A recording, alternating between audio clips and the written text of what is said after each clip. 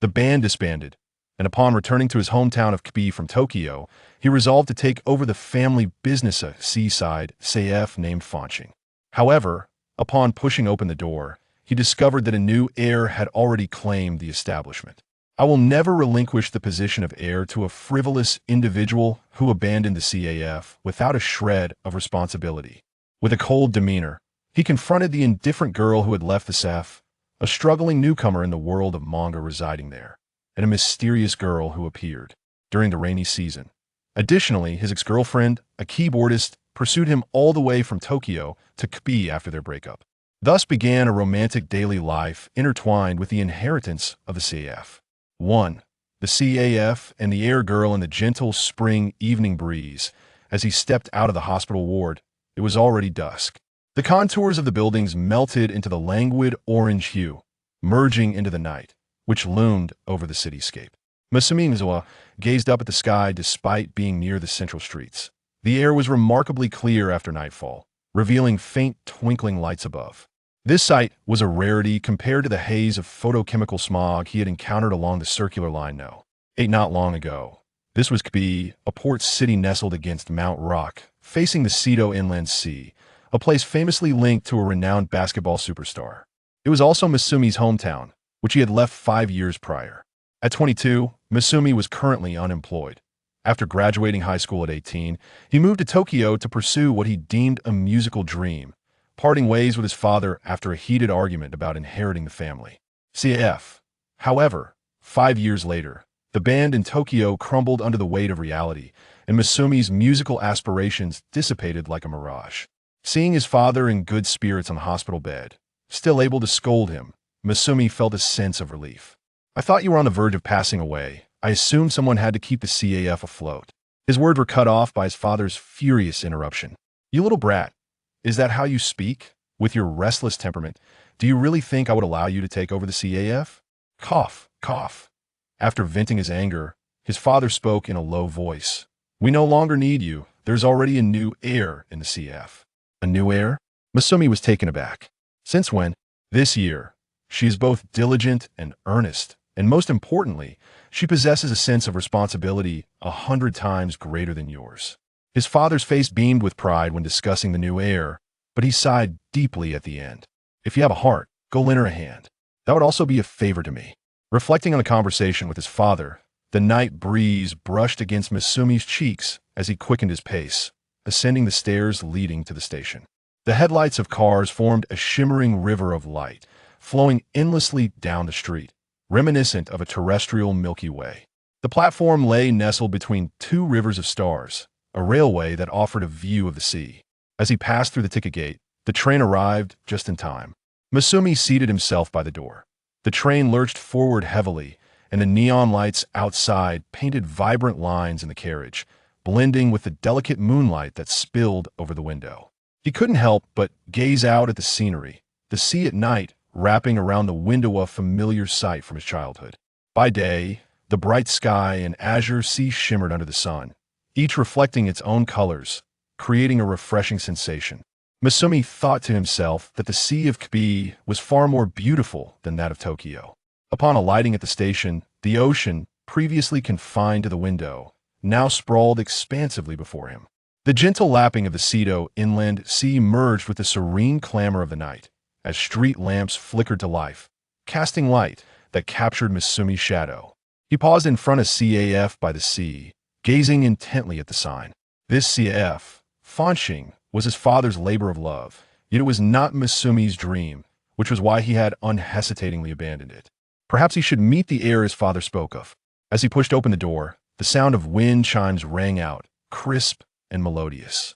"I apologize, dear customer, but we are closed for the day," came a clear, serene voice that resonated like ice striking against ice. Masumi's gaze fixed on the owner of the Voicea girl with long black hair, her back to him, meticulously wiping the table while holding a stack of plates. From the back, she appeared exceptionally graceful. The navy blue dress clung elegantly to her form, while a blue apron wrapped around her waist. As the skirt swayed gently, her long legs emerged from beneath, the CAF's light illuminating the contours of her fair skin inch by inch. Sensing his gaze, the girl turned, assuming he hadn't heard her, her lips parting slightly as she began to speak fluently. Dear customer, our CAF is closed for the day. We sincerely apologize for any inconvenience. I am not here to place an order, Masumi interrupted softly. The girl closed her lips, her calm gaze awaiting his continuation. I am the son of Miyazawa Aiken, Masumi Miyazawa. Almost as soon as he introduced himself, the plastic plate in her hand slipped and clattered to the floor, startling Masumi. Rin, what happened? A girl with chestnut hair rushed out from the kitchen, her expression tense. The black-haired girl stood rigidly in place, her rosy lips curving dangerously. Masumi felt the air around him drop a few degrees. You are that Masumi? The girl's amethyst-like eyes glinted with a chilling coldness, scrutinizing him intently. Under the plaster ceiling, sharp angles were etched against the expanse above. Inside the closed Fanching Sef, Masumi sat on a chair, exchanging silent glances with the three girls before him, the atmosphere thick with an awkward silence. Wasn't there only one heir? Who were these three individuals before him? He turned first to the girl with chestnut hair. She appeared the youngest among the trio, her slightly drooping eyes exuding a friendly aura, making her appear quite adorable. Hello, Monsis and my name is Kyuan Marai, a second-year student at Kitak, currently residing at Fanching. It's a pleasure to meet you. After her introduction, she looked at Masumi, appearing to hesitate as if she had more to say. Hello, Masumi replied, unsure of what to say to break the ice, when another girl interjected into their conversation. Hello, Masumikin. I am Sino Mommy. This speaker was a mature beauty, her long bangs cascading down to obscure her brows, her hair slightly disheveled, and her lips curved with a hint of smile. You can call me Sino or Mommy, whichever you prefer. I just graduated from vocational school this year, and, thanks to Ikinson, I am able to stay here while working. Please take care of me. Masumi nodded in acknowledgement. Thank you for your kindness. After exchanging greetings, the girls continued to gaze at him with smiles, as if they had encountered something fascinating. I heard from Ikinson that he has a son who abandoned the CAF without a word. Is that you, Masumikin? Upon finishing her sentence, she bowed her head sincerely to apologize, her shirt collar revealing her smooth collarbone, the fabric barely concealing her voluptuous figure, resembling melted cheese that could not be contained by any bread. It's all right, Masumi replied nonchalantly. That person is indeed me. It was evident that his father had shared some details with them, although he was unsure of the specifics. It was certainly something unpleasant, as reflected in their reactions. It is hardly surprising that in a moment of impulsivity, he uttered words that even he now considers nonsense. After arriving in Tokyo, he stubbornly refrained from contacting his family for 5 long years. Even when he later realized the immaturity of his actions, he found himself at a loss for how to mend the fractured relationships, thus opting to maintain the status quo. For someone like him, facing a few scornful jibes was inconsequential. With long, lustrous black hair, a cool demeanor, and eyes reminiscent of glistening amethysts, her right eye bore a poignant tear mole. The sharp contours of her inner eye lent her an air of icy elegance. Shinder Rinin, a second-year student in the Faculty of Economics at Kebbi University, and the heir to this Sef, she declared, her disdain unmasked. With a frosty tone, she articulated each word deliberately. Let it be known that I shall never relinquish the position of heir to a frivolous person who abandons the shop and shirks responsibility. The tension in the air was palpable as Masumi felt uneasy in the charged atmosphere. With a gentle smile, he spoke in a soothing tone. You misunderstand.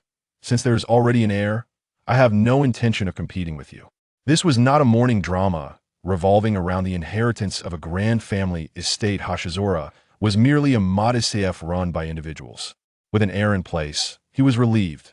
That is for the best. Rinin's expression softened slightly. I merely wish to assist Mr. Aikino in preserving the CAF. I shall not deprive you of your rightful share, as long as you do not interfere with the management. You may do as you please. Her words implied that she wanted Masumi to be content as a mere bystander.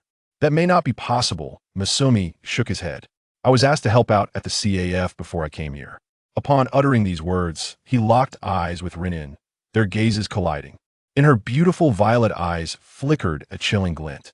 Apologies, Hashizora is a CAF, not a bar. We do not require a live performer, Rinin stated firmly. The once poignant tear mole on her face seemed to sharpen, making Masumi feel rather uncomfortable. The air was thick with tension, clinging tightly to the skin of the few present in the CF. The youngest among them, Kudo Miku, kept her lips tightly shut, afraid to interject, nervously observing the exchange while her toes curled beneath the table. "Hey, Rinin, let's not make this so awkward," Mommy coaxed gently. "We are in need of staff at the CAF. It will be fine to let this Masumikin lend a hand." As she spoke, a playful glimmer appeared in her fox-like eyes, as if urging Masumi to speak well of himself. Masumi complied. "I have worked in a CAF while in Tokyo, so I should be of assistance." Little did he know, this statement seemed to ignite Rinin's ire further, her long lashes fluttering as she spat out caustic words. "Oh, you abandoned your family's CAF to work in one in Tokyo?" Noticing the atmosphere stiffen, Mommy gently tapped Rinin on the shoulder, murmuring, all right, as she sought to ease the tension. "What kind of work did you do? A server? Surely not a pastry chef? In that case, I would be out of job, as I can only bake cookies." Perhaps relieved by the topic shift, Rinin's expression lightened slightly. "Ah, how coincidental," Mommy smiled after Mr. Aikino was hospitalized. "We were indeed planning to hire a full-time barista. May I sample your skills?" Though Rinin remained skeptical, she did not immediately dismiss him. "The coffee beans and machine are over there, feel free." Masumi then stood and approached the coffee machine. Sustaining oneself through music is a formidable challenge. Rehearsal fees, self-produced albums, and live performances often require musicians to cover their own ticket costs. It can be said that over 90% of musicians in Tokyo's underground scene invest their own money into their bands. Since arriving in the city, Masumi had taken on various jobs to make ends meet. A server at a Chinese restaurant, a part-time clerk at a CD store, and a factory quality inspector, with his longest tenure being in the kitchen of a CAF. Perhaps inheriting his father's talent and having encountered excellent mentors, while his musical career stagnated, Masumi's coffee-making skills flourished. Clear water flowed into the basin, as brown coffee beans were ground into powder, the machine emitting a soft hum during the extraction process, the aroma of deeply roasted coffee wafting throughout the CAF. His movement to the coffee machine were remarkably adept. The milk, heated by the steam wand, was frothed and combined with the espresso, creating delicate foam. Eager to impress, Masumi showcased his skills, crafting intricate latte art across 3 cups of coffee. "Cappuccino, enjoy." He handed the cups to the 3 individuals. "Thank you, Masumi-san." Miku expressed her gratitude softly as he served her. Mommy admired the design in her cup, exclaiming, "Oh, what beautiful latte art." Cappuccinos, known for their dense texture, require a careful balance in foam thickness to achieve aesthetically pleasing designs without compromising flavor, making it a true test of a barista's skill. This was precisely Masumi's forte, earning him the highest hourly wage among all part-time staff.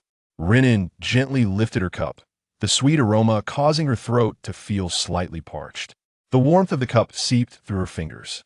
Bringing the rim to her lips, she tilted her head slightly and took a small sip. "How is it?" Masumi inquired confidently. "An excellent cup of coffee." Rinin responded directly, praising it. Her previously furrowed brows relaxed just a bit as she regarded him with an impassive expression, stating, "I apologize for underestimating you." Her words were clear and powerful, resonating pleasantly.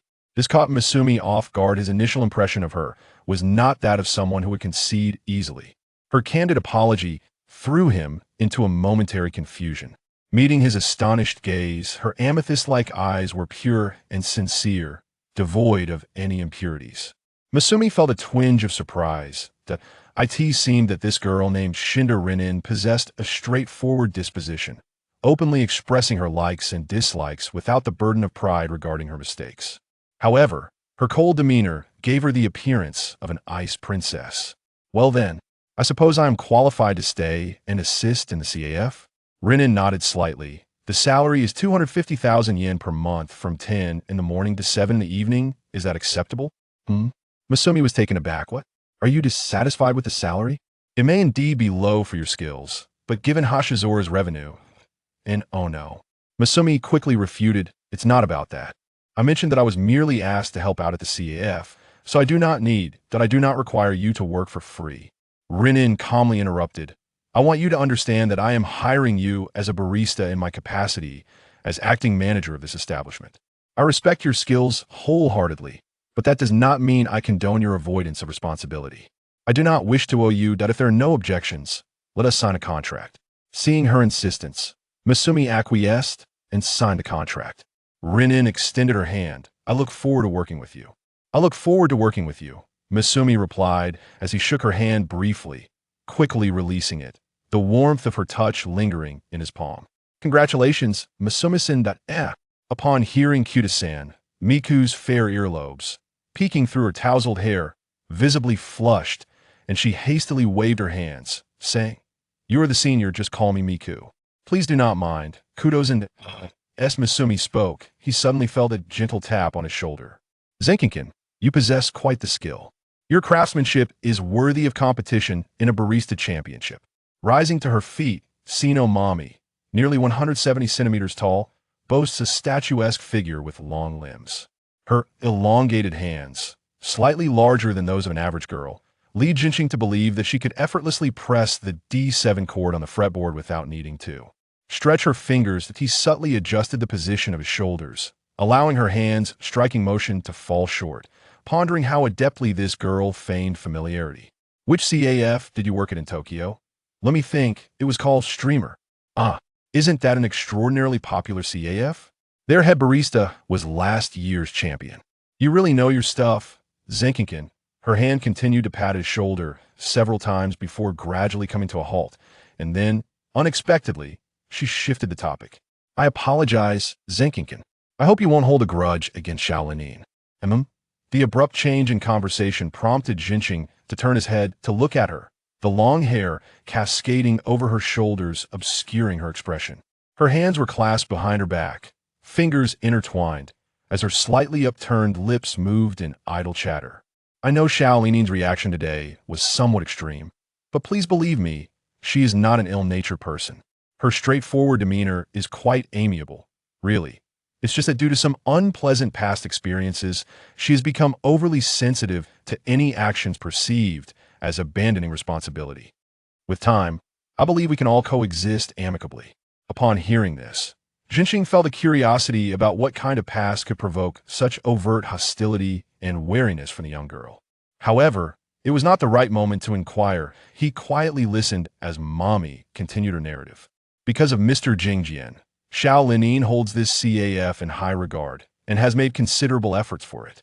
Mr. Jingjian has shared numerous stories about you. As for the image he painted, Zenkinkin, you might be able to guess." Mommy said with a hint of playful jest. "That sounds quite dreadful. Ha! How amusing, Zenkinkin." New Life Fanxing is a 3-story building situated not far from the seaside. The first floor houses a CAF, while the second and third floors are residential, with stairs leading directly to the rooftop terrace. Jinxing ascended to the second floor with ease, his guitar case slung over his shoulder, and paused at the end of the corridor in front of his former room. He gripped the doorknob tightly and pushed the door open with a swift motion. Inside the room was an unexpectedly sensual scene. A girl with black hair was barebacked, her smooth skin reflecting the essence of a mermaid. Out of politeness, Jinxing instinctively lowered his gaze. The girl, with slender fingers, slipped off her short white socks, revealing delicate toes that glistened like pearls. The toenails were neatly trimmed and beautifully polished, the tips shimmering with a watery sheen. Jinxing thought to himself how peculiar it was to remove socks last. Who would do that? He couldn't help but marvel at the enchanting sight of a girl removing her socks. As for why Rinyan was in this room, Jinxing remained remarkably composed. After all, fleeing in a panic would only make it seem as though he were spying. He stood there calmly, watching as the girl raised her foot, the calf encased in white sock presenting a graceful curve as she gently peeled away the other sock. Compared to her overly pale ankles, the gently blushing heels were strikingly vivid. It was only when Rinyan noticed him that the atmosphere shifted. "Have you seen enough?" Her expression was surprisingly composed, devoid of the frantic panic one might expect, only momentarily taken aback before crossing her arms defensively. Her face bore a guarded demeanor, reminiscent of a territorial female beast. "Honestly, I haven't seen enough," Jinxing replied with a reckless courage. "But I know I shouldn't keep watching." "That's good to know." Rinyan shot him a frosty look, laden with disdain. Jinxing quietly closed the door, leaning against the corridor wall, and exhaling deeply. Great. Now her impression of me is probably worse. Ah, he was just a step too late. Mommy appeared, leaning against the opposite wall of the corridor, her lips curving into a sly smile, clearly relishing the unfolding drama. Oh, I forgot to mention, all your belongings have been moved to the third floor by Mr. Jingjian. This room now belongs to little Rinyan. It's a mess here. It's quite distressing to look at. Mr. Jingjian suggested tossing everything out. She cleared her throat, mimicking Mr. Jingjian's tone with remarkable accuracy. Thank you. If you had told me sooner, I wouldn't have witnessed such a delightful scene. Don't worry about it. Mommy leaned in closer, lightly nudging him with her elbow, lowering her voice conspiratorially. Isn't little Rinyan quite the catch? Not only is her face beautiful, but her figure is also stunning. A real feast for the eyes. Jinqing shot her a peculiar glance, while Mommy appeared refined. Her words resembled those of a middle-aged man. Your figure isn't lacking either. In fact, it might even surpass hers, he thought, but didn't voice it. Noticing his lack of reaction, Mommy chuckled and changed the subject. How was your trip? How does Tokyo compare to Kobe? Well, it's a bit larger and more crowded than Kobe. Is that all? But it's the capital. Mommy's brows furrowed in discontent at his response. That's how I see it. Where are you from, Senya? Me? I'm just a country girl from Shiga Prefecture. She spoke in a local dialect, elongating the final syllables slightly. It might have sounded somewhat rustic, but when spoken by a beauty like Mommy, it had an endearing quality that was hard to dislike. Your standard Japanese is quite good. Have you been to Tokyo? I visited once on a school trip to see the National Diet Building. It was rather dull, to be honest. It is a rather boring city, Jinqing replied nonchalantly. His answer was rather indifferent, and Mommy chose not to press further on the topic. How old are you, Jinqing-kun? Mommy inquired. 22. Oh, I'm 23, so I'm your senior. Call me Wani-san. Jinqing, without a hint of hesitation, replied, Wani-san Mommy. Such a good boy. Mommy smiled, her intentionally lowered voice giving her an authentic sisterly vibe. I have a younger brother. I'll introduce you to him one day. How old is your brother? 16. He is in the baseball club, preparing for Koshien. Is he from Umi or Hachiman? Both are traditional baseball powerhouses in Shiga, frequent participants in Koshien. He is from Umi High School, though it's quite competitive there. He is still just a bench warmer for now. After all, it's a strong school at Koshien. You seem quite knowledgeable about schools outside your prefecture. Do you like baseball? Jinqing nodded. I do, but I lack athletic talent, so I just watch. The venue for the National High School Baseball Championship is located in Nishinomiya City, Hyogo Prefecture, not far from Kobe. Each summer, the fervor of Koshien sweeps across the nation from Kinki. Jinqing has always cherished this passion. When he first went to Koshien with his father at the age of 10, he was inspired by the enthusiasm and felt that with passion and effort, anything was achievable. Only later did he realize that for many things, mere passion isn't enough to sustain. I understand. Those with talent are truly enviable, Mommy shrugged. Her long black hair cascading down with emotion, the cheap fluorescent light glistening on its tips. But some say that hard work can yield talent as well. She twirled her hair with her fingers, concealing the radiant glow spilling from her strands. If hard work leads to wealth, then perhaps the richest would be a cow or a bee. What a cruel statement that could make you quite disliked. Mommy said, her smile revealing a hint of loneliness, exuding an aura that made one want to protect her fragility. However, that moment of vulnerability was fleeting. Jinqing, gazing at the smiling girl before him, asked Wani-san Mommy, you studied at a vocational school in Kobe, right? Yes, I majored in manga. Once the floodgates opened, Mommy shared, oh, being away from home is not easy. Thanks to Mr. Jingjian for renting me a place. He waived the deposit and gift money when he learned I was a student. When did you come here? 2 years ago. Little Mirai arrived a year ago. Senya Mommy attends a well-known vocational school in Kobe, specializing in manga and anime production, reputed in the industry. Kwai Mirai's parents run a hot spring inn in the countryside, and due to her high school studies, she currently resides alone at Fanqing. Has Kamishiro been here before you? Yes, little Rinyan came the earliest. She worked here during high school, nearly 4 years ago. After school, she would come back early to help, and on weekends, she either stayed at the shop or visited suppliers. Quite reliable. Mommy spoke with a hint of nostalgia, her tone resembling that of an older sister watching over her younger sibling's growth. Her outstanding performance must have garnered Mr. Jingjian's recognition as an heir. Initially, she was reluctant to accept, believing she couldn't bear the responsibility of being an heir. "Wanis and Mommy, please don't linger here chatting." The door swung open, revealing Rinyan's face. She had changed into loose loungewear, her hair tied back in a ponytail, her expression as cold as ever. The recent events seemed not to trouble her in the slightest. Jinxing immediately apologized, stating that the earlier incident was a misunderstanding and that he did not intend to intrude. The response was unexpectedly nonchalant. And as Jinxing prepared to speak again, he was halted by the girl's cool tone. "I know you did not mean to spy, so please do not mention it again." Rinan's voice was slightly hoarse compared to her usual demeanor. Jinxing, looking down at her, noticed a faint blush gracing her snow-white ears, revealing that she was not as composed as she appeared.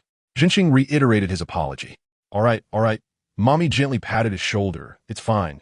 The more shy little Rinan becomes, the more aloof she appears. "You're making her uncomfortable." Rinan cast a sharp glance at Mommy, her delicate lips pursing in displeasure. "You seem to get along quite well with this person." "My apologies. I merely hoped you could coexist amicably," Mommy replied with a smile, choosing not to elaborate further. The girl remained silent, her ponytail swaying gently. Jinxing was close enough to catch a whiff of her shampoo-esque citrus scent. "I'll go prepare dinner," Rinan declared as she turned to leave. Jinxing was about to return to his room on the third floor. "Aren't you joining us for dinner?" Rinan suddenly turned back to him, realizing there was food set aside for him. Jinxing paused and nodded in her direction. "Thank you." The perfectly cooked omelet, glistening golden, enveloped soft, white rice, adorned with rich tomato sauce. For beautifully presented omurice dishes were brought to the table. "Let us eat," Jinxing said as he gently pierced the semi-cooked omelet with his spoon, savoring a bite. The sweet and tangy tomato sauce melded with the soft texture of the egg on his palate, and his eyes brightened. The omelet was evenly cooked, tender, and delightful, complemented by the rich sauce, making it quite delectable. As the only male present, his portion was slightly larger than the others. The sound of it being opened echoed. "Here you go." Mommy handed him a chilled can of beer. Then, as an afterthought, she asked, "Can you drink, Jinxing-kun?" "Just a little." "So you can drink then." Mommy's smile indicated her satisfaction with his answer. "Finally, someone to share a drink with. I thought I'd have to wait until little Rin-In turns 20. She proposed a celebratory toast for Jinxing's new job. A considerable number of beers were lined up in front of Mommy, causing Jinxing to feel a bit anxious for her. "Mommy, it might be better if you drink a little less," suggested the ever-cautious Miku. "No worries, Saya Mommy was known as the drinking champion in school. 1,000 cups without faltering. Cheers." Jinxing lifted his beer can and lightly clinked it with hers, watching her graceful throat move as she drank heartily. Her exuberance made him feel a little parched as well. However, after just one can, Mommy's voice grew more exuberant. "Let me tell you, alcohol is a splendid remedy for worries. Once you consume some, you feel light, as if floating on the ocean. The sky is vast, and the water is warm." Mika was taken aback, but there's a beach not far from here. "It's a metaphor, just a metaphor." She turned to Jinxing. "You must understand this feeling, right?" The scent of alcohol mingled with her shampoo filled the air. Mommy, her eyes slightly flushed, leaned closer. Jinxing instinctively created some distance, wary of her potentially spilling her sentiments. "I'm afraid when I'm drunk, all I can feel is drowning in the sea." "How dreary," Mommy sighed lazily. "I thought all band members would be great drinkers. Like toasting champagne with the audience in concert halls. Those kinds of people are called hosts," Jinxing replied earnestly, eliciting laughter from Mommy. The atmosphere at the table grew lively, though it seemed not to extend to Kamishiro Rin-In. She sat quietly in a corner, head bowed as she ate, her ponytail cascading down, obscuring her expression. Under Jinxing's gaze, Rin-In raised her eyes, staring at him with an unyielding gaze, her rosy lips remaining motionless, conveying a clear "What are you looking at?" Jinxing nonchalantly averted his eyes. After dinner, he headed straight upstairs to his room on the third floor. He moved a cardboard box filled with miscellaneous items to the side, quickly dusted the room, and retrieved bedding from the closet, laying it on the bed before collapsing onto it. The springs creaked as fatigue washed over him. He intended to drift into slumber, but suddenly remembered the hurried return meant he had brought very few personal items, likely lacking sufficient toiletries. Shaking off the lethargy, he steeled himself to head out again. The streetlights cast a gentle glow along the road, making the night feel less oppressive, allowing for a leisurely night stroll. He entered a nearby convenience store, purchasing an array of both essential and non-essential items, his hands filled with plastic bags as he stepped outside. On the return journey, the evening breeze carried the moisture from the Seto inland sea, softly brushing against Jinqing's neck. Gazing out at the ocean, he finally felt the tangible sense of "I want to live here again," reminiscent of his arrival in Tokyo 5 years prior. Thus, he prepared to embark on a tranquil new chapter in his life. In the rehearsal room, Jinqing greeted as usual, but did not receive the customary response. Undeterred, he retrieved his guitar from its case, deftly connected it to the amplifier, and lightly strummed the strings, adjusting the tuning pegs until everything was pitch perfect. Once tuned, he addressed the other band members. "Let us begin rehearsal." The drummer and bassist remained unresponsive, an unsettling silence enveloping the four of them in the rehearsal space. "Takuma? Hi?" Jinqing inquired again, growing increasingly impatient. "What are you all doing just sitting there? We need to practice. The review for the unconfirmed carnival is approaching, and if we don't seize this opportunity, I say..." Jinqing, the drummer, stared at him. "Do you truly believe a band like ours, playing to a few hundred listeners, can pass the review? Even if we did, we'd just be relegated to the background of a more popular band. Is it really necessary?" The prickly atmosphere finally made Jinqing realize something was amiss. Typically, the drummer's warm tones supported the higher instruments, providing the band's foundation. But now he was as strident as a guitar solo, devoid of his usual softness. "Hi, what do you mean?" Jinqing's expression darkened. "I'm saying that a mediocre band like this has no reason to keep existing." He punctuated his statement by striking a cymbal with his drumsticks, producing an irritable clatter. "That's enough, Hayakawa." A girl with honey blonde hair and a cool, striking demeanor interrupted him. She was the band's keyboardist, Kirikawa Mio. "You don't get to speak yet." A drumstick was thrown at her, which she deftly avoided. "What are you being so arrogant about? As long as Jinqing is here, nothing else matters to you. What qualifications do you have to criticize me, joining our band with intentions of romance and frivolity?" He was abruptly interrupted by Jinqing, who seized his collar and brandished a fist at him. The sheer force of it made Hayakawa retreat slightly, his cheeks tightening. However, Jinqing merely stared at him for a few seconds before gradually relaxing his clenched fist. He took music seriously. This statement elicited a disdainful smirk from Hayakawa, as if to say, "Is this what you wanted to convey? This is precisely the aspect I detest about you." He roughly wrenched his arm free from Jinqing's grip. The force caused Jinqing to stagger backward, inadvertently tripping over a cable and collapsing onto the ground. The sound of the strap tearing echoed as Jinqing's guitar fell heavily to the floor, causing the connecting cable to emit a piercing wail through the amplifier. This noise plunged the room into a profound silence. "I won't entertain this any longer." Hayakawa simply exited the rehearsal room, while the bassist, Takuma, sighed and followed suit. "Apologies, Jinqing." The glossy finish of the guitar reflected Jinqing's anxious expression as he meticulously examined the instrument's body. What if the headstock broke or the fretboard cracked? The unconfirmed Kankai festival was looming. The amplifier continued to emit a cacophony of noise. Jinqing turned down the volume, gain, and all the knobs on the guitar to their lowest settings, yet the sound remained unbearably loud. It was maddening. He extended his arms outward. The alarm was incessantly ringing. Where had he placed his phone? It hurt. Thud! Jinqing's back hit the floor with a heavy thump as he tumbled off the bed. Finally opening his eyes, he propped himself up and surveyed the room, momentarily bewildered before realizing he was in his family home in Kobe. Just a nightmare. He shakily rose from the bed, much like he had in the rehearsal room. He descended to the corner, unzipped the guitar bag. Inside lay a blue and white electric guitar, American-made, with a sleek body that had slightly dented at the lower left corner due to that previous collision. Jinqing had saved for 2 months after arriving in Tokyo to purchase it, cherishing it dearly. It had been a month since he last maintained it, with dust gathering on the fretboard and the strings and fret wires exhibiting slight rust. Jinqing connected it to the desktop amplifier, gently plucking the strings, which were severely out of tune. After tuning it, he pressed the strings with his left hand while his right hand held the pick, sweeping downwards. The warm, mellow tones of the rosewood fretboard and the bright, rich sounds of the alder body enveloped him, and he found himself lost in the music. After playing for a while, a sudden knock at the door interrupted him. He set down the guitar and opened the door to find Sino Mommy. Jinqing-kun, the soundproofing in this house is quite poor. Disturbing the peace early in the morning is not advisable. She wore pajamas, her eyes still heavy with sleep, her face expressing displeasure at the disturbance. Despite the loose, conservative style, it accentuated her curves beautifully. Apologies, I will be more mindful. Jinqing Kun, you don't look well.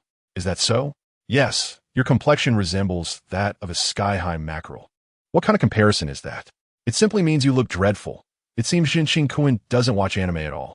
Occasionally, I do catch a bit. Oh, Mommy's interest was piqued. What is it? Don't tell me it's your name or something by Ghibli. It's called Kataku no Girum. About 4 high school girls forming a band. I've seen that anime as well. It's an unexpected dark horse, and the original manga recently released a side story. Mommy appears to enjoy discussing anime. It was recommended by a bandmate. The scenes depicted are very realistic, reminding me of my first performance. Oh, that makes sense. Considering Jinqing Kun is in a band, you might resonate with such themes. The morning light illuminated her defined jawline as Mommy smiled from the shadows. There are quite a few recent anime centered around bands. I personally recommend it. After a brief exchange, Mommy was interrupted by a sizable yawn. I can't take it anymore. I'm so tired, I need to go back to sleep. Good night. Be careful not to oversleep. Jinqing reminded her as he descended to the second floor and entered the washroom. Clear tap water gushed from the faucet, the pipes emitting a dull hum. Jinqing splashed cold water on his face and looked up at his reflection. His tousled hair rebelliously stuck up in a disarray. His features were distinctly defined, and he was somewhat attractive. If he made an effort, he would undoubtedly be popular. Yet, his eyes lacked luster, displaying a disinterest in everything, significantly detracting from his appearance. While brushing his teeth, Jinqing opened the band's official account, which he had been managing. The dissolution came so suddenly. What about the teaser for the new song? The band cannot continue without a keyboardist. I stopped following it after the original keyboardist left.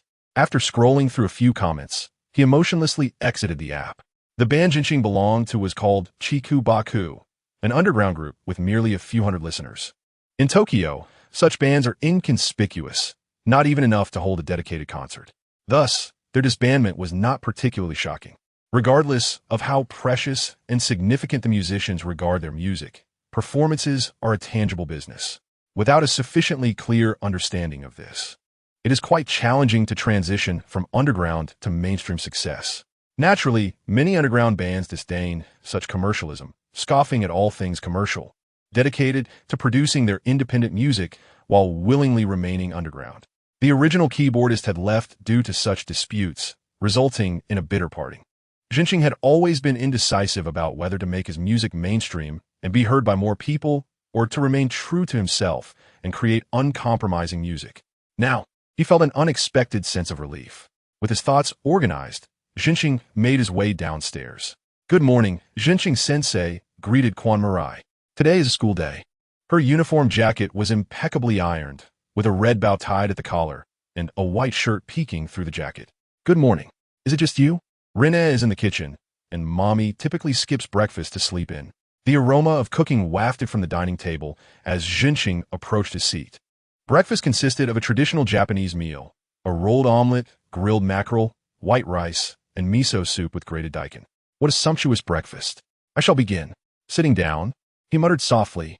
He reached for the grilled mackerel, its surface crisp and golden, the rich oils seeping slightly as he took a bite. The flesh was firm and flavorful, with a slight moisture. Jinqing lifted the bowl of miso soup and took a sip, the fragrant broth wafting with a delightful umami. His taste buds faithfully relayed signals of deliciousness to his brain, and he sighed gently. Just a day prior, he had been consuming half-price bento in his Tokyo apartment. His band career seemed to have come to an end. Once, he had resolutely advanced in a single direction without looking back. Now, he embraced a more carefree attitude, savoring the leisurely pace of life. However, one must always find something to occupy themselves. Coincidentally, after the end of his band journey, a new path seemed to naturally unfold before Jinqing. Though he lacks dreams of his own, he is still able to support the aspirations of those around him. His commitment lies in excelling as a barista and assisting the new heir, Shundai, our New York inn, in managing this AF to fulfill his father's wishes. On the first day of business, the girl with chestnut hair slung her school bag over her shoulder. The subdued, pleated skirt complemented her figure splendidly, while her elegant calves were adorned with black knee-high socks. The brown loafers basked in the morning light as Jiu Yuan Wei Lai pushed open the glass door. "Wait!" Shindai, our New York inn, softly called out to her. "You forgot your bento." Our New York inn handed the bento box wrapped in a napkin to Wei Lai, advising her to be cautious on the way to avoid spilling the side dishes. The entire city of Kobe sprawls across the hills of Mount Rocco. For the residents of Haigo Prefecture, climbing slopes is an everyday occurrence. Don't forget your umbrella. The weather forecast predicts possible rain. Wei Lai beamed. "Got it. Thank you." Our New York inn, Jia. Our New York inn, tying her lustrous black hair into a bun at the nape of her neck, appeared unexpectedly mature as she handed the bento box to Wei Lai in her apron, reminiscent of a mother sending her daughter off to school.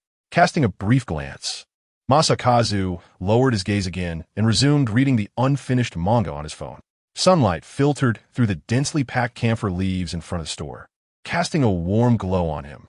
Flipping to the last page of the manga, he encountered a colorful promotional image announcing the reprints of volumes 1, 2, and 3. Masakazu thought he could stop by the bookstore on his way back to pick up a copy. Setting aside his phone, he realized it was nearly time to open. He entered the break room, prepared a tie on his apron, and noticed our New York inn was already there, taking off her apron. "I have class in the morning, but I'll return to the CAF as soon as I'm done. Until then, I'm counting on you and Mommy Jia." "All right," Masakazu replied, his gaze involuntarily drawn to the girl. She wore a white t-shirt emblazoned with letters and fitted light blue jeans that accentuated the elegance of her legs, smooth, elongated, and youthful, devoid of obvious muscle lines, brimming with vitality. The refrigerator contained hamburger patties wrapped in plastic wrap, sufficient for lunch, if he found cooking troublesome. Dining out was also an option. As her New York inn spoke, she squatted to tie her shoelaces, the curve of her thighs catching one's attention as it gracefully expanded from her slender waist.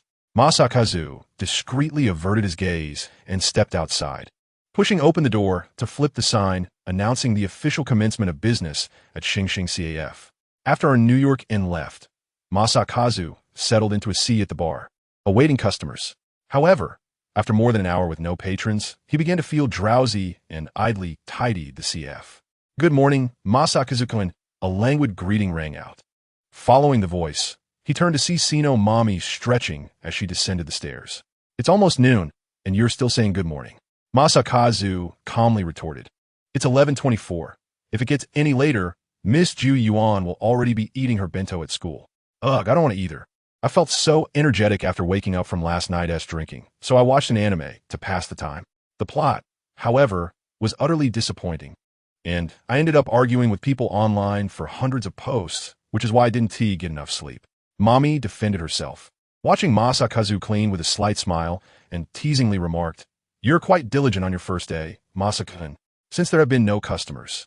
"I'm just finding things to occupy myself," he explained. "On weekdays, customers usually come during lunchtime and in the evening. In the morning, there are at most 3 tables, and they're mostly regulars," Mommy clarified. "I see," Masakazu responded. Mommy chuckled. "Why do you act like it's your first time here? Isn't this your home?" "That is true, but it still feels a bit different." "Oh, it must be the economy. People are continuously flocking to Tokyo and Osaka, and the recent exchange rate of the yen against the dollar is quite troubling. It's truly tough." A sense of nostalgia for the Showa era suddenly wafted into the air. "What on earth will this country become?" Mommy sighed, shaking her head, as a box of aluminum-wrapped sake drinks magically appeared in her hand. The red and white paper box contained the local Haigo brand, Onigiri sake. "Is it all right to be inebriated during business hours?" "No problem at all. I've calculated it. Last night's beer had an alcohol content of 315. This sake, though higher, is only 180, which equates to an alcohol volume of 234, so I won to get drunk." "Really? Do alcoholics tend to be so numerically astute?" Mommy inserted a straw and happily began sipping. "By the way, we're our New York inn. In class." "Oh, so it's just the 2 of us in the CAF," Mommy said, leaning against the bar with her elbows resting on the table, her voice playful. "My room is quite spacious. How about?" She deliberately puffed her chest out, the taut fabric of her shirt stretching, leaving Masakazu momentarily dazed. "Please don't tease me," he sighed. Seeing his reaction, Mommy grew even more amused, extending her arm across the bar to gently pat Masakazu's shoulder. The wind chimes at the entrance began to jingle. "Welcome." Mommy's expression transformed into a polished customer service smile. As she turned to see the customer, her smile shifted from a hydrangea bloom to a fiery lily, and she energetically rushed forward. "ISNT this chica AI? Long time no see. Mommy Gia, you're hugging too tightly. Let go." The girl named Chica AI squeaked as she was enveloped in a tight embrace, sounding like a frog being squashed. "I'm sorry. It's just been so long since I've seen you, Chica AI. I missed you." Mommy released her hold, placing her right hand in front of her cheek and brushing her bangs aside, offering an embarrassed smile. "I only missed 2 days of practice. You're just using it as an excuse to tease me, aren't you?" Chica AI's nose twitched slightly. "Mommy Gia, have you been drinking again?" "Just a little tipsy," Mommy replied. Chica AI's short hair barely reached her shoulders, fluffy and soft, its ends shimmering amber in the sunlight. Her features were strikingly distinct, marked by her mixed heritage, and her eyes glimmered with a clear, piercing emerald hue. Upon seeing her, Masakazu exclaimed, "Chica AI?" Hearing a boy call her name, Chica AI leaned out from behind Mommy, her surprise palpable. "Masakazu-kun, you're back." Memories surged within Masakazu. Bina Chica AI, a girl 3 years his junior, whose father was a returnee from Peru and whose mother was a fiery Latina. Their families had become neighbors when he was 8, and although they later moved to the Central District, they maintained a close connection. "Really? Why didn't you tell me you were coming back to Kobe?" After moving to the capital, they had occasionally kept in touch through messages, mostly consisting of Chica AI sharing snippets of her life. Sorry. It was a last-minute decision. "Are you upset?" "Not at all." The girl gently shook her head, a soft smile gracing her lips. "I'm just happy that Masakazu-kun is back." "Oh, how delightful it is to witness the reunion of childhood friends after a long separation." As Mommy emitted a cheerful sound while finishing off a box of wine, a radiant smile graced her face. "It is not quite that kind of relationship after all. As I am 3 years her senior," Jinqing instinctively retorted. "Of course it counts." Chenai's expression was marked by displeasure. "Any age difference within 5 years certainly qualifies." "Very well." Jinqing understood she could not win this debate and decided to shift the topic. "What brings you here today?" "Your interruption nearly made me forget. While interning in Osaka, I discovered a delightful sushi place and wanted everyone at Fancheng to try it. I took the hanky back, so it should still be warm." Chenai raised the black sushi tray in her hands, smiling as if seeking praise. "Wow, little Chenai is truly an angel." Upon hearing the word sushi, Mommy's eyes sparkled. "What about Rin and Mirai?" Chenai looked around, puzzled. "They went to school. Today is a school day, after all." "Oh." Her expression fell. "That means it's just the two of us, and I bought so much. But Jinqing-kun is here too, and little Rin should be back shortly." Little Chenai is indeed a kind-hearted child. Sushi. Mommy hummed a cheerful tune as she took the sushi tray from Chenai, turning to Jinqing. "Come join us, Jinqing-kun. I think I'll pass." Jinqing shook his head, mentioning that he had guests arriving shortly. "No worries, Mr. Barista." Mommy firmly grasped Jinqing's wrist, not allowing him to refuse. The clientele and visiting hours at Fancheng are quite regular. If you don't eat now, you'll truly have no time later, and both the sushi and little Chenai's kind gesture will grow cold. Unable to resist her insistence, Jinqing followed her into the break room. Upon opening the lid, the sushi tray revealed a splendid assortment: eel nigiri, tuna, sea bream, and more. Jinqing listened as Chenai described each piece, feeling as if he were perusing an ichthyological encyclopedia. "I recommend this, the black throat fish sushi, which is lightly seared with a blowtorch, allowing the rich oils to blossom in your mouth. It is truly delectable," Chenai introduced. "Black throat fish? This is my first time trying it." Mommy's eyes gleamed with excitement, her gaze shimmering as if filled with countless stars. The black throat fish, also known as akishura, derives its name from the deep black membrane in its throat and is revered for its exquisite flavor and rich oils, making it a premium ingredient. "No wonder you bought so much," Jinqing interjected.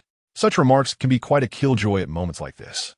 Chenai picked up a piece of sushi with her chopsticks and placed it on Jinqing's plate. "Give it a try." The freshly sliced fish rested atop the rice ball. Delicate fat marbling resembling white frost on the fish meat, with traces of flame grilling on the surface. "Oh, thank you." Dipping the fish in a touch of soy sauce, Jinqing placed it in his mouth, where the seared fish melted away, offering a rich yet not overwhelming taste, truly worthy of its premium status. It far surpasses the conveyor belt sushi establishments.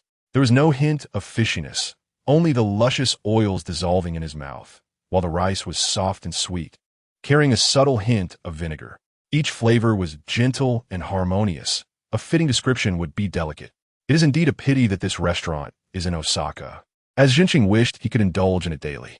He looked at Qianai with a captivated expression, to which she responded with a smile, as if asking, "Haven't you had enough yet? Oh, the fish is so tender and delicious," Mommy exclaimed, popping a piece of bonito sushi into her mouth while making sounds of delight, her face radiating satisfaction. "Mommy-san, I clearly recommended the black throat fish. Why did you eat the bonito first?" Qianai questioned. "Little Qianai, you seem to misunderstand. One must always save their favorites for last. Only those who understand the virtue of delayed gratification can truly win at life." A famous quote by Dazai Osamu. Is that so? Indeed, indeed. Mommy spoke earnestly while reaching for a piece of eel sushi and savoring it.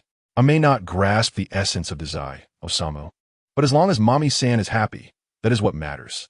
Qianai rested her chin on her hand, smiling as she witnessed Mommy delighting in the meal, her legs joyfully swinging beneath the table.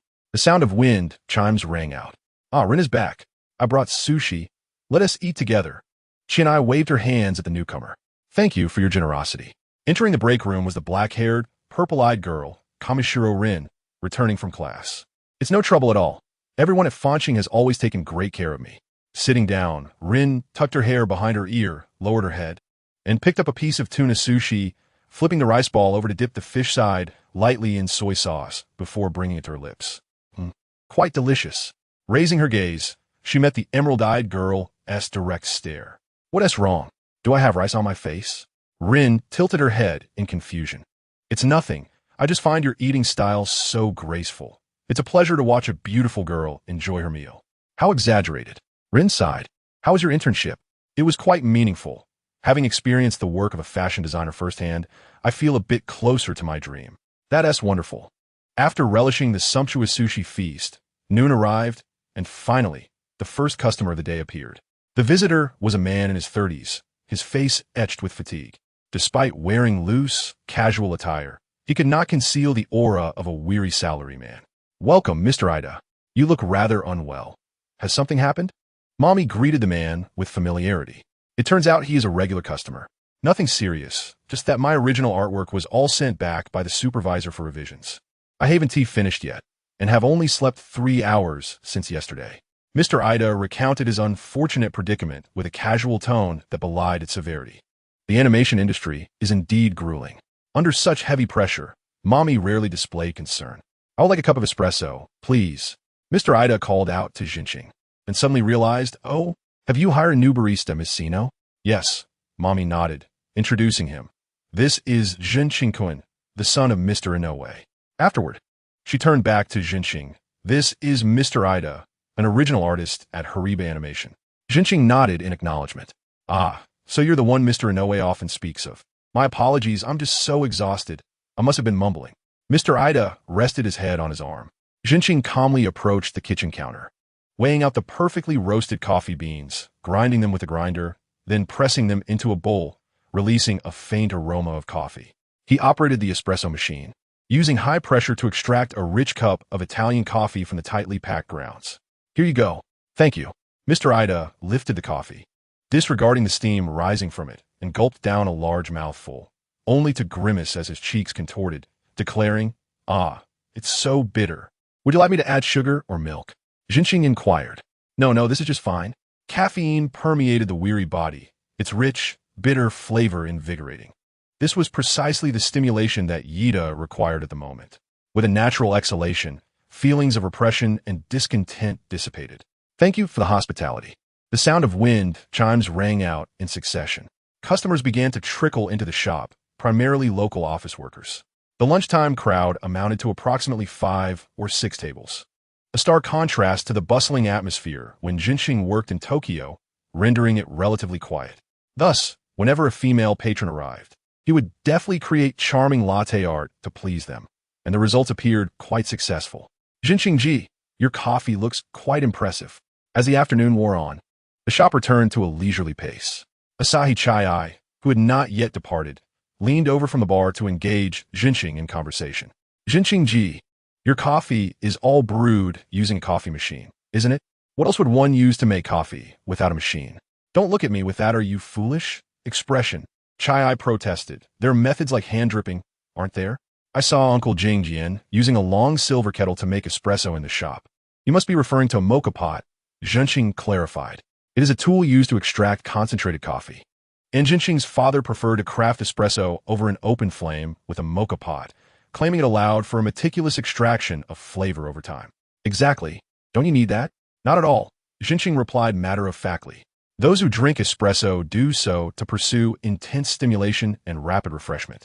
The original intention of espresso is to swiftly produce a cup of rich coffee, often achieved through deep roasting to a bitter profile, thereby overshadowing any nuanced flavors. Hand dripping emphasizes specialty coffee, and I believe applying the extraction logic of specialty coffee to commercial coffee production is largely unnecessary. Stop right there, Chai interjected, halting his lengthy exposition. I don't understand anything you're saying. In short, you talk too much. I trust you.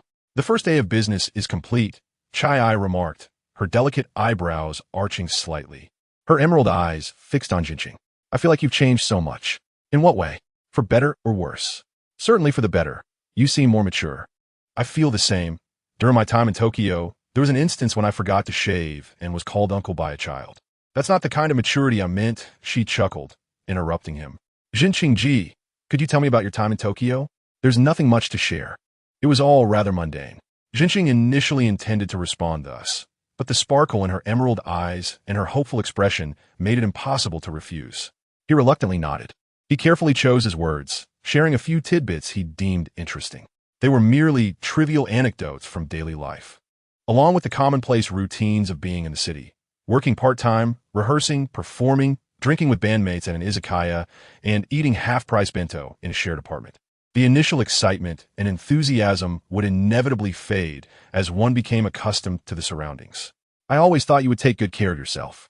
Pursuing dreams alone in a big city must be tough, Chai mused. I've imagined those scenes more than once. Why is that? Do you remember what you told me the day you left Kobe? Jinxing candidly shook his head, unable to recall. Chai nodded knowingly, her lips parting to say, that day you asked me what kind of person I wanted to become. Even though we haven't seen each other in 5 years, I still vividly remember your words. I want to leave behind proof of becoming someone special, so I must go to Tokyo. At that time, she was merely a weak high school girl, swept along by the currents of life, attempting to fit in with the ordinary. Thus, she envied Jinxing's ability to articulate his aspirations so effortlessly. It feels wonderful to have a purpose and to strive towards it, Chai sighed. Is that so? Yes. I'm now working towards my own goals. My days are fulfilling, and I can understand that feeling. Chai rested her chin on her hand. It seems Jinxing Ji has always been quite serious. Is merely persevering in life considered seriousness? Having a clear objective and diligently working towards it constitutes seriousness. Upon uttering this, the girl with emerald eyes displayed a proud smile. What do you think? Is that statement worthy of full marks? Well, it doesn't exactly align with the goal. And now I don't even have a goal. Stop. This topic is too heavy. Chai, like a director calling cut, urgently halted his pessimistic discourse. Jinxing, not wishing to spread such negativity, shifted the conversation. By the way, how did you meet Shindai? Renin? We were classmates in high school, assigned to the same class in our first year. I was quite surprised to hear she lived in Hashizora. I see. Jinxing nodded, further inquiring. What kind of person do you think Shindai is? In my eyes, Renin? She's someone unique, very special. Special? Jinxing echoed. Chai nodded, noticing Jinxing's sudden moment of contemplation, as he too was likely reminiscing about the past. Indeed, special, Chai reflected, wanting to be someone who is needed, someone who does not shy away, who does not depend on anyone. That was Renin's answer to your question. Renin's response lingered in Chai's ears, indelible. To fulfill that wish, Renin tirelessly exerted herself. A stark contrast to Chai's own tendency to drift along. And you, Asahina? Renin challenged. Yeah, well, I don't have a particular aspiration. How could that be? I'm sorry. Chai instinctively replied. Her reaction elicited a gentle sigh from Renin. It's quite troublesome, but are you all right? Renin stated candidly, and while it left Chai somewhat disheartened, she did not resent it.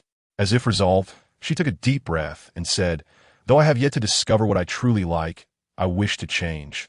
Or rather, I aspire to become a different version of myself. Is that so? Then you should express it directly." Rinin's voice was firm and straightforward, as if asserting her stance. This made Chai feel recognized by someone she admired in her heart. Clearly, Rinin was a completely different type of person, reminiscent of her childhood friend in Tokyo. For this reason, Chai desired to befriend her. Returning to the present, Chai remarked, "She truly is a remarkable person, even at school. What's she like usually?" "Well, a bit reclusive, always solitary. I've never seen her with a consistent group of friends." "Is she unpopular at school?" Jinxing instinctively assumed she had faced exclusion, having witnessed similar situations in his own past classes. In the tumultuous throes of adolescence, beauty can often be a double-edged sword, bringing forth a wave of misfortune. Adults may unconsciously tend to this beauty, while peers perceive her as an anomaly. At an age when the pursuit of individuality has yet to blossom, her actions elicit profound attention, and any faux pas leaves a lasting impression, furnishing others with a pretext to ostracize the unconventional. However, this is not the case. Jinxingji is perhaps overthinking. Upon entering high school, the allure of the young ladies and gentlemen gradually blended into the tapestry of the world. Moreover, Lin Yin is an exemplary student, held in high regard by her teachers, effectively placing her at the apex of the student hierarchy. At most, a few envious girls may harbor a slight disdain, choosing to avoid her deliberately. The boys secretly praise her beauty, but hesitate to approach her due to the aura she exudes, while Lin Yin consistently maintains a deliberate distance from others. Later, I inquired about her demeanor, and she expressed a desire to avoid excessive closeness with anyone. Yet, I observed her interacting comfortably with Shunkai and the others. That was merely for the members of Fanqing. Initially, Lin Yin was indeed challenging to approach, a veritable ice princess, particularly towards boys who confess their feelings, earning her the moniker of the heartless hairpin princess. Is it truly that exaggerated? Undoubtedly. Chin Ai recounted some instances where Lin Yin coldly rejected confessions, a narrative that continues to evolve even into college. In the beginning, it was difficult to imagine Lin Yin appearing close to anyone. Her presence was overwhelmingly formidable, aptly described as aloof. Compared to a few years ago, she has softened considerably, shedding the thorny impression she once left. According to her, this transformation is attributed to the CAF. Is it due to Fanqing? It is merely an ordinary CAF. Jinxing cannot fathom what magical influence it possesses. I'm not entirely sure either. Mommy, who spends her days in close proximity to her, would likely have a better understanding. By the way, there is one crucial point. What is it? She is an extraordinary beauty. That hardly seems significant. Jinxing sighed. Not significant? Are you not all visual creatures? Although girls are as well. Chin Ai propped her chin on her hands, revealing a blend of yearning and conflict. If only I could possess Lin Yin's beauty. She is not particularly fond of her appearance. In her youth, she encountered some unpleasant experiences because of it. Had I been a beauty of that caliber, I would certainly have the courage to confess to someone I liked. Chin Ai is also quite beautiful. Thank you. It would be even better if there were more emotion behind your compliment. I genuinely mean it. I cannot be the only one to have praised you, right? There have been compliments from female friends regarding my cuteness, but they hardly count. Chin Ai pouted, her expression slightly petulant. Why? Jinxing felt perplexed. That's just how girls are.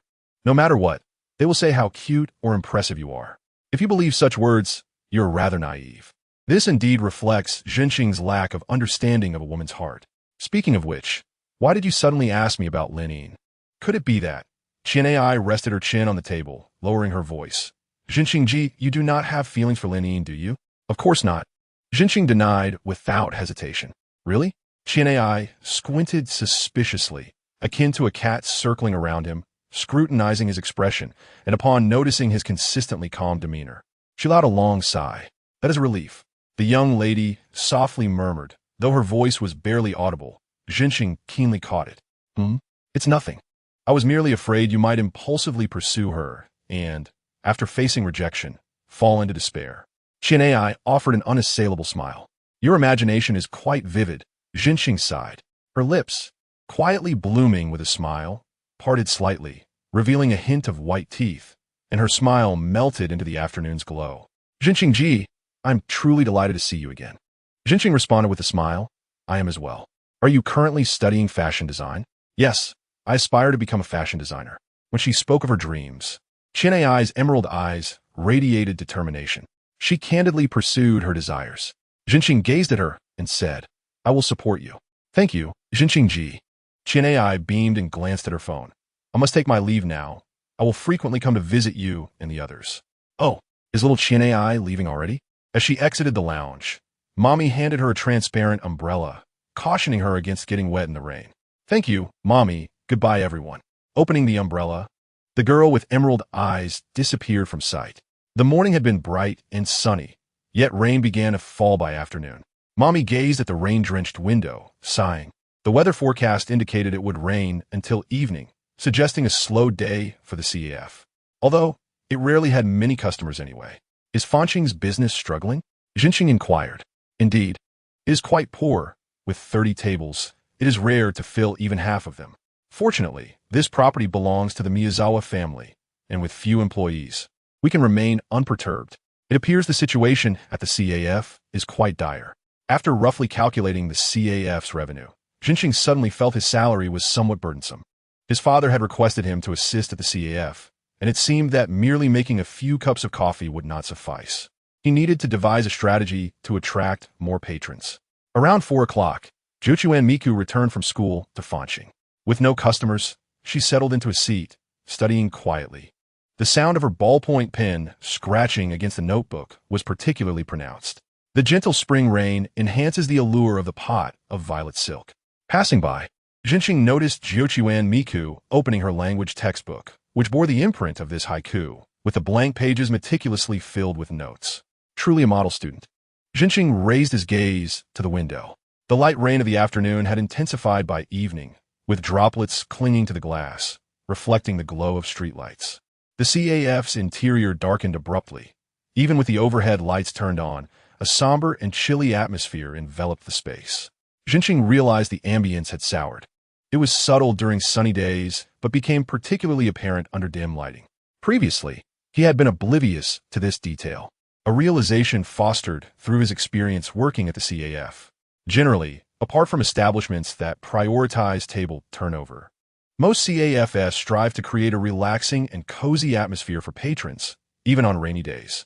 One must understand that on rainy days, soft jazz music, the sound of rain as white noise, and seats by the window create a sanctuary for the artistic youth.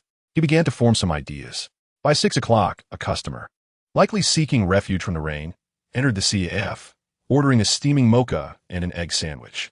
The sandwich was crafted by Lin Yin, featuring soft bread enveloping a fried egg, complemented by a tangy sauce to avoid a cloying taste. Thank you for the delightful meal. Before departing, the customer praised the coffee and egg sandwich for their exquisite flavors. At 7 o'clock, Fanqing CAF closed on schedule. Shinkai Lin Yin commenced preparations for dinner, the aroma of grilled pork chops wafting from the kitchen. Tonight's dinner consisted of hamburger patties and potato salad. The seared hamburger patty bore a slightly charred exterior, with high temperatures sealing the moisture within, resulting in a deliciously juicy bite that was rich in meaty aroma. I began my meal. The first day of business came to a close, and the following day was a day of rest. The next morning, gentle spring sunlight filtered through the slats of the blinds, casting a dazzling beam of light upon Jinqing's face. With a lazy blink, Jinqing opened his eyes, the glow dancing across the curtains. He had dozed off in a position hunched over a folding table, his open laptop reflecting in his bleary gaze. This was borrowed from Mommy the night before. The folder contained study materials for painting, which he was expressly advised not to open. Jinqing straightened his upper body and stretched, feeling the creaking of his joints, likely a result of insufficient exercise. He felt fatigued, having expended too much energy researching, and he was slightly sleep-deprived. A knock echoed at the door, and Jinqing ruffled his hair before rising to open it. To his surprise, it was Miss Qian. Good morning, she greeted, her tea-colored hair framing her slightly timid expression. Renan asked me to call you for breakfast. Good morning, Jinqing-san, she continued, observing the yawning young man. Did you not sleep well last night? I was up too late doing research, Jinqing replied, stifling another yawn. Research? Qian seemed a bit curious, but, being unfamiliar with him, hesitated to pry further. Jinqing nodded. It's related to the CAF. I hope to contribute to its management. I see. Jinqing-san works so hard. I'm sure Renan will appreciate your efforts, Qian said earnestly. Thank you. Jinqing smiled at her. I'll see you later. With a polite bow, Qian took her leave. Jinqing carried his laptop down the stairs, swallowing a yawn with each few steps. Renan was at the sink, washing dishes, her hands lathered in foam, preventing her from turning on the tap. Jinqing approached, placed his laptop on the table, and helped her turn on the faucet. Thank you. There is something I'd like to discuss with you. What is it? Renan asked, still coldly scrubbing the plates without raising her gaze.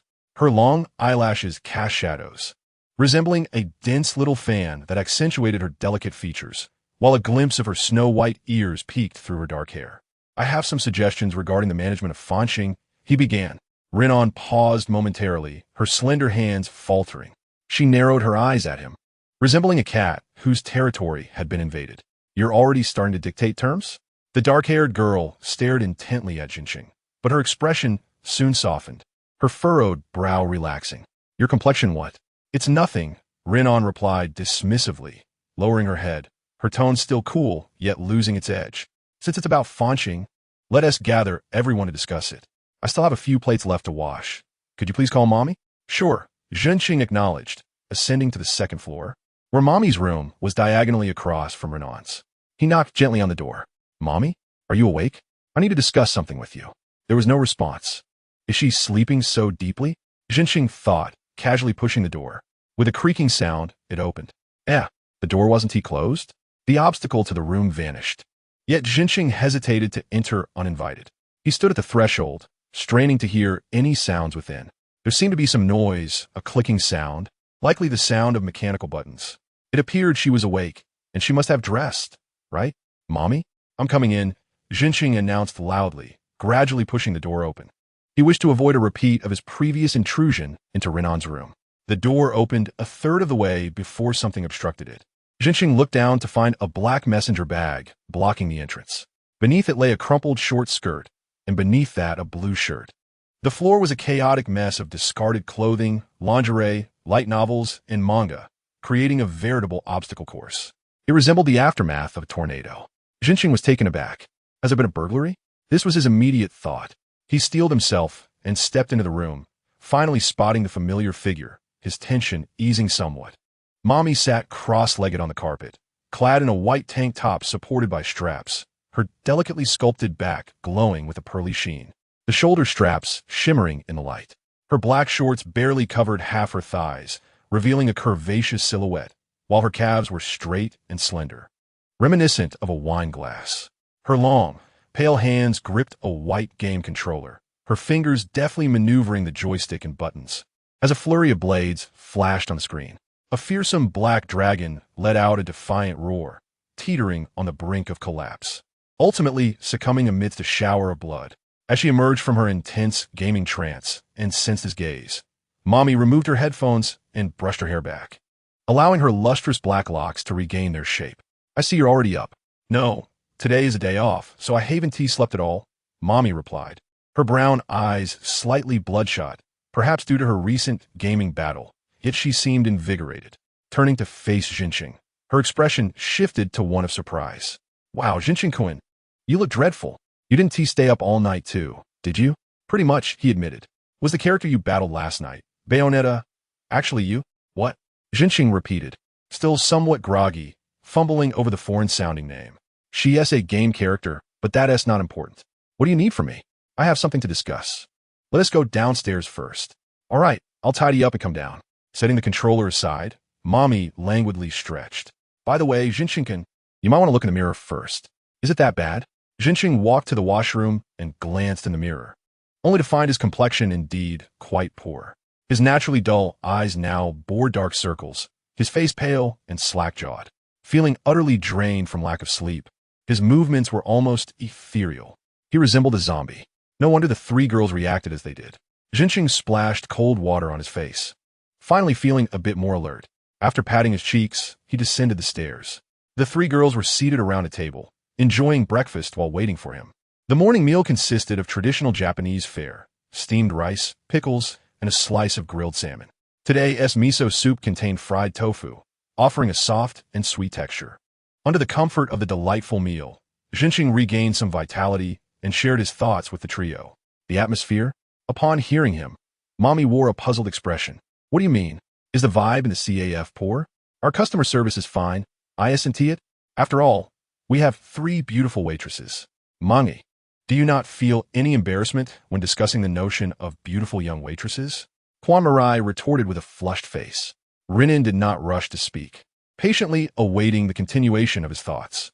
Makoto leisurely sipped his miso soup before methodically explaining, I am not referring to you, but rather to the overall atmosphere of the establishment. It feels excessively oppressive. The lighting is insufficiently bright, and the excessive silence within the shop hinders tranquility. After all, this is not a study CAF. It should provide some appropriate white noise. I have researched that there are now over 70,000 CAFs nationwide, surpassing the number of convenience stores by 20,000. These range from small, individually run CAFs like Xinxing to large chains such as Starbucks. If one merely desires a cup of coffee, there is no need to visit a CAF. Vending machines sell canned coffee, and convenience stores offer fully automatic coffee machines that provide freshly brewed coffee to customers. Makoto elaborated on his findings with eloquence.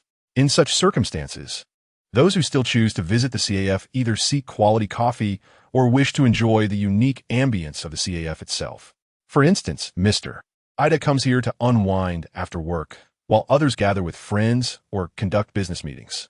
Noticing that the 3 were contemplatively silent, Makoto continued, Currently, I find no fault with the taste of the menu items. However, the ambience of the CAF deserves greater attention. Regardless, the atmosphere should not feel overly serious. Given the current environment of Xinxing, I do not find it particularly comfortable. What are your thoughts? Makoto inquired. Mame replied, I mostly stay in the kitchen and lounge, so I don't have much of a feeling. Kwamarai added, I think the quiet atmosphere is quite suitable for studying alone. Rinin expressed, I really like it here. Makoto realized he had asked the wrong people. These 3 held a subjective view of Xinxing, being somewhat blinded by their proximity to it. As for his father, Miyazawa Aiken, he was quite obstinate, adhering to the belief that the flavor of the coffee is paramount, and there is no need for other elements to overshadow it. Makoto sighed deeply, his throat bobbing as he finished the last of his miso soup. I understand your point. It is about changing the atmosphere of the CAF. After resting her finger on her chin and pondering for a moment, Rinin looked at Makoto and said, however, to effect a change, extensive renovations will be necessary. Setting aside the lack of budget, renovation would at least delay operations for a month, which this CAF cannot afford. Moreover, it is essential to present a reliable design proposal. Mere words are insufficient for my conviction. Her amethyst-like eyes fixed on him, brimming with unspoken skepticism. It is understandable. If Makoto were in her shoes, having abandoned the CAF previously, he would also question someone discussing operations so confidently before him. However, Makoto was prepared, having organized his thoughts. He replied calmly and without hesitation. There is no need for extensive renovations. Minor design alterations can achieve the desired atmospheric change, requiring minimal budget and not significantly affecting operations. He opened his laptop to share his design proposal with the trio. For instance, floral arrangements could create a warm ambience, and sound design could feature soothing jazz music. Most importantly, the lighting design is crucial. The strategic use of lights and light strips can foster an inviting atmosphere, drawing customers' attention to the coffee. Makoto elaborated on various design aspects that did not require drastic renovations. These were fundamental elements, seemingly inconspicuous, yet akin to the bass section of a band, forming the foundational tone of the ambience. Additionally, he expressed a desire to diversify the menu further. Originally, Xinxing's menu adhered to a traditional format, solely offering coffee and tea.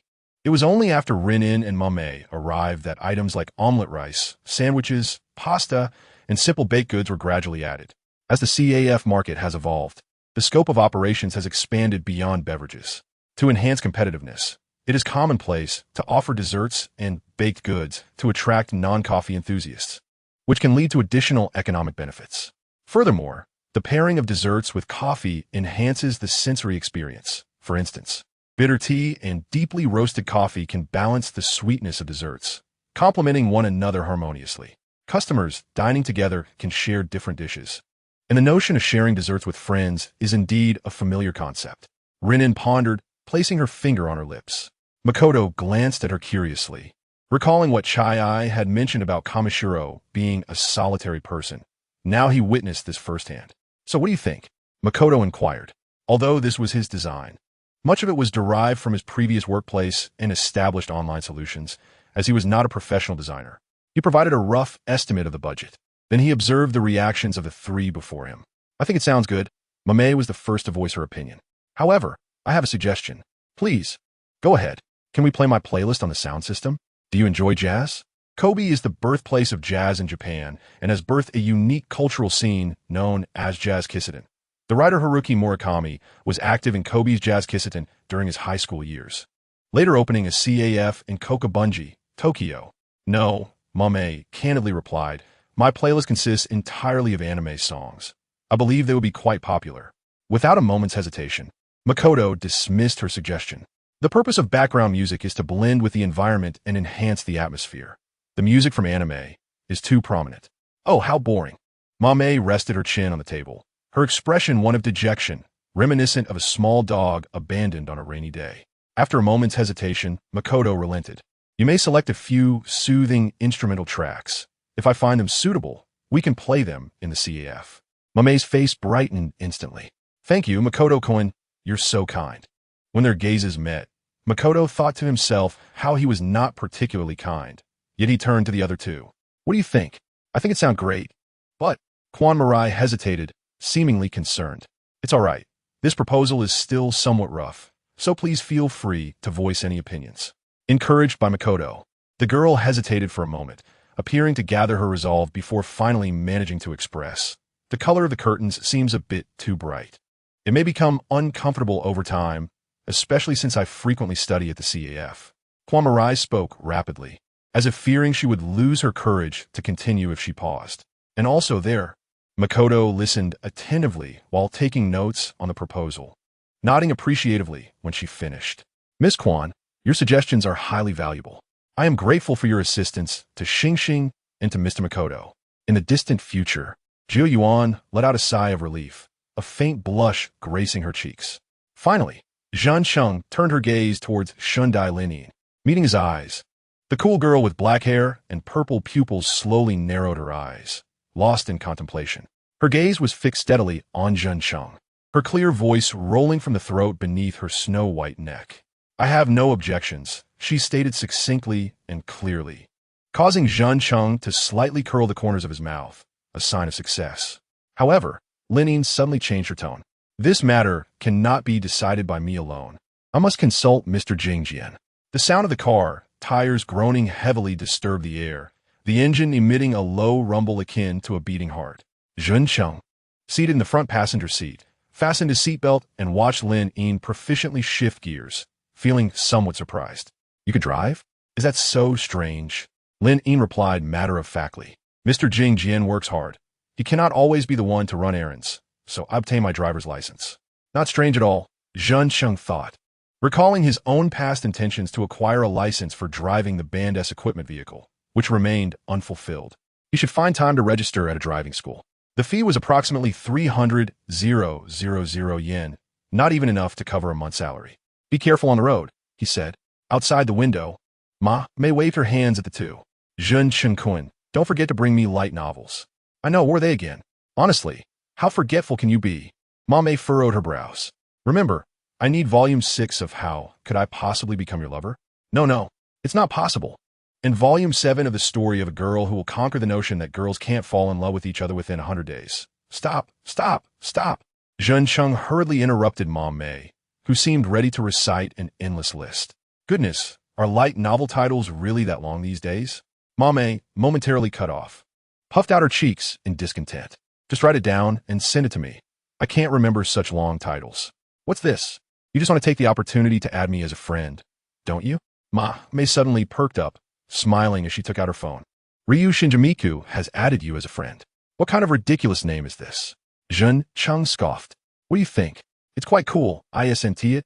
"It is indeed quite unique," Zhan Cheng replied ambiguously. As the window closed, the white van slowly began to move.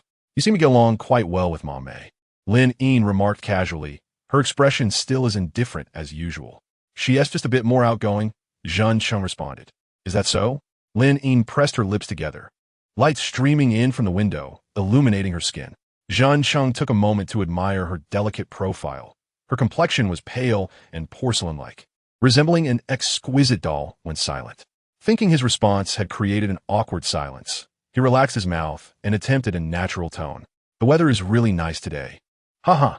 Upon uttering those words, Zhen Cheng felt embarrassed. You don't need to force yourself to make conversation. We're not that familiar. It's all right to be silent, Lin Ying stated, giving him a cold glance. I merely asked out of curiosity. I apologize for making you uncomfortable. Oh, all right. Her tone was still frosty, leaving Zhen Cheng disinterested in continuing the conversation. Silence enveloped the confined space, the car moving smoothly as Zhen Cheng leaned against the window, lightly vibrating with the vehicle's movement. The cityscape clung to the window. Suddenly, the van jolted over a vibration line, causing Zhen Cheng's forehead to bang against the window. He inhaled sharply, hearing Lin Ying's calm voice say, "We have arrived." The hospital lacked a dedicated parking lot, so Lin Ying parked in a nearby, coin-operated facility. The small electronic sign emitted a cheap glow, yet the rates were anything but, charging 300 yen for every 20 minutes. Zhen Cheng couldn't help but lament the exorbitant parking fees. Speaking of which, the location of the Xingxing CAF was quite prime, adjacent to a seaside bathing area. If they dismantled the CAF and converted it into a parking lot, it might yield greater profits. What are you standing there for?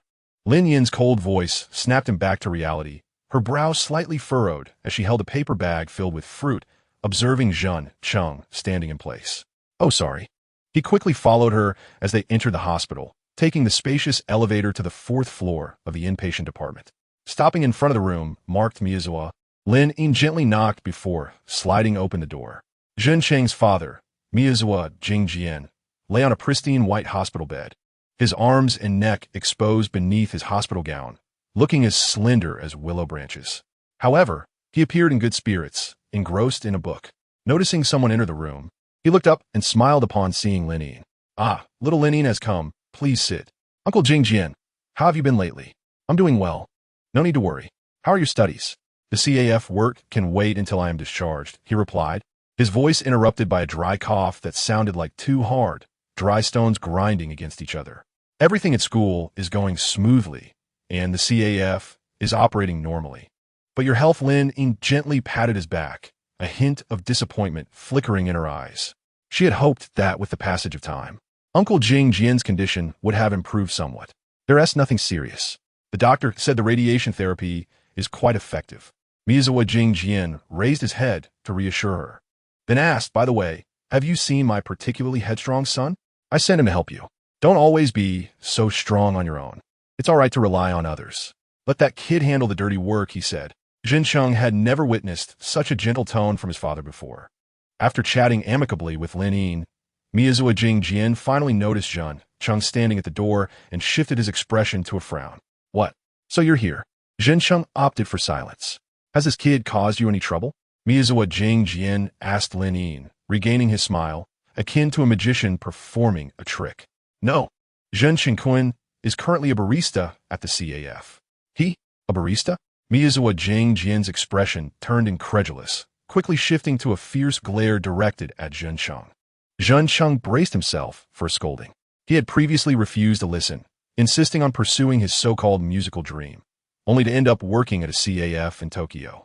Is it that Tokyo coffee beans are rounder than those in Kobe? That seems to be the case, he replied.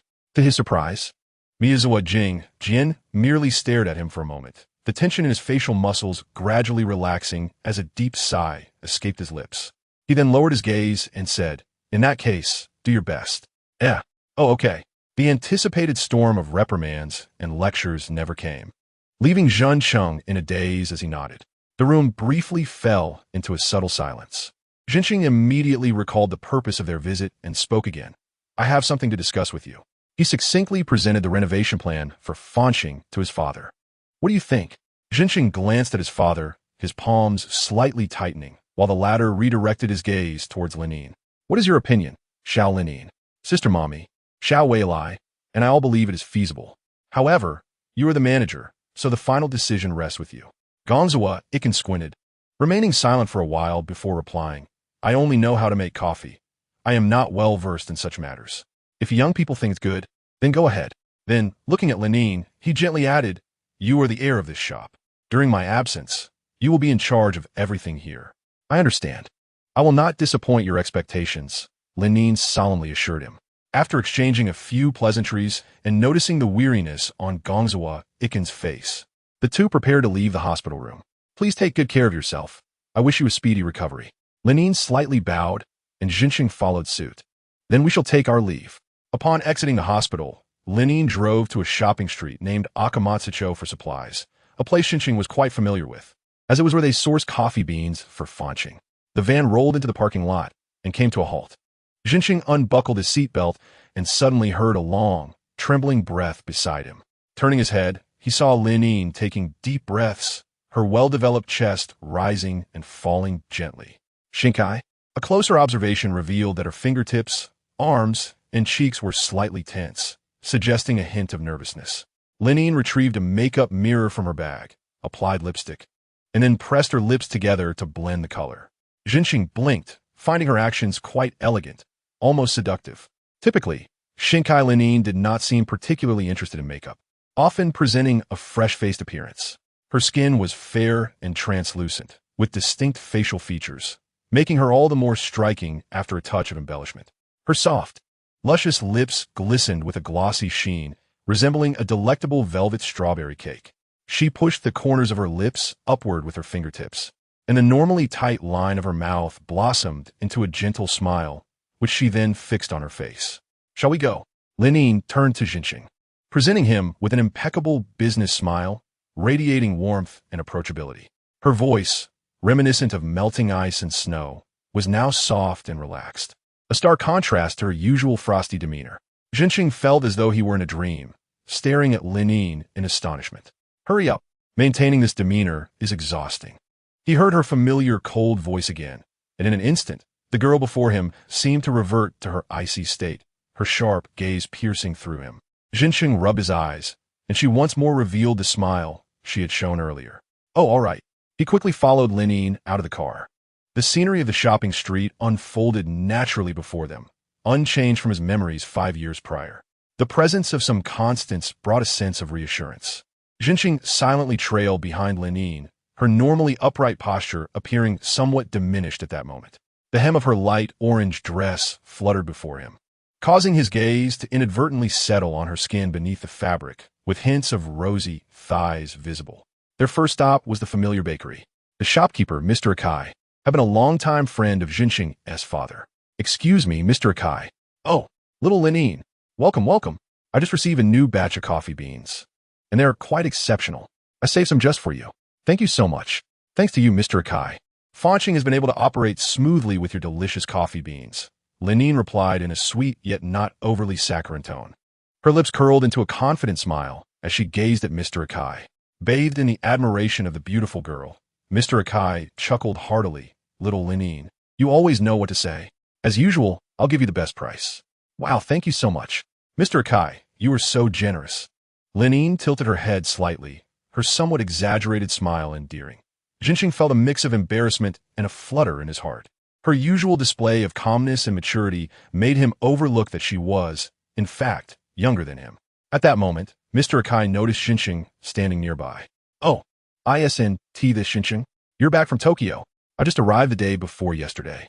It's been a while, Mr. Akai. While you were away, Iken has been talking about you. He must be very happy you're back. Thank you for your concern. Jinxing nodded awkwardly, finally managing to respond, feeling more inept than usual in the face of such warmth. Observing Jinxing's discomfort, Lenine quickly stepped in, her bright smile shining through. Jinxing-kun is now the barista at the shop. Please visit and show him your support. Haha, of course. They smiled and bid farewell to Mr. Akai. Moving on to the pastry supply store, the lighting store, the electronics shop, and the fresh produce market. Even those stores where they did not need to make purchases were visited enthusiastically by Lenine. After traversing all the relevant suppliers along the 500-meter Akamatsucho shopping street, Jinxing felt more exhausted than if he had made 500 cups of coffee, especially since he felt like a wooden block being dragged around by Lenine. Jinxing was not adept at small talk or social niceties. he always felt it lacked sincerity. Even though he understood that such behavior was not intended to express feelings, but rather to convey attitudes, it was partly why he had chosen the path of music. After all, an artist has the privilege of being seen as unique even without manners. A musician only needs to be accountable for their art, without the need to flatter the audience. Once all the supplies were procured, they loaded them into the car with the help of the merchants. The sound of a can of orange juice tumbling echoed. Jinxing retrieved 2 cans of orange juice from the vending machine, handing one to Linine. The smile on her face seemed to falter, her hands massaging her cheeks while she quietly uttered, "I'm so tired." Jinxing, having caught her murmuring, finally understood why she had appeared so tense before getting out of the car. "Thank you." Linine accepted the orange juice, pulling out a 100-yen coin from her pocket. Jinxing hesitated for a moment before choosing to accept it. "Have you always been like this?" "What do you mean?" "The way you acted in the shopping street just now." "Indeed," Linine replied flatly. "If you dislike it, why force yourself to do it?" The moment the question escaped his lips, Jinxing felt somewhat foolish for asking. Linine looked at him with a strange expression, took a sip of her orange juice, and he could see her white throat moving as she swallowed. "It's not about putting on a brave face. It's about being responsible." "Responsible?" "Precisely, responsible." Linine articulated each word clearly, her firm tone pleasantly resonating. To refuse to do something simply because you do not wish to is rather selfish. Naturally remarked, when one wishes to trouble others, it is only fitting to reciprocate with sincerity. That is what constitutes proper etiquette, is it not? She understood that the goodwill of the shopkeepers stemmed from their respect for Mr. Jingjian, which made her even more grateful for their kindness. Having just become the heir this year, she felt quite inexperienced as a manager. Thus, having promised Mr. Jingjian, she knew she must shoulder her responsibilities diligently. Even if she was not adept at social interactions or displaying a smile, she resolved to overcome these challenges. This sentiment resonated with the image that Jinxing had of her over the past few days. She did not shy away from responsibility. Rather, she seemed to possess an inexplicable determination. She worked earnestly and accepted the reality of her immaturity with calmness, striving to perform her duties to the best of her abilities. However, maintaining such a smile proved to be exceedingly difficult. She lacked confidence in her ability to sustain it throughout a whole day, as it felt like a FAA day. As she began to walk ahead, Jinxing fell in a step beside her, hesitatingly speaking. "There is something I feel I ought to tell you." "What is it?" "To be frank, even if this plan resolves the current issues faced by Fanxing, it cannot guarantee an increase in foot traffic. During my time in Tokyo, I witnessed many CAFs that remained desolate even without any apparent problems." Suddenly, Renin halted, and Jinxing followed suit. "Why are you bringing this up now?" She interrupted Jinxing's dispirited remarks, not with a question, but rather a statement. "Are you concerned about what I just said?" Rin Yin's pure gaze pierced through Jinxing, her amethyst-like eyes shimmering in the sunlight. The afternoon light danced across her well-defined profile. "Since this plan has been unanimously approved, it is not solely your responsibility. As the heir, I shall share this burden with you." Jinxing was taken aback by Rin Yin's words, falling silent for a few moments before she continued. Instead of sighing, "It would be more productive to focus on what needs to be done." "Indeed." Jinxing quietly lowered her eyelashes. "I will ensure its success." Suddenly, the girl in front of her reached out, firmly grasping Jinxing's wrist, allowing her to feel the chill and softness of her fingers. Upon seeing Rin Yin's profile so close, Jinxing momentarily lost her breath, noticing a hint of citrus fragrance wafting from her hair. However, her thoughts were not of any flirtation. As Rin Yin pulled her, their shoulders collided. The impact nearly caused Rin Yin to stumble, yet she managed to regain her balance. With a clatter, the half-empty can of orange juice slipped from Jinxing's grasp and spilled across the ground. In the next moment, a swiftly ridden bicycle whizzed past them, leaving behind black tire marks on the pavement. What a reckless cyclist, riding so fast on the sidewalk. Rin Yin narrowed her eyes sharply, her beautiful gaze ablaze with indignation. As her grip loosened, Jinxing snapped back to reality, noticing the bicycle had already sped away. "Thank you," she said, regaining her composure. "Are you all right? Did you get hurt?" "I'm fine." Rin Yin calmly crouched down to retrieve the empty can of orange juice. "What a pity," Jinxing remarked as she offered her unopened drink to Rin Yin. "Not minding at all." "No, thank you," Rin Yin declined politely. "Do you have any other places to go?" After a brief pause, Jinxing replied, "I plan to visit the bookstore, Sino asked me to bring her some light novels. A bookstore, you say? Renin pondered slightly. I shall accompany you. Let us go. The Junkiatang bookstore, located near Motomachi Station, is a well-known large chain with numerous branches nationwide. This particular store in Motomachi is the first, established in 1963, and is considered a classic. Jinshin had visited the Ikebukuro flagship store in Tokyo, a 10-story building that boasts the largest retail space in Tokyo, earning a considerable fame. Upon entering the bookstore with Renin, they parted ways to pursue their individual goals. Following the signs, Jinshin arrived at the light novel shelf while simultaneously opening a chat interface. Absurdly titled light novels filled the screen instantly. How could I possibly become your lover? No, it's simply impossible. Volume 6 once a week, those matters concerning classmates, 2 people's time, an excuse of 5,000 yen. Volume 4, a Yuri story where a girl who claims that girls cannot be together is completely conquered within 100 days. Volume 7, between him and me. Surely I am the better choice? Volume 1, Ryushin and Michio. Please take care of these. Ryushin and Michio. I have 5,000 yen on my book card. If you find any books you like, feel free to buy them. Ryushin and Michio. Gathering the light novels that mommy requested took Jinshin considerable effort. Some are newly released and prominently displayed, with covers featuring adorable girls, easily visible as one walked by. Others were completed works from years past, requiring careful scrutiny among rows of spines to locate their titles. After placing the shrink-wrapped light novels into her shopping basket, Jinshin left the light novel section and proceeded to the manga shelf in search of the latest comic she had been reading. The comic was available for limited time, free viewing online, with new chapters accessible for a certain period, while older content would be regularly removed, requiring purchase of individual volumes. Jinshin had started with Volume 4, so she added the first 3 volumes to her basket and made her way to the checkout. She requested to separate the purchases, paying for the light novels with her book card. After exiting the bookstore and waiting a moment at the entrance, Rin-in soon emerged, her haul exceeding Jinshin's in quantity, as she carried 2 hefty shopping bags. Apologies for keeping you waiting, she said, her slender fingers trembling slightly under the weight of the heavy plastic bags filled with vividly illustrated picture books, comics, and some reference textbooks. It wasn't too long, Jinshin replied, extending his hand to help with one of the bags, but Rin-in stepped back to avoid him. The time is getting late. We should return to the store, Rin-in suggested, looking at Jinshin. Upon driving back to Fanching, they arrived around 4 in the afternoon, and both began moving their purchases into the store, working diligently for nearly 20 minutes. As Jinshin placed a potted plant on the floor, sweat dripped from his forehead.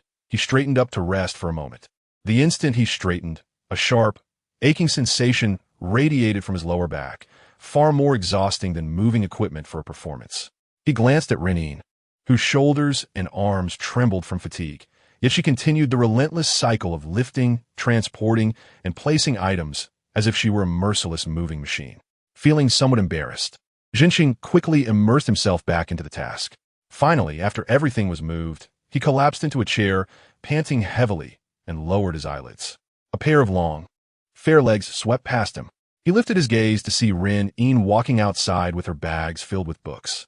As if to answer his unspoken inquiry, the girl softly said, I have some matters to attend to. I will return later. Please inform Mommy and Mikahara that they need not wait for me for dinner. Is it related to work at the store? I can accompany you. Thank you, but it is a personal matter. Understood. As the ebony heir swayed, leaving behind a graceful silhouette, she departed, leaving Jinshin alone in the CF. On this day of closure, the establishment remained unvisited, the fluorescent lights dim, creating a somewhat somber atmosphere. A wave of lethargy washed over Jinshin, akin to waking from a long afternoon slumber, and he suddenly felt as if he were the only soul left in the universe. Inexpressible thoughts tangled within him as he gazed at the floor, quietly awaiting the ebbing of his emotional tide. In his previous days in Tokyo, solitude often found him at the piano, where the fervent strumming of strings would drown out any melancholic musings. Perhaps this is why the lonely find solace in music. Yet now, he lacked the spirit to play. Just as he felt the grasp of void closing in, the creaking sound of footsteps on the wooden stairs reached his ears. A pair of white slippers came into view. He lifted his head to see Sino Mommy pulling out a chair and sitting beside him. Her legs crossed elegantly, creating a long, alluring line, her ankle brushing against his, forming a soft, voluptuous curve. Why have you returned alone? Where is Xiao Lining? She mentioned she had something to attend to, a personal matter, and will be back quite late. Ah, she must be at the welfare home, Mommy remarked nonchalantly, adjusting her crossed legs. The slippers slipped from her toes, rolling to the floor, revealing her beautifully delicate toes, reminiscent of flower petals. The welfare home? Jinxing was momentarily taken aback before inquiring. Is it all right to share such information so casually? Perhaps I misspoke.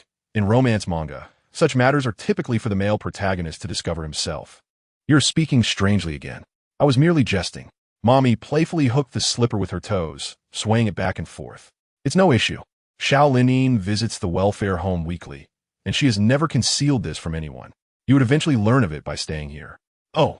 Jinxing retrieved his manga from the shopping bag on the table, handing the plastic bag to Mommy. The light novel you requested. Yeah, thank you. Mommy's slender eyes sparkled as she opened the bag. With a satisfied smile, she leaned closer to Jinxing. Tell me, Jinxing-kun, do you not wish to inquire about Xiao Lining? Weren't you the one who said it should be for the male lead to discover? He replied earnestly. Jinxing's words elicited laughter from Mommy. She paused briefly before bursting into laughter, playfully pressing the light novel against her forehead, her back shaking with mirth, and the slippers teetering precariously on her toes.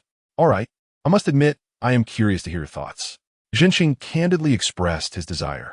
Share what transpired in my absence.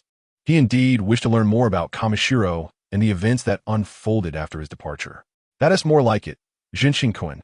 Mommy cheerfully patted his shoulder. Ahem, clearings of the throat akin to preparing for a performance. Mommy leaned against the chair's back, a nostalgic expression gracing her features as she gazed at the table not far away, parting her lips. Xiao Lining first came to Hashizora for her part-time job. At the time, she was attending Kitako, seeking a job nearby. Mr. Aiken was aware that the welfare home where Xiao Lining resided was quite distant from her school, so he kindly allowed her to stay at the CAF. Xiao Lining was very grateful for Mr. Aiken's kindness and, while managing her studies, did her utmost to assist in the CAF daily, eventually becoming its poster girl. All of this was shared with me by Mr. Aiken after I began working here. Mr. Aiken is truly a wonderful person. No deposit is required, no gifts, and the rent is affordable. All he asks is for her to lend a hand in the CAF from time to time, Mommy said, releasing a sweet sigh. Since last year, Mr. Aiken has frequently been in and out of the hospital due to health issues. He suggested to Xiao Lining that she consider becoming the heir to Hashizora, but she declined. Mr. Aiken initially thought she was reluctant to stay in Kobe, considering her academic prowess could easily secure her a spot at a prestigious institution like Kyoto University. However, that was not the case. Xiao Lining expressed her intent to remain in Kobe, enrolling in the economics department at Kobe University. Why is that? Jinxing inquired, intrigued. Even though the economics department at Kobe University is quite popular, its prestige cannot be compared to that of Kyoto University. It is because of the welfare home.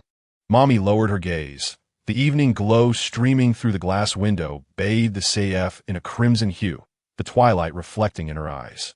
Xiao Lining confided in me that she has lived in that welfare home since she was 10, and she is immensely grateful for the refuge and care it provided.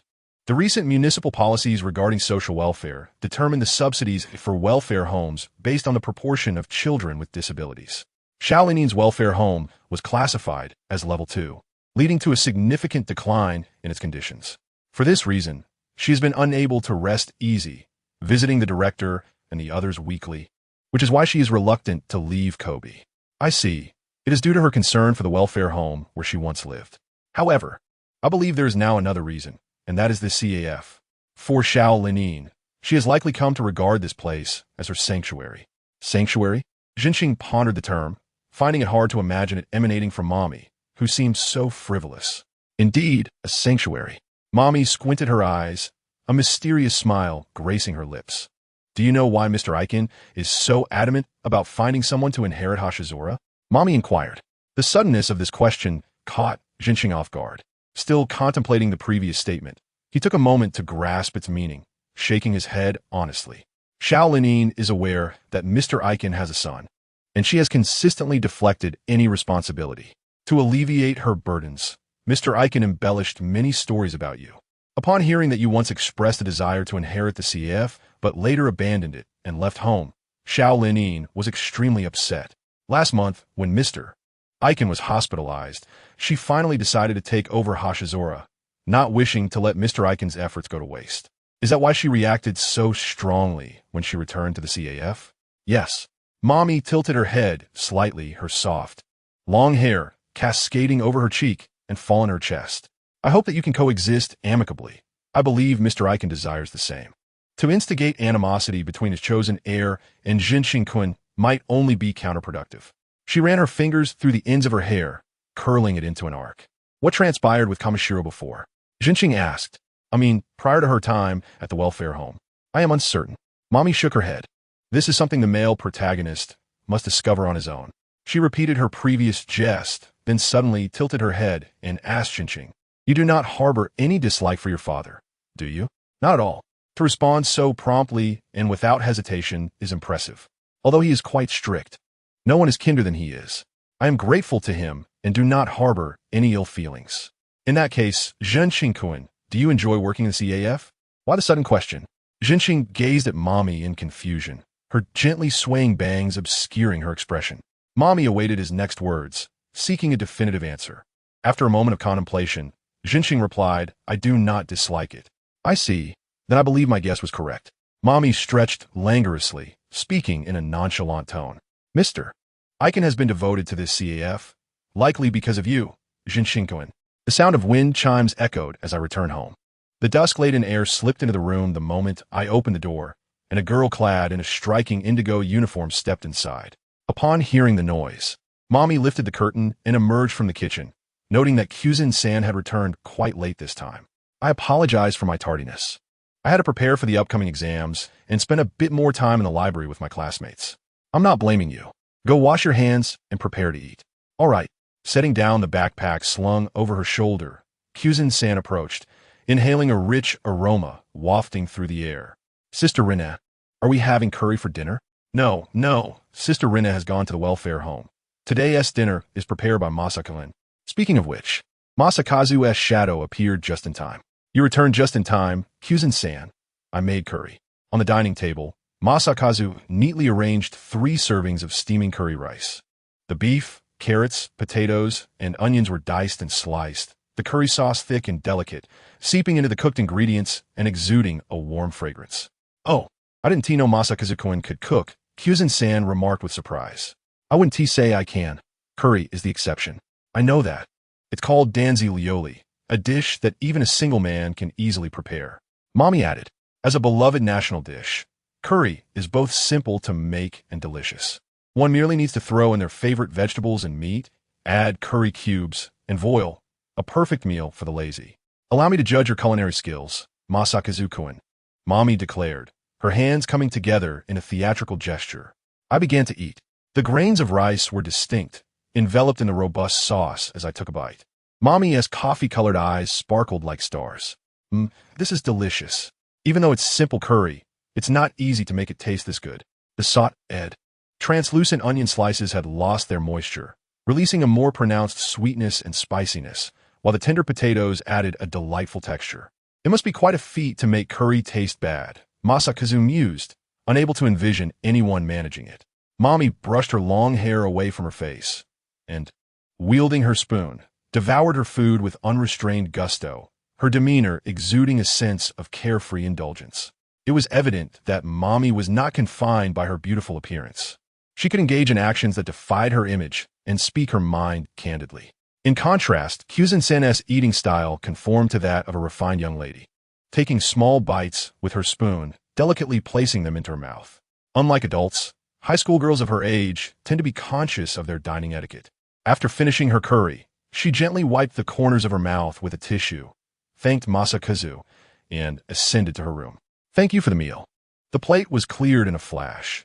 This was her second serving, and Mommy, like a satiated cat, languidly stretched her body. Would you like a cup of tea? Masakazu inquired, looking at her. Without hesitation, Mommy replied, Yes, please, Masakazu-kun. No problem. Masakazu took the plates and entered the kitchen, returning shortly with a steaming cup of black tea. Thanks for your patience. The warm air rising from the teacup gently caressed Mommy's cheeks, and she inhaled the sweet aroma, revealing a lovely smile. Sipping her tea, she perused a manga. While one can only have one romantic partner, one can have many friends. The girl with pink shoulder-length hair smiled brightly, calmly uttering this line, causing Mommy to eagerly anticipate the unfolding plot. The wind chimes tinkled again. She instinctively thought it was Rinne returning, but upon looking up, she saw it was Masakazu pushing open the glass door. Masakazu-kun, are you going out? Just going outside for some fresh air. Oh, be careful on your way. With that parting remark, Mommy resumed her focus on the manga. Night had fully descended. In late April, the cherry blossoms in Kobe had already passed their peak bloom, yet a few late-blooming sakura still flourished, likely to last another week. Masakazu strolled leisurely along the night road, the sea breeze carrying a hint of saltiness, gently tousling his hair. Oddly enough, the night seemed to amplify the sensation of the sea breeze compared to the day. At this hour, the neighbors remained indoors, freeing Masakazu from the anxiety of encountering acquaintances. Turning onto a street where the sea was not visible, the lights began to dwindle. Suddenly, a shifting figure emerged from the darkness, moving nimbly to Masakazu's feet. Upon closer inspection, it was a calico cat.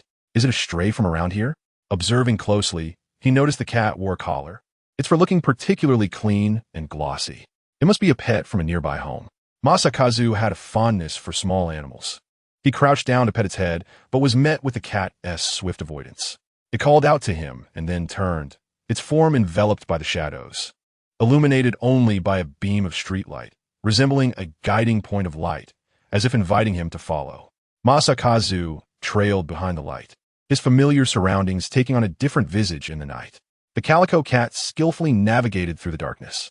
After a few steps, he lost sight of it, contemplating returning the way he came when, at a street corner, he caught sight of something intriguing.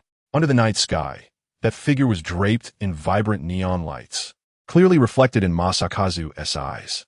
The street lamp illuminated her amethyst eyes. The night breeze played with her long black hair. Clad in a pale orange dress that radiated a soft glow, it accentuated her curvaceous silhouette, exuding an unparalleled beauty. It was Kamishiro Rinne. So, she had returned. What was she doing in a place like this? Out of curiosity, Masakazu stealthily approached, noticing the calico cat in front of Rinne. She glanced around, failing to spot Masakazu lurking not far behind her, and slowly crouched down, a sudden blush blooming on her fair cheeks. The girl lightly bit her lip, gathering her breath before gently parting her lips to emit a clear and melodious meow. The calico cat didn't even spare her a glance. The dark-haired, violet-eyed beauty was futilely conversing with the cat. Masakazu found the scene amusing. Was she truly trying to chat with the cat? Kamishiro, are you talking to the cat? He called out as he stepped forward, causing Rinne to startle and rise abruptly. Were you just speaking with the cat? Masakazu smiled. Rinne turned her face away nonchalantly and replied, "It's none of your business." She struggled to maintain an air of normalcy, but the blush on her cheeks betrayed her. "Actually, I'm quite adept at entertaining cats," Masakazu said as he crouched down. The calico cat remained, lazily sprawled on the ground. He plucked a blade of foxtail grass from a nearby bush, improvising a cat toy, and waved it in front of the cat. Initially indifferent, the calico cat lazily swiped at the grass. Though lacking the agility of a feline, Masakazu consistently predicted the cat's movements, successfully dodging its swipes. The once lethargic calico cat finally grew attentive, rising slightly as if recognizing Masakazu as a worthy opponent. Its round, gleaming eyes sparkled in the night, and it unleashed a flurry of playful swipes. Masakazu found himself on the defensive, barely evading the cat's paws as he attempted to keep up. Rinne watched intently from the side, realizing that he indeed possessed exceptional skills in entertaining cats. To ignite the competitive spirit of the cat, one must first employ an aggressive teasing method, playfully provoking it while ensuring it occasionally encounters its prey to prevent any loss of interest due to frustration. When the timing felt nearly perfect, Jinxing inadvertently revealed an opening during a shake. The calico cat swiped at the dogtail grass, satisfied it meowed softly. "Shall I pet it?" Jinxing turned to Rinyan and asked. "Huh?" Rinyan hesitated momentarily before cautiously extending her hand towards the little cat. The calico placed its soft paw in her palm, the warm pads surprisingly elastic to the touch. "Do you like cats?" "Yes," Rinyan replied gently, squeezing the little cat's paw. "This cat belongs to the owner of the fish shop. It's called Xiaoyu and is very affectionate. No wonder it lacks caution around strangers. However, it has always been rather indifferent towards me. This is the first time I've touched its paw like this. The tone of her response, softer than expected, likely stemmed from her interaction with the cat, causing her demeanor to unconsciously soften. You seem to be quite favored by the little cat. Jinxing chuckled. Perhaps I possess the secret to befriending felines. The secret to befriending cats? This piqued Rinyan's curiosity. Someone who used to own cats told me that if you remain quiet, they will come closer to you. When faced with a little cat, one can hardly resist the urge to pet it, drawing closer. But this can make the cat feel annoyed. Therefore, I have always adhered to the principle of respecting a cat's wishes, maintaining an appropriate distance, and gradually attempting to bond with them. It's all about approaching them with a gentle mindset. That's my secret. This applies to some people as well. Rinyan listened intently, nodding as if she grasped a newfound understanding, her earnest demeanor causing Jinxing to feel a bit bashful. It's merely personal insight, he said, by the way. Why don't you have a cat if you like them? Because shedding fur is troublesome, and pets can have odors. Especially since I live in a coffee shop where I must pay special attention to hygiene and cater to customers who dislike cats. How practical. Moreover, I am not prepared or mentally ready to take care of a cat, Rinyan said, lowering her gaze, her amethyst-like eyes shimmering with the glow of neon lights. Jinxing did not comprehend what preparation is needed for raising a cat. Pets are family too. Once you choose to welcome a pet into your home, you bear an additional responsibility, much like having another child. One must be adequately prepared. The stray cats in the city are often the result of irresponsible pet owners misusing their parental rights. Is that so? That seems a bit exaggerated, Jinxing replied, unsure how to respond, thus shifting the topic. Have you ever owned a pet before? I suppose I had a goldfish. The kind you catch at festivals? Yes, but that was several years ago, caught with children from an orphanage. The novelty quickly wore off, and they often forgot to feed it or change the water. So I ended up taking care of it. She spoke in a tone of an adult, but Jinxing mused that Rinyan was just a child herself a few years back. Can goldfish caught at festivals live that long? With proper care, 3 to 4 years is certainly possible. Rinyan quietly lowered her eyelashes, stroking the little cat's throat, and began to groom its fur when it seemed comfortable, speaking naturally. Has Mame, Jim mentioned anything about me? Yes, Jinxing replied, adding I asked. Oh. Rinyan gently closed her lips, her right hand gliding from the calico's head to its tail, reluctantly withdrawing her touch. Let's head back. Bidding farewell to the calico named Xiaoyu, the little cat meowed lazily, swaying its tail as it wandered away. Rinyan stood up, the light cascading down her straight back, the lines of her form flowing perfectly. As her long hair fell, it obscured her expression. Jinxing could only see her rosy lips part slowly, reminiscent of a flower blooming in the night. Thank you for today. In his elementary school years, Jinxing had once adopted a stray cat. Although he referred to it as adoption, it was merely his unilateral act of feeding. His father forbade him from keeping pets at home, so he fashioned a cat shelter in a nearby park using a cardboard box and a blanket for the stray. It was a slender, elegant black cat, akin to a cloud that gathered and dissipated without a trace, appearing only during Jinxing's scheduled feeding times. It was a highly vigilant wild cat, keeping its distance from human kindness. Jinxing spent considerable time earning its trust, and once satisfied, the cat would reveal its soft belly to him. One day, it suddenly vanished. For the young Jinxing, this was his first experience of separation. Initially, he felt betrayed. He had cared for it so well, developed a bond, and shared an understanding. Why did it simply disappear? This feeling quickly transformed into concern, wondering if it had encountered some misfortune, whether from human malice or a fellow feline, or perhaps an unfortunate accident. As he grew older, Jinxing heard that cats tend to quietly distance themselves from their owners when they sense their time is near. The biological perspective suggests that cats are particularly sensitive and possess a strong instinct for self-preservation. In their genetic memory, when they feel weak and unable to confront danger, they seek a safe, hidden place to hide.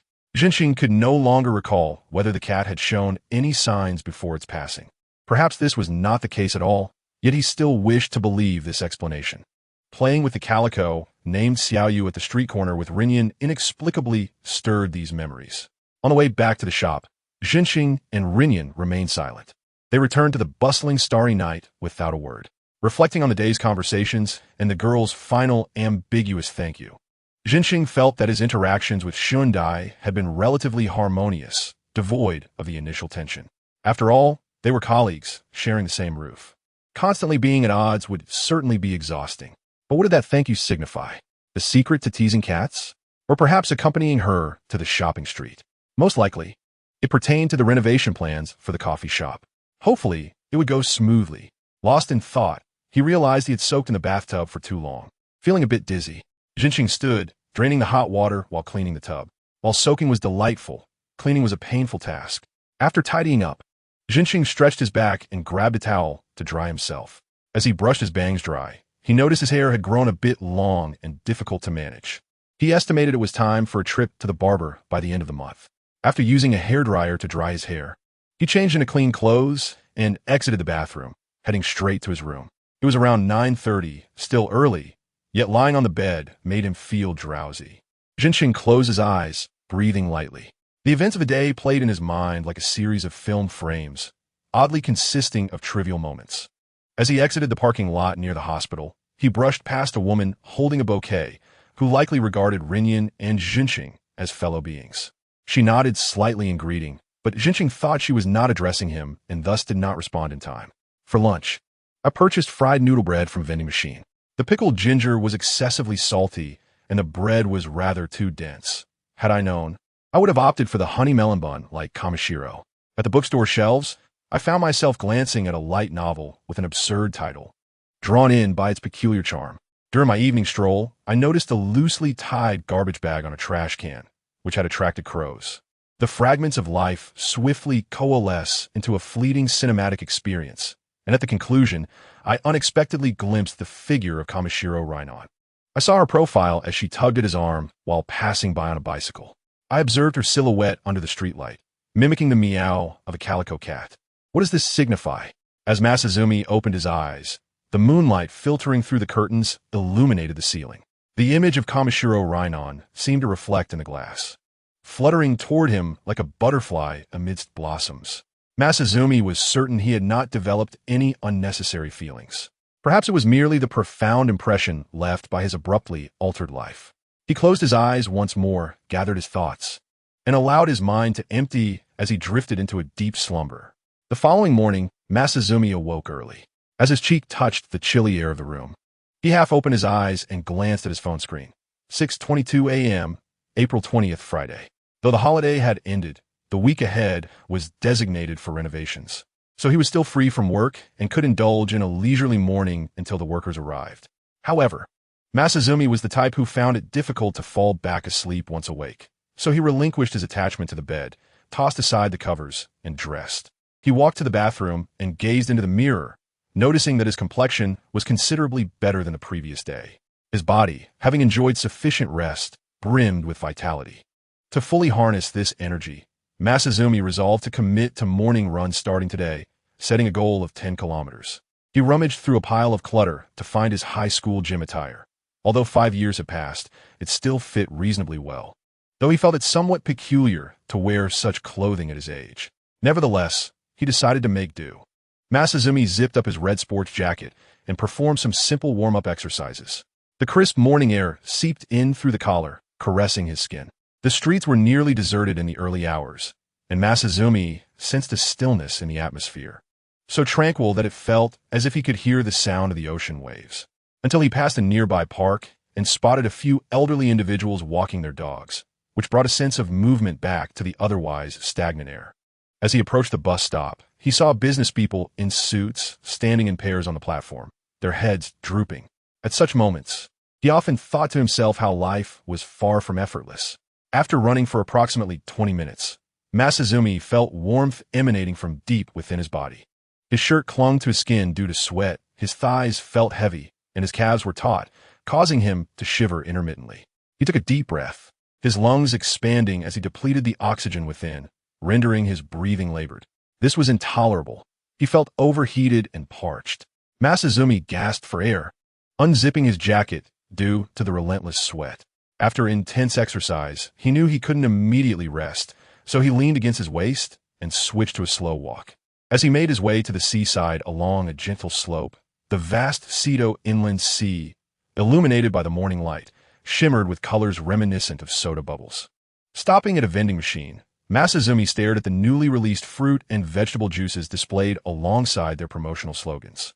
Although he was curious about their flavors, he decided that replenishing electrolytes and hydration was more prudent after his run.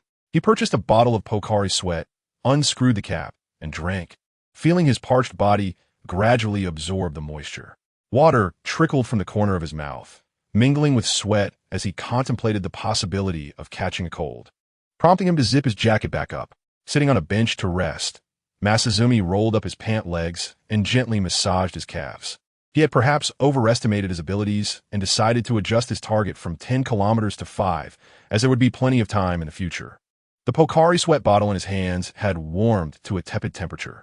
After resting for a while, he returned to the vending machine, inserted a 100 yen coin, and with a click, a carton of vegetable juice tumbled into the retrieval slot. He remained curious about the taste of this beverage. After inserting a straw and taking a sip, he nearly spat it out. Masazumi swore never to indulge his curiosity for new drinks again. Checking his phone, he noted the time was 7:10 a.m. It was time to head back to the store for breakfast, which would take him about half an hour to jog back. Pushing open the glass door, the aroma of simmering food wafted through the air, tickling his nostrils. Masazumi parted the curtain to step into the kitchen, just in time to see Rhinon lifting the lid off a pot. Steam immediately escaped through the gap, accompanied by an enticing fragrance that stimulated Masazumi's appetite. She was making broth from bonito flakes and kombu, simmering pork and vegetables, with miso gradually dissolving into the stock. Good morning. Morning. Rhinon turned to retrieve something from the refrigerator, glancing at the name emblazoned on Masazumi sportswear. Did you go for a morning run? Yes. I plan to stick with it from today. Her reaction seemed casual, merely a passing inquiry. I see. Rhinon responded with a flat expression, her tone indifferent. The brief morning pleasantries ended rather abruptly. As he ascended the stairs to his room, he encountered Mommy, who was stretching as she stepped out of her room. Good morning. Masazumi-kun. Good morning. You're up quite early today. Masazumi pondered before saying, You didn't stay up all night again, did you? What do you take me for? I'm not an owl. Mommy replied with an ambiguous smile, then swiftly redirected the conversation to Masazumi, arching an eyebrow at his gym attire. Why are you wearing a high school uniform? Trying to look youthful? I don't have any other sportswear, so I may do with this. Besides, in a month, I can run in a t-shirt. In a month, the rainy season will arrive. It would be better to buy some new sportswear. That's true. Her suggestion prompted Masazumi to silently add clothing purchases to his mental checklist. After changing clothes in his room, he descended the stairs to find breakfast already prepared: pork miso soup, grilled mackerel, tamagoyaki, and rice sprinkled with furicake. The daily menu varied, and the miso soup was always made with different ingredients. Rhinon's approach to life was earnest. She never half-heartedly prepared meals, fully embracing the happiness of 3 meals a day. Such diligence suited her far better to shoulder the responsibilities of the store, Masazumi thought. He took a bite of the mackerel's head, having heard that this part was particularly nutritious. After breakfast, Kyuan departed with her usual backpack, a blue commuting bag adorned with a guitar-shaped charm that swayed gently. This was the first time Masazumi had noticed it, though he did not dwell on it. By mid-morning, 2 renovation workers arrived, and after Masazumi communicated with them, they began their noisy work. Kamishiro Rhinon oversaw the proceedings. For lunch, they prepared fried chicken pieces, perfect for the workers' midday meal. In addition to Rhinon, Masazumi and Mommy also provided meals for the 2 renovation workers. Fresh chicken thighs were battered and fried until the skin was golden and crispy, releasing a mouth-watering aroma infused with the spices of curry powder, making it utterly irresistible. Crunch!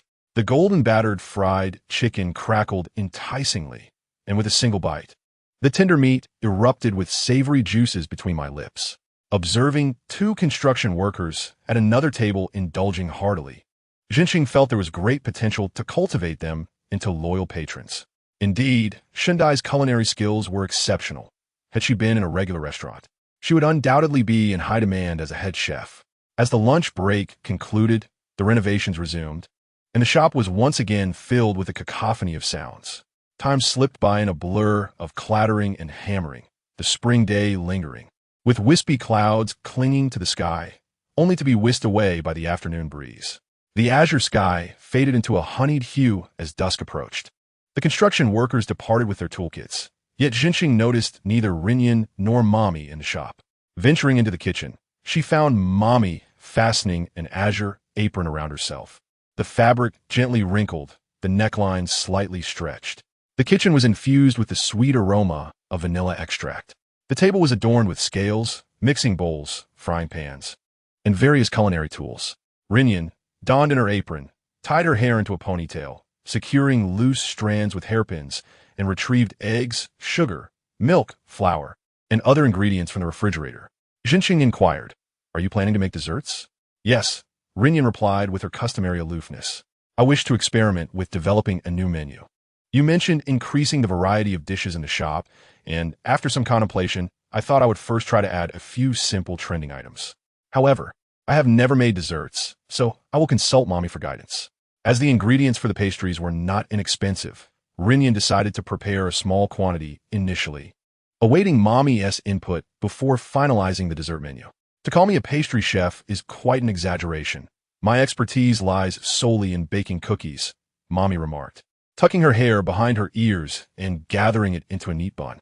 She then proceeded to crack eggs into the mixing bowl, adding sugar, milk, and vanilla extract, skillfully beginning to mix the ingredients. Despite her nonchalant demeanor, her reliability was evident.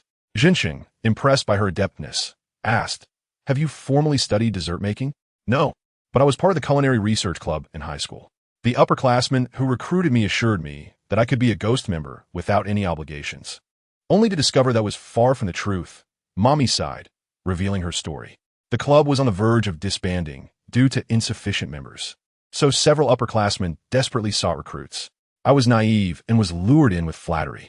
They claimed that as long as I stayed in the clubroom after school, I wouldn't have to do anything, and they would feed me delicious food.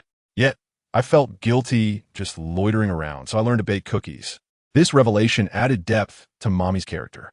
Though her words carried a hint of complaint, her tone was lighthearted, suggesting she had enjoyed her time in the club. Jinxing saw a reflection of himself in her. He had also joined the light music club due to a series of fortunate mishaps and felt compelled to pursue a musical path. After mixing the ingredients sufficiently, Mommy combined flour and baking powder, sifting it into the mixing bowl, and whisked it into a flowing batter. "I see you are quite skilled at making pastries. How is it that you cannot cook?" "Baking and cooking are two different matters," Mommy explained with conviction. "Once you're proficient in cooking, you can estimate proportions by intuition. However, baking requires strict adherence to recipes and meticulous execution, as the essence of flavor lies in the raw materials and their proportions." Jinxing pondered. If everything is according to the recipe, what distinguishes an amateur from a professional pastry chef? "Oh, there is a distinction," Mommy replied, a smile curving her lips. "Both amateurs and professionals begin with the basics. But what sets a professional apart is their refined baking technique honed through repeated practice and their deep understanding of the role of different ingredients." She continued, "For instance, the protein in eggs hardens during baking, giving the cake its structure. Sugar not only enhances sweetness, but also retains moisture. Once a pastry chef can consistently produce desserts under any circumstances, they can experiment with adjusting recipes and techniques to alter the flavor of their creations.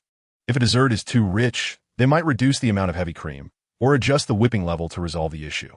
However, such adjustments are not simple and require extensive practice to master. Exceeding the limits of a recipe can lead to undesirable results."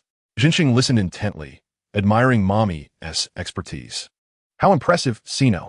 I have always had faith in you, Mommy," Rinyan remarked, her expression as indifferent as ever, yet her words conveyed admiration. Mommy accepted their praise with a twinkle in her eye. "Oh, feel free to compliment me a bit more." She heated a frying pan over medium heat, ladled a scoop of batter into the pan, and watched as it gradually formed a round shape. As bubbles began to surface, she swiftly flipped it, cooking for another minute or so. Once done, she drizzled warm maple syrup over the pancake. Clang! Mommy theatrically added a sound effect. "This is my first time making pancakes, and to be honest, I lack confidence. Please feel free to critique." The freshly baked pancakes were arranged on the table. Jinxing, Rinyan, and Mommy gathered around the plate, ready to dig in. The evenly cooked round cakes were beautifully presented, and Jinxing cut a bite-sized piece, spearing it with his fork and bringing it to his mouth.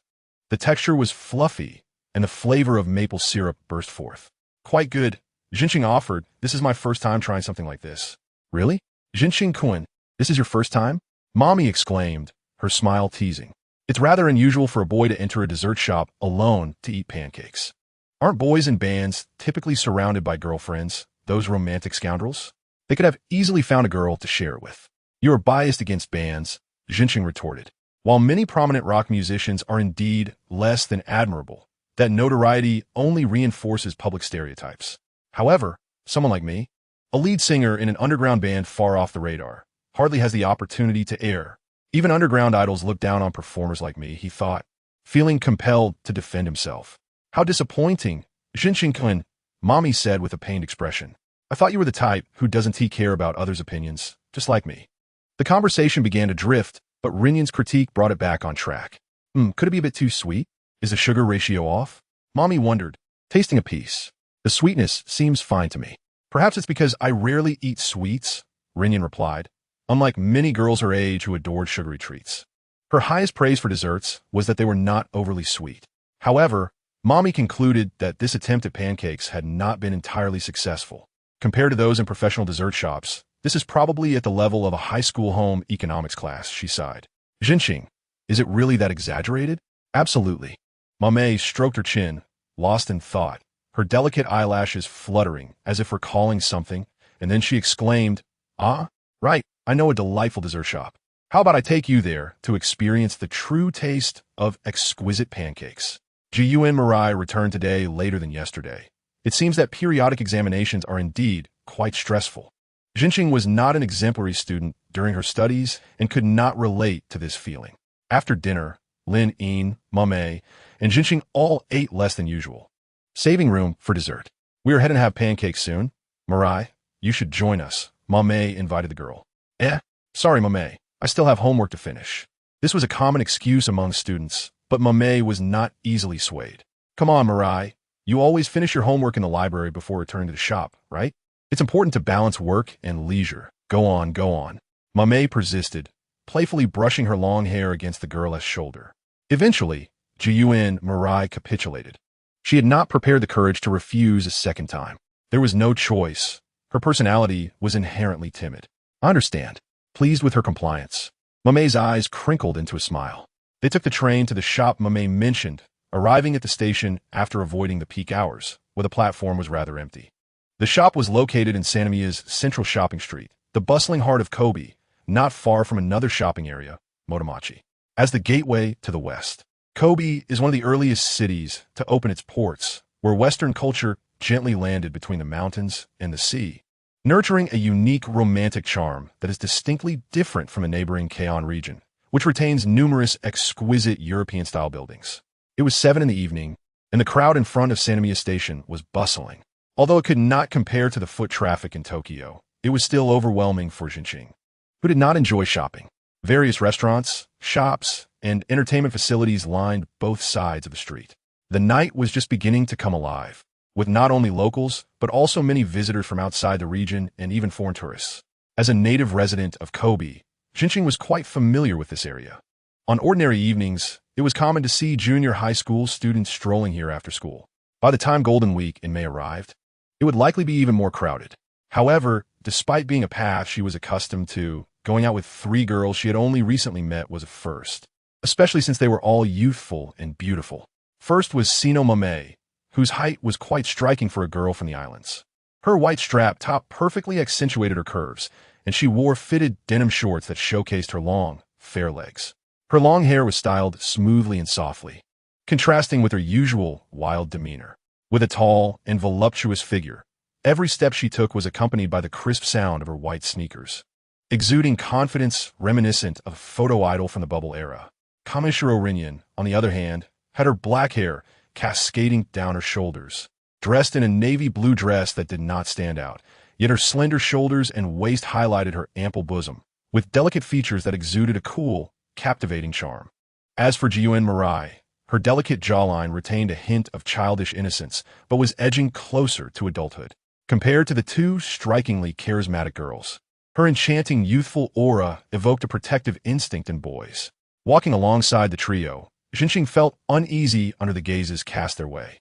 "Jinxing-kun, are you feeling quite proud right now?" Mame suddenly leaned closer to Jinxing, her voice dropping to a conspiratorial whisper. Walking with 3 beauties? You look like a prince surrounded by his harem, right? You better keep that smile in check. Quite the opposite, Jinxing replied honestly. He was still very conscious of others' gazes. During high school exams, he could not write a single word whenever the teacher's eyes were on him. Where's the shop you mentioned? Noticing Mame pausing in front of various stores, Jinxing hurriedly urged her to get back on track, knowing that girls' shopping was akin to boys' gaming. Before pursuing the main quest, they would clear all side quests. With so many side quests on Sanamiya's main street, clearing them all would not be easy. Let us hurry and pursue the main quest. Almost there, just ahead. The 4 of them stopped in front of CAF. Is this the dessert shop you were talking about? Jinxing cast a dubious glance at the glowing sign that read made CAF. Welcome home, master. At the entrance stood a young girl dressed in a maid outfit, complete with cat ears, beckoning customers. Upon seeing Jinxing and the others stop at the door, her eyes lit up and she warmly welcomed them. Welcome. Please come in and take a look. Indeed, this is the place. Mame confidently patted her chest. I assure you, the desserts here will not disappoint. With that, she turned to Jinxing, who appeared solemn and hesitant, as well as Rinyan and Jiyu and Mirai. Don't just stand there. Come in. The maid CAF is a must-try. Prompted by Mame, Jinxing reluctantly stepped into the maid CAF. Welcome home, Master and Mrs. Upon entering, they were greeted by a sweet, melodious voice. A maid approached to receive them. Master and Mrs. This way, please. The maid was a petite girl with delicate features, her hair glossy and well-kept, framing her face beautifully. She wore an adorable maid uniform. While not strikingly beautiful, she knew how to fully embrace her femininity. Her every action calculated to create a refreshing atmosphere. Her stockings clung to her legs like melted chocolate, and as one got closer, the scent of her perfume was discernible. Please mind the steps. Jinxing scanned the interior. The space was about the same size as the Starry Night, with approximately 30 tables, all nearly filled. To Jinxing's surprise, nearly half the customers were women. As he had assumed, such establishments attracted primarily male patrons. The lighting was designed to focus on the passing maids and the dishes. The CAF was infused with the enticing aroma of desserts, uplifting the spirits. Please take a seat here, leading the group to a vacant spot further inside. The maid's face radiated an angelic smile as she spoke in a flawlessly cordial tone. Once again, welcome home, Master and Mrs. I'm Maid Shirori. I look forward to serving you. As she spoke, she formed a heart shape with her hands. Thanks to Mame's explanation, Jinxing learned that in a maid CAF, customers are referred to as Master or Mrs., and the CAF is regarded as their home.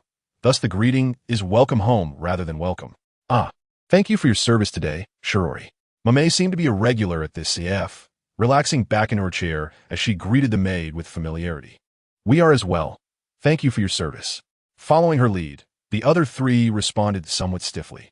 You must have had a long day returning home, Master and Mrs. Shirori maintained her smile, presenting the menu. Please let me know if you need anything. She gazed at Jinxing, Linin, and Jiyu and Weilai, saying, It has been quite a while since the 3 of you returned home. I presume your memories of the mansion's menu are rather hazy. Would you like Shirori to provide you with an introduction? This seemed to be an introduction for the new guests. Jinxing took the menu and glanced over it. It was no exaggeration on Sino's part. This was indeed a CAF known for its confections. Even the most common pancakes were categorized into numerous varieties based on different accompaniments and sauces. The menu included photographs, alongside which were handwritten dish names brimming with a youthful charm. In addition to the regular offerings, there were also extra packages such as Polaroid photo sessions. I would like the fluffy cloud made pancake sandprints black tea. Jinxing stammered through his order, feeling quite embarrassed. Very well, and what about this young lady? Shirori beamed at Linin, who then shifted her gaze towards Jinxing, eager to witness her awkward reaction. This one.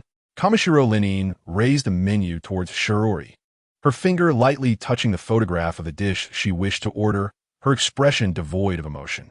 How cunning, Jinxing thought to himself, wondering if this was not a privilege exclusive to foreign tourists. Kamishiro Linin had always given him a meticulous impression, leading Jinxing to envision her as a sorceress capable of effortlessly walking into a Starbucks and fluently reciting the complex incantation for a vanilla skim mocha with chocolate shavings and extra matcha whipped cream. In a medium size, Jiyuan Weilai followed suit in placing her order, leaving only Jinxing awkwardly repeating the name of his dish. Please change my soft drink to an alcoholic beverage, Mommy called out. Very well, please wait a moment. And I shall bring the delightful dishes for the masters and young ladies shortly. With a sweet smile, Shiori turned and left, her flowing skirt creating a beautiful arc. The CAF was remarkably swift in serving, and soon after, Jinxing's fluffy cloud-made pancakes arrived fresh from the kitchen. All of your dishes are ready. Before dining, let us perform a little magic with Shiori to make the meal even more delightful. Sure, let's do it together. Mommy cheerfully chimed in, her brown eyes narrowing slightly with joy, her lips curving into a playful smile. However, this was swiftly cancelled due to the strong protests from Jinxing and Lenin. Though it is regrettable, since the masters have commanded, I shall not disturb your meal. Please feel free to summon Shiori should you require anything. Despite the refusal of the delightful magical service offered by the maid, Shiori's smile remained radiant, a gentle expression that made one wish to swim in her eyes. Undoubtedly, she was a professional maid, and Jinxing's perception of maid CAFS had significantly changed. He pondered that the appeal of this subculture stemmed not merely from the enchanting atmosphere created by the maid outfits, but from the emotional value they provided to patrons. Leaving him somewhat restless, he focused on savoring the pancakes before him, enhanced with a touch of blueberry. They were indeed superior to those Mommy had attempted to make in the CAF. Jinxing took his knife and plunged it into the thick pancake, cutting out a mouthful, which he speared with his fork. The soft pancake melted in his mouth, accompanied by butter, and as he chewed, the rich aroma of butter filled his nostrils. The savory butter balanced the pancake's sweetness, and with a sip of black tea, a symphony of flavors unfolded in his mouth, even captivating someone like Jinxing, who rarely indulged in desserts. I told you, didn't I? The desserts here are truly exceptional. Indeed, and the atmosphere of the CAF is very relaxing, Lenin concurred, gently piercing her fork into a slice of cheesecake, which she then brought to her lips. The lively ambience of the CAF, coupled with the enthusiastic service from maids, may initially make first-time visitors feel somewhat uneasy, yet with time, one would inevitably be warmed by their enthusiasm, revealing genuine smiles. Perhaps this encapsulates the essence of the service industry, to hope for smiles from guests and for them to enjoy a leisurely time. In this light, Jinxing's earlier observations were indeed astute. Lenin fell into a contemplative state, recognizing her own shortcomings as an heir. However, rather than display any signs of frustration, she earnestly pondered over her flaws. Little Lenin should give a try too. Suddenly, Mommy's voice broke through, pulling Lenin back to reality. Try what? Her expression shifted from surprise to confusion. Mommy wore a devious smile, as if she had been plotting a maid experience activity. Maid. Mommy hummed a light-hearted tune with newly penned lyrics. Kamishiro Lenin and Jiyuan Weilai were persuaded to partake in the maid experience, leaving only Jinxing and Mommy seated together. Initially, Lenin had resolutely refused, but upon Mommy mentioning the opportunity to learn from a renowned CF, she hesitated and ultimately acquiesced. The girl with long, straight black hair tightened her lips, her luscious petals quivering before she finally relaxed, her amethyst-like eyes radiating determination. If it is for the sake of the CF, I am willing to do anything. She calmly uttered a statement that could easily be misconstrued. Jinxing thought to himself that she was quite adept at exploiting human weaknesses. She was a rather dangerous woman, and he resolved to ensure that she never entered the insurance or sales industry. You didn't plan this from the start, did you? No wonder you insisted on bringing Jiyuan along. Jinxing-kun, you think too poorly of people, Mommy replied, crossing her arms, her tone light. How could I possibly know that this CAF hold a maid experience event every Friday? Her radiant smile only solidified Jinxing's suspicions. The sound of crisp footsteps echoed, the click of heels against the tiled floor. The ebony Mary Jane shoes shimmered like obsidian, the strap design elegantly tracing the lines of her ankles. The first to appear before them was Jiyuan Weilai, her hands demurely clasped in front of her, her cheeks flushed. How do I look? Does it suit me? The girl timidly inquired.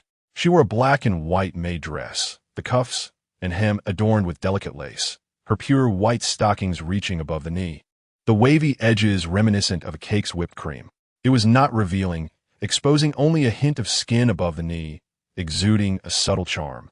It suits you wonderfully, little Weilai. Mommy's eyes sparkled, her slender fingers instinctively grasping Jiyuan Weilai's hand, exclaiming, Perfect! You are simply an angel, So adorable, little Wei-Lai. Jiyuan Wei-Lai was twirled around by her, feeling dizzy as the lace and ribbons of her dress danced alongside her, creating beautiful arcs. You think so too, right, Jinqing-kun? Mommy turned to seek Jinqing's opinion. Yes, it suits her very well. Jinqing nodded. Though his tone might have seemed somewhat perfunctory, it was indeed the truth. Jiyuan Wei-Lai's maid outfit was tailored to fit, perfectly accentuating her lovely physique. After being teased by Mommy, she shyly raised her eyebrows, her expression adorably pitiful, resembling an angel descending from the heavens. Please don't tease her like that. Mommy Wenchen, Wei-Lai will feel troubled. Suddenly, a cool voice interjected, as if ice had collided.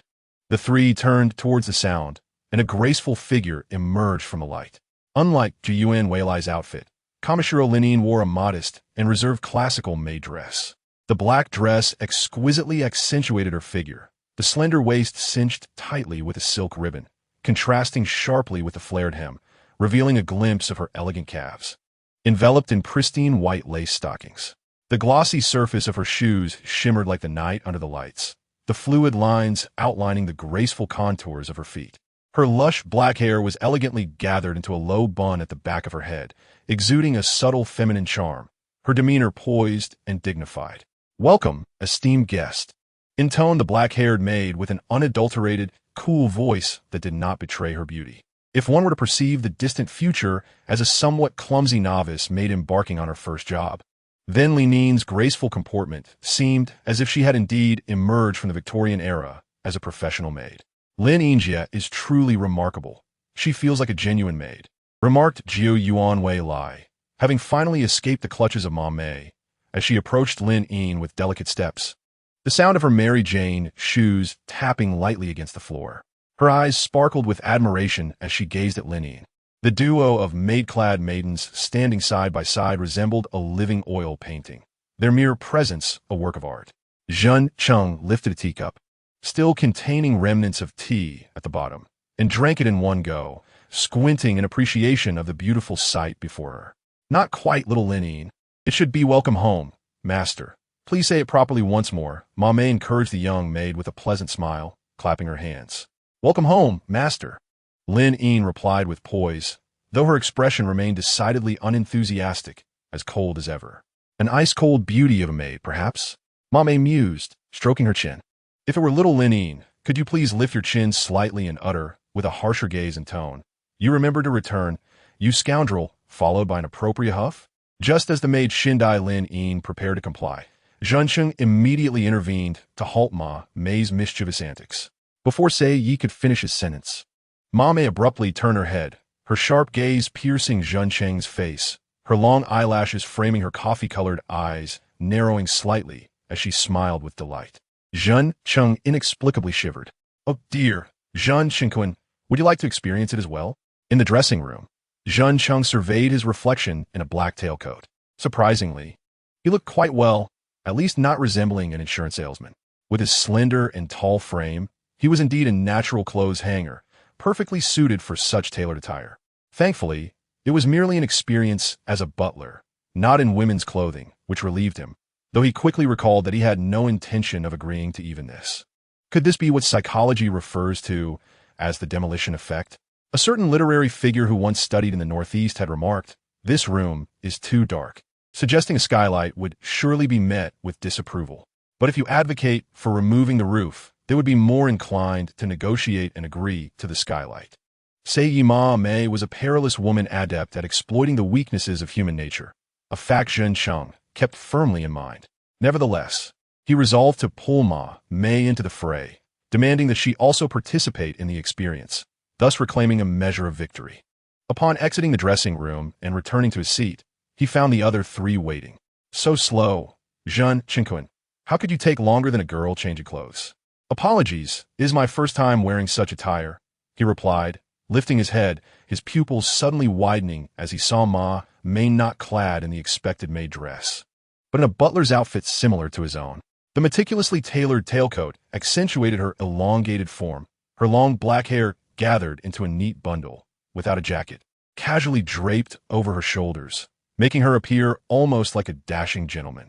The strikingly androgynous figure entered the CAF, immediately capturing the attention of all the female patrons. This kind of androgynous beauty held considerable appeal in the islands, even more so than the average handsome man. A well-known example is the actress Amami Yuki, who once portrayed the male lead in the film Genji Monogatari, renowned for her stunning beauty, described as radiant enough to rival the sun and moon, known as Hikaru Genji. The Takarazuka Review, from which she hailed, is based in Takazuka City, Hyogo Prefecture, consisting entirely of unmarried women, with male roles performed by specially trained actresses in male attire. Well, look at you. That outfit suits you wonderfully, Jun Chunkun. The brooding handsome type? Mame teased as she approached, playfully grasping his arm and leaning in closer, causing the tailcoat to wrinkle deeply. How cunning. Why are you in a butler-esque outfit like me? Don't mind such trivialities, Jun Chunkun, Mame replied, her smile captivating as she inched even closer. This was concerning. Despite the constraining male attire, Jun Chung could still feel the softness of her touch. Click! The sound of a camera shutter echoed. A lone female patron, her eyes sparkling, captured the image of the two butlers standing together. Mame released Jun Cheng's arm, and he exhaled in relief. She responded with a triumphant smile to the flushed-faced patron. Welcome home, young lady. Mame deliberately lowered her voice, rendering it solid and composed, further enhancing her androgynous appeal, which inevitably caused hearts to race. Witnessing this scene, some young women in the CAF blushed, murmuring phrases like, "Hold me tight, Lord Sebastian, ah, let me perish," in a flurry of bewildering exclamations. Mame, however, remained remarkably composed. As it was merely an experiential event, the four of them diligently assisted in the CAF, serving 2 or 3 waves of female patrons. The informal nature of the event meant that there was no pressure to address their guests as master or young lady, allowing Jun Chung to relax as he treated them as he would any customers in a CAF. Have any of you considered working part-time here? Our hourly wage is the highest among similar establishments. Ms. Shirori, the maid, extended an invitation to Jun Chung and his companions before they departed. Naturally, it was declined. Is that so? I truly hope to work with all of you. Do reach out if you change your minds, Shirori said regretfully. Yet still offered them a sweet smile as they bade farewell. The work of a maid is indeed no easy task, Mame remarked with a sigh. A sentiment echoed in nods from Jiu Yuan Wei Lai and Lin Yin. As for the menu, perhaps there is no need for such elaborate efforts. That should be our immediate concern, Jun Chung suggested. As they exited the maid's safe, the night did not grow heavier. Rather, it began to lighten. The sparkling lights resembled artificial stars, and the throng of people in Sangong's central street appeared as lively as ever, teeming with tourists. Mame, not in a hurry to return, instead pulled the other 2 girls along, leisurely enjoying the night stroll. Though Jun Chung feigned a lack of enthusiasm, he was overlooked. Aren't you looking to buy sportswear, Jinshin-kun? We might as well seize this opportunity to shop. The girls can help you choose. Very well. Unbeknownst to him, after completing the main storyline, he could continue exploring side quests. Jun Chung finally realized that once he accompanied girls on outings, he could no longer dictate matters as a boy. As they walked, they suddenly encountered a long queue ahead, and Mame briskly stepped forward to investigate. Can you guess what it is? A mysterious smile adorned her lips.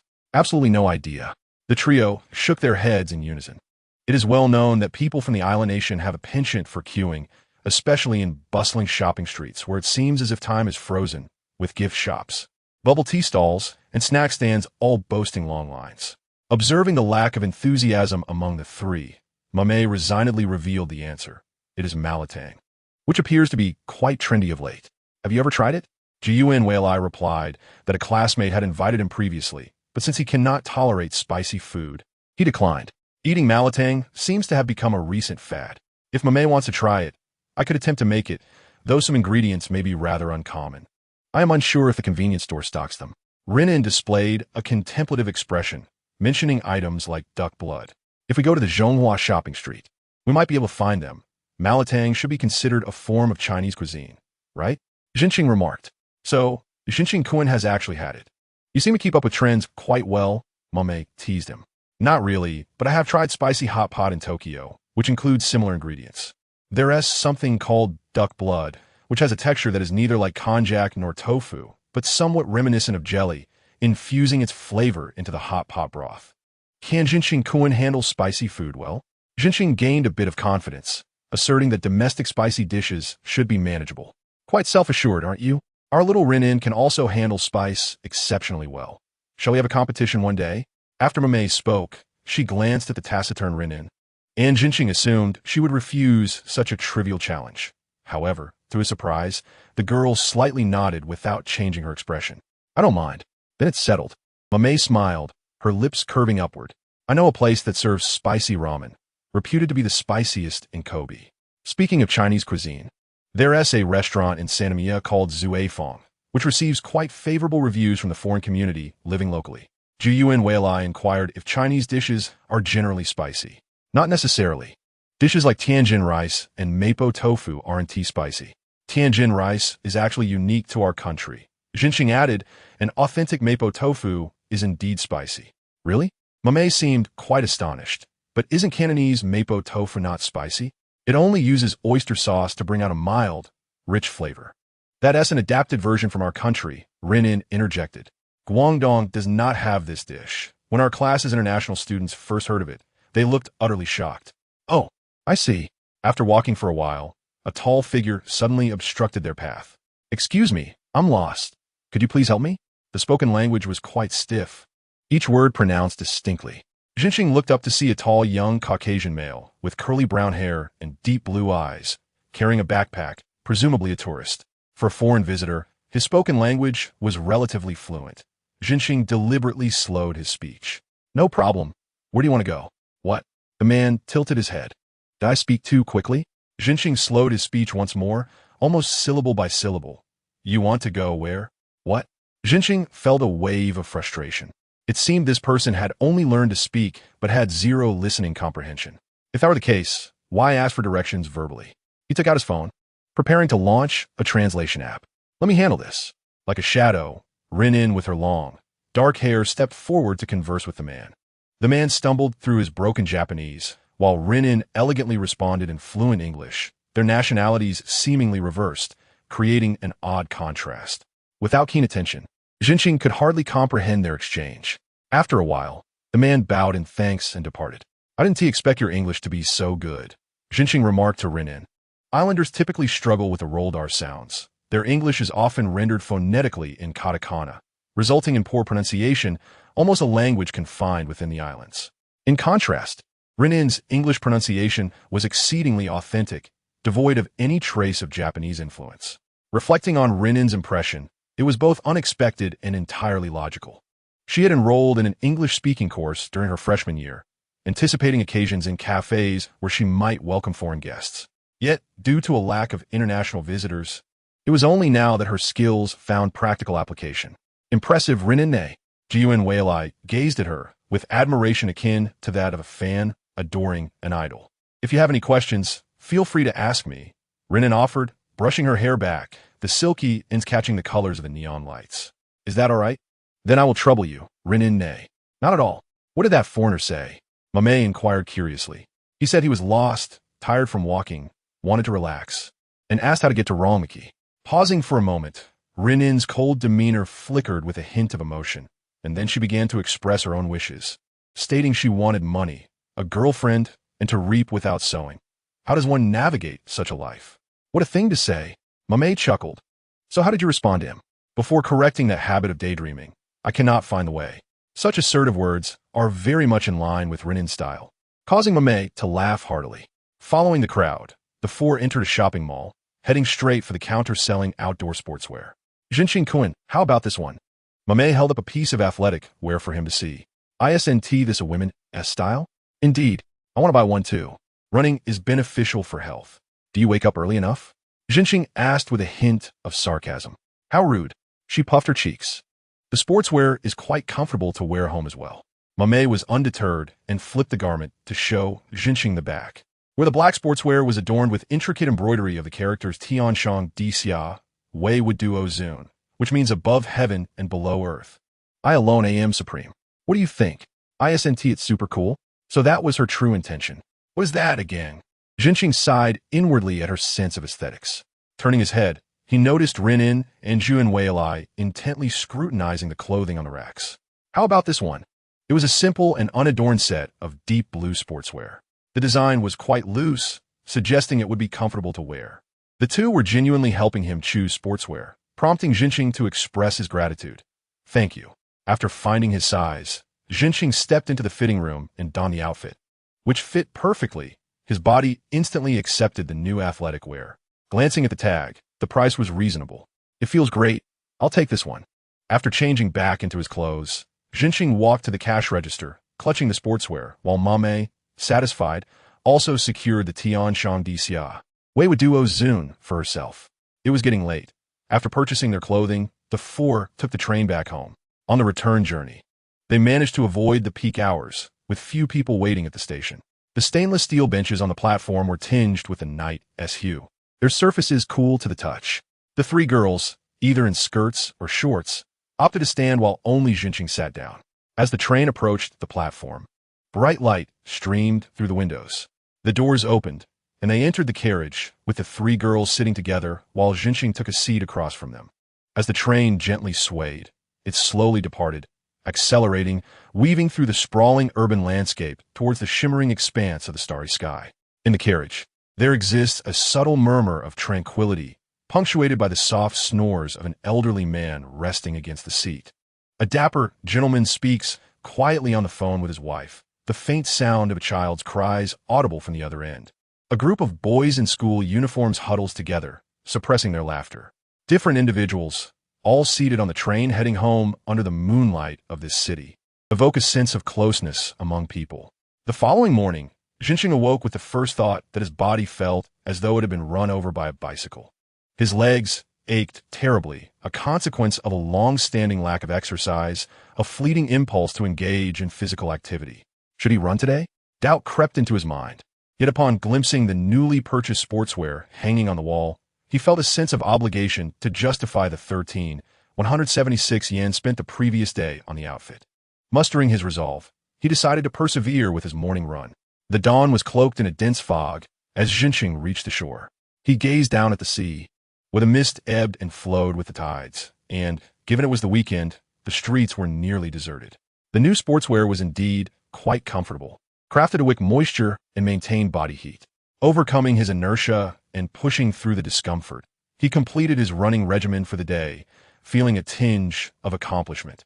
With such determination, he believed he could achieve anything. Upon returning to Fancheng for breakfast, he awaited the arrival of the renovation workers, who soon commenced their day's work. The wind chimes tinkled softly, a disturbance to the serenity. Jinqing, curious about who had come knocking at this hour, was greeted by the sight of a girl in a delightful skirt, his childhood friend, Chao Bina Qianai. Jinqing Ji, I come to play with you. Today, Qianai was dressed in an ensemble that embodied both cuteness and innocence. As a fashion student, she possessed a unique understanding of attire, adept at utilizing clothing to enhance her appearance. Her striking emerald eyes swept around the store. Is Fancheng undergoing renovations? She inquired. Yes, Jinqing replied, inviting her to take a seat. He closed the manga he had been engrossed in, having read through nearly the entire third volume. Naturally, he asked, would you like coffee or tea? I would like an Americano, please. Thank you, Jinqing Ji. Americano is quite bitter, he warned. Oh, it's fine, she replied confidently. Accepting her assertion, Jinqing proceeded to the bar, grinding the lightly roasted coffee beans with an electric grinder. With ease, he brewed a cup of black coffee using a drip coffee maker and presented it to Qianai, the delicate porcelain cup releasing a gentle steam that rose elegantly. Thank you. Jinqing Ji, have you begun to accept the bitterness of coffee? He recalled how Qianai had only ever ordered tea in coffee shops, shying away from any bitter beverages. Of course, she replied, lifting the cup to her lips. However, the moment she tasted it, her previously joyous expression contorted into one of displeasure, forcing herself to swallow, her face scrunching up in distaste. Ugh, it's so bitter, she coughed lightly, glaring at the coffee in front of her. Is this the drink of demons? She remarked, echoing the sentiments of a 16th century Jesuit. Why not just have a latte instead of struggling with the Americano? Jinqing sighed. It's just a matter of refined taste, she asserted, though Jinqing saw through her bravado. Perhaps add some sugar, he suggested, handing her a packet of sugar. This should make it better. Thank you, she pouted, her body language betraying her true feelings. She poured the entire contents of the sugar packet into her coffee, 1, 2, 3 packets, and Jinxing watched in astonishment, momentarily too stunned to intervene. The sugar swirled like silk in the dark brown vortex. Qianai raised the cup to her nose, taking a tentative sip, her smile blooming like wild chrysanthemums. Jinxing felt his brow furrow slightly. The amount of sugar seemed excessive, likely settling at the bottom without dissolving. And just the thought of the sweetness was overwhelming. Yet, she appeared to relish the sweetness, her emerald eyes narrowing in delight. "What made you suddenly want to drink coffee?" Jinxing asked. Qianai hesitated. Her response fragmented, as if a fishbone lodged in her throat left her struggling for words. Her delicate fingers twisted the amber-tinted ends of her hair. Her gaze dropping. "I apologize. I merely asked out of curiosity.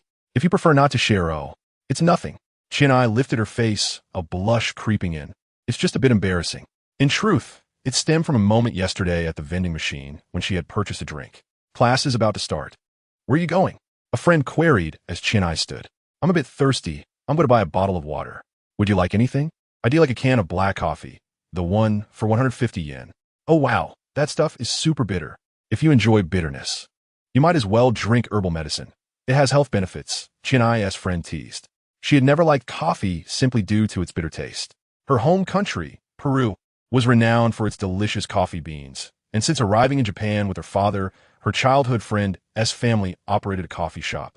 Whenever she visited, she often witnessed adults savoring the enigmatic bitter liquid with contented expressions. As a child, she had thought that if she grew up, she too would be able to enjoy coffee like everyone else. Yet at 19, that notion still felt distant. Her friend, half amused and half exasperated, remarked, "You could just turn on the tap if you want water. I'm not a high school student. These days, high school students are all into coffee. You're just making excuses for your childish palate." The playful jab struck a chord deep within her. Noticing Qianai's hair fluffing up like a startled cat, her friend quickly added, all right, it's my fault for calling you childish. Go get your drink. Class is starting soon." Treated like a child, Qianai sighed. Her spirits dampened as she made her way to the vending machine on the floor. Even though she was a university student, she always felt insufficiently mature. Her mindset lingering in high school, back when Jinxing left home for the city. Compared to the others at Fanxing, even the high schoolers seemed more composed and mature. Gazing at the canned coffee in the vending machine, Qianai pondered whether adopting such a drink would make her appear more adult. She pressed a button, retrieved a warm can of black coffee, hesitated for a moment, and ultimately decided to buy juice as per her usual choice. "Ciao, Bina-san." Suddenly, someone spoke to her from behind, causing Qianai to flinch. Turning around, she found herself face-to-face with the teacher, Aino, responsible for the next class. Unlike her, teacher Yaijinji embodies a mature elegance. Clad in a streamlined professional skirt suit, her figure is accentuated by well-defined, shapely legs adorned with black stockings. The delicate high heels lend a graceful curve to her calves, standing firm with an undeniable strength, exuding the allure of a seasoned woman. Qianai, flustered, bowed and greeted, "Hello, teacher. Thank you for your hard work." Upon hearing this, teacher Yaijinji squinted and smiled gently, responding, "You too." Perhaps due to her youth, Qianai sensed no strictness emanating from this female teacher. What a polite child, she thought, but there's no need to be so formal. Your greeting sounds more like that of a high school student. At the mention of high school, Qianai's gaze dimmed slightly, and she let out a discreet sigh, unnoticed by the teacher. "Does classmate Asahi enjoy black coffee?" Teacher Yaijinji inquired, glancing at the can of black coffee in Qianai's hand. I'm not." Just as she was about to explain, teacher Yaijinji continued, "It's quite surprising how mature classmate Asahi is for someone who enjoys this beverage."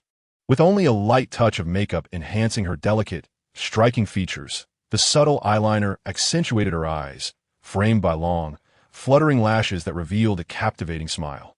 "Really?" Qianai's cheeks flushed with joy, a blend of shyness and pride flickering across her face. "Indeed," teacher Yaijinji replied with a radiant smile, inserting a 100-yen coin into the vending machine, pressing the button, and bending down to retrieve a can of coffee. Qianai's gaze fixated on the packaging, yellow with English lettering. "I can only drink this sweet coffee. During a business trip, I had to wake up early, and to shake off my fatigue, I forced myself to buy a can of black coffee, but I discarded it after just one sip." At this point, teacher Yaijinji revealed a hint of bashful amusement. "I must be going now. Class is about to start. You should hurry too, classmate Asahi. Ah, okay. Teacher Yaijinji walked towards the classroom, her high heels clicking on the polished floor. Chien Ai stood still, reflecting on teacher Yaijinji's words. It seemed that drinking coffee truly conferred a sense of maturity. With newfound resolve, she inserted a 100 yen coin and purchased a can of coffee. She cracked open the can and took a tentative sip. As she squinted her eyes, the sweet flavor unfolded on her palate, revealing the richness of coffee for the first time. Have I graduated from the taste buds of a child? Her emerald eyes sparkled with genuine delight. And that is how it is, Chien Ai said bashfully, scratching her head. It turns out I can only handle sweet coffee. It seems I'm not quite an adult yet. Jean Misumi remained silent for a moment, contemplating his words before speaking. There is no need to force yourself into something unsuitable. In my view, just being yourself is perfectly fine. Really? Yes. Jean Misumi nodded. Chien Ai blinked her emerald eyes, her gaze unwavering and sincere. She felt that Jean Misumi's words held substantial weight. Does it? Yes, it feels like the words of someone with much experience. This statement seemed a bit vague. What experience? The experience of adulthood, Chien Ai remarked, deftly sidestepping the question as a faint smile graced her lips. For reasons unknown, she appeared to be in high spirits. It was indeed refreshing to converse with Jean Misumi. Her poised profile relaxed, sunlight illuminating her hair with an amber hue, her bangs swaying gently. Then I shall maintain my current state. Jean Misumi nodded slightly. I'm glad you feel that way. Yes, just be yourself. Chien Ai beamed with joy. Mommy approached from behind, appearing languid as she draped an arm over Chien Ai's shoulder. I believe Chien Ai has been diligently pursuing her dreams. Far more mature than I am, Huan Mirai chimed in. Thank you, everyone. I'm truly touched. The girls shared a cheerful embrace. Wait, when did they arrive? Just a moment ago. It was only Jean Misumi on the first floor. I just sent everyone a message, Chien Ai revealed, showing her phone to Jean Misumi, displaying the group chat interface titled Star Employees Group. I see. But wait, if it's an employee group, why are you in it?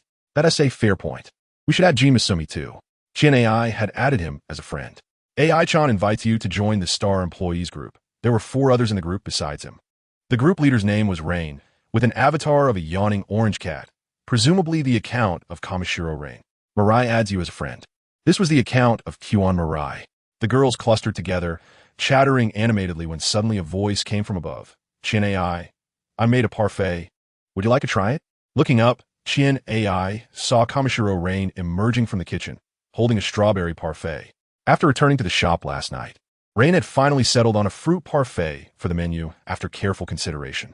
Parfait, derived from French, meaning perfect, is a dessert served in a tall glass. Its preparation is quite simple. It involves layering fruits, cream, ice cream, and dessert sauces in a glass, requiring minimal practice, with flavors remaining consistent. It was the peak season for strawberries, each one plump and glistening, layered with cream in the tall glass, topped with a scoop of ice cream that radiated a refreshing chill. Wow, that looks delicious. Chien Ai gazed at the parfait, happiness radiating from her. She then took out her phone, snapping pictures, not only of the parfait, but also of the black coffee she had earlier. It is said that girls often let their cameras eat before they do. Rain's choice to make parfaits likely stemmed from this notion. As a perfect dessert, the parfait's diverse ingredients and layered textures not only satisfied diners, but, if visually appealing, could attract more likes on social media. This is the essence of online promotion. I'm diving in. With the excitement akin to unwrapping a gift, Chien Ai scooped a spoonful of parfait and brought it to her lips. It's indeed delicious. The rich creaminess enveloped her senses, with a tangy yogurt base beneath. She wore an exaggerated expression of delight. This must be just how delicious it is. A genuine smile spread across her face, radiating vitality like a sunflower in summer. Uniforms, she mused thoughtfully, so that's the plan to transform the atmosphere of the shop. Embracing her arms, Chien Ai reflected. Indeed, upon closer inspection, this shop's ambience feels somewhat monotonous, lacking a distinct personality. She pondered aloud. It's like those 5 safe colors for fashion novices recommended by bloggers. This insight struck a chord, reflecting a perspective unique to students of fashion. Which 5 colors? Jean Misumi inquired. Intrigued. Black, white, and gray. Chien Ai sequentially extended her slender, delicate fingers, counting 5 colors. Olive green, brown, and something along those lines. Her words instantly ensnared Jinxing's heart. Upon reflection, it seemed her wardrobe truly lacked colors beyond these. Wait, the sportswear bought last night was, oh yes, deep blue. A classic hue that embodies both the gravitas of black and the vibrancy of youth. Chin Ai smiled, much like a child completing the last piece of a puzzle. Is there a problem with these colors? Jinxing's unexpected inquiry left Chin Ai momentarily taken aback. There was no issue. After all, they were all quite safe colors. Yet, if they were all like this, it felt a tad. She squinted thoughtfully. What do you mean? Her emerald-hued pupils flickered as she touched her lips. Mass-produced. That was the term she offered. Mass-produced? Indeed, it appeared to be a fitting description. Uniform, devoid of individual will, merely drifting with the current. At times, Jinxing pondered whether she was too easily swayed by others. Perhaps even forming a band was a result of compromise. Such thoughts seemed to lead her down a path of self-denial. I must say, Jinxing-kun, you seem to be veering off topic. Suddenly, Mommy tapped her shoulder, pulling her thoughts back from the brink. What was there to deliberate regarding clothing colors? However, this did prompt Mommy to stretch languidly, revealing her fair, slender arms from the shirt sleeves, her movements reminiscent of a cat. A thought Jinxing could not help but entertain. How about designing a uniform? Mommy proposed. A uniform? The attention of Jinxing, Chin Ai, Rinyan, and Jiyuan Mirai was collectively captured. This is my idea, Mommy mused, stroking her chin. In manga related to coffee shop themes, everyone designs special uniforms. Don't you think that adds an appealing touch? Un uniforme surlit un barre distinctive aura. Is it really necessary? Jinxing replied. The place I used to work had simply wore aprons. I believe it is. Chin Ai raised her hand, eagerly agreeing. The staff's uniform is undoubtedly a part of the atmosphere. Right, Rinyan? She directly addressed the agent manager of the Starry CAF, bypassing Jinxing. As long as the clothing isn't too extravagant. Rinyan subtly expressed her agreement, adding, something like a maid outfit would be quite impractical. Jinxing stole another glance at her, surprised that she was considering practicality. Leave it to me, Chin Ai declared confidently, naturally taking on the task. Her emerald eyes sparkled, revealing an extraordinary passion for fashion. She pulled out her phone and opened the Notes app. Does anyone have any requests for the uniform? Something lightweight, without overly complicated decorations. Rinyan pondered, placing her bent fingers to her lips. Mommy succinctly added, feminine charm. And Mirai? Jinxing directed her gaze toward the silent Jiyuan Mirai. Do I have to? Mirai instinctively waved her hands, only to have Chin Ai grasp both firmly. What does it matter? Let us do it together, shall we? Chin Ai asked innocently, her eyes gleaming with enthusiasm. Anyone would find it hard to refuse such a look. Mirai, resigned, nodded. Just leave it to Chin Ai to decide. Yes, I will create the most adorable uniform. She cheerfully announced, then turned to high-five Mommy, both exclaiming yay. Jinxing could not comprehend the meaning behind it, unable to match the energy of the two. Yet it was apparent they shared a connection that perhaps only the spirited and vibrant could truly understand. Thank you for your efforts, Chin Ai, Rinyan remarked, her expression as cool as ever. I should be the one thanking everyone for the opportunity to design the CAF staff uniform. It is a precious experience for me. Chin Ai expressed her fervent appreciation. Jinxing felt that Chin Ai might be more mature than she had imagined, finding happiness through wholeheartedly completing the task at hand. Ouch, ouch, my nose. Mommy punched Kyungye's nose. Honestly, you get so carried away when it comes to this topic. Mommy released Chin Ai's nose, looking at her with delight. You're the same. You can't stop talking about manga, Chin Ai retorted, rubbing her nose. Speaking of which, Jinxing suddenly interjected, her curiosity piqued as she turned her gaze toward Mommy. Does Sino draw manga? Not currently. Mommy scratched her ear, averting her gaze slightly, revealing a rare vulnerability. Though I'm not actively drawing, I do have some work. She added ambiguously. Jinxing was left bewildered by her vague response. What are you talking about? Jinxing exclaimed, her eyes wide in confusion. However, seeing the rare hint of fragility in Mommy's gaze, Jinxing felt she could piece together the puzzle, much like a game show where the truth is finally revealed. Perhaps it's like this, he said, extending an arm to pat Mommy's shoulder, adopting a serious tone. In any case, keep at it. Mommy was momentarily stunned. A few strands of hair sticking to her cheek. She pushed her hair away, revealing a smile. Although it feels like we might not be on the same wavelength. Her lips emitted a sweet sound. Still, thank you, Jinshin-kun. You two seem to be having quite a good time. Chin Ai chimed in cheerfully from the side. Before she could finish her sentence, Mommy abruptly cupped her face with both hands, her eyes sparkling like a child's. Ugh, Mommy, what are you doing? We need to take measurements for the uniform, right? Mommy's eyes sparkled with excitement. It feels like Mommy has ulterior motives, Chin Ai said, pulling away from Mommy's grasp, shaking her head in resignation. Just tell me your height, weight, and measurements, and that will suffice. What does it matter? Sometimes we need to connect physically, Mommy retorted. I must refuse. Mirai and Rinyan wouldn't agree either. How dull. While the two engaged in light banter, Jinshin walked towards the back kitchen, carrying an empty cup. Convenience store, magazines, and freshly squeezed smoothies. With a honeyed hue overhead, she strolled to the convenience store near the Starry AF. Holding a half-price bento, Jinshin found herself in a quandary. The prices in Hyogo Prefecture were at a national average, and food prices were notably more favorable than in Tokyo. However, it was not a matter of money for Jinshin. She simply relished the thrill of finding a bargain. Exhaling her emotions with the air, Jinshin calmly returned the bento to its place, picking up a plastic shopping basket to meander through the store. She bought a few bags of plain potato chips to munch on during moments of boredom. Passing the snack aisle, she came upon the magazine rack. A dazzling array of glossy publications sprawled before her, particularly a wall of women's magazines, their covers adorned with confident and elegant models. Amidst the kaleidoscope of magazines stood a girl in uniform, likely a middle or high school student, gazing intently at the shelves. Her long black hair was tied with a ribbon into twin ponytails, streaks of burgundy woven through, a hairstyle that would undoubtedly draw the attention of teachers or disciplinary committee members at school.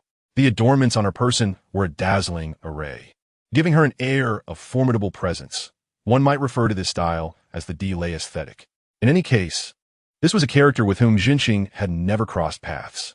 The delay girl seemed to sense something, tilting her delicate head slightly, and their eyes met.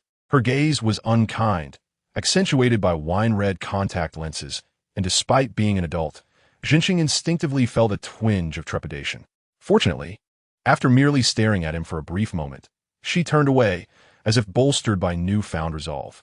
She seized a magazine from the shelf and strode purposefully toward the cash register. Once the unsettling atmosphere dissipated, he approached the shelf. The packaging of these women's magazines appeared rather bulky. In addition to the magazines themselves, they came with various promotional gifts. Jinshin picked up an unwrapped magazine and flipped through it, discovering it included a bottle of moisturizer alongside beauty boxes and canvas bags of assorted designs. The prices were not modest either. Even the more economical editions were approximately 1,400 yen.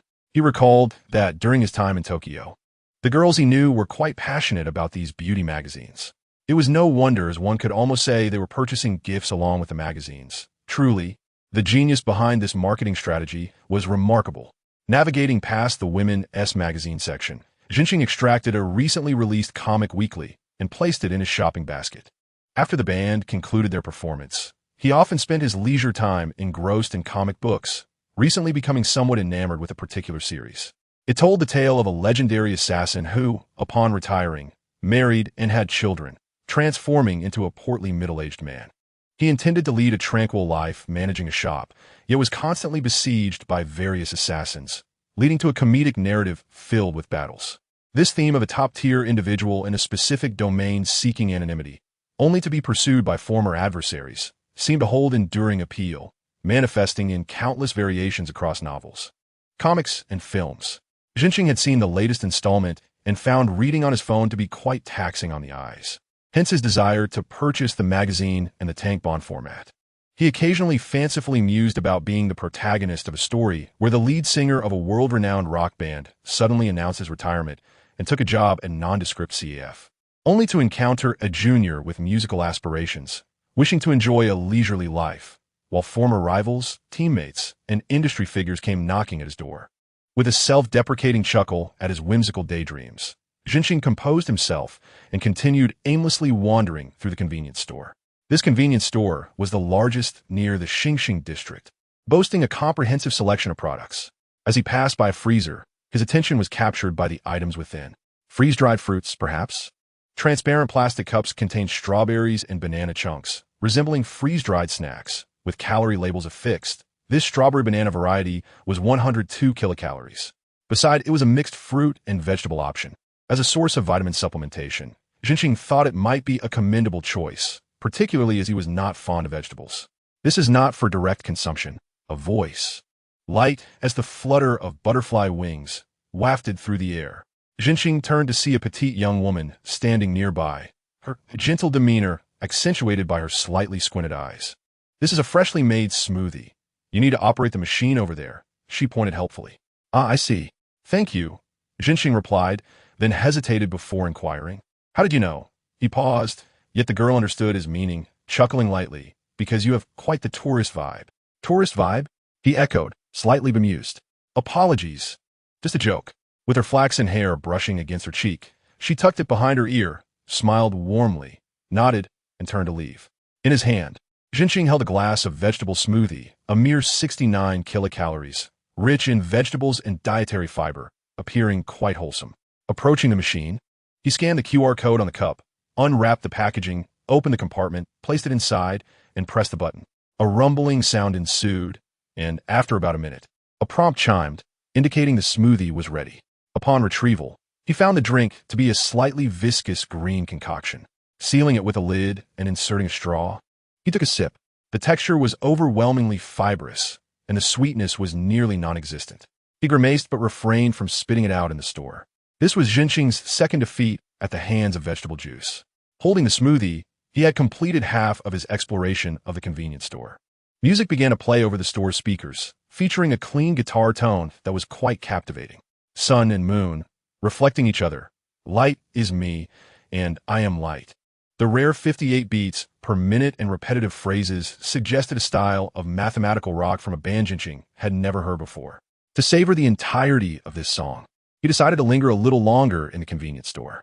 Without the burden of rent and band expenses, he found himself with a newfound financial leeway. He made his way directly to the meat section of the store. Premium grade 5 Miyazaki beef, 240 grams for 2,980 yen, purchased. He also grabbed a pack of ordinary domestically sourced beef, 520 grams, priced the same. The American beef was significantly cheaper, and Jinxing, not adhering to a local is best philosophy, added a pack to his basket. Having procured such an abundance of beef, Jinxing pondered and pulled out his phone to open a group chat. "Jinxing, if dinner hasn't been decided yet, how about sukiyaki?" "Jinxing, I bought a lot of beef." "Longshin Sanchio. Sounds great. Jinxing-kun is so generous." "Got it. I'll start preparing." "Mirai. Thank you, Jinxing-san." "AI-chan. Wow, just as I left, you guys are having sukiyaki. So envious." Sends a drooling dog emoji. Longshan Sanchio. "Xiao Qian AI. You can come now." "AI-chan. Forget it. Once I lie on my bed at home, I don't want to go out." Putting down his phone, Jinxing proceeded to the vegetable section to gather his ingredients. Enoki mushrooms, cabbage, shiitake mushrooms, green onions, fried tofu specifically for sukiyaki, konjac noodles, and essential beef tallow and sukiyaki sauce. With a basket brimming with goods, he made his way to the checkout. While waiting in line, 3 customers were ahead of him, one of whom was a foreign tourist. The cashier, appearing to be a part-time high school boy, had a youthful face filled with anxiety. After struggling through a few sentences in broken English, he excused himself from the register and retreated to the break room. Moments latte. A slightly older man emerged. His skin was subtly tanned, and his facial features bore distinct South Islander traits, speaking fluent English, likely a foreigner residing or working in Japan. Kobe had long been a city with a significant foreign population, and in recent years, with an aging populace and labor shortages. Faces from South and Southeast Asia had become increasingly common. When it was Jinxing's turn, the cashier remarked, "Thank you for your patience," and began to scan his items one by one. After completing the transaction, the cashier smiled and said, "Our store has a promotion. For purchases over 1,000 yen, you can enter a lottery." He promptly handed Jinxing a box for the lottery. "Please." With a lack of expectation, Jinxing reached into the box and casually fumbled around before pulling out a slip of paper. "Congratulations, you have won the 3rd prize." It was quite unexpected, as receiving it was already a surprise, surpassing even the 4th prize of mere tissues. Jinxing's eyes glimmered with anticipation for the 3rd prize. However, this expectation was soon dashed. The prizes for the third place included near-expiration protein bars, boxed vegetable juice, and a set of playing cards. Indeed, one should not harbor such hopes. Among the three options, Jinxing hesitated briefly before ultimately selecting the playing cards. By the way, what is the first prize? It is 30 kilograms of rice. 30 kilograms? Jinxing exclaimed in astonishment. When does this event end? It will likely continue until mid-May. I see, thank you. After receiving his change from the clerk, Jinxing casually tossed a 5-yen coin into the donation box and left the convenience store. Please take care. Upon returning to the Xingxing CAF, several girls eagerly awaited his arrival. For the first time in his life, being awaited by multiple girls made Jinxing self-deprecatingly wonder if he resembled the protagonist of a heir manga. Jinxing-kun, your smile is rather unsettling, one of them remarked, though she found it difficult to voice her true feelings given that he had treated them to shabu-shabu. Thank you. You've already said it. Jinxing composed his expression as Kamishiro Rainon, while expressing her gratitude, took the ingredients from him and headed to the kitchen. Mommy, with a beaming smile, scrutinized him, playfully twirling her fingers. How generous. Jinxing-kun, did you win a lottery? Indeed, I did win. She paused for a moment, her eyes sparkling with curiosity. Really? How much? 100,000? A million? Surely not 10 million? Do you have the winning ticket? I want to see. You're thinking too much. It's merely the third prize from a convenience store.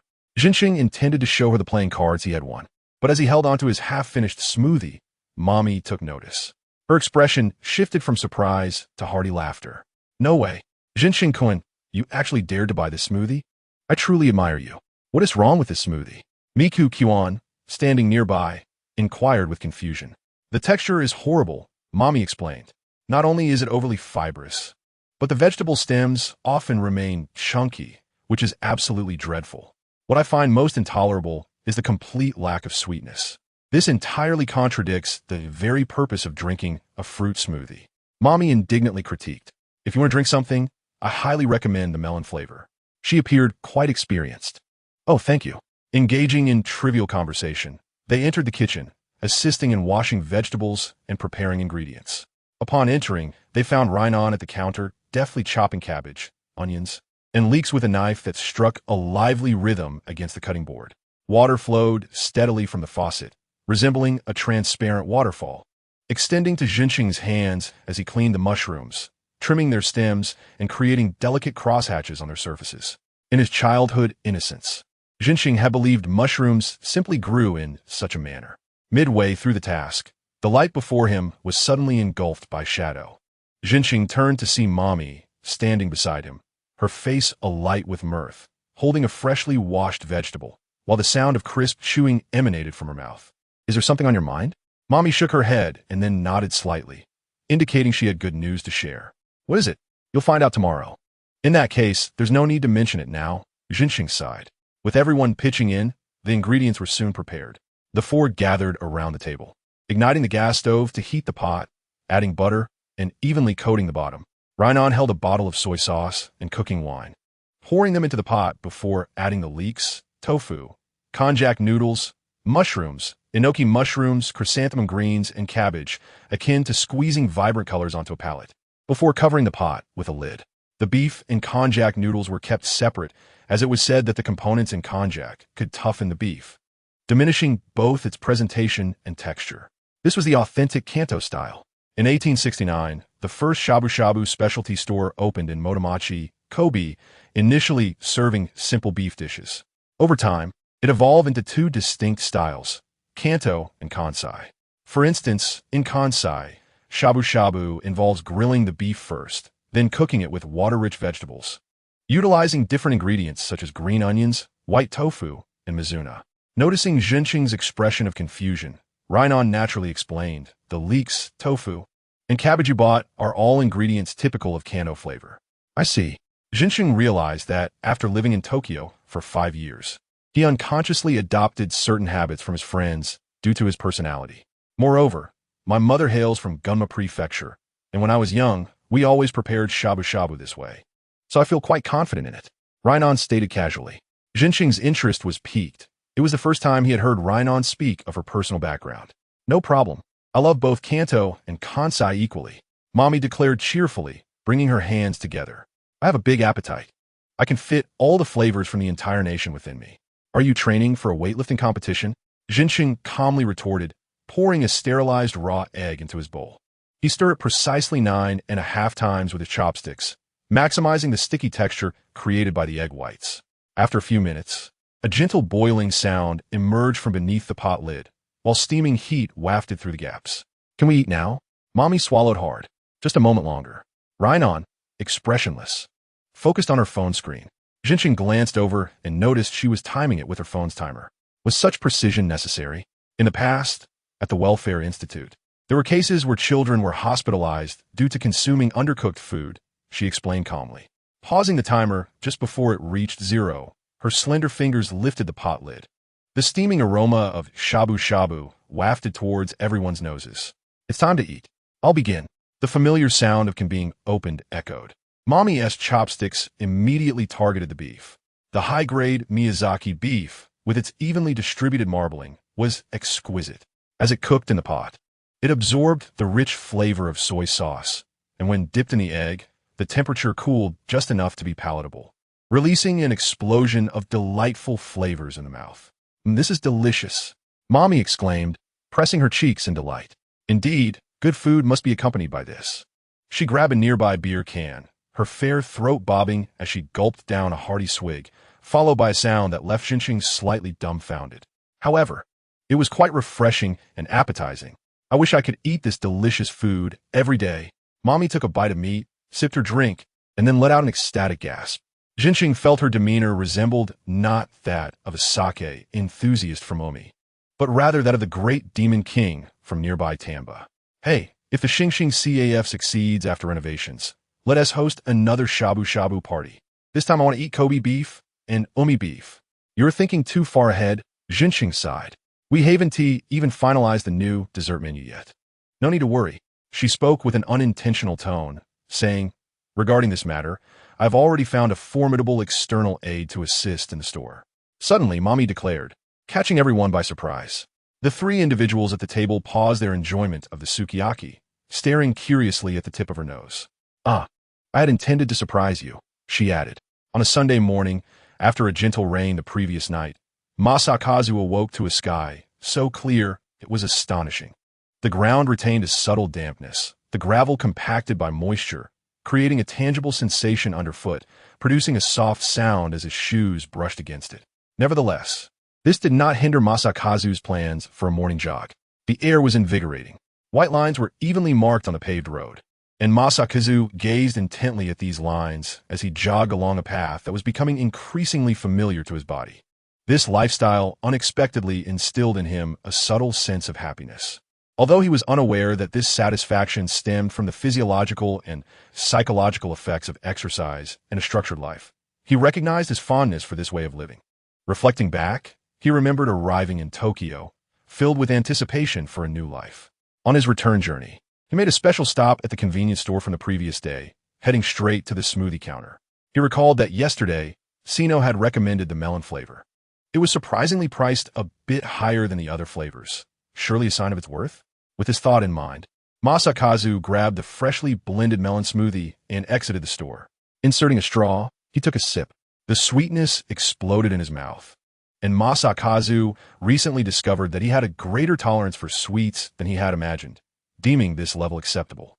However, moments later, a slightly bitter aftertaste emerged. Was it too sweet, leading to this bitterness? Masakazu frowned slightly, clutching the melon smoothie as he walked back to Hashizuki, sipping occasionally, but finding it increasingly bitter. Every time he considered discarding it to cut his losses, he couldn't help but recall its price of 300 yen. While the vegetable juice from the vending machine had only cost 100 yen, enough to buy 3 boxes.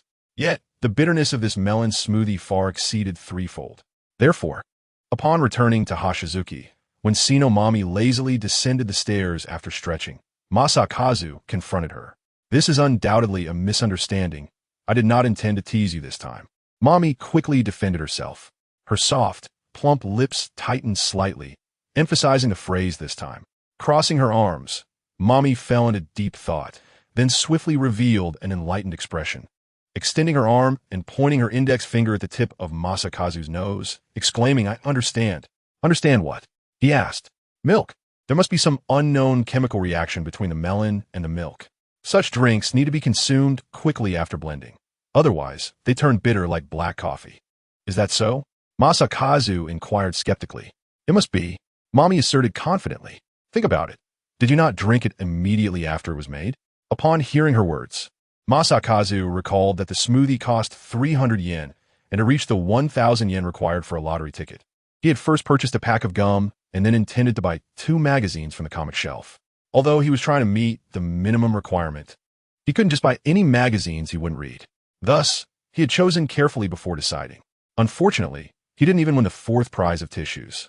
Throughout the entire process, he had not consumed the smoothie. It seemed that this was indeed the case. I apologize.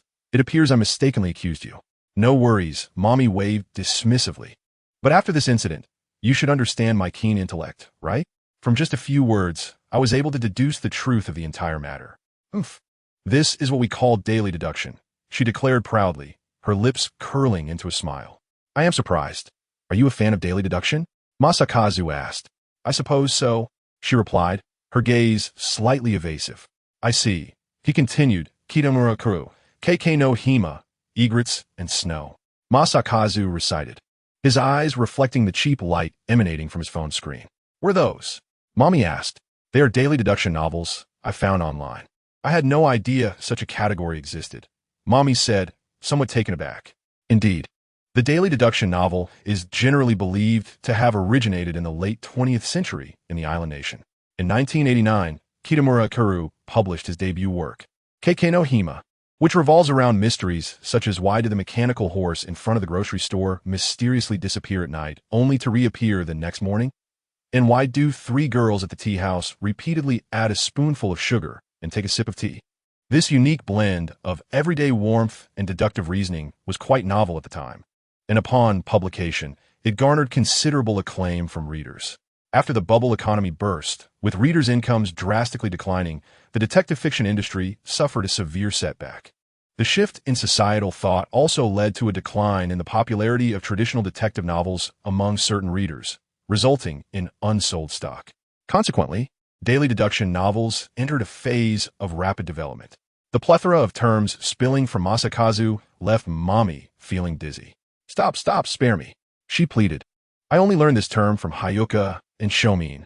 I can no longer pretend to be a deduction enthusiast. It seems you are indeed quite knowledgeable. These 2 works are milestones in daily deduction, Masakazu continued. In 2001, the Koten BU series, published by author Yoshinobu Yonezawa, became a classic in the evolution of daily deduction novels, winning numerous awards in detective literature after its release. Masakun, Mommy pronounced his name slowly, her tone filled with a hint of regret, prompting him to look up and cease his rambling. Mommy, realizing her oversight, narrowed her beautiful brown eyes and stared at him, saying, You are, in fact, a bit mischievous, aren't you? I suppose so, Masakazu replied with a vague smile, speaking softly. I misspoke. Mommy feigned a dramatic sigh. It should be extremely clever. I admit defeat to you. Well, I did have some intention to tease you. I wanted to see your face contort with bitterness after initially enjoying the sweetness. Mommy confessed, and Masakazu silently sighed, recognizing that she had given up trying to maintain her dignity. But due to staying up late last night, I regrettably did not rise from bed this morning. You will not be given another opportunity. This time, I genuinely recommend the strawberry, blueberry, and banana flavor. I swear by my character. All right, Masakazu deftly shifted the topic. What about that formidable external aid you mentioned yesterday? At dinner the previous evening, Mommy had mentioned she found someone to help train Kamishiro Rin in pastry making. A senior from her high school's culinary research club, reputed to be an exceptional pastry chef. Initially, she had kept it a secret while washing vegetables. But after a can of beer, she revealed everything. I saw her post earlier at the Onpaman Museum. She probably won't arrive at the store until the afternoon. What do you think? Are you looking forward to it? Let me be clear, my senior is highly skilled, but what? She is not a Western-style pastry chef. She specializes in wagashi in Tokyo. The gentle flow of water continuously poured from the faucet, washing the glass walls and his fingers. Masakazu cleaned a glass cup and arranged it alongside 3 others in a neat row. On a spring afternoon, the sunlight was fragmented by the dense leaves of the camphor tree at the entrance of the shop. The gentle rays reflected upon the surface of the cup, diffusing onto its body and sparkling like scattered stars. He poured barley tea into a glass and then lifted the entire tray. The shop was still undergoing renovations, and 3 girls were seated at a table situated a distance away from the workers. Shundai Lin In and Sai Yima Mei faced each other, slightly leaning forward, their gazes wandering over the table as if they were observing something. As he approached, Zhen Cheng placed the barley tea down and noticed the neatly arranged Kiruda cards on the table, realizing they were passing the time playing the game. It was the same set he had randomly drawn from the convenience store last time and had left on the table. "Thank you." When he handed it to Lin In, the girl lifted her clear eyes and softly expressed her gratitude. Zhen Cheng gazed intently into her translucent irises, where the hue of amethyst seemed filtered through the spring sun, not as glaring as the gleam of the glass, but instead appearing hazy and gentle. "Shall I begin?" Jiu Yuanwei indicated the start of the game with a soft tone, then picked a card from the pile. Her cherry blossom pink lips slightly parted as she clearly recited the poem inscribed on it. "Once we meet, we shall." Almost as soon as she uttered the initial phonetic sounds, the color in Lin Yin's amethyst eyes suddenly surged. Zhen Cheng felt a fleeting shadow rush past him. Upon regaining focus, he redirected his gaze towards Shundai Lin Yin's slender, pale fingers. She held the card that bore the latter half of the poem he had just recited. "Once we meet, how could it stir my heart? So fast." All 3 were astonished by her swiftness and precision. Mame leisurely sipped her barley tea and, once her surprise subsided, remarked, "How rich." Kiruda is a traditional card game in the island nation, with the most common variant being the Ogura Hyakunin issue, which features poems from the anthology Ogura Hyakunin issue. The rules involve a one-on-one competition where each player selects 25 cards from a total of 100. After the reader recites the first half of the poem, players compete to claim the card bearing the second half, and the first to empty their pile is declared the winner. It tests memory, reaction speed, and stamina. The wildflowers fall amidst the wind and rain. All things are destined. The mayfly envies longevity. After several rounds, Lin In consistently touched the cards with remarkable speed and accuracy. Her pile nearly cleared. Meanwhile, across from her, Mame gazed in bewilderment at the multitude of distinct cards before her, her eyes resembling a swirling incense coil. As she complained, "What are all these? I can barely see the phonetics, and little Lin In has already touched a card." "Mame."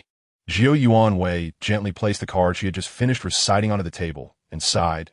"You really can't memorize even one poem, can you?" "Don't say that. I can still recall one," Mame replied earnestly as she pondered. Faintly, the thunder rumbles beneath the cloudy sky. Yet I long for the wind and rain to come, to keep you here. She attempted to read it with deep emotion, her softly swaying bangs leaving a trace of wistfulness upon her face, as if she were already immersed in the essence of the poem.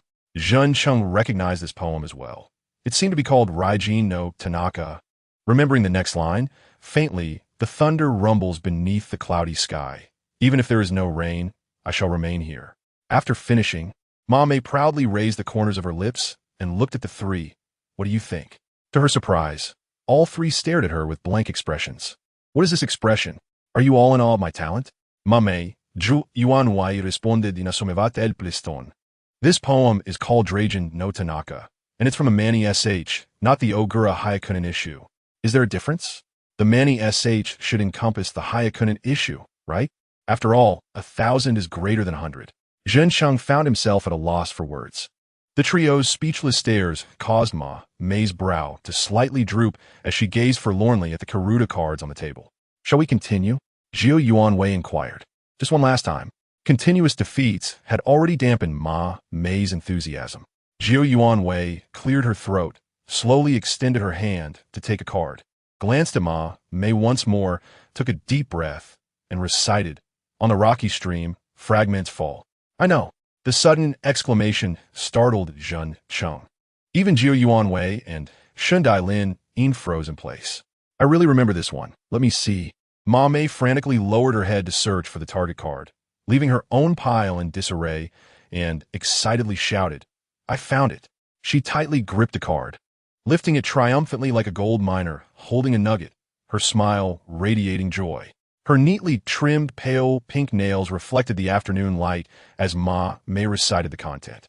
"On the rocky stream, fragments fall, Helplessly we part. The card ended there, but Mame fluidly recited the latter part. Eventually, we shall meet again, the longing deepens. So you have memorized a poem, Zhen Sheng remarked. Mame shook her head, replying candidly, when I memorized it, I had no idea it was from the Hyakunin issue. I thought it was lyrics. Zhen Sheng hesitated for a moment before tentatively guessing. An anime? Mame snapped her fingers with a crisp sound. It's from the musical SH Joe Kajiki review Starlight. She brushed her bangs back, a hint of a smile blossoming on her right cheek, adding, but I suppose that counts as a small victory for me. At least I wasn't completely shut out. Though I want to commend you, Mame. Ju Yuan Wei began, but paused, as if caught in thought while pushing her hair back. Lin Yin continued for her. In the Kiruda competition, it is stipulated that one cannot use both hands. If you initially use your right hand to take a card, any subsequent attempts to touch a designated card with your left hand are also invalid. Why is that? Mame sighed, resting her chin on the table. One cheek pressed against the cool surface, while the other puffed out like a pufferfish, prompting Zhen Sheng to feel an urge to poke it. I thought the one-handed card flipping in the anime was just for show. I didn't realize there was such a rule. Shall we play again? Jiu Yuan Wei asked. Looking at her. No more. There's no suspense in continuing. The game concluded with Mae's defeat. Observing her dejected demeanor, Lin Yin began gathering the scattered cards and gently comforted her. We were merely passing the time. No need to take it seriously. Although it was Mae who had insisted on a decisive match, believing it was a contest of who could flip the cards faster. I'm not that fragile, but this game is truly difficult. Mae lamented before turning her gaze to Zhen Sheng. Zhen Shengkuan, do you enjoy playing this? Her thick eyelashes blinked slowly, her expression slightly contorted, as if signaling him to quickly deny my inquiry. No, I just drew it yesterday at the convenience store. That's a relief. A sigh of relief escaped Mae's lips. I thought I had been betrayed. What do you mean? Because little Lin Yin and little Wei are both top students, right? If you're also a hidden academic, then the shop's ordinary atmosphere would all fall on me to bear. It's so exhausting. Zhenxing found her thought process somewhat perplexing. In other words, the group of stars currently consisted of 2 ordinary members and 2 top students, creating a remarkably balanced dynamic. As Mae rambled on, the wind chimes seemed to chime in, as if to prevent her from continuing. Ding-dong. Accompanying the sound of the wind chimes was a soft voice. Pardon the interruption. A petite silhouette stood before the door. Her voice, gentle and soft, evoked the sensation of drifting mist caressing one's shoulders and hair, swirling delicately as it ascended. I am ZUNC Sayuri, here at the behest of Sino Mommy to assist you at your esteemed establishment. It is a pleasure to make your acquaintance. ZUNC Sayuri. Long time no see, senpai. Mommy exclaimed exuberantly, omitting a syllable from Sayuri's name, transforming it into a whimsical nickname that was quintessentially her style. Masumi could not help but ponder how she might be addressed in such a fashion. Masumi? Quite peculiar indeed. Long time no see, Mommy.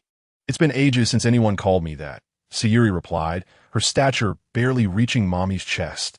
Yet the way she was addressed hinted at a subtle authority befitting a senior, as Masumi mused.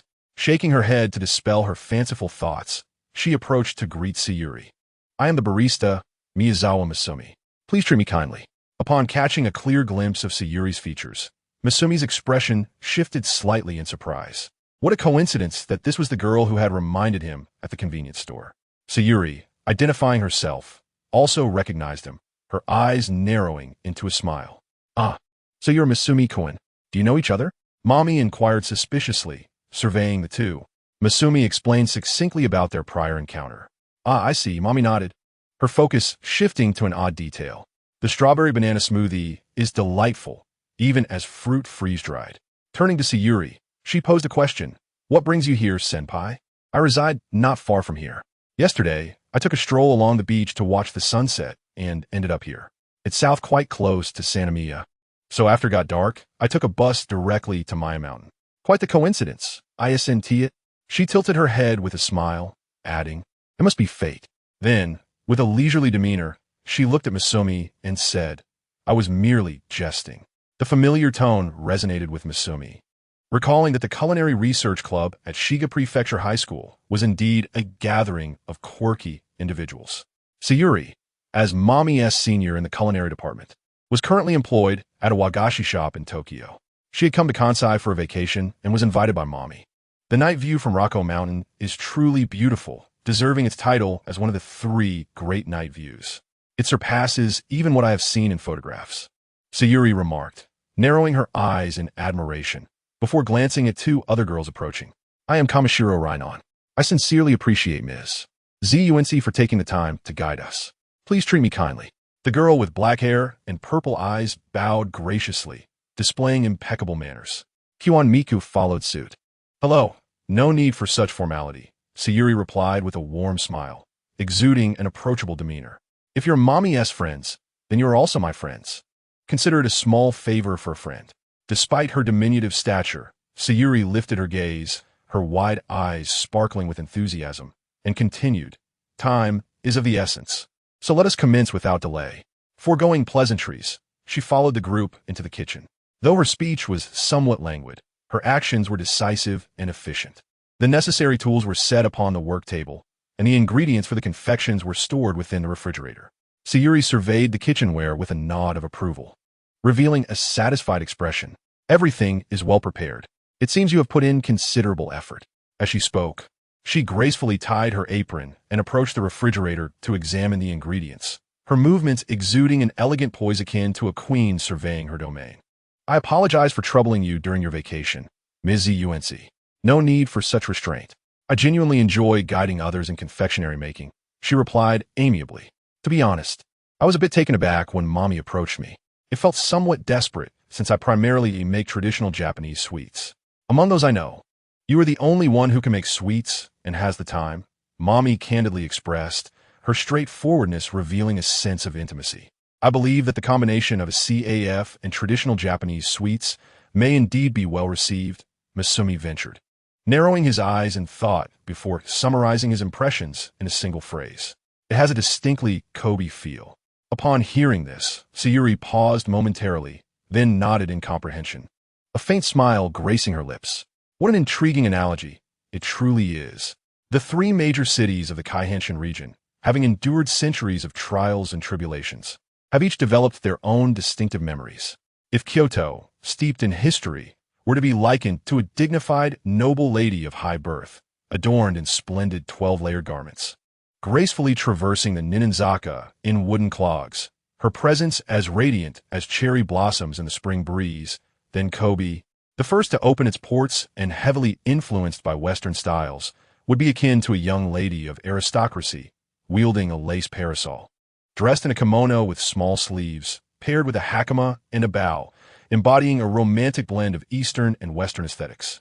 The pairing of traditional Japanese sweets with a Western CAF creates a delightful juxtaposition that is unexpected yet entirely fitting within Kobe, arousing a sense of anticipation. With this expectation, Sayuri began crafting the confections. The flickering flames danced as faint cracking sounds echoed through the kitchen. Sayuri deftly grilled the ingredients on a wire rack. Masumi and the others observed her like apprentices watching a master, as she skillfully filled the red bean paste into the mochi, placing them on a plate before presenting them to the group. Please do have a taste, she urged. Delicious. I shall not hold back, mommy exclaimed, her face lighting up with joy, while Masumi and the others reached for the freshly made mochi. The crisp sound of the crust crumbling under their bites echoed in the air. Upon taking a bite, they first experienced the scorching, crispy texture of the mochi. The sweet aroma wafted into their nostrils, a sensation unique to freshly baked confections. As the warmth enveloped their lips and tongues, they encountered the cool, moist temperature of the red bean paste, the sweet richness blossoming in their mouths. The contrasting temperatures and textures created a sublime flavor profile, and Masumi savored every bite, marveling at the exquisite treat. This is incredible. So delicious, Kyuan Miku exclaimed, her eyes sparkling as she chewed the mochi, her cheeks puffed like a squirrel storing nuts. Rainon nodded in agreement before adding, it's not overly sweet.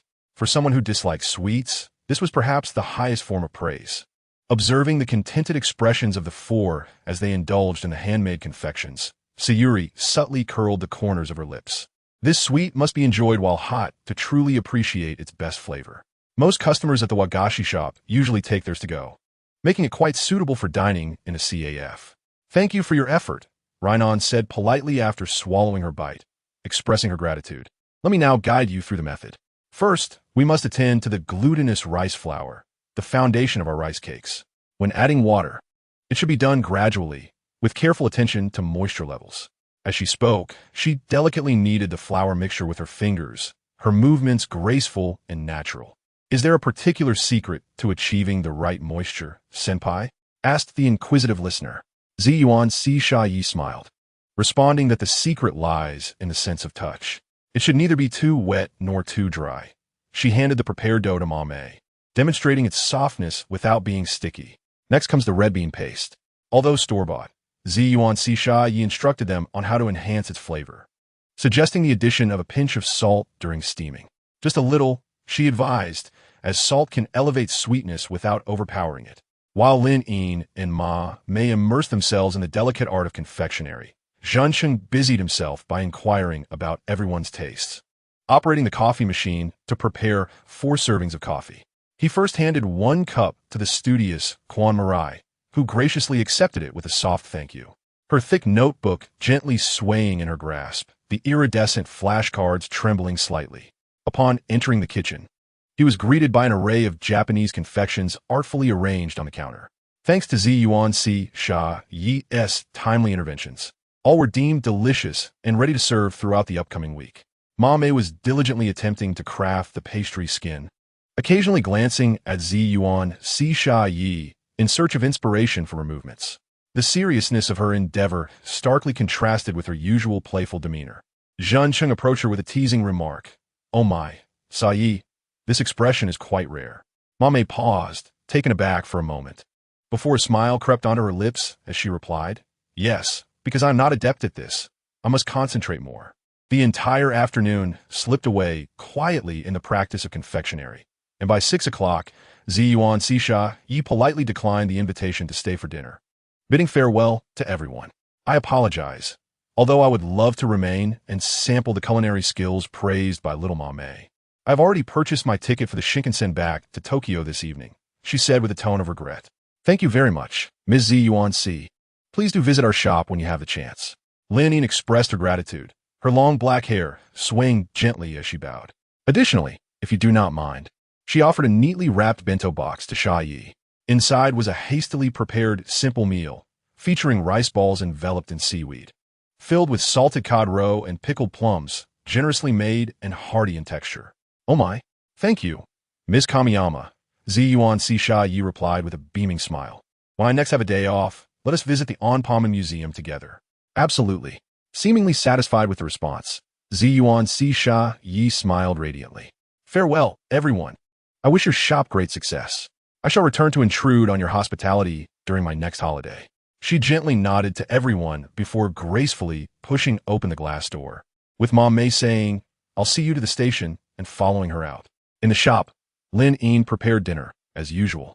Today's dish being teriyaki chicken, pieces of chicken coated in sauce and grilled, releasing a rich juiciness with each bite, perfectly complementing the subtly sweet rice. After dinner, Zhencheng idly perused a comic while waiting for the girls to vacate the bathroom before taking his turn. By 10 o'clock, he went to bed punctually, maintaining his recent routine of rising early and retiring early. The following week, Zhencheng continued in this simple and orderly fashion. Morning runs, overseeing renovations, practicing coffee brewing, enjoying comics, and savoring the results of Lin Yin and Ma Mei's confectionery endeavors. Day after day, it felt like the gentle slope of the mountains in Kobe. As the train whistles echoed, he jogged along his designated path, his body gradually adapted to the rhythm of exercise. The scenery that flowed past and the breeze that brushed against his cheek made his steps lighter. During his runs, Zhencheng would clear his mind, appreciating the beauty surrounding him. In addition to the still buildings and flora, he observed the daily routines of the local residents. The sound of shop shutters being raised, the rustle of mailboxes being opened in residential areas, and the bustle of individuals rushing to work or class. Each time these unfamiliar sounds passed by, Zhencheng felt as if he were peering into an aquarium teeming with diverse aquatic life. However, running the same route repeatedly could become monotonous, so Zhencheng occasionally altered his path. One such morning, he navigated through the shopping district, where the glass of a flower shop was misted with dew, and vibrant blooms emerged vividly from the hazy greenery. Each time he passed this shop, he was greeted by the refreshing scent of flowers. The morning light cascaded from the edge of an eave around the corner. A butterfly flitted gracefully over the flower bed in front of the shop, its wing tips gliding through the beams of light. Zhencheng followed the butterfly with his gaze when suddenly he heard a cat's meow. Turning his head, he recognized the familiar calico cat, Xiao Yu, which belonged to the fish shop owner. Alongside the cat was another familiar figure, with fingers as delicate as a white fish. Kamiyama Lin gently amused the little cat. Her fingers were slender, with long knuckles, and her short pink nails were unadorned yet gleamed with a subtle shine. She was there, playing with the cat. Her knees were bent, her weight leaning forward, and the hem of her dress formed soft, rounded folds. Zhencheng slowed his pace and approached to greet her. "Good morning, out for a stroll?" "Yes," Lin Yin replied, carefully stroking Xiao Yu's fur. However, upon sensing Zhencheng's presence, the calico cat, previously content under the girl's gentle touch, meowed and gracefully trotted over to Zhencheng's feet. A sigh seemed to escape her lips. "It appears Xiao Yu prefers you." Though Lin Yin spoke with an expressionless face, Zhencheng sensed a hint of jealousy, which he found somewhat amusing. Despite being a transparent and straightforward character, she could still reflect warmth under different lights. Lately, he had often encountered the cat during his morning runs, stopping to play with it each time, perhaps deepening their bond. As he explained, he squatted down, cradling Xiao Yu's face in his hands, and the cat did not shy away, its round eyes squinting in contentment as he affectionately rubbed its cheeks. He heard Lin Yin's inquiry, "Do you run exercise?" "That is one reason," Zhencheng replied, "but more so because I am bored." "Bored enough to run?" "Yes. The band has finished, and the coffee shop is temporarily closed for renovations, leaving me with nothing to do all day. I need something to keep me motivated. Otherwise, I might become lethargic." Seizing the rare opportunity to engage in a conversation with Lin Yin, Zhencheng expressed his thoughts openly. Sensing his attempt to bridge the gap between them, Lin Yin listened intently until he finished, her gaze flickering as she said, "I cannot quite relate to that feeling." Zhencheng chuckled softly, acknowledging her point. This was a worry exclusive to those with idle time, sharing close proximity. He had come to perceive the life Lin Yin was leading, akin to a butterfly dancing on the spring breeze, never finding a moment's respite. University life and the work in a CAF seemed to be two predetermined paths, presenting a smoother road ahead that is clearly visible. Compared to Zhencheng, Shundai Lin Yin resembles the lines along the coast of Kobe, traveling in harmony along the established trajectory. She prepares meals for everyone, maintains the daily cleanliness of the shop, inventories materials and accounts, maintains equipment, and procures supplies. In school, she attends specialized classes and studies diligently for scholarships. Weekly visits to the hospital and welfare home resemble the switch that controls railway tracks, a salute from the present Lin Yin to her past self. She appears quite content with this monotonous routine, naturally continuing her ordinary life. What may seem mundane to others is precisely what she has long anticipated. "Have you stopped playing the guitar?" Xiao Yu exclaimed impatiently, prompting Zhencheng to retract her hand and rise. As their violet eyes met, the beautiful morning light rushed toward her. Lin Yin's face bore its usual indifference, rendering her emotions utterly inscrutable. "Well, it has come to an end. Is that so? Don't you feel any regret?" "A little, I suppose, as it has been something I persisted in for a long time. But more than that, it is a sense of helplessness." As she spoke, the warmth in Zhencheng's deep-set eyes faded, fixedly gazing at her, his feelings like the cherry blossoms at the end of May, swaying uncertainly. The once vibrant cherry blossoms, which adorned the branches, now bore only remnants. Spring is gradually withering. After the season of new green cherry leaves concludes, the sun-drenched season will soon arrive, accompanied by the Pacific high pressure. Before that, Zhencheng looked up at the sun hidden behind the clouds, the damp air brushing past his nose, indicating rain was imminent. "The plum rain season is approaching. Let us head back," he said to Lin Yin. "Okay." In the CAF, bustling with stars, Mommy tilted her head and asked, "Would you prefer to date a handsome man who cheats or an unattractive man who is faithful?" This conversation took place one afternoon. "Huh, that is a tough choice," Zhu Yuan Wei said, her brow furrowing in contemplation. "I choose the unattractive but faithful man. It's better to be loyal in relationships." "What about you, Lin Yin?" Lin Ying laid the ledger flat on the table, engrossed in her accounting, and replied without looking up, I wouldn't choose either. Mommy nodded in agreement, me too. If there's a third option, you should have mentioned it earlier. Jiu Yuan Wei protested, puffing her cheeks. Mommy clearly enjoyed her reaction, laughing mischievously, her lips curving into a sly arc. The newly installed sound system in the CAF played jazz, and from a few tables away, Jinqing could hear their playful banter, reminiscent of joyful bird calls, creating an inexplicable sense of distance, akin to floating in water. He swiped through pages on a light novel reading website on his phone. A light novel recommended by Mommy titled That Sundra Childhood Friend's Lies Can No Longer Be Reversed, which, true to its title, told a rather poignant story. It was about two individuals who could not be honest with each other, leading to irretrievable consequences due to their lies. If only they had been more sincere from the beginning, would the ending that belonged to me have changed from that of a defeated female protagonist? After sighing for the characters in the story, Jinqing shifted his gaze away from the screen, the stark white pages causing his eyes to tire. He looked up and surveyed the CAF. The newly added greenery and flowers on the floor provided a refreshing sight for his fatigued eyes.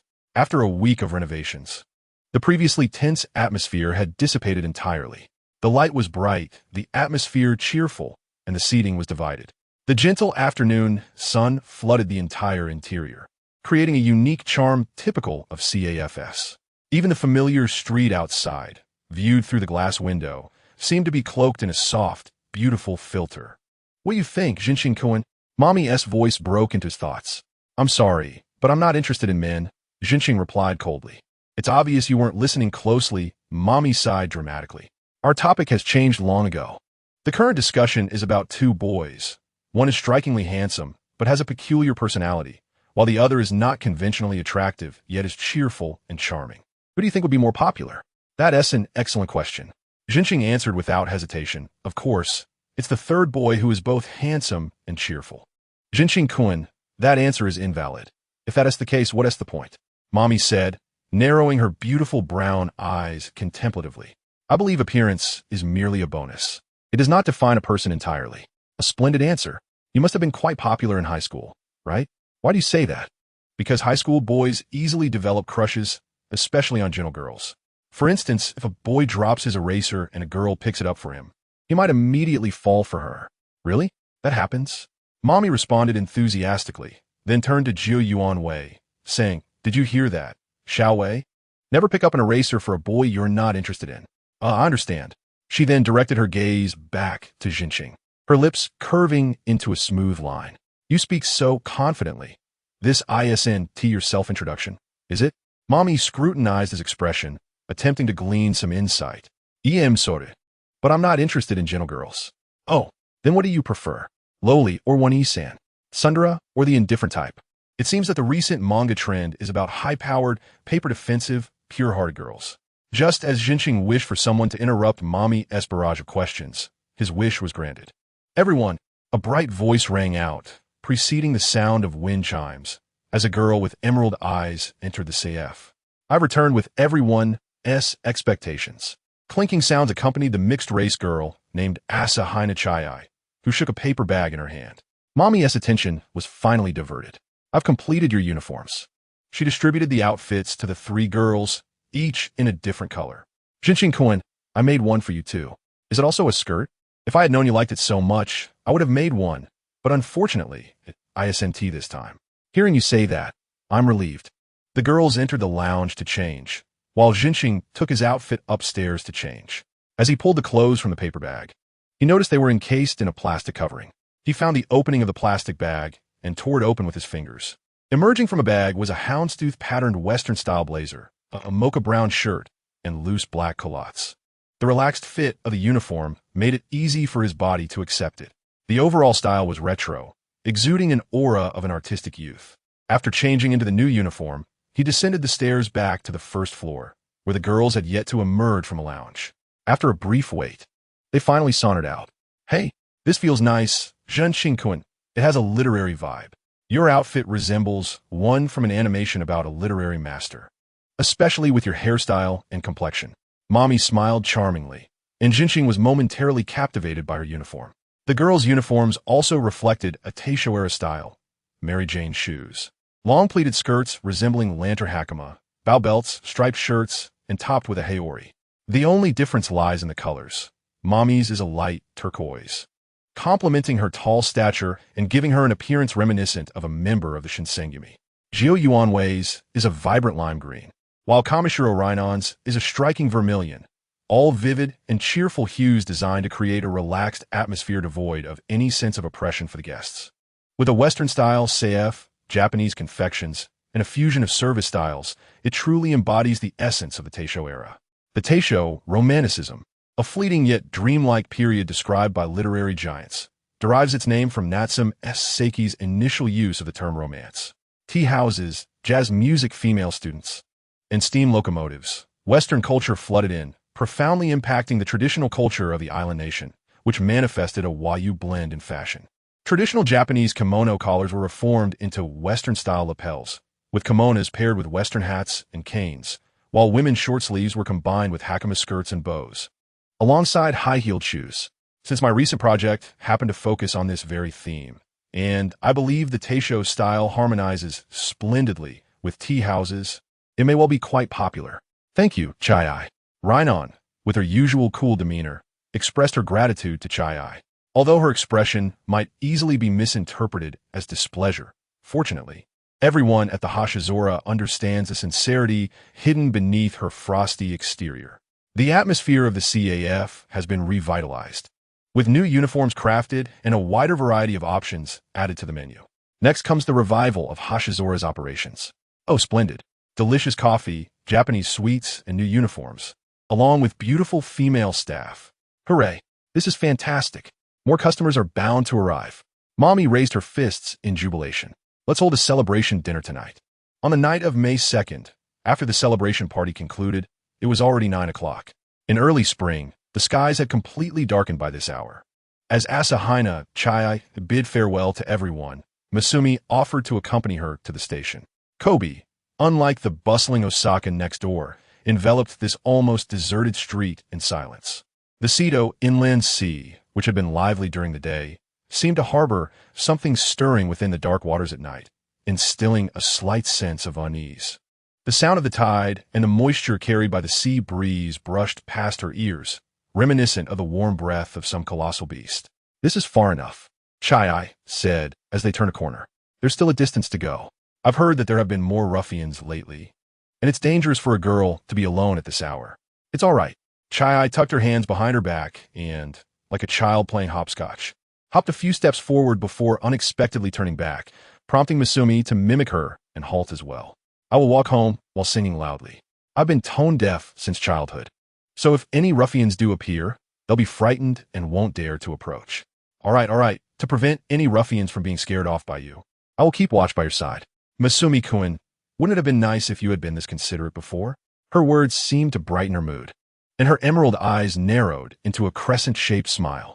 Masumi's gaze subtly shifted aside. Their differing opinions on the matter of a girl walking alone at night had been established since the past. It was the opposite now compared to how it used to be. I still remember back then, you insisted on me escorting you all the way to your doorstep. Starting with a nostalgic tone, Chai revealed a wistful expression in response to his words. Yes, although reluctantly, Masumi-kun would always accompany me home. But after you left Kobe for Tokyo 5 years ago, it was just me left, wasn't it? Chai blinked repetitively, her smile bright and cheerful. Though spring was nearing its end, the night still held a slight chill. A serene atmosphere lingered around them, akin to bioluminescent creatures dancing atop the waves. Masumi escorted her to the station. The train glided into the platform under the soft white moonlight, casting a warm glow from within the windows. Just before boarding the carriage, Chai-ai's voice gently broke the silence of the nearly deserted station. Masumi-kun, what is it? You must do your best. You cannot lose to Rhinon. This statement was merely a jest. Masumi absently replied with a nonchalant waving goodbye as he said, take care on your way. Goodbye. Chai-ai cheerfully waved her hand. And after parting, Masumi headed back toward Hashizora. Upon returning to the CAF, the lights above the coffee bar were still on, and only Rhinon remained on the first floor. Are you brewing coffee? Masumi inquired, observing her movements. Yes, I will clean the machine thoroughly before tomorrow's opening. Ah, that's fine. He stepped behind the bar. Do you need my assistance? Feeling that he might be overly eager, Masumi added, if there's anything you don't understand about coffee, feel free to ask me. Perhaps a touch too proud. Rhinon had been looking down, her neatly arranged black hair obscuring her profile, clad in loungewear, revealing her graceful, snowy neck, with delicate straps peeking from her shoulders. Upon hearing his words, she couldn't help but glance up at him before casually lowering her gaze again. Was that an indication of needing help? She was grinding coffee beans with a hand grinder. Hashizuru's electric grinder was typically used for espresso, while Masumi usually employed the hand grinder. After grinding the beans and allowing the coffee grounds to soak up hot water, a warm aroma wafted through the CF. Outside, the chirping of insects created a bit of a ruckus in the gentle spring night. She pushed the brewed coffee toward Masumi. If possible, please provide some feedback. Masumi nodded, lifted the cup, and took a sip, closing his eyes to savor the flavor of the coffee in his hand. The moist aroma was rich, indeed. Akaisan's coffee beans were of exceptional quality. However, the aftertaste was somewhat unpleasant. The coffee was too watery and lacked depth. His critique was unflinching, and Rhinon listened quietly to Masumi's candid remarks, her expression remaining unperturbed. Feeling he might have been too harsh, Masumi explained, I apologize. I have very high standards for coffee flavor. It's fine. I appreciate your willingness to point out my shortcomings. Thank you, Rhinon said plainly and directly. The sincerity in her demeanor made Masumi feel somewhat embarrassed. There was no need for self-deprecation, as her coffee skills were already quite commendable. Many commercial baristas might not measure up to her. Yet if she aspired to craft specialty coffee, there was still a long way to go. However, Hashizuru's clientele likely consisted of few connoisseurs. You don't need to comfort me. Rhinon shook her head. I'm not that fragile. If it's not good, then it's not good. Masumi smiled. At least I'm a barista. A one-tea lie about coffee. Though he smiled, his tone was exceedingly earnest. Kamishiro Rhinon sensed his seriousness. Her pupils fixated on Masumi, her alabaster throat moving as if she wished to voice something. Suddenly, the ringtone of a phone broke the silence. It was Kamishiro Rhinon's mobile phone. Their gazes briefly crossed in the air. She picked up the phone from the bar, tucked her cascading hair behind her ear, revealing her fair and shapely ear, pressed the answer button, and then brought the phone close to her ear. Hello, I am Shindai. Upon connecting the call, a cacophony of sounds emerged from the other end, and through the stillness of the shop, Jinshin could not decipher it clearly. Faintly catching the words about grandmother fainting, straining to listen, the voices seemed quite juvenile, as if they belonged to children, and there were several of them, intertwining to evoke an inexplicable sense of anxiety. Thud! The phone slipped from her palm and landed on the bar, producing an unsettling sound. What happened? Jinshin's heart raced as she asked immediately. It's the director of the welfare institution who is in trouble. Lin Yin's words were succinct, and although her expression remained composed as usual, the tremor in her voice betrayed her, stripping away her typical aloofness and rationality. This was the first time Jinshin witnessed Lin in displaying a hint of vulnerability. In the next moment, she picked up her phone, her fist clenched tightly, ready to rush out. Stay calm, Shindai. Before she could contemplate further, Jinshin instinctively grasped her slender wrist. Let go. I need to drive to the welfare institution quickly. Lin Yin struggled to contain her emotions and maintain her composure, but the frantic pulse from her wrist revealed her inner turmoil to Jinshin. Calm down, Shindai. Can you really drive in this state? I will step out to hail a taxi. You should return to your room and change your clothes. He was right, and Lin Yin found herself devoid of reasons to refuse. After casting a restless glance at him, the tightly knitted brows slightly relaxed, and she nodded. She was not adept at relying on others. She preferred to be the one others depended on.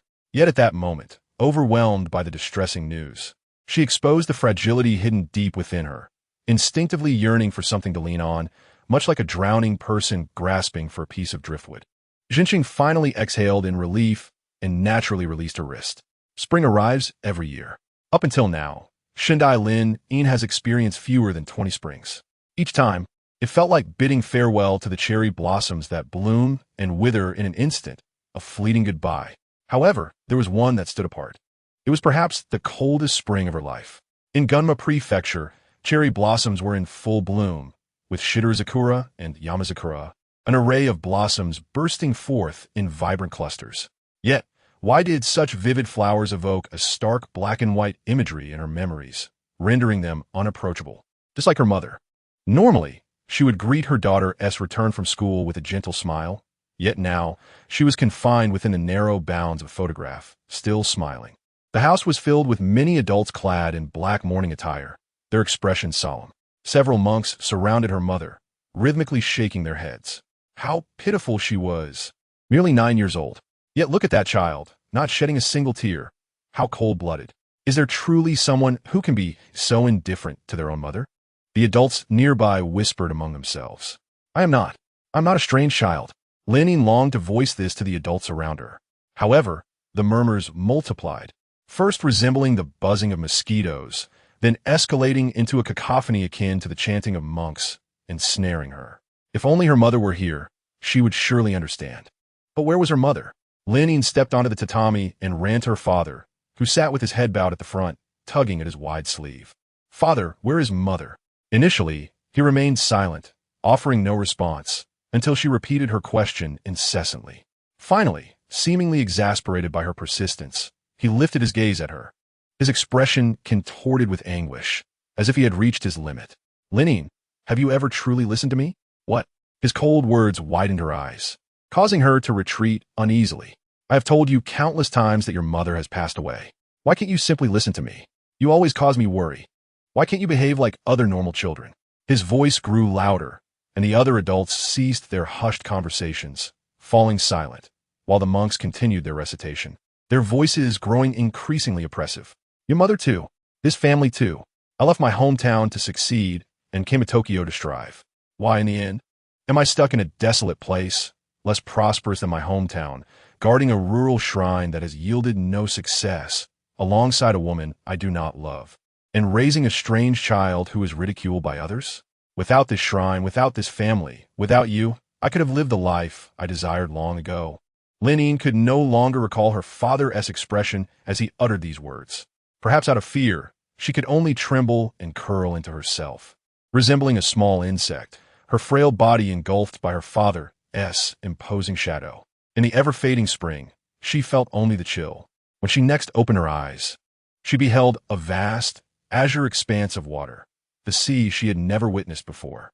Born in Gunma Prefecture, a place of mountains and plains, she stood in her father's hometown, Kobe. On May 2nd, in spring, the seaside park had yet to open, and the beach remained untouched by human feet. It was the perfect season to behold the sea, when her mother was alive. Her father had once said he would take their family to see the sea of his hometown, Seto Inland Sea, a particularly beautiful ocean. It truly was just as her father described. Hand in hand, her father led her to a place called the Welfare Institution. At 10 years old, she was in the 5th grade and no longer an ignorant child. She knew well what kind of children ended up in such places. Bright sunlight illuminated the table. Lenin sat in the light with a kindly old lady, while her father remained in the faint shadow. She still could not discern her father's expression. Director, I leave this child in your care, her father said. Lenin lowered her gaze, intending to accept this reality with a resigned expression that mirrored the adults around her. But father, don't you want me anymore? The young Lenin could not help but reach out her hand into the shadows, yet grasped nothing. From that day forth, Lenin never smiled again. Shindai, why do you never smile? You are so strange, the children at the welfare institution remarked, their large eyes blinking innocently. Their seemingly benign curiosity held no malice. It was merely an observation of an unusual phenomenon.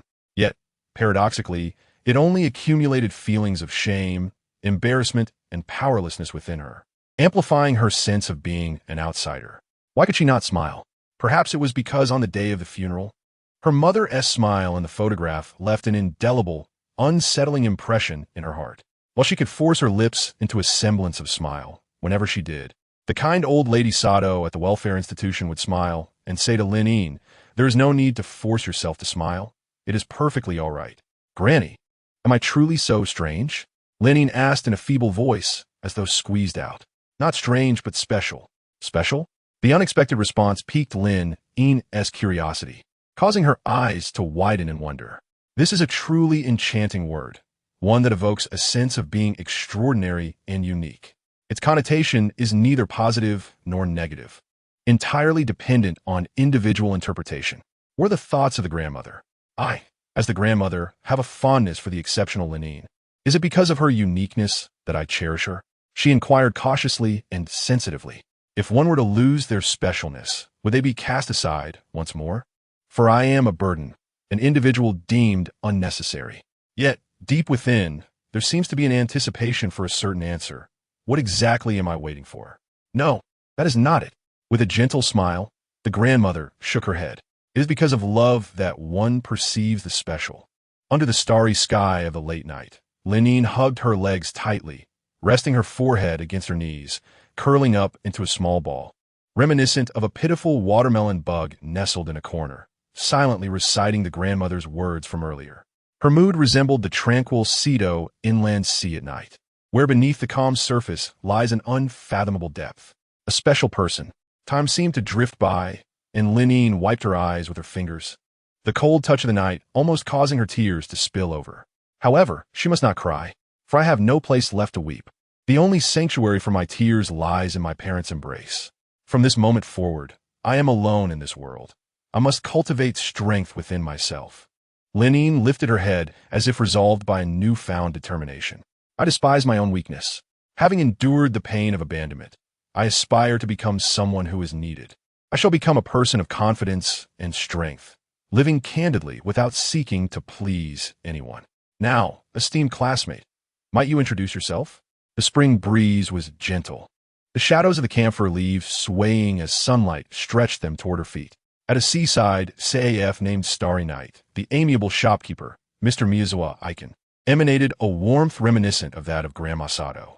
Dressed in a vividly colored water blue student uniform, with a meticulously tied bow tie, her posture was straight, and her rosy lips formed a straight line, indicating a character that would not easily submit to anything. The black-haired girl performed a formal bow before speaking in a clear voice. I'm a first-year student from Beigao, here to apply for a part-time position at your esteemed establishment. My name is Kamishiro Lenine. Hey, Kamishiro, are you all right? In the back seat of the taxi, Masumi repeatedly called her name. Yet, Kamishiro Lenine appeared entirely oblivious, her demeanor akin to a doll devoid of self-awareness, her long eyelashes fluttering with the wavering light. This sight stirred a sense of anxiety within Masumi, and simultaneously, a searing urgency coursed through his left arm. The girl grasped his arm tightly, her pale fingers sinking into his skin with such force that it nearly halted his blood flow, transmitting her inner unease through the heat that radiated from her skin. Kamishiro, are you all right? I am fine. After a prolonged silence, Lenine uttered these three words, her voice sounding utterly helpless. On that spring night, within the dimly lit confines of the taxi's back seat, nothing illuminated her face. Her amethyst eyes appeared dull in the shadows. Seeing that Kamishiro Lenine finally responded to external stimuli, Masumi felt a breath of relief. However, the grip on his arm showed no signs of loosening. It seemed impossible to casually untangle. The two remained enveloped in silence, their fingers intertwined, skin pressed against skin. He felt his heart begin to tremble in the fleeting warmth of spring.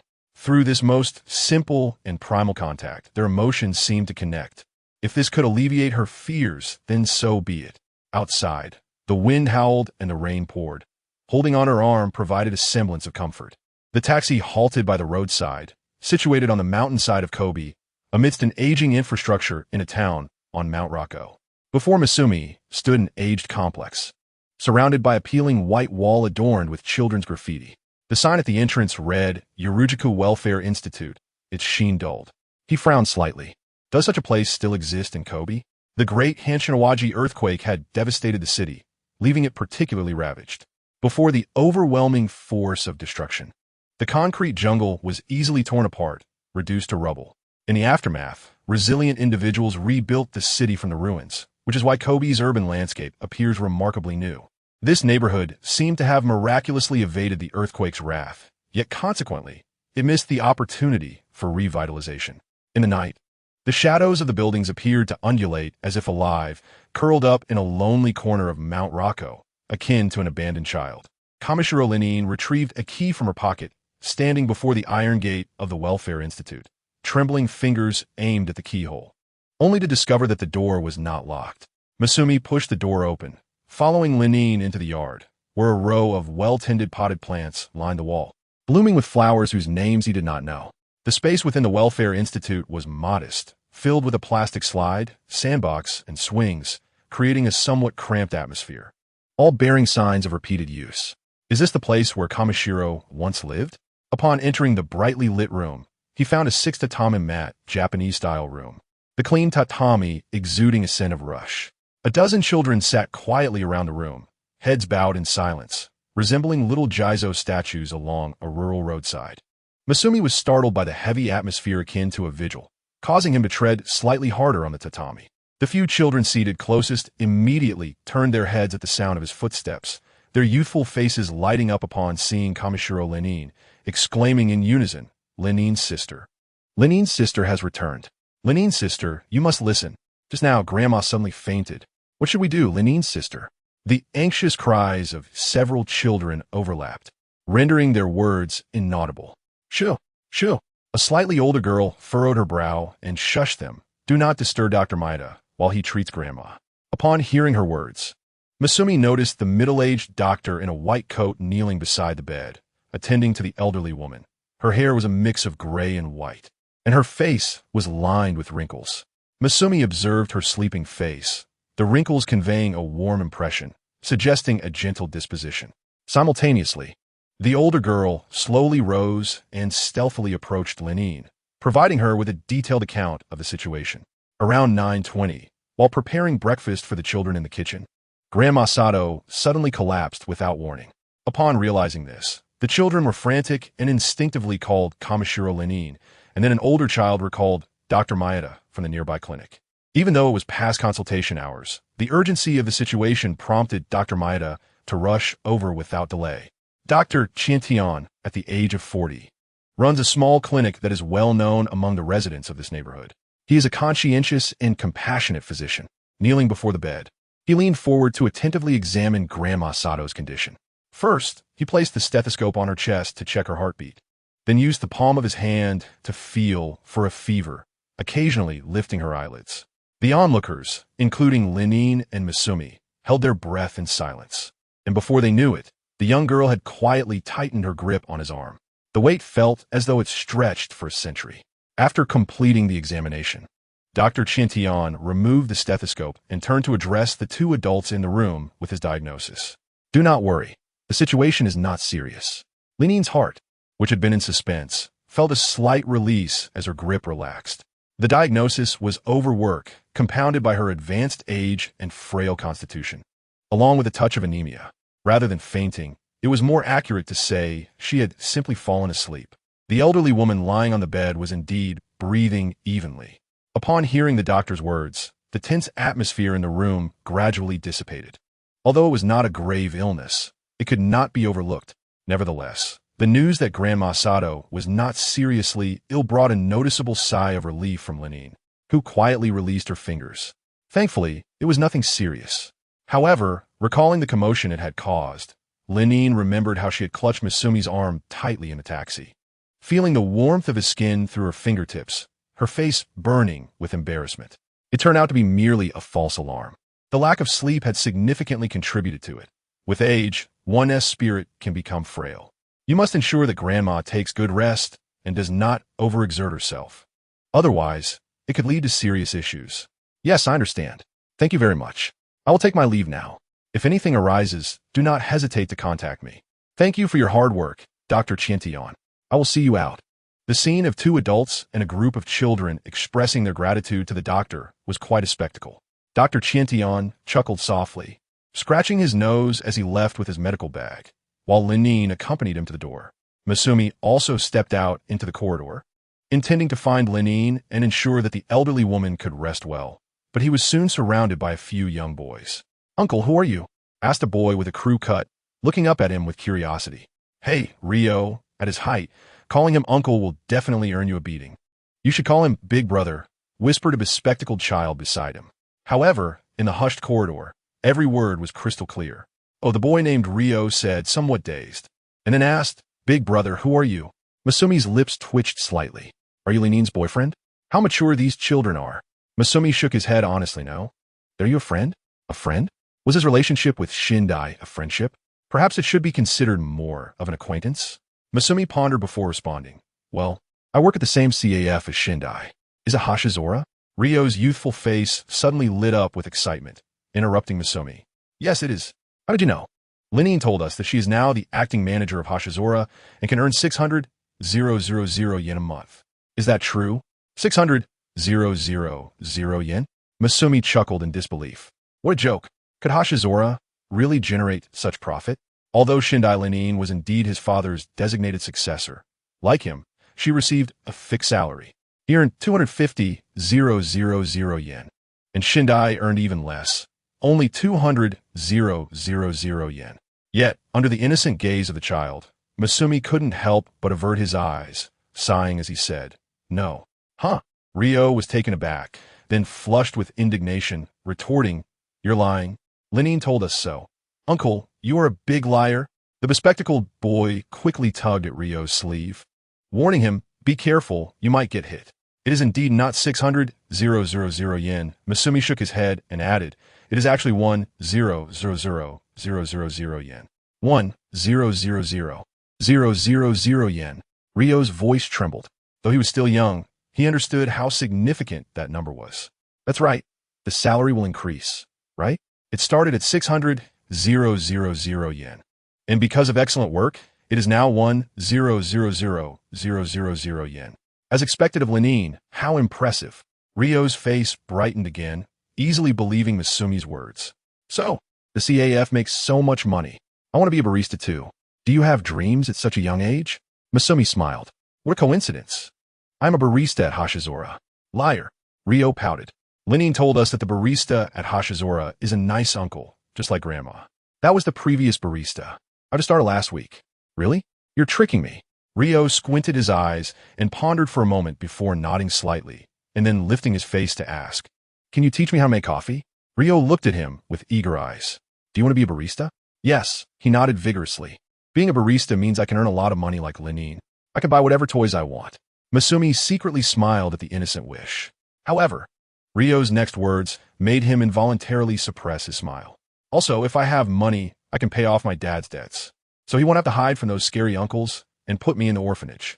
I can go home with my dad.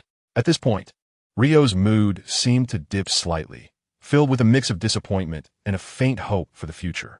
Could sadness and joy intertwine so closely? Masumi felt as if he were trapped in a distorted reality. Do you want to go home? Yes, Ryo nodded without hesitation, then added. But I'm also happy in the orphanage. Linine brings many gifts to see us every week and buys me the manga I want. Last week, she even gave me my favorite Sakamoto Nichijou manga. If I can earn money, I want to buy lots of gifts for everyone, just like Linine. He looked at Masumi with an expression full of anticipation and no complaints. I want to help the orphanage too. I know Grandma often worries about money. I overheard her talking to Sister Karu that if Linine hadn't been donating to the orphanage, it would have collapsed long ago. If I could make money, the orphanage would be better off, and Grandma wouldn't have to work so hard.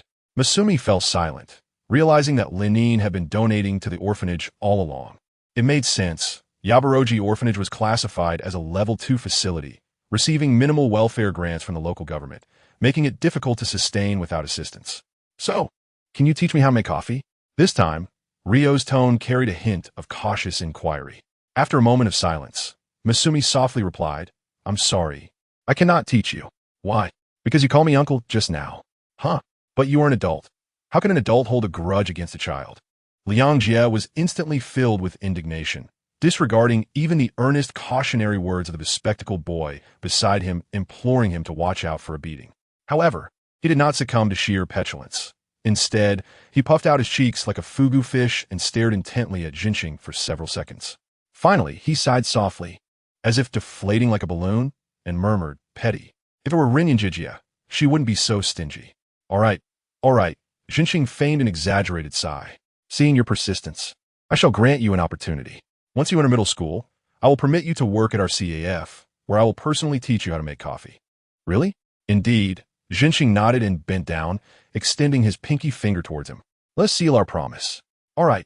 The two fingers, one large and one small, entwined in a pact. The one who lies must swallow 1,000 needles. After a moment's contemplation, Liang Jie quickly amended, 1,000 French fries. French fries? Yes, for they are my favorite. Liang Jie beamed sincerely. Although the older boy seemed a bit awkward, he did not appear to be a bad person. Thus, Liangjie decided to show mercy and refrain from imposing a harsh punishment. But you must not deceive children because of this. You must uphold your promises. Fine, I understand. As Jinxing observed Liangjie's sudden elation over such a trivial matter, he sighed deeply within, suddenly reminded of a poem. The poem Fearing No Wind or Rain by Gongzhou Qinji resonated within him, despite not being a literary youth fond of poetry. This particular piece remained vividly etched in his memory even years after graduating high school, perhaps due to the shared surname with the esteemed author, fostering a sense of kinship. Jinxing lowered his eyelashes and surveyed the children in the welfare institution. For some inexplicable reason, his throat felt warm. In a voice slightly hoarse, he whispered to himself, "Hurry, grow up quickly. You must grow strong, never succumbing to the wind or rain, nor to the winter snow or the summer heat." Fearing No Wind or Rain by Gongzhou Qinji. Fear not the wind, fear not the rain, fear not the bitter cold of winter or the scorching heat of summer. With a robust physique, devoid of desires, I remain unperturbed, always smiling quietly.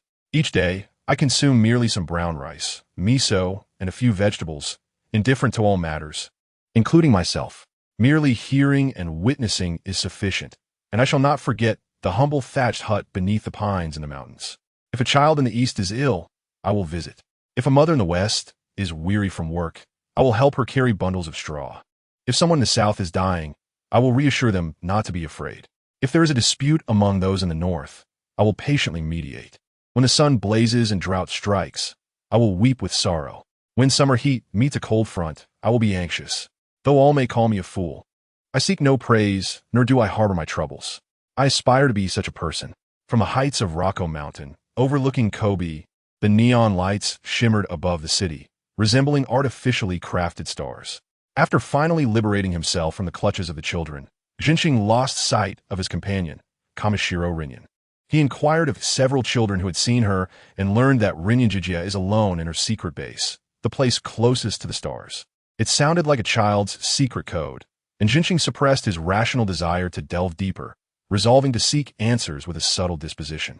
Engaging in such a seemingly foolish pursuit on an unfamiliar night due to an enigmatic riddle was an act rarely undertaken in one's lifetime. The ordinary actions of the present may, with the passage of time, delineate a moment that transforms the mundane into the extraordinary. Street lamps captured Jinxing's shadow as the path inclined slowly upwards.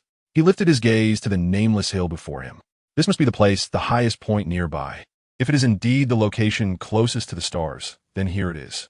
The ascent was devoid of illumination. The higher he climbed, the closer he drew to darkness. Jinxing activated his phone's flashlight and proceeded along the path where ferns had just begun to sprout. Midway up the hill, he discovered a viewing platform. I found it. A solitary street lamp cast a warm glow in front of the platform, illuminating the area and rendering it ethereal.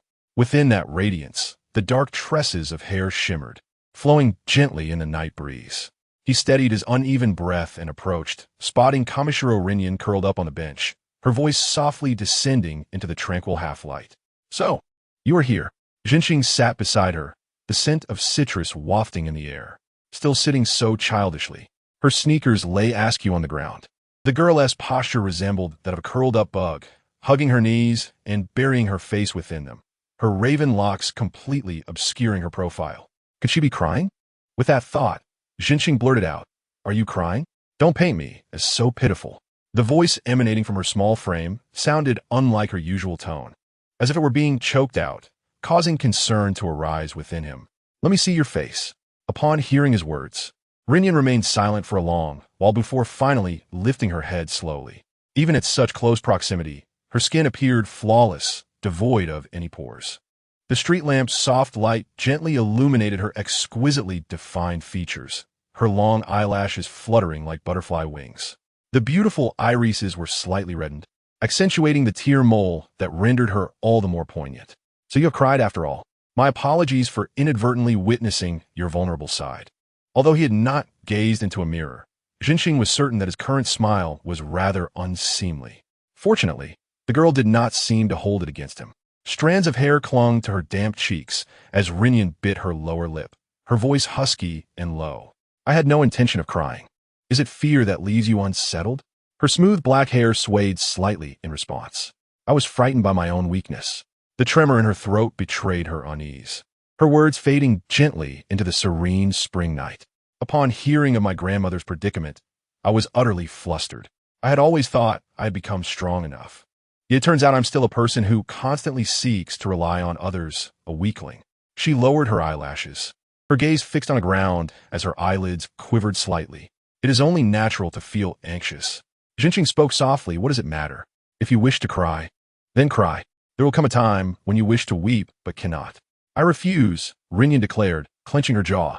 Crying is not a sign of strength for an adult. Oh, yet you're not of drinking age. Calling yourself an adult seems a bit premature. Is maturity so trivial a matter? Rin-yin retorted with unwavering determination, her voice gradually returning to its usual tone, though this subtle change went unnoticed even by herself. I apologize, I misspoke. As a gesture of contrition, here, take this.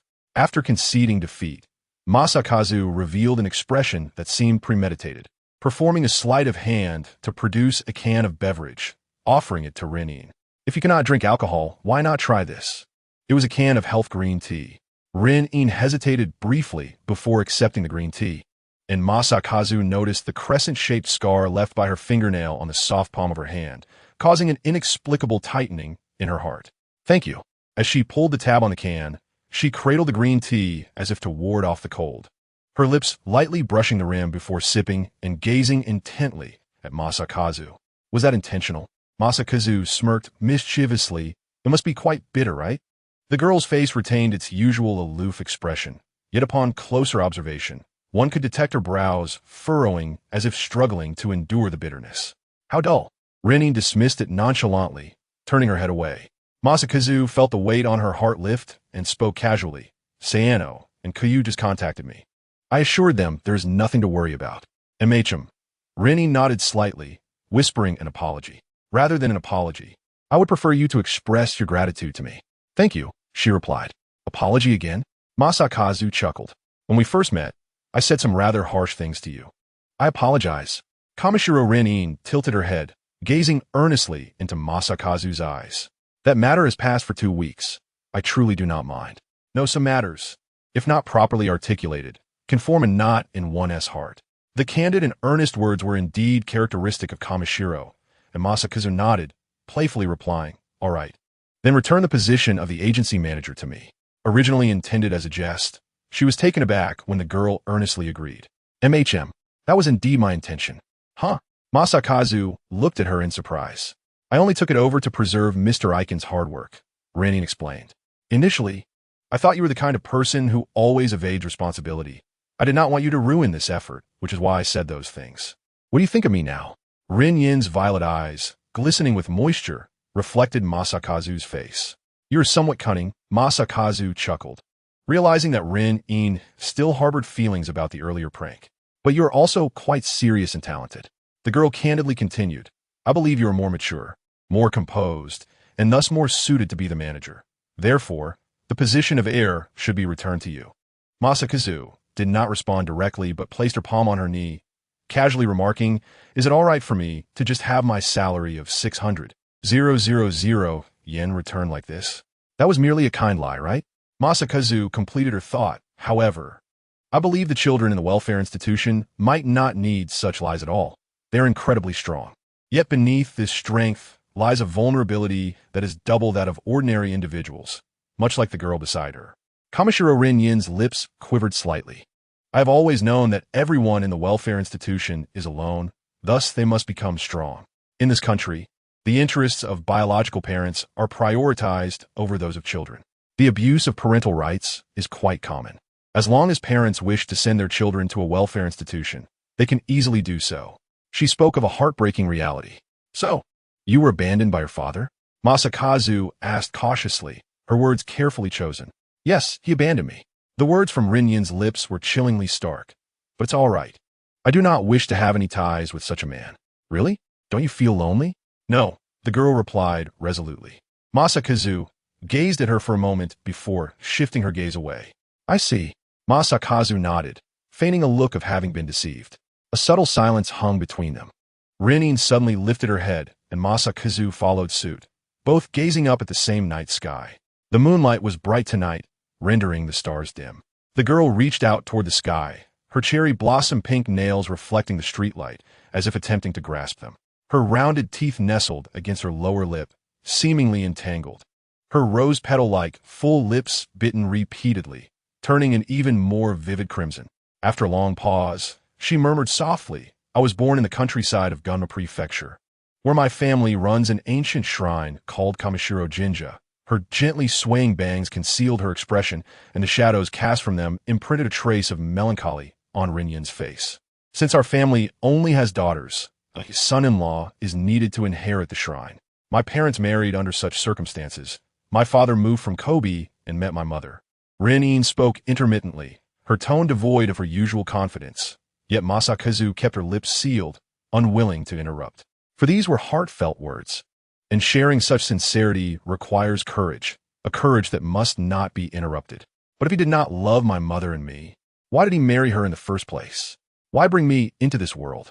If he detested the shrine so much, why accept the role of priest and then casually abandon this responsibility? I cannot comprehend. Thus, I will never become a frivolous person who evades their responsibilities. The girl's voice resonated with determination, her words striking with clarity. "I apologize for burdening you with this. Not all. I do not wish to elicit sympathy. After all, there are many who have suffered far worse than I. If I were to hesitate only because of this, it would be rather pretentious." Masakazu held a differing opinion. "I do not share your view." Rin-in lifted her face to look at her. "Indeed, there are many unfortunate individuals in this world, but even so, I do not consider that trivial. Each person experiences joy and sorrow in their own life, and suffering is a pain of equal severity for everyone. There is no hierarchy of misfortune. Everyone has the right to feel pain." After a moment of silence, she turned to Masakazu and said, "You certainly are eloquent. After all, conversing with others is part of a barista's job." Masakazu replied with a defiant smile. "Though you say that, I am quite content with my current life, so I do not feel lonely about the past. Even if there is, it is merely a trivial amount. Indeed, just a little." To veil her misty gaze, Rin once again gently buried her cheek in her palm. Sadness often possesses a delayed reaction. It is akin to the prolonged dampness of the rainy season, slyly concealed within each ordinary day, and once it reaches a critical point, it can unleash a sudden torrential downpour. "I am grateful for the welfare institution, and I am grateful for the twinkling stars. I cherish my work at the CAF, because it makes me feel needed. The work at the CAF is quite bustling, with daily life segmented by a fragmented schedule. The alarm clock rings to prepare bento boxes and meals. Routine cleaning is conducted before opening. The commute to school via the tram, daily operations, including reception and kitchen duties, inventory and accounting, shopping for supplies on days off, and weekly visits to the welfare home to see the grandmother and children. However, once each task becomes habitual, it requires no deep contemplation and can be performed instinctively. If Rin does not fill her time with busy work, she begins to harbor doubts about her life, and once doubt arises, it offers weakness and opportunity to seep in, hindering her progress. It is not only the CAF that needs Rin, she equally depends on it. "Is this the reason you have affection for this establishment?" The girl nodded in tacit agreement, and then spoke again. "It is more than that." Masumi lowered her gaze, and Rin-yin's voice, which had been as cold as ice, transformed into a gentle spring stream, resonating before her eardrums. "When I was in middle school, I read Osamu Dazai's Ninjin Shikaku in the library, where he stated, if one can avoid intense joy, naturally, pain will not strike. I feel that this sentence mirrors my innermost sentiments. Never rely on or cherish anyone or anything, be it familial ties, friendships, or even love, from the moment of acquisition. There inevitably comes a day of loss. I have always admonished myself thus. This is perhaps why she, as Chai-ai suggested, deliberately maintains distance from others." "Is it still the case now?" Masumi inquired. "Yes." The night breeze gently caressed Rin-yin's hair, causing her voice to tremble involuntarily. "Yet later, I came across another passage in his Sio. It turns out that Osamu Dazai, who penned such sorrowful and despondent prose, often sat beside the Tamagawa River, contemplating the happiness that humanity cannot attain while watching the river flow eternally, with nothing able to remain stationary. He once remarked, "The so-called sense of happiness is like golden sand faintly gleaming at the bottom of the river of sorrow. At that moment, I realized that the more I disregard people and things, the more I cherish those I hold dear. Even a slight wound would immediately expose my vulnerability, leaving my heart in anguish. It took me a long time to recognize this. There is also a conjecture that Rin did not voice. Perhaps she had sensed it long ago, but was unwilling to admit it. The mere thought of it was unbearable, leading her to deliberately avoid such reflections. The welfare home was the same, as was the CAF. Indeed, if someone can say to you, "Welcome back," it brings immense joy. It allows one to feel as though they can return here at any time. Responding with "I am back," and having the other accept it is also a delightful experience. For me, the welfare home and the CAF are such places where one can always utter "Welcome back" and "I am back." I wish for such a cycle of giving and receiving to continue for a lifetime. A lifetime? Masumi widened her eyes in astonishment and then chuckled, saying, "That sounds rather heavy." However, the girl's expression conveyed to Masumi that she was sincere.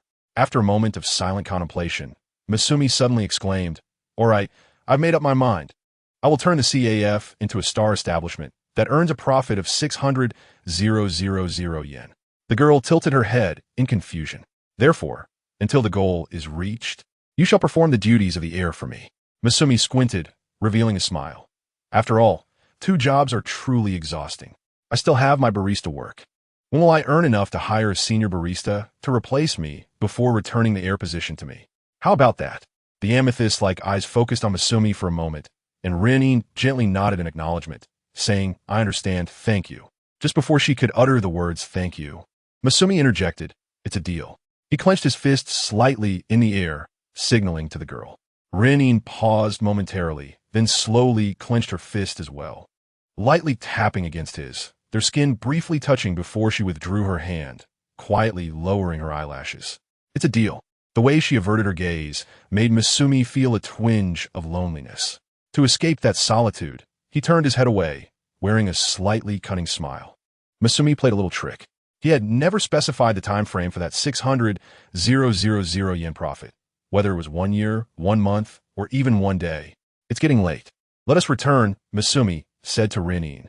He seemed to have uttered this phrase to her more than once, yet this time an inexplicable emotion enveloped him, causing him to use a tone that bore a hint of concern. "Let's return." It turns out that even a seemingly casual phrase can possess such magic. "Yes." She nodded, then continued to hold her legs tightly as she awkwardly put on her shoes. Masumi slightly turned his head away. "If you want to look, then look." "What?" "My feet. Do not slander me.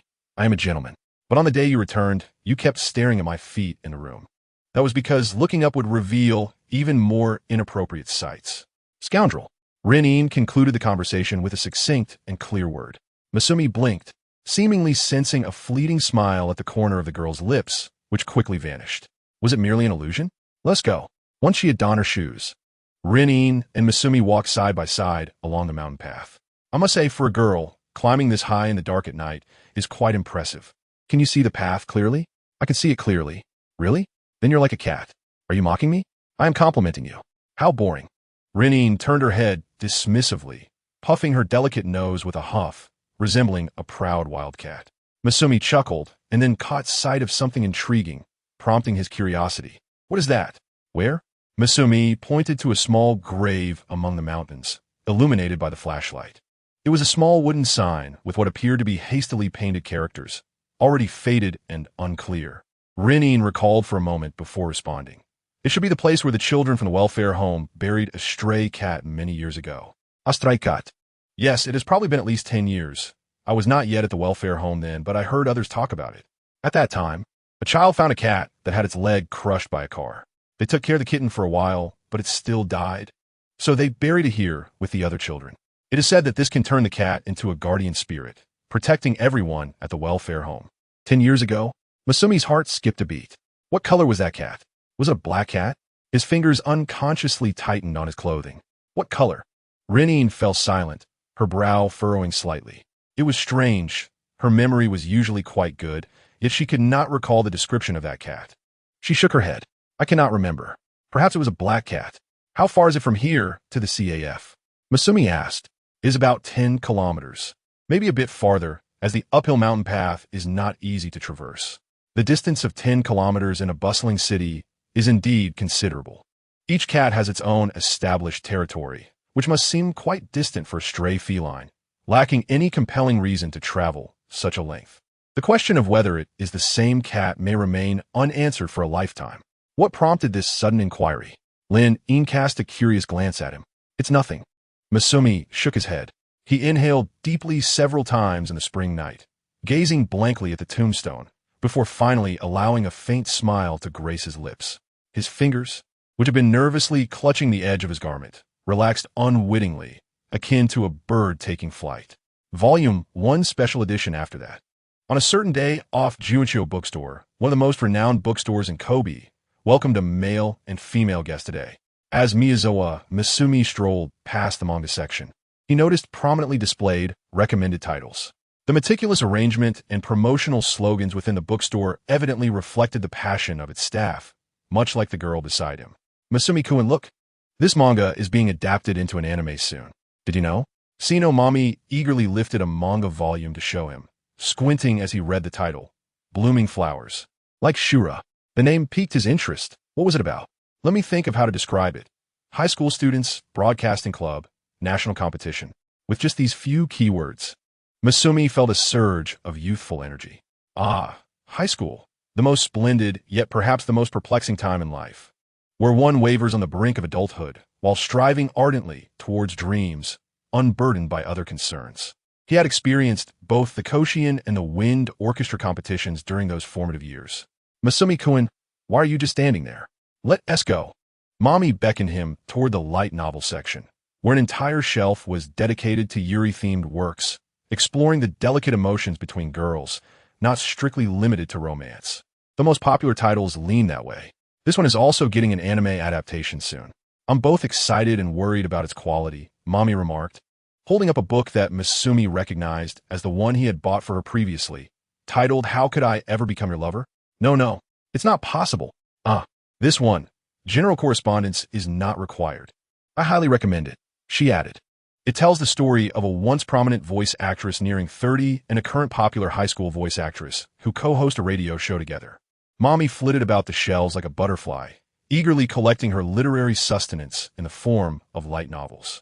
You truly love these, Masumi commented, observing her enthusiasm. Of course. I've read over 100 works. I'm what you might call a Yuri enthusiast, Mami said, playfully poking her cheek with her right index finger and offering a charming smile. What does that mean? Masumi inquired, puzzled by the unfamiliar term. It merely refers to readers who are passionate about Yuri themes, Mami explained. It has no bearing on real-life preferences. You must have encountered fans of certain genres, right? It's quite similar, unrelated to one's actual sexual orientation. Masumi nodded slowly, beginning to understand. After a moment, Mami continued. Ultimately, it all began with the allure of aesthetics. Two beautiful girls or handsome boys together is simply a feast for the eyes. Many niche genres operate on this principle. Then, one becomes captivated by the nuances of the work, such as the delicate portrayal of emotions or engaging story arcs, evolving into a fan of that genre. Those who enjoy Yuri or dejinshi may not necessarily mirror those sentiments in reality. The characters living in words and comics shine brilliantly, captivating hearts, while in reality, most are ordinary individuals who will age without the allure of striking appearances or glamorous personas. She elaborated on this notion at length, her thoughts somewhat scattered, yet ultimately provided clarity to Masumi. What made you fall in love with these works? He asked. For me? Mami paused thoughtfully before responding. I adore the equitable relationships depicted between the characters. In many stories, it's often assumed that the males are the ones who must take the initiative, but I don't believe that only they should bear the responsibility. Mutual effort, support, and reciprocation are essential, establishing harmonious relationships. This could be described as my perspective on love. As they meandered through the rows of bookshelves, Mami excitedly collected titles of interest, eventually moving on to other sections where she purchased several reference books for the children at the welfare center, as requested by Kamishiro Rina. Thank you for accompanying me to buy books on your day off, Masumi-kun. No problem. Ever since I returned to Kobe, aside from that day at the maid CF, I don't think I've seen you leave the house, he replied. This rare opportunity allows me to observe how you are in public. That sounds a bit excessive. She retorted playfully. I truly enjoy the experience of browsing bookstores. Meeting a good book in person is far more fulfilling than online shopping or ebooks. The existence of bookstores in this information age signifies the beauty of serendipitous encounters. That has quite a romantic perspective, he mused. By the way, Miss Sumikan, aren't you going to buy something? You didn't use my library card last time, did you? How inconsiderate. This time, choose whatever you'd like. I'll pay. All right. Masumi, not one to insist on modesty this time, took his time selecting a novel in the fiction section, finally settling on one titled Summer, Fireworks, and My Corpse. This one will do, he declared. The novel, written in 1996, was a reprint of the first edition. The promotional blurb was quite grandiose, winner of the 6th Novel Prize, Idagawa Rampo Prize, and various accolades, all achieved by the author at the tender age of 16.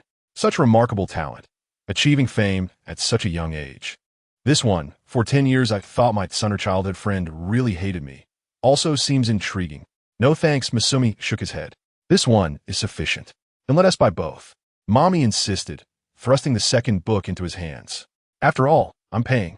After settling their purchases at the register, the two left the bookstore and, instead of rushing back on the train, opted for a leisurely stroll to a nearby park, basking in the afternoon sun. The bright rays danced through the tree shadows, heralding the approaching hydrangea viewing season in Kobe, with the rainy season soon upon them, making such moments of warmth increasingly precious. Mommy settled onto a bench in the park, propping her long, fair legs up while indulging in a yakisoba bun, savoring every bite. The sweet and fluffy hot dog bun provided a satisfying fullness, while the rich sauce enveloped the chewy noodles, and she relished the meal. Masumi, not feeling hungry, contented himself with a bottle of Suntory oolong tea. In the park, there are numerous pigeons of both solid and patterned colors, pecking at the ground as they stroll about. Even when they sense the presence of humans, they merely shift their deep brown eyes to glance briefly before indifferently returning their gaze, showing no fear whatsoever. Mommy consumes more than half of her fried noodle bread, feeling slightly choked, thus deciding against eating further. Suddenly, she gazes at the pigeons scattered across the ground, her coffee-colored eyes swirling with mischief as she crumbles the bread into tiny pieces and tosses them to feed the birds. Observing the pigeons fluttering their wings and approaching to peck at the crumbs, a faint smile tugs at the corners of Mommy's lips. A sign nearby clearly states, "Feeding the pigeons is prohibited," which Masumi reminds her. "I didn't feed them. This is merely food lent to the pigeons," Mommy retorts playfully. With her eyes narrowed in delight, she continues to scatter crumbs, adding, "Make sure to return it to me. You too, remember to return it to me." That particularly dark pigeon, resembling a crow, has consumed the most. Thus, she declares that it must repay her doubly in the future. Masumi shakes her head helplessly. Are you treating them as if they owe you a debt of gratitude? Unbeknownst to her, Mommy has unwittingly let the park's pigeons owe her a considerable favor. Stretching lazily, she rises contentedly and discards the plastic wrap from the fried noodle bread into the trash bin before walking back to the CAF with Masumi. Business must continue tomorrow. At 7 in the evening, under the starry sky, the window of the room is ajar, allowing the evening breeze to carry the night's warmth within. The air is tinged with a hint of moisture, suggesting possible rain tomorrow. Miyazo Masumi delicately removes the masking tape affixed to his guitar's fretboard, ensuring no adhesive residue remains. The originally green silk threads, after polishing, now glisten with a silvery sheen under the light. He oils the fretboard, evenly rubbing it with a chamois cloth until it is spotless, then replaces the guitar strings. Although he no longer plays, neglecting such an instrument seems rather pitiable. Since his visit to the welfare home that day, Masumi has developed a habit of viewing the world around him through this lens. Folklore suggests that objects, once created by humans, bear the duty to serve. If a tool is abandoned or disregarded for an extended period, it may accumulate resentment and ultimately transform into a spirit known as tsukumogami. Masumi has always believed in the existence of spirits, holding a simple conviction that, given the multitude of accounts across cultures and eras, there must be some truth to it. Thus, he harbors no fear of the spirits that have perpetually existed. What is there to be astonished about? However, the thought of a guitar spirit demanding his life is rather daunting. A guitar weighing 7 or 8 pounds delivering a blow to his head would likely render him unconscious instantly. "Fear not, dear guitar. Even if I no longer play, I shall cherish you," he assures silently, a promise befitting a man. Miyazawa Misumi, at the age of 22, was the lead vocalist and rhythm guitarist of the former Tokyo underground rock band Shichika Hachiku. Now, he serves as a barista at his family CAF, Hashizura, in his hometown of Kobe. After renovations, Hashizura CAF has been in operation for a week. Although it hasn't instantaneously become a viral sensation, drawing crowds from social media fame, business has indeed improved.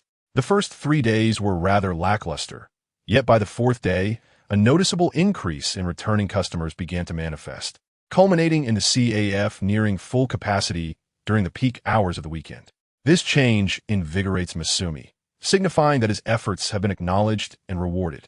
Conversely, should fame arrive unexpectedly for some inexplicable reason, he would feel uneasy about such sudden fortune. The favor of fate can approach unexpectedly, only to depart when least desired. Rather than placing his hopes in such ephemeral whims, he prefers to rely on hard work and diligence. Indeed, this was his mindset when he formed the band. Yet, had they unexpectedly gained fame online back then, perhaps the outcome would have been different. Misumi lets out a deep sigh. Misumi-kun, are you talking to your guitar and sighing all alone? Have you been possessed? A sweet voice with a hint of mischief interjects, breaking the silence. Without raising his head, Misumi responds, Sino, don't you knock before entering my room? That is slander. Misumi-kun, I might have to sue you for defamation. Your door was wide open, and I didn't even step inside. She retorts, her playful tone making it clear she stands just outside the threshold, her bare feet adorned in slippers. Not crossing into the room. Following her slender ankles upward, one finds her curvaceous, long legs, complemented by an extraordinarily captivating face, though her smile carries a slightly cunning undertone. Sino Mami, a year older than Misumi, possesses a lazy disposition, a penchant for alcohol despite her low tolerance, and enjoys teasing others. She is a seasoned otaku. However, beneath her somewhat exasperating exterior lies a warm-hearted individual. Whether addressing urgent matters concerning the CAF's menu or resolving misunderstandings with a certain heiress, her efforts are commendable. Reflecting on this, Misumi realizes he has yet to express his gratitude. What is it? Mommy blinks innocently. Why are you hesitating? Is there something you wish to tell me? Wait, could it be? She dramatically sweeps her bangs aside like a photo model, her jet black hair flowing through her fingers, her coffee-colored eyes narrowing slightly in curiosity. Ah, this is quite the conundrum. After all, I am a beauty embodying the essence of an alluring older sister, endowed with ample assets and a penchant for indulgence. I would undoubtedly secure first place in a popularity poll if it were conducted in a serialized manga. To harbor romantic feelings for such an enchanting goddess, even to the point of feeling shy to express them, is entirely natural. As she speaks, Mommy adopts various poses reminiscent of a photo model. However, despite her alluring figure, her movements appear awkward and clumsy. Even if there were initial attraction, seeing her in this light dissipates any romantic thoughts, though Mommy remains blissfully unaware of her clumsiness. What should I do? Upon reflection, I don't seem to dislike you, Misumi-kun. Should I simply agree? But that feels too easy. Perhaps you should reincarnate 100 or 80 times to earn my affection. Or maybe I've fallen into some supernatural phenomenon, forgotten by the world, with only you remembering me. Her excitement builds as she continues, seemingly ready to ramble on indefinitely. But Misumi hastily interrupts. Your self-awareness is rather excessive, he sighs. And please refrain from speaking in that animated character's tone. Mommy playfully counters. Isn't that a delightful older sister-like quirk? You don't like it? At the sound of her words, one can infer that the character in question is undoubtedly quite mature. This may be acceptable in animation, yet hearing it in reality feels somewhat odd. With her playful banter, Misumi's earlier intentions to thank her dissipate. So what brings you here? He inquires. Your memory is quite poor. Didn't we agree to throw you a welcome party? Rin and the others have everything prepared. We're having barbecue tonight. Mommy urges him. It is only then that Misumi recalls. After the first day of business concluded, Mame proposed to hold a formal welcome party for Misumi to celebrate his return to Kobe and his official joining of the Fanching team, which received unanimous approval from several girls. However, as the number of guests increased, the workload gradually became busier, and the matter of the welcome party was seldom mentioned again. Misumi initially thought that there would be no welcome party organized for him. All right, you head downstairs first. I will finish tuning the guitar and join you right away. The sudden response to something he had not expected was truly a delightful surprise, and the shared intention among everyone warmed Misumi's heart. Reflecting on this, he recognized that the girls from Fanqing held a strong sense of commitment and would not easily promise what they could not fulfill. "Oh," Mame casually replied, but did not leave immediately. Instead, she fixated her gaze on Misumi's guitar. "Is this your guitar, Misumi-kun?" "Yes. Its shape is quite beautiful." Mame initially offered a casual compliment before continuing. "Actually, I have a question that I've always wanted to ask, but I don't have any friends who play in a band." "What question?" "I've watched band anime and know about the combination of guitar, drums, keyboard, and bass. The presence of the first three is quite strong, yet the bass seems less prominent. Would it be troublesome for a band to not have a bassist?" Misumi pondered for a moment before responding. "Without one, it might feel like something is missing." Mame appeared somewhat disappointed by the ambiguous justification for the bass's existence. Saying this, she turned and walked downstairs. "Remember to hurry back for the barbecue."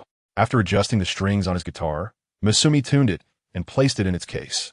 He descended the stairs, pushed open the back door, and stepped into the courtyard behind the CF, where the aroma of barbecued meat wafted deliciously in the air. "Wow, this piece of meat must be premium Wagyu, right? The fat on it looks incredible. I'll take this." Mame reached for a slice of meat that was still slightly bloody and undercooked, but was stopped by another girl with black hair and purple eyes. "Mame, this piece of meat is only half cooked." She returned the slice to the grill and picked up a piece of well-cooked beef tongue, offering it to Mame. "If you don't want an upset stomach, eat this first." Mame opened her mouth wide, looking expectantly for the offering. The black-haired girl hesitated for a moment before extending her chopsticks towards Mame's lips. Mame deftly avoided the tips of the chopsticks, biting down on the beef tongue with a satisfied ah and swallowing it eagerly. "It's delicious. I declare beef tongue to be the best in the world." The barbecue party was in full swing in the courtyard of Fanqing. "Come on, Misumi-kun, open your mouth." Suddenly, a girl with shoulder-length light hair, emerald eyes, and strikingly defined features approached Misumi, using her chopsticks to feed him. Misumi pressed his lips together, initially resisting the offering, but the thin slices of beef tongue glistening with grease were hard to refuse, especially given the girl's irresistible expression. He finally relented and opened his mouth to accept the food. "Choo-choo, it's exquisite." The reason for the wrapping was that the beef tongue was seasoned with chopped scallions. The meat was fresh, with a delicate and chewy texture. "How is it? Isn't it delicious?" "Yes, thank you, Chai-ai." Misumi nodded slightly towards the girl in front of him.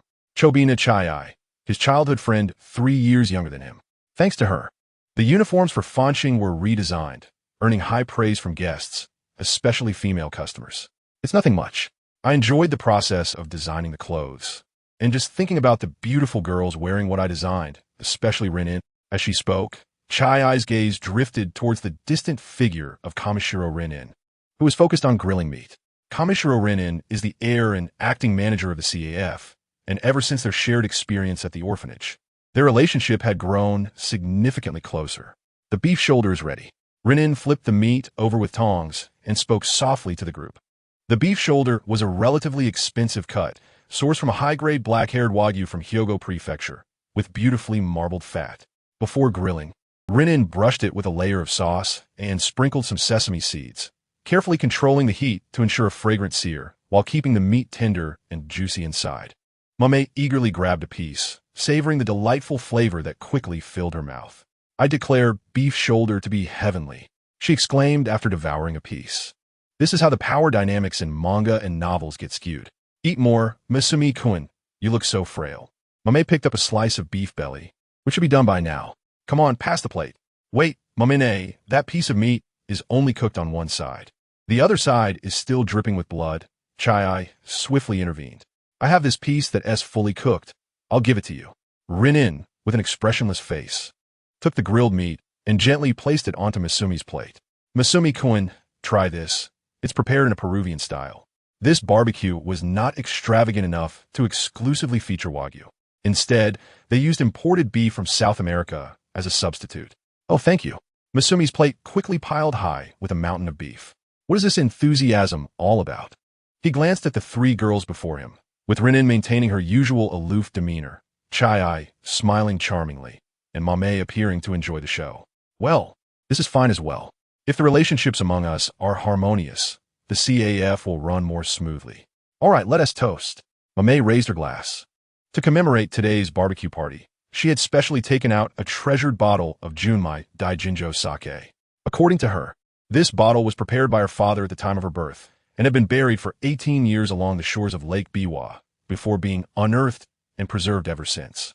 If it weren't for the production date printed on the packaging from 3 months ago, Masumi would have genuinely believed her. However, he couldn't shake the feeling that her story sounded eerily familiar. It must have been borrowed from somewhere. Feels like something is missing. Mame looked around. Where's Miku? She said she would go to the kitchen to handle the vegetables. Renin replied. Then I'll go call her. Mame began to leave, but Masumi stopped her. I'll go. You enjoy your fine sake. Thank you. Mame waved her glass at him and took a sip of the sake, letting out a blissful sound. Indeed, it's Daijinjo. It's fantastic. As he walked from the courtyard to the kitchen, Masumi found the girl with tea-colored hair, Kwan Miku, chopping onions and green peppers on the cutting board. Leave the cutting to me. You should go enjoy the barbecue, she offered. If you don't hurry, you might miss out on all the good meat that Sino will devour. Masumi joked. What Mane said is not impossible. Miku smiled. Let us cut together. We should finish quickly if we both work at it. Okay. Masumi nodded and grabbed a carrot from the table, rinsing it under the faucet. Are you getting used to living here? He casually inquired. Yes. Everyone takes good care of me. Upon my arrival, I indeed felt a tinge of unease. However, as time passed, I grew to find that each individual possessed a warm familiarity and unique brilliance. Lin Yin Jie embodies strength and diligence, while Qian Ai Jie radiates cheerfulness and gentleness. Mr. Zhen Cheng crafts exceptionally delightful coffee and has made numerous efforts to enhance the operation of Fanxing.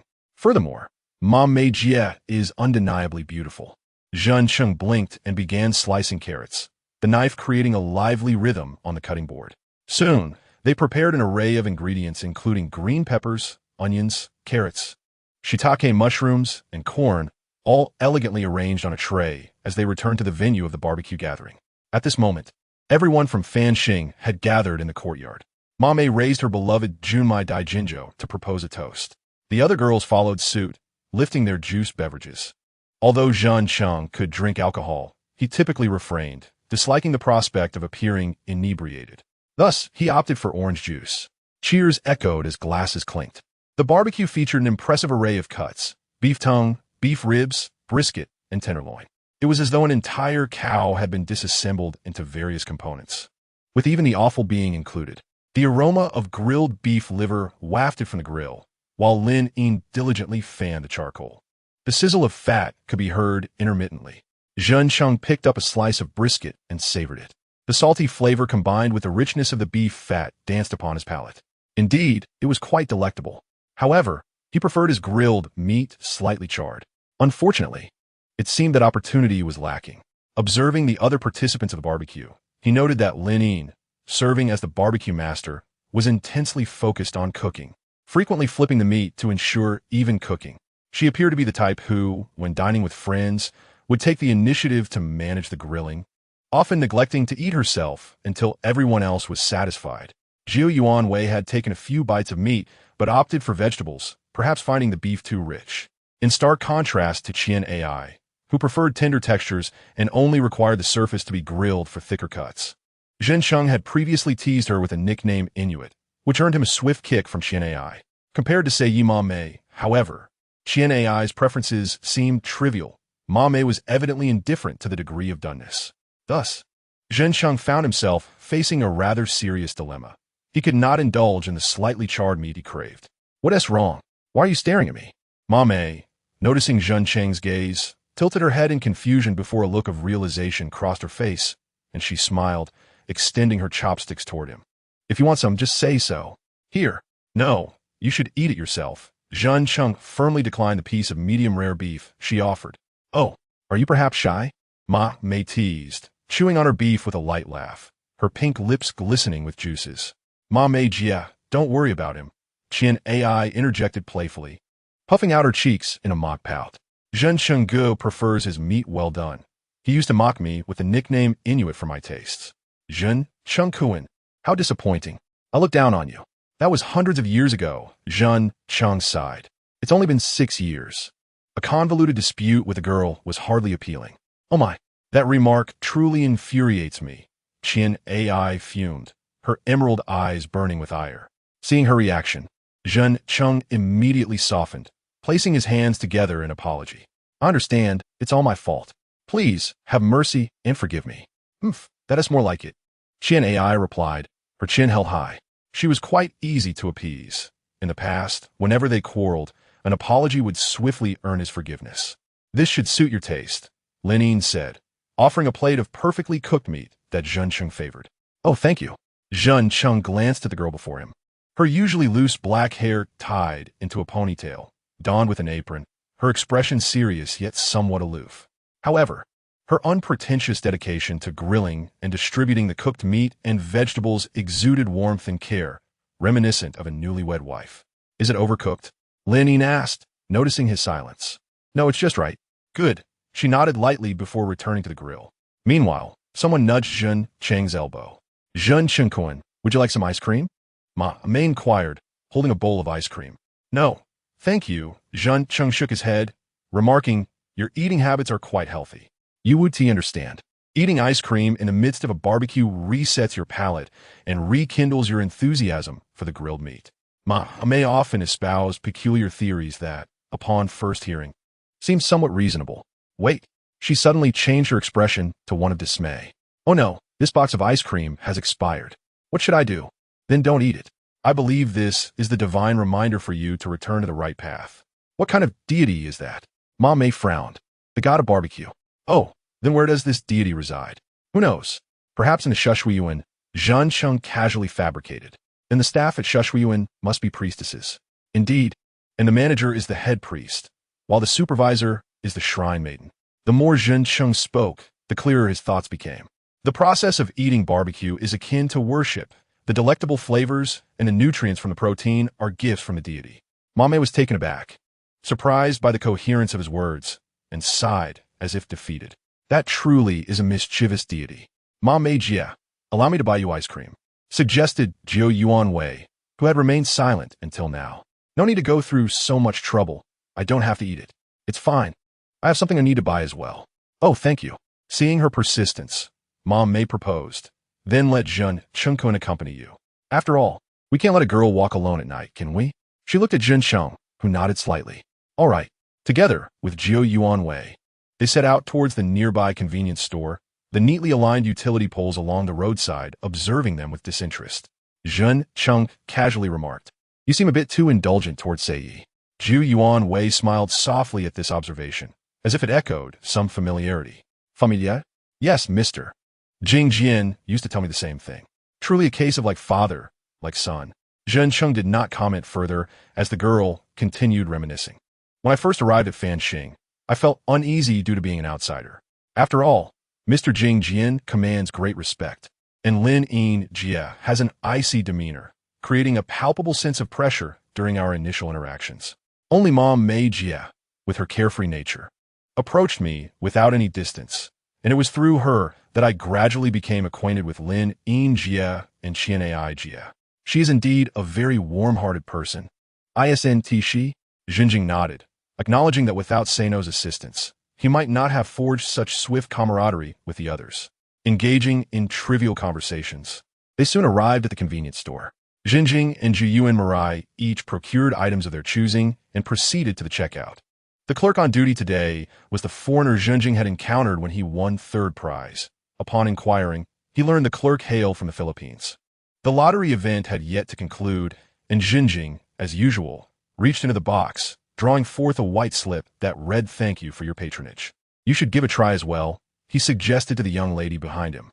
Jiyuan Mirai responded, placing her hands on the counter and extending her left hand to participate in the lottery. Jinjing observed that her right hand bore neatly trimmed, long nails, while her left was devoid of any. This observation stirred a peculiar curiosity within him, and he hesitated, contemplating a question, when suddenly an urgent bell rang out, startling him. Ding ding. The clerk shook a bell that seemed to have appeared from nowhere. Congratulations, miss. You've won the grand prize. 30 kilograms of kasha hikari rice. Jinjing exchanged a glance with Jiu and Mirai, both reflecting surprise and disbelief in their eyes. On May 21st, under a sky adorned with stars, The CAF was only half filled, and Jinjing sat nonchalantly behind the bar, engrossed in a book while simultaneously attuning his ears to the surrounding clamor. Then she said, "I am sorry, Akira. I was worried you might mind, so I didn't tell you the truth. Does she think we're close?" The two office ladies were chattering animatedly about workplace gossip, and Jinjing found himself somewhat captivated, his focus on the book waning. Where had he left off? It seemed he was at the part about the bamboo cage. He decided to close the book entirely, intending to immerse himself in the conversation, only to be drowned out by the laughter of several male high school students at another table. "Did you catch yesterday's baseball game? That steal of home was incredible. Almost more outrageous than in manga." "Nope, I joined the home club to avoid watching TV. I think only Shoei from the first year is left. If you love baseball so much, why didn't you join a baseball club?" "Need I say, the advisor for the baseball club is a devil. I have a childhood friend there who is tormented daily. But the manager, Mizushima-senpai, is truly beautiful, caring, and nurturing. She is practically an angel." One of the friends remarked with a dreamy expression. Clearly, Hasegawa-senpai from the broadcasting club is superior. She usually wears those old-fashioned black-rimmed glasses and goes unnoticed. But when she hosted the school festival, I was shocked when she took them off. The conversation shifted from the baseball game to the beautiful girls at school. A mundane dialogue about everyday trivialities unfolding in the CAF. Jinjing, uninterested in the high school girls, resumed reading his novel after the two gossiping office ladies departed. After a while, the pristine white pages of his book were suddenly enveloped in shadow. He looked up to find a young office lady, adorned with light makeup, gazing at him with an almost predatory intensity. "Miyazawa-san, you truly enjoy reading, don't you?" "I'm merely passing the time out of boredom," Jinjing replied dismissively. "And I go by Miyazawa. My apologies, that was quite rude of me." The lady's smile remained undiminished, as if she intended to provoke him further. "The CAF operates until 7, correct? Would you care to join me for a drink at an izakaya after work?" "I'm sorry, I don't drink." "That's all right. A simple chat will suffice." The lady pressed her lips together, her eyes glimmering, perhaps due to wearing contact lenses. Jinjing felt as though he were being ensnared by a predator, instinctively shivering as he firmly declined. "Really, there's no need. I have other matters to attend to after work." "Very well, perhaps next time then, Miyazu-san," she said with a tone of regret as she departed. Yet Jinjing sensed she would not easily relinquish her pursuit. Sighing deeply, he rested his chin on the table and slowly lifted his eyelids. "Jinjing-kun, you certainly have a way of attracting attention," Mommy teased as she emerged from the kitchen. "Did you overhear everything? Which part are you referring to? The affair with the married superior or the later Miyazawa-san?" "Both, I presume." Jinjing straightened his posture as Mommy approached with a sly grin. "Your demeanor, reminiscent of a docile, artistic male, must be quite appealing to girls. Surely, you've had numerous girlfriends in Tokyo? What makes you think that?" "Intuition. You seem akin to Itakuen and Hayadakuen. Perhaps you'll end up with a harem, juggling several relationships at once." "Who are Itakuen and Hayadakuen?" "You have a rather grim view of me. I believe I would be the type to remain dedicated in a relationship," Jinjing stated earnestly. "You should." "Nonsense. Tokyoites love to spin tales. It's frustrating. Even quoting literary giants, one T bolster your credibility." Jinjing replied calmly, "And I'm from Kobe." "Oh, what is that famous saying? It sounds somewhat familiar." Mommy raised an eyebrow, then probed further. "Don't change the subject slyly. How many girlfriends have you had?" "Not a single one." "Really?" Her disbelief was palpable. "Well, if I must be honest, perhaps there was one." "Why so ambiguous?" "Because the situation is rather complicated." Jinjing carefully articulated. "How should I put it? We were in a confirmed relationship, yet we weren't particularly close. We never even held hands, and, I didn't harbor romantic feelings for her." After hesitatingly conveying this, he noticed Mommy regarding him with wide-eyed astonishment. "Tokyo is quite terrifying. What do you mean by that? Did that girl have feelings for you?" Jinjing nodded affirmatively, though it seemed to weigh heavily on him, causing his heart to race. Memories resurfaced from the depths, as if a shimmer of golden hair danced at the edge of his vision. Mommy, initially posing the question casually, seemed to have unearthed a rather explosive topic, her eyes sparkling with excitement as she inquired, "When did this happen? Would you mind sharing more with me? Do you still keep in touch?" "There's nothing much to say. We were together for less than a month, and it ended before I returned to Kobe." "Who initiated the breakup?" After a brief silence, Jinjing replied, "That was me." "What was her reaction?" I don't know. Mommy blinked her coffee-colored eyes in curiosity, repeating, you don't know? No, because I was the one who broke it off, and then I blocked her. Jinjing vividly recalled the two messages he had composed. Kirikawa, the band has disbanded. I have no intention of continuing this meaningless existence. Let us break up. Don't seek me out. Consider me dead. It was only when he was alone in an izakaya, intoxicated, that he mustered the courage to send those messages, and sober. He found himself too cowardly to face a reaction. Mommy's response was one Jinjing had anticipated. Jinjing-kun, you must be quite the awkward scoundrel, aren't you? There are circumstances surrounding this, and it's not something I can easily explain. Jinjing sighed, unwilling to divulge the entirety of his experiences to Mommy. Oh. The classic lines of a scoundrel are surfacing. You would be wise to refrain from ever visiting Tokyo again and fervently hope that she does not pursue you to KB, lest this establishment find itself in need of hiring a new barista. She spoke in an eerily obscure voice, reminiscent of dusk. Do not speak so ominously. You underestimate women far too much. I am inclined to introduce you to a few classic animations to help you realize the perilous nature of your current predicament. By the way, what does that girl do? If she's a surgeon, she could presumably stab you dozens of times while skillfully avoiding vital organs. That sounds quite chilling. It is not so terrifying. Like me, she is also in a band. A bassist? No, she plays the keyboard. It is the girls in bands who most warrant vigilance, sighed Mommy deeply. Views on Love and the Disguised Reporter, would you like to sample my new confection? Emerging from the kitchen, Rina placed a chocolate sundae on the bar counter, inquiring of the two engaged in conversation. Human taste buds shift with the seasons. In late May, just before the rainy season in KB, the air feels somewhat oppressive, tinged with a faint burnt aroma, as if kissed by the sun. Rina has been diligently experimenting with seasonal desserts. Creamy ice cream is housed in a transparent glass, topped with dark chocolate that resembles the silhouette of mountains revealed by melting snow, adorned with bright red berries. How delightful, Masumi-kun. Let's share it. I shall pass. You enjoy it, Masumi declined. Oh. Mommy scooped a spoonful of the sundae with a silver long spoon, the sweet cream mingling with the subtle bitterness of the chocolate, releasing a dreamlike sweetness that blossomed on her tongue. Her expression instantly brightened. She then turned to Rina, who had seated herself at the bar, and asked, Are you interested in joining our discussion on love, little Rina? No, I find that topic uninteresting. Rina shook her head. She does not comprehend love well. Due to her lack of understanding, she naturally holds no interest. The romantic entanglements of her parents culminated in bitterness and tragedy, stripping Rina of any rose-tinted lens through which to view such matters, leading her to examine them with rationality.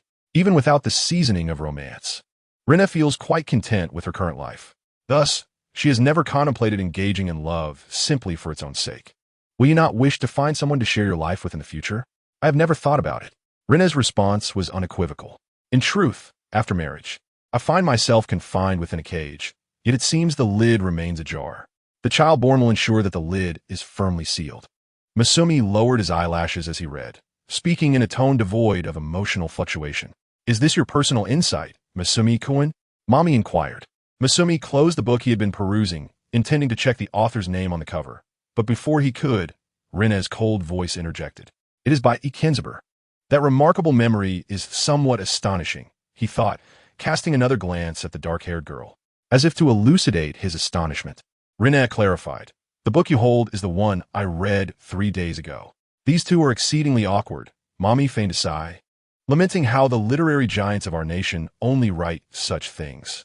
If the two of you ever hold a wedding, I shall most certainly not attend as a guest. That is of no consequence, Masumi replied. As long as the monetary gift arrives, your presence is inconsequential. This remark caused Mommy to furrow her brow and gently nudge him with her elbow. The clock slowly approached 6:30, leaving only half an hour until closing time. Typically, few customers would visit at this hour, and the CAF was gradually becoming desolate. One by one, patrons departed. Masumi-kun, little Rina, Mommy gently called their names. What is it? Do you find that customer somewhat peculiar? Mommy gestured discreetly toward a man seated in the corner. He had ordered a half-cooked omelet rice and Earl Grey tea, remaining since 4 o'clock. Despite the somewhat warm weather, he kept his coat on and wore a mask and sunglasses, creating a most uncomfortable appearance. So, you find it odd too, Masumi mused, Did he remove his mask while eating the omelet rice? I did not notice. Rinne was unimpressed by the matter. There is no need to concern ourselves with the identity of the customer. We should simply focus on providing good service. Indeed, Masumi nodded in agreement. In the service industry, one encounters many eccentric individuals. Recently, there was a regular who arrived promptly at 10 each morning, ordering a latte and a matcha yokan, then spending the entire day typing away at his keyboard with a look of despair on his face. Masumi had once struck up a conversation with him. He was a light novel author racing against deadlines, writing about a CAF but never actually drinking coffee, seeking inspiration instead. It was evident he hardly drank coffee at all, even adding full sugar to his latte. Many esteemed authors are fond of coffee. The French poet Voltaire was said to have consumed 40 to 50 cups in a single day. Masumi had never drunk that much water. I was not referring to that. Mommy's voice pulled him back to reality. That individual may be in disguise, possibly a well-known magazine journalist, she speculated. A magazine journalist? Yes. Or perhaps a reporter from a television program in incognito, or even a freelancer from a major publishing house. Why would they come here? Of course, to discover hidden gem establishments, Mommy said with growing excitement. The beautiful Seto Inland Sea, the tranquil harbor nestled between mountains and sea, harbors a modest CF, Hashizora. Just as its name suggests, it twinkles in the night sky, and upon close inspection, one is ensnared by its unique allure and charm. The author wishes to introduce this CAF to the world today. Within such a brief time, she crafted a commendable opening, prompting Masumi to consider that she may possess a talent for writing. Such an overabundance of imagination, he sighed, shaking his head. Perhaps such creativity is essential for drawing manga. Are you not excited? If that is the case, Hashizora will swiftly become a popular CAF. And then everyone will gain fame as well.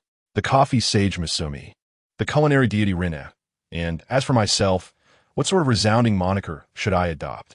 Mommy nay, Rinne replied with exasperation. It would be best to temper such unrealistic fantasies. Moreover, the term sage typically refers to elderly men with white beards. Upon hearing this, Masumi instinctively touched his chin, feeling the stubble that had just begun to grow, a slight prickliness against his fingers. I do not believe he is a magazine journalist, Rinne asserted. Little Rinne is correct. He may very well be a talent scout. When did Shindai mention the latter?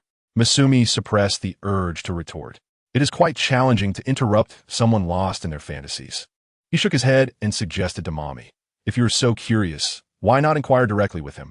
Initially hoping to dissuade her, Masumi was taken aback when Mommy nodded earnestly. She poured a glass of water and, with a beaming smile, approached the peculiar customer's table. Come, mister.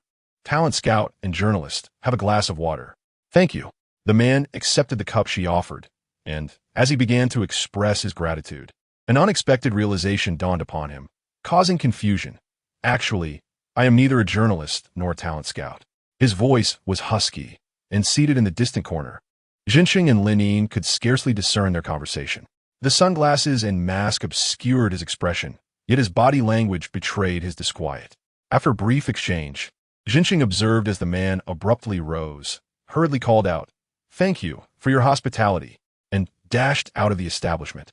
Mommy returned to their side, slightly crestfallen, shrugged, and remarked, "Such shyness will not serve well in an interview." The plum rain season arrived early this year, with the news announcing the onset of the dreary rainy season in Kobe, much to everyone's chagrin. In years past, it typically did not begin until June. Jinxing recalled last year's rainy season in Tokyo, which struck around mid-June when he and his teammates had gone to Inashima for training. Returning to their rented apartment in Ajikubo only to find it nearly transformed into a damp mushroom house. The mere thought of it conjured a faint musty odor that seemed to waft through time to his nostrils. During his morning run, Jinxing initially harbored a flicker of hope. But on his leisurely return, unexpected rain soaked the pavement. He found himself sprinting to escape the downpour, nearly slipping several times. However, as the rain was not particularly heavy and he was already drenched, he decided to relax and strolled back to the CF, enveloped in moisture. The bathroom was fully functional, allowing him to shower without needing to go elsewhere. Upon returning, Shindai Linine, while casually speaking, handed him a clean towel, remarking on his drenched state. "Thank you. Are you mocking me?" Jinxing retorted. "I am merely expressing my admiration for your determination to run in such weather. So, that is concern. Linine gazed at him for a moment before nonchalantly adding, "Take a hot shower and come quickly for breakfast." Understood. After changing out of his soaked clothing, he entered the bathroom, opting for a quick shower to warm himself up before switching into fresh, comfortable attire. Mommy was still lounging in bed, and the three gathered around the table for breakfast. The salt-grilled mackerel on the plate exuded a tantalizing aroma, the slightly charred skin encasing tender fish meat. Each bite offered a delightful blend of crispiness and softness. The steaming miso soup, enriched with pork and vegetables, released its rich oils into the broth. The vegetables cooked to a tender perfection. On a rainy day, savoring such a piping hot bowl of delicious soup brought Jinxing immense satisfaction. "I plan to hire part-time staff," Linine announced at the table. "How many?" "Not necessarily many, just enough to cover the lunch and dinner shifts." As Linine was still a university student requiring balance in her studies, running the CAF solely with Jinxing and Mommy had become a bit overwhelming since business had stabilized. However, hiring full-time staff seemed unnecessary. "I will prepare the regular desserts in advance and place them in the dessert cabinet. For items requiring on-site preparation, like parfaits, I can leave those to Mommy." Yet, even with this arrangement, the staffing remained insufficient, and they had little time to rest. Jinxing swallowed his bite of omelet and nodded. "Then let us post the job advertisement." They put up a notice at the CAF entrance and also advertised in newspapers and job websites, targeting high school students seeking part-time work. As the clock ticked past 8, after spraying waterproof spray on his loafers, Q and Mikue announced, "I'm heading out." Slinging her backpack over her shoulder, unfurling her transparent umbrella, and vanishing into the throng of people commuting to work and school. Inside the CAF, Shindai Linine wiped down the wooden tables, performing her routine cleaning before opening. Jinxing picked up a broom to sweep the floor and casually remarked as he passed by her, "Mikue seems to be putting in a lot of effort lately. Even though the periodic exams have concluded, she still comes and goes early and late." "Does Hokuhai start at 9?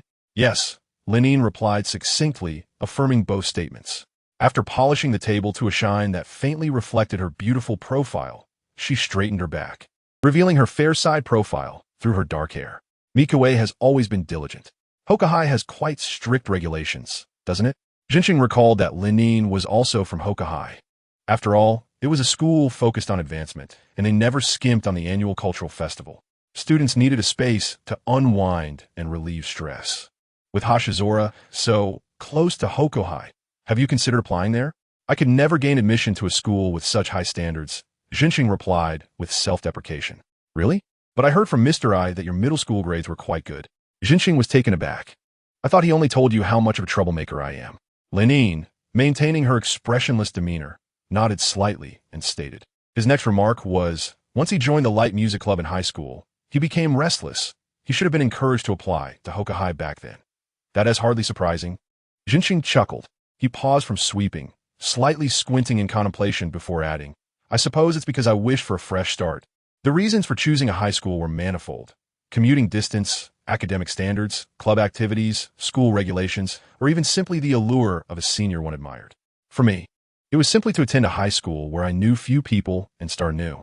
Debuting in high school? One could say that. Returning the broom to its place, Jinxing stepped outside and turned the sign to indicate the commencement of business on the first day of the plum rain season.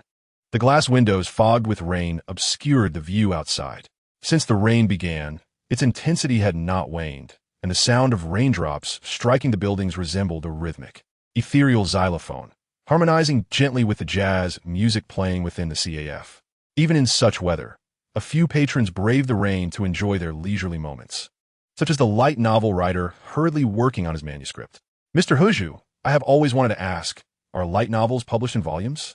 The series I frequently read have authors who release one book a year, which is considered diligent. How do you manage to write every day?" Mommy's inquiry piqued Jinxing's curiosity as well.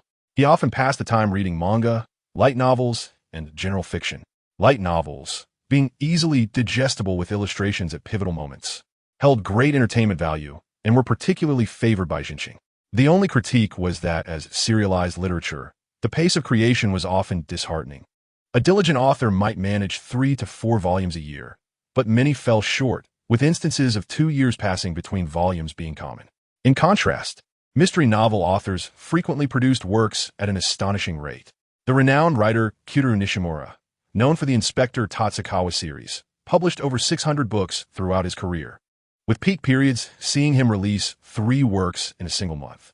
Upon hearing this, Mr. Hoju paused his fingers mid-air above the keyboard, instinctively reaching for the nearby teacup, only to find it empty. Jinxing, noticing this, refilled his cup with barley tea. Thank you. The young light novel author, appearing to be in their early 20s with unkempt long hair and pronounced dark circles, took a sip of barley tea. The gloom on their face seemed to lift slightly before they spoke in a languid manner, unlike those established authors. I merely call myself a light novel writer as a means of self-aggrandizement. In reality, I can only serialize my works online. Light novels? Is it the kind that gets serialized on websites? In the realm of Japanese light novels, the most traditional and reliable path to becoming a light novel author involves participating in various publishing houses' newcomer awards, subsequently having one's work printed as a volume. Isn't it possible to directly submit manuscripts to publishers for editorial review? Asked Mommy. That's the approach for manga, Mr. Kataho explained. A light novel typically consists of nearly 200,000 words, and a thorough reading requires considerable time. Editors simply lack the capacity for that. Upon hearing this, Masumi glanced at Mommy. Have you ever submitted a manga to a publisher? Of course, but I've been rejected every single time without exception. Mommy's tone was remarkably nonchalant. It seemed she had grown accustomed to the disappointment of rejection. In light of this, it appeared that the individuals gathered in this CAF were a collection of failures. I share a sense of camaraderie with Miss Sino, Mr. Kataho sighed. Thus, my only option is to pursue online submissions. This entails publishing one's novels on platforms like Let S become a light novel author. If one garners a certain level of popularity and favorable results, editors from various publishing houses may reach out to discuss potential publication. Should one succeed in getting published, they could officially debut as a light novel author. Due to the lower barriers to entry, this method attracts many aspiring light novelists, predominantly high school students from the literature and homecoming clubs. It seems that the notion of as long as one can write in Japanese, they can pass the preliminary selection for light novel newcomer awards is nothing but a deception. Mommy lamented. So Mr. Kataho worries daily about updating his serialization? Indeed, the daily update model can be quite draining on one's creative enthusiasm. He needn't have said it. His haggard appearance was telling enough. Light novels differ from volumes published in traditional formats, as they are updated by chapters. In such circumstances, to capture readers' interest, one must be particularly diligent, ensuring that readers eagerly anticipate daily updates. Masumi nodded, suddenly struck by a thought. She blurted out, given the substantial update frequency, the remuneration must be quite considerable, right? Not at all, Mr. Kataho replied with a wry smile. Light novel websites do not offer payment. Authors receive no income prior to publication as a volume. Then why persist? Although the question seemed foolish, Masumi knew that without asking, she would not receive an answer. Mr. Kataho took another sip of barley tea, exhaling his emotions along with his breath. He sighed. If I must articulate it, it would be to satisfy my desire for expression in a fleeting dream of being an author. There exists a saying, a young person in their 20s, unemployed, often imagines themselves as a writer. Mr. Kataho remarked with self-deprecating humor. In truth, it is not only online authors. Even those who are published often write as a side job, with very few able to sustain themselves solely on royalties. Even authors whose works have been adapted into anime, if they cannot entice readers to purchase the original novels, find themselves left with little more than a pleasant reputation, regardless of the popularity of the adaptation. Many authors who debut after winning newcomer awards quickly vanish from the industry. Authors like Watari Wataru and Koahara Reki, whose monthly royalties reach 1,000,000 yen, are rare gems at the pinnacle of the industry. Mr. Kataho spoke candidly about the plight of light novel authors. Thank you, Mr. Kataho. Not at all. Mr. Kataho took a sip of barley tea to clear his throat. Miyazawa-san, are you interested in writing novels? Masumi was about to shake her head when he continued. Hold on before you dismiss it. I notice you often read during your leisure time. That's merely to pass the time. Even so, the fact that you choose to read as a pastime, even if it's online light novels, indicates a need and fondness for literature. To become a novelist, one first requires a substantial amount of reading. Many are inspired to write their own stories after being moved by certain narratives. Masumi considered his words and felt they held truth, nodding in agreement. Mr. Kataho drained the remainder of his barley tea, declined Misumi's offer for a refill, and suddenly proposed, "By the way, I have a group of light novel authors. While most are like me, online writers, there are also some impressive authors who have succeeded in the Newcomer Awards. I'll invite you to join Miyazawa-san." "No, thank you. I'm not writing a novel." Misumi firmly declined. "It's no trouble. There are many who have started writing but abandoned their projects. Everyone shares and discusses the books they're reading, which is quite enjoyable." Mr. Kataho pressed on with his invitation. Given the circumstances, Misumi found it difficult to reject his enthusiasm and goodwill. Thus, she took out her phone and exchanged contact information with Mr. Kataho. "Di Huang Ba Huan invites you to join to become the strongest novelist. Ignite the flame. Di Huang Ba Huan, welcoming a new like-minded companion to our group." As Mr. Kataho sent the message, the previously quiet group chat suddenly erupted with activity, causing Misumi's phone to vibrate incessantly. Messages welcoming the newcomer flooded the chat interface. Shouldn't a novelist pour their heart and soul into creation and updates at such a moment? One account, named Ryujinin Bandai, caught her attention. The avatar depicted a blue-haired anime girl in a maid outfit, her bangs obscuring one eye, with a youthful yet eccentric manner of speaking reminiscent of a high school student. "Sino, I found your brother in the group. It turns out he writes novels when he's not playing baseball." "What nonsense are you talking about, Misumi-kun?" She frowned. "Our Sino family has always been farmers for the two clan. There's no literary gene in us whatsoever, especially my brother, who recently scored lower in his language exams than in English, which is quite vexing. This indicates he is making an effort to connect internationally. I surmise his dream is to compete with American baseball players, hence his rigorous English practice." Suddenly, a finger poked her cheek playfully, and Misumi felt the softness of her fingertip. Glancing over, she saw the glimmer of amusement in Misumi's brown eyes. "You certainly have a way with words, Misumi-kun. I believe you could become friends with my brother, as he is the type to get carried away when complimented." Unfortunately, his last English score was a pitiful 23 points. "And what is the full score?" 100 points. By the way, passing is 30 points. "Then forget I said anything." As the finger withdrew, her previously compressed cheek returned to its natural state thanks to collagen. Misumi quietly lowered her eyelashes, her gaze fixed on the group chat interface. Light novels. In the next moment, the rumble of thunder rolled through the air, while lightning illuminated the distorted silhouette of Genulation gripping a mighty hammer, striking the heavy rain clouds like dough, squeezing out every drop of moisture. Torrential rain poured down, cascading from the eaves to the ground in a relentless torrent, making it difficult to breathe. It appeared truly formidable. Jinshin gazed out the window, sighing, completely unlike the Meiyu. "What does it resemble then? A typhoon? A summer storm?" Mommy inquired. "As for those two, I equally hope they do not arrive," Jinshin replied, lowering his eyelashes, his gaze settling on the pages of the comic book in his hands. The comic titled Zai, Chao, Shi, Ho Men, Shiyin de Liang Run depicted the daily chats of a weary middle-aged salaryman at a supermarket's smoking area with a mysterious female clerk. It was not purchased from a bookstore, but borrowed from Mommy. It turned out that the mundane exchanges between two individuals could indeed be quite entertaining. If only Kobe could remain in perpetual spring, he mused while flipping the pages.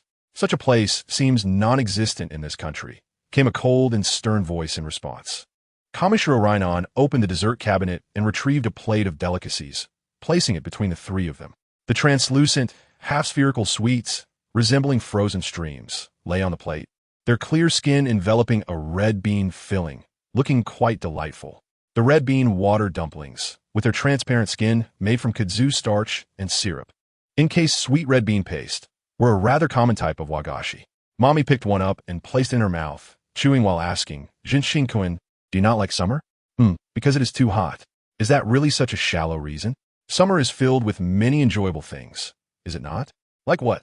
"The pristine white beaches, the azure waves, the palm leaves, igniting sparklers under the gentle evening stars, indulging in an endless summer dream." Mommy's fingers intertwined, her fists clasped in front of her, revealing a sense of longing. "That sounds truly romantic. Is that your youthful memory?" "That belongs to the youthful memories of an anime character," she sighed.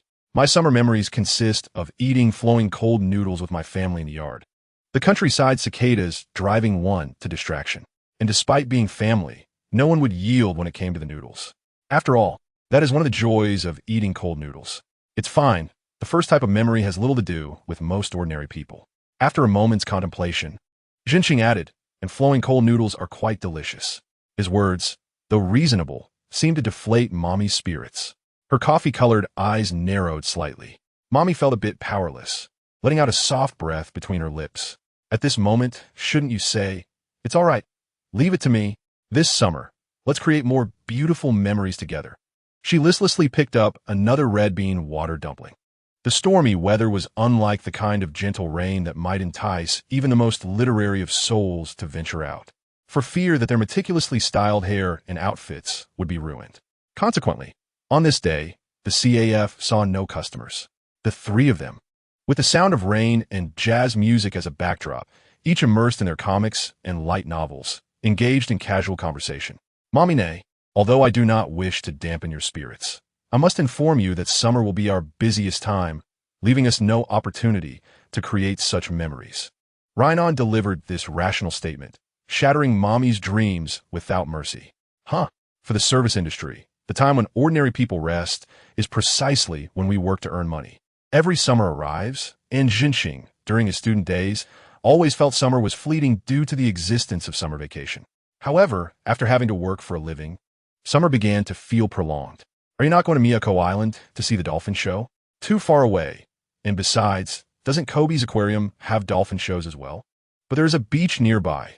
At least we should go once during our days off. It is still only the end of May. Discussing such things feels premature. Rhinon neither made a casual promise nor outright rejected the idea, leaving room for negotiation. Speaking of this weather, is there even any point in opening the door? There might still be customers. Jinxing silently turned to the next page of his comic. Evening arrived, the sky still dim, leaden clouds enveloping the city. The rain continued to fall, though its intensity had diminished significantly. The raindrops, fine as threads, transformed the weather into one where an umbrella would suffice to venture outside. Under such conditions, the CAF finally welcomed a table of guests, sparing the day's earnings from a deficit. Jinxing showcased his utmost skill in preparing coffee, determined to cultivate this guest into a regular. He measured the water-to-coffee ratio, moistened the filter paper, meticulously ground the coffee beans, and strictly controlled the water temperature, brewing time, and pouring them out. Finally, he created a latte with intricate latte art on the surface, heated with a steam wand, a special rainy day version. Interrupting Rhinon and Mommy as they were about to serve, Jinxing personally brought the cup of coffee to the table. "Good day. Here is your latte. Please enjoy." "Oh, thank you." The guest displayed an expression of surprise upon seeing him, and Jinxing, maintaining an unruffled demeanor, nodded lightly before returning to the bar. Once the lone guest departed, the CAF reverted to its quiet state. Jinxing glanced at the comic for a while, feeling his eyes grow weary. He inserted a bookmark, closed the comic, and squinted to rest his eyes. At 7 o'clock, the CAF closed promptly. "I will go out for a walk. I might stop by the convenience store. Do you need me to bring anything?" Jinxing inquired of Rhinon, who was the only one left on the first floor, washing the machines. "No," she replied coolly. "I see." Jinxing returned to his room, changed from his uniform into casual attire, rolled up his pant legs, and ventured out with a transparent umbrella. The new greenery swayed in the gentle rain. The asphalt road retained puddles, the raindrops elongating the streetlights, creating ripples that danced across the surface, only to be shattered by a pair of sneakers. Jinxing wandered aimlessly down the street. Despite the rainy weather, he still encountered pedestrians moving about as if following a routine. Regardless of the weather, people continued with their lives. The drainage pipes and sewers faithfully performed their duties, but it was evident they were overwhelmed, with some areas of the road still quite flooded. Jinxing had initially chosen to go out for a walk to escape the oppressive atmosphere of a rainy day. But now that he was on the street, he awkwardly realized he had nowhere to go. He trudged through the humidity, stopping in front of a familiar convenience store, retrieving his umbrella at the entrance. "Welcome. We look forward to your next visit." The familiar Filipino staff member was not on duty today, replaced by a new high school girl working part-time at the cash register. Spending 300 yen, Jinxing purchased a strawberry, blueberry, and banana smoothie, which he planned to chew on rather than blend. To be honest, the flavor of this smoothie was quite peculiar. The blend of the three fruits did not highlight their individual strengths, but instead exposed their weaknesses. The banana lends a thick consistency to the smoothie, while the tartness of the strawberry renders the flavor of the blueberry rather inconspicuous. Therefore, in Jinxing's view, The optimal way to enjoy them is to consume them directly. The fruits in the island nation are rather expensive, making this an excellent means to replenish vitamins. Exiting the convenience store, Jinqing ventured into the rain, holding an umbrella. Above the transparent canopy, the neon lights glistened under the rain, as if enveloped in a soft glow, leaving one to ponder the extent of the downpour. As Jinqing made her way back, she couldn't help but muse about the 100 sunny girl from the movie, if only such a being truly existed, preferably without any side effects. Nearby, in a park hidden among the damp foliage, there stood a gazebo that reminded her of another film by the same director during the plum rain season. However, the timing fell amiss, as darkness had completely descended, and the shadowy outlines of the trees appeared to undulate with a life of their own, dissuading her from venturing inside. After all, it might not be a drinking teacher inside, but rather a figure from urban legends. Thus, lost in her thoughts, Jinqing strolled towards the CF, realizing that she had developed a penchant for daydreaming lately, perhaps due to her idleness. Diwan Bawan remarked, "A vivid imagination is indeed one of the hallmarks of a writer." He added, "Writing is the process of translating imagination into text." Upon hearing this, Jinqing felt a flicker of inspiration, yet when it came to crafting a narrative, she found herself at a loss for concrete plot lines. She had a couple of ideas for novels, yet weaving them into a cohesive story spanning tens of thousands of words felt daunting. Diwan Bahuan advised, "There is no other way. One must simply continue writing. Perhaps after penning 100,000 words, you will come to an understanding." This sounded rather tedious. Ultimately, Jinqing succumbed to her procrastination, overshadowing her fleeting enthusiasm. Moreover, if she were to write a novel, she would at least need to purchase a laptop. She couldn't keep borrowing Sino's computer. Besides, each time she borrowed it, Sino would repeatedly remind her about her privacy folder, which only piqued Jinqing's curiosity further. Jinqing expressed her gratitude, saying, "I understand. Thank you, Mr. Beiju." Diwan Bahuan replied, "No problem." He continued, "If Mr. Gongzawa intends to write a novel, please allow me the pleasure of reviewing it." Jinqing assured, "Certainly." After locking her phone screen, she focused intently on the path ahead. She had been so engrossed in her phone that she inadvertently stepped into several puddles, soaking the cuffs of her pants. Indeed, it was unwise to walk while distracted by her phone. Drenched, she finally caught sight of the CAF. Jinqing yearned for a hot bath upon her return. She quickened her pace, but halted just before reaching the CAF door. "Welcome to Fanqing CAF." The chalkboard sign outside had absorbed moisture, causing the chalk to blur. In front of the sign, a red figure was curled up, hugging her knees. Judging by her tousled flaxen hair, she appeared to be a girl. Dressed in a red tracksuit, it was soaked through from the rain, and upon closer inspection, it bore noticeable stains, as if she had worn the same outfit for several days. What could she possibly be doing? The area in front of Fanqing's glass window was empty and clean, devoid of any shelter from the rain. The girl leaned against the glass, hugging her knees, burying her head within them, resembling a lost child. "Excuse me, are you all right?" Jinqing hesitated briefly before extending her umbrella over the girl's head, gently inquiring. After a couple of seconds, the girl slowly lifted her face. The flaxen strands clung to her cheeks, resembling the roots of a plant, obscuring her entire visage. Jinqing could only discern her fair skin, slightly drooping eyelids, and faintly obscured pupils. "Who are you?" After a lengthy pause, the girl's soft voice pierced the silence. "That question should be directed at you," Jinqing retorted. "This is my CAF. What are you doing here?" The girl turned her head to glance at the nearby chalkboard, allowing Jinqing to catch a glimpse of her sharply defined jawline. She then slightly raised her face, her nostrils flaring as she sniffed the air in Jinqing's direction. "Coffee, red bean paste, metal, and wood." She uttered a few fragmented terms from her lips. Was she referring to her own scent? Jinqing tugged at her collar and took a deep sniff. Yet all she could detect was the aroma of rain and the refreshing scent of grass breaking through the earth in spring. Was this childish sense of smell that acute? After a moment's silence, Jinqing spoke again. "Standing out in the rain like this will make you catch a cold. Here, take my umbrella and hurry back." A good deed of the day.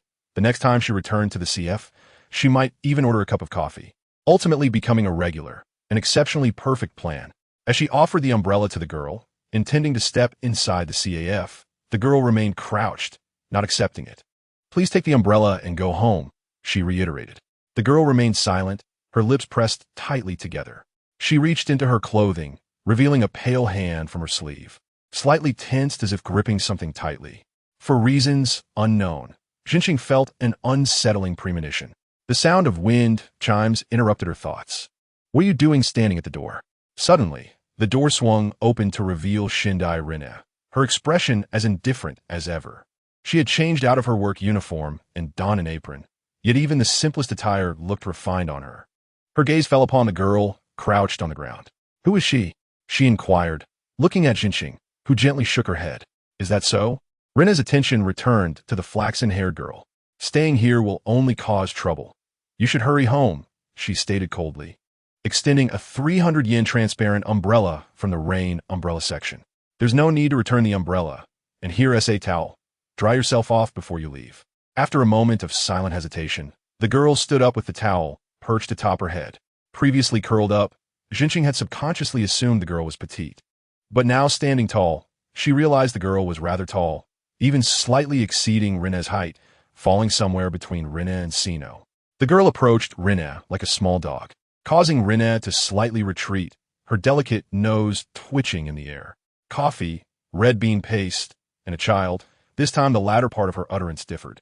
Both Jinqing and Rinne stared at the girl in confusion. A warm scent, she said slowly, and after her words echoed in Jinqing's and Rinne's widened eyes. The girl performed an unexpected act. She withdrew her hand from her clothing, stepped forward, and suddenly embraced Rinne tightly, her voice as fragile as raindrops whispering, "Mommy." As they stepped into the CAF, the cacophony of rain became distant. The jazz music ceased, and Jinqing, Rinne, Mommy, and Ku all stood together, exchanging glances as silence enveloped the air. Little Rinne, I never expected your daughter to be this grown-up. Mommy broke the silence with a teasing tone. Don't joke, Mommy. This girl's accent is clearly Kansai dialect, Jinqing retorted. Rin earnestly retorted, Is this the problem? Masumi scrutinized the girl seated in the chair. Her damp hair had been dried with a towel, and as she untangled her flaxen strands, a delicate and fair face emerged from behind. Her azure eyes, disproportionately large and hollow, evoked the impression of a beautiful doll devoid of self-awareness. What a lovely girl, with such a petite face and fair skin, resembling a doll, Mommy said, her eyes sparkling as she surveyed the girl, who appeared quite young, leaving her uncertain about whether she had reached adulthood. Upon hearing Mommy's comment, the girl spoke. I am of age. What is your name? Kyuan Mirai approached her with a friendly smile and inquired softly, Could you share it with us? From her lips emerged 3 distinctly articulated syllables. Haiwe? Mommy furrowed her brows. Note, Haiwe is pronounced as Hyo. The girl slightly swayed her flaxen hair. From the pocket of her tracksuit, she retrieved her mobile phone, revealing that she indeed possessed one. Her slender fingers tapped the screen a few times before turning it towards the group. The blank white memo screen displayed the 2 Chinese characters. Oh, so it's written as and pronounced as Hu, Mommy nodded. What a splendid name. Hu, the moon in the sea, is also another way to write jellyfish. It carries a romantic flair. What is your surname? Masumi inquired. The girl then typed out the phonetic characters before selecting the corresponding kanji. Hankawa Haiwe, the name of the girl before them. Little Haiwe, right? Mommy smiled, affectionately addressing her. May I ask why you refer to Rin as Mom earlier? Rin Yin's lips twisted slightly, while the others fixed their curious gazes upon the girl. Meeting their eyes, she gently parted her lips, emitting a soft and tender voice. This person feels like a mother. I miss my mother a bit, Hankawa Haiwe said expressionlessly. Her azure eyes appeared somewhat misty, perhaps due to the rain she had endured outside. Is your mother? Masumi hesitated.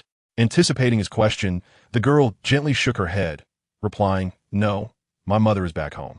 Oh, Masumi's eyes, which were on the verge of welling with moisture, transitioned to a sheen of sweat on his forehead. It seemed that although the girl named Hankawa Haiwe exhibited somewhat peculiar behavior, she was not lacking in common sense or communication skills. In that case, you should return home quickly. Your family must be worried. Hankawa Haiwe fell silent for a moment, murmuring softly, Not yet, I cannot return. Why? She sealed her lips again, refusing to speak, resembling a jellyfish resistant to communication. Masumi felt a sudden headache, unsure of how to proceed, as the sound of Rin Yin's anxious sigh echoed in the air. Let her take a shower first. She is drenched. Rin-in led Hainkawa Haiwe to the bathroom, while Mami, Kyuan Mirai, and Masumi gathered around the table. Running away from home, Kyuan Mirai speculated. Masumi entertained a darker notion. A Shintai girl? No way, Mami countered, contemplating. Would a Shintai girl carry these things with her? The three examined the items on the table. Pepper spray, a stun gun, a folding knife, and a high-decibel alarm. The capacity of the tracksuit was indeed astonishing, capable of concealing such an array of items. Upon seeing these, Masumi suddenly recalled the girl clenching her hands when they were alone. A late realization of fear washed over him. Had he almost acquired a one-way ticket to Charmaine? No one, he pondered. Moreover, the Shintai girls had progressed to directly contacting others online. The absurdity of shaving, going out, and then picking up a high school girl seemed like something only found in light novels. I see. In this information age, everything is advancing, Masumi nodded, conceding that it must indeed be a case of running away from home. However, her unwillingness to divulge any details about her family was quite vexing. As the three discussed, Rin-yin's voice echoed from the staircase. Mommy, come here for a moment. Huh? What is it? Mommy lazily replied. I'm currently reasoning with Mirai and Masumi. Just come over here first. Mommy was called away by Rin-yin, and after exchanging a few words with Kyuan Mirai, Masumi fell silent, awaiting the return of the three girls. After a long wait, Mommy's loud call regained their attention. Masumi shifted his gaze from the phone screen to Hainkawa Haiwe, who had just emerged from her shower. Her flaxen hair, dried with a hairdryer, cascaded smoothly over her shoulders, and her fair cheeks were slightly flushed from the warmth. She wore an oversized chiffon shirt, the hem falling past her hips to nearly her knees, appearing simple and casual, with her tiny fingers peeking out from the sleeves. Is it a boyfriend's shirt? What? It turns out little Rin-yin's clothes don't fit, and she's borrowing mine. Mommy chuckled heartily, teasing Rin-yin. Rin-yin remained composed. Such matters need not be voiced. This shirt hasn't been worn much since I bought it. Little Haiwa looks quite adorable in it. Mommy grinned. Doesn't fit? Masumi's gaze instinctively darted to the chests of the three girls, in the order of Rin-yin, Hainkawa Haiwe, and Mommy. The CAF, Starbucks cups, medium, large, and extra large. He seemed to faintly hear a sigh. Who sighed? The three girls maintained their usual expressions, revealing no flaws. Masumi turned slightly to glance to the side. Ah, found a standard cup that Starbucks doesn't have. Thank you for allowing me to bathe here. Hainkawa Haiwe nodded, expressing her gratitude to the group. No problem. They candidly accepted her thanks. As a token of appreciation, please allow me to stay here. Masumi raised an eyebrow in confusion, amidst the astonished gazes of the others. Hainkawa Haiwe calmly stated, I have money. As she spoke, she approached her discarded coat, rummaging through it. Her pale pink nails reminded one of cherry-colored seashells. The inside of her clothing had two compartments, both stuffed. She counted out the bills from within. Rin-yin watched the girl intently, while Mommy's gaze fixated on the stack of cash. 1, 2, 3, 40,000? 40 Fukuzawa Yukichi. Rent, gift, money, deposit. Hainkawa Haiwe was succinct, presenting the neatly organized money to Masumi, who stood closest to her. Her snow-white skin was exposed, stretching from her neck and collarbone down to the neckline.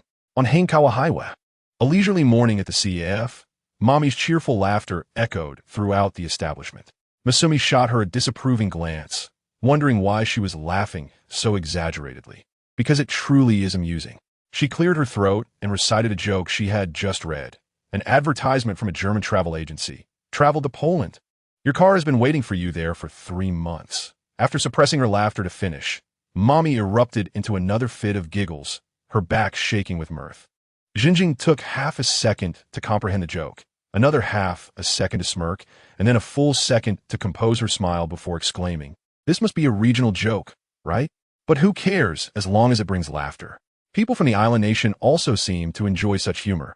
In Shiga, it is said that one might be in danger for belittling Lake Biwa. That sounds a bit alarming.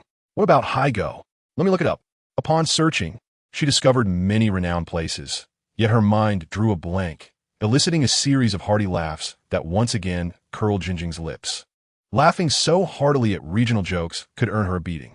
Furthermore, there are famous sites such as Himeji Castle, Koshian Stadium, Takarazuka Review, the Akashi Keiki Bridge, and Kobe beef. Surely, these are well known. You're saying this because you're a resident of Haigo, right?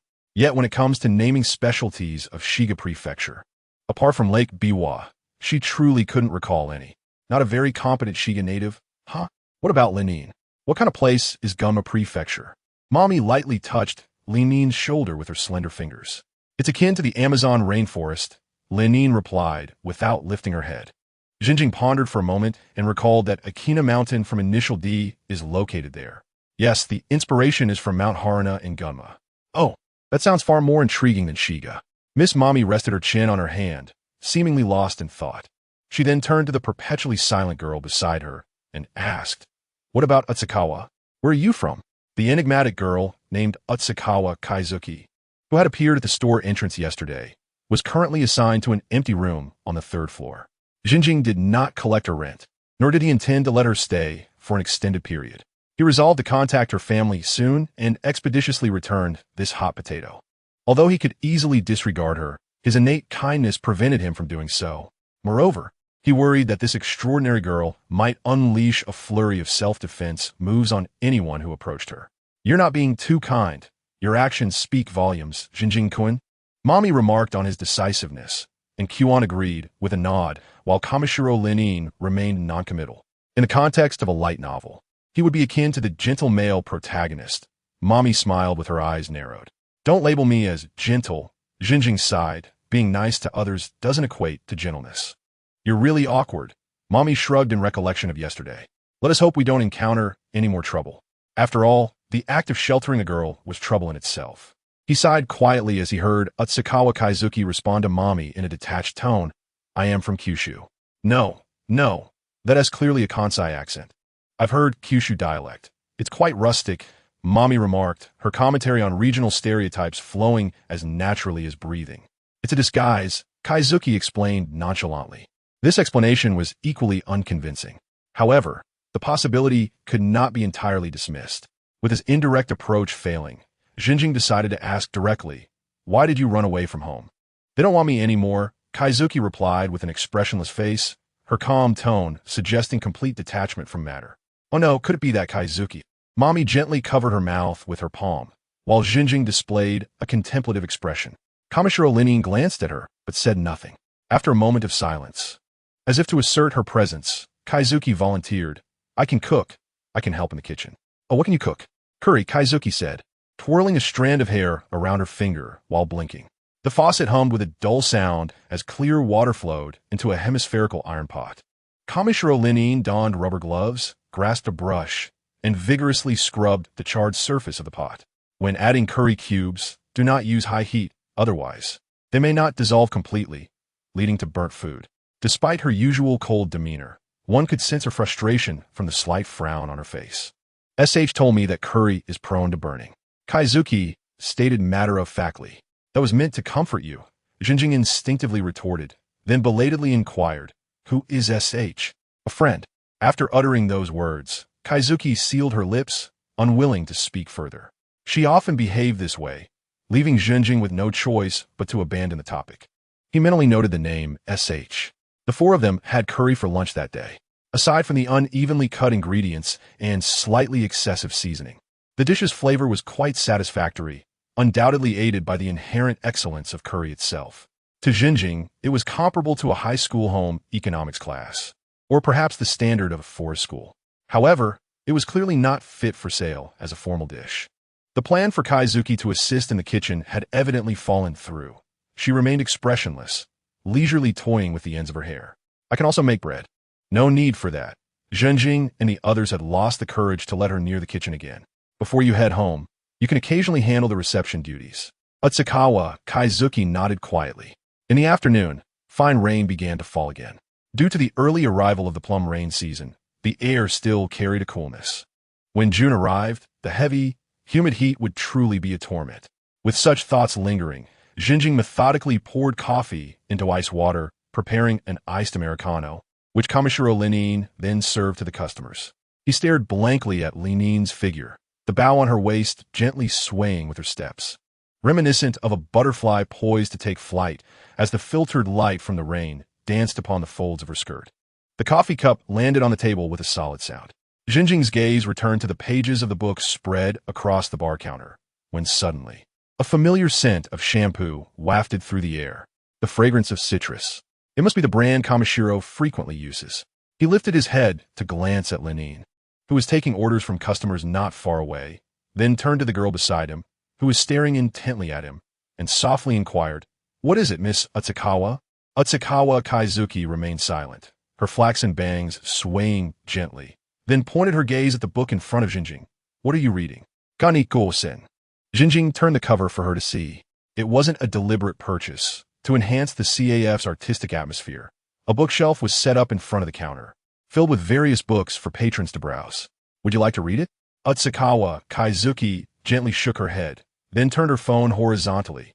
Her eyelashes lowered as she pressed her fingertip against the smooth glass screen. The model was likely a sharp phone. Jinjing leaned in closer and noticed she was playing a video showcasing vibrant marine life. "Aren't you going to turn on the sound?" he asked, observing the silent footage. In response, her flaxen hair swayed slightly. Her soft fingertips pressed the volume button, revealing a volume bar at the top of the screen. It appeared that the video was already halfway through and originally had no sound. "Do you want to watch it?" Kaizuki asked him. "No, thank you," Jinjing softly declined, turning his head to pick up the novel from where he had left off. As the sun dipped below the horizon, accompanied by the gentle descent of raindrops, only the latter was visible due to the cloud cover. In the nearly closing Fanching CAF, the startled exclamation of Miss Mommy echoed through the air. "Wait, Masakazu-kun, how can you say I am overreacting when you know nothing of the situation?" Mommy glared at Masakazu, her expression one of discontent. "Based on my intuition and my understanding of you. Oh, we've shared a roof for merely a month, and you feel confident in knowing me already?" She squinted, and after a moment, uttered a succinct and clear word, "superficial." "You are making far too many assumptions, Masakazu-kun. The heart of a woman and the whims of an otaku are synonymous with volatility." "Then does that make you the most capricious person in the world?" he retorted, not taking it as a compliment. "So what were you just shouting about?" Following Mommy's gaze, Masakazu focused on a paper bag resting on the table. "Is this a lost item from a customer?" "Yes, it seems so." "Why say seems?" "Because I inadvertently caught a glimpse of its contents and thought it could possibly be a gift meant for me." "A gift?" Masakazu instinctively reached for the paper bag. "No." Mommy seized his wrist, halting him mid-motion with surprising strength, causing a slight pain in his arm. "You cannot look, Masakazu-kun. The items within are made from materials that could be lethal to a man. Why use such terrifying materials? In any case, you must not see them." Protectively, Mommy cradled the paper bag, its brown craft paper crumpling in her embrace, resembling the popular melon bread from the station, rounded and plump. "Moreover, this is a customer's privacy. Correct?" "Indeed," Masakazu nodded, his burning curiosity doused, leaving only a smoldering ember. The paper bag was temporarily placed on the table in the break room. After closing time, the two were responsible for cleaning duties. Look at me, Mommy exclaimed, wielding a broom with one hand, her movements fluid like a rock guitarist. "What do you think? Isn't the typhoon splendid?" "I'm not well versed in that area," Masakazu replied honestly, shaking his head. "I'm primarily the lead vocalist, only secondarily a guitarist, merely strumming chords in front of the microphone. Our band's bassist excels in that regard, though few pay attention." "That is quite disappointing," Mommy sighed. "That's just the way of the bass. I was referring to you." Clearing the dust from the floor, Mommy switched to a mop, lowering her center of gravity while making the floor shine, twirling leisurely as she did so. At that moment, the sound of wind chimes mingled with the rain as a familiar girl's voice drifted in. "Good evening, everyone. Have you missed me?" Chihaya Asahina was outside, shaking off her umbrella, tapping its tip against the ground as rainwater cascaded down the thin plastic cover. She neatly placed her transparent umbrella in the designated area and turned to Mommy and Masakazu, who were tidying up. "Is it inappropriate for me to just walk in like this?" Mommy initially responded with a light-hearted "it's fine," then shook her head, saying, "Wait a moment," before casually tossing the mop to Masakazu. Holding two mops, Masakazu looked on in bewilderment as Mommy dashed up the stairs, her slender figure disappearing around the corner, only to return shortly with a pair of slippers. "You can wear these inside." "Okay, thank you, Mommy Nay." Chihaya, gripping the wall for support, precariously removed one shoe. Her delicate foot, clad in short white socks, gently stepping onto the slipper, then began to remove the other shoe. At that moment, all her weight shifted onto the slippered foot, her toes spreading like pearls to increase the area in contact. After a struggle, she finally donned the slippers and stepped inside. Are these Momine's slippers? Yes, they're a bit large. Because I'm taller, Mommy shrugged, pulling out a chair to sit across from Chihaya. Come sit and chat with us. Masakazu-kun. No, you two chat. I'll just finish cleaning the floor. With that, Masakazu leaned the extra mop against the chair and, like a diligent workhorse, began to mop in silence. So hardworking. Go for it, Masakazu-kun. Chihaya cheerfully encouraged him before turning her curious gaze towards the only unfamiliar face in the CF. The girl, clad in a black tracksuit adorned with flamboyant characters proclaiming her unrivaled superiority, sat expressionlessly in a chair, engrossed in her phone. She was a striking stranger Masakazu had never encountered before. Her long flaxen hair partially concealed her fair, delicately pointed ears, lending her an almost elfin charm. Hatsukawa Kaigetsu. She whispered her own name softly. Allow me to introduce, as the story unfolds. Mommy began recounting the background to Chihaya. Masakazu, oblivious to the chatter outside, diligently finished mopping the floor, returned the cleaning tools to their rightful place, and sat down to rest. His gaze fell upon the only object on the table, the paper bag left behind by a customer. His heart skipped a beat. What was once a mere ember of curiosity reignited with fervor. Peering into a customer's privacy is quite despicable, he chastised himself. Yet, Mommy's exaggerated reaction lingered in his mind. Surely, a brief glance at the outer packaging would be permissible? Masakazu, feeling guilty, slightly lifted the curtain, observing the three seated at the table, seemingly engrossed in merriment. Chihaya and Kaigetsu were seated together, pointing at the screen of a phone, their lips occasionally moving in harmonious conversation. Two individuals who appear to share a remarkable rapport, far from strangers. Perfect, no one is watching. From this day forth, I shall bury this secret deep within my heart until the day I die. With this heavy conviction, Masakazu's trembling fingers opened the paper bag. Inside lay what appeared to be a magazine. Cautiously, he revealed the cover. From its layout, it was unmistakably a doujinshi. About how it took me 100 days to realize this is a boys' school. The cover displayed an image potent enough to send shivers down the spines of conventionally oriented men. Beads of sweat formed on Masakazu's forehead. No wonder Mommy had warned to contain materials that could be fatal to a man. The sound of wind chimes suddenly rang out. On edge, every subtle sound heightened Masakazu's vigilance, prompting him to quickly stow the doujinshi and step out from the break room. Pardon the intrusion. A head of wine-red, streaked black hair peeked through the slightly ajar door. The young lady known as Delay, she made her late appearance at the Starry CAF. Her twin ponytails adorned with striking burgundy highlights. Although she was of modest height, her gaze radiated an imposing authority, bordering on ferocity. Jinqing felt an uncanny familiarity with her. Both Mommy and Chi approached her with curiosity. Excuse me, I seem to have left something behind here, the ponytailed girl stated calmly. She donned a short-sleeved black checkered lace dress, her alabaster arms wrapped in layers of bandages that were somewhat alarming. Jinqing suspected that unwrapping those bandages might reveal a multitude of scars from self-harm. He exchanged a discreet glance with Mommy, whispering, "Delay she? Yes, it must be. The bandages on her arms are likely due to self-inflicted injuries. She appears quite dangerous." At that moment, the burgundy-hued pupils narrowed slightly as she cast a sharp glance in their direction, causing Jinqing and Mommy to immediately cease their hushed conversation and respond in unison, "Yes. I accidentally left a paper bag here while having coffee today." "Oh, is this it?" Mommy exclaimed, quickly retrieving the bag from the lounge and offering it to the ponytailed girl. "It should be intact. Take a look." "Thank you," the ponytailed girl said with a formal nod, glancing into the bag instinctively. She then inquired nonchalantly, "Have you seen the contents inside?" As she spoke, she lifted her head, her burgundy pupils narrowing even further, the curve of her tightly pressed lips resembling a sharp blade, exuding an aura of danger. "Absolutely not," the two quickly denied. A chilling silence enveloped them. The ponytailed girl scrutinized them for a moment, her gaze flickering several times beneath her burgundy pupils.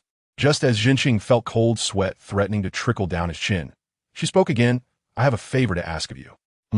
Jinqing, Mommy, and Chi turned their attention toward her, while Yuchuan Highway remained engrossed in her phone, not lifting her head.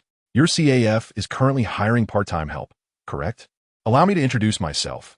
My name is Inazuka Yuko, a second-year student from Shigao, and I wish to apply for a position here." Her clear, crisp voice echoed within the CAF.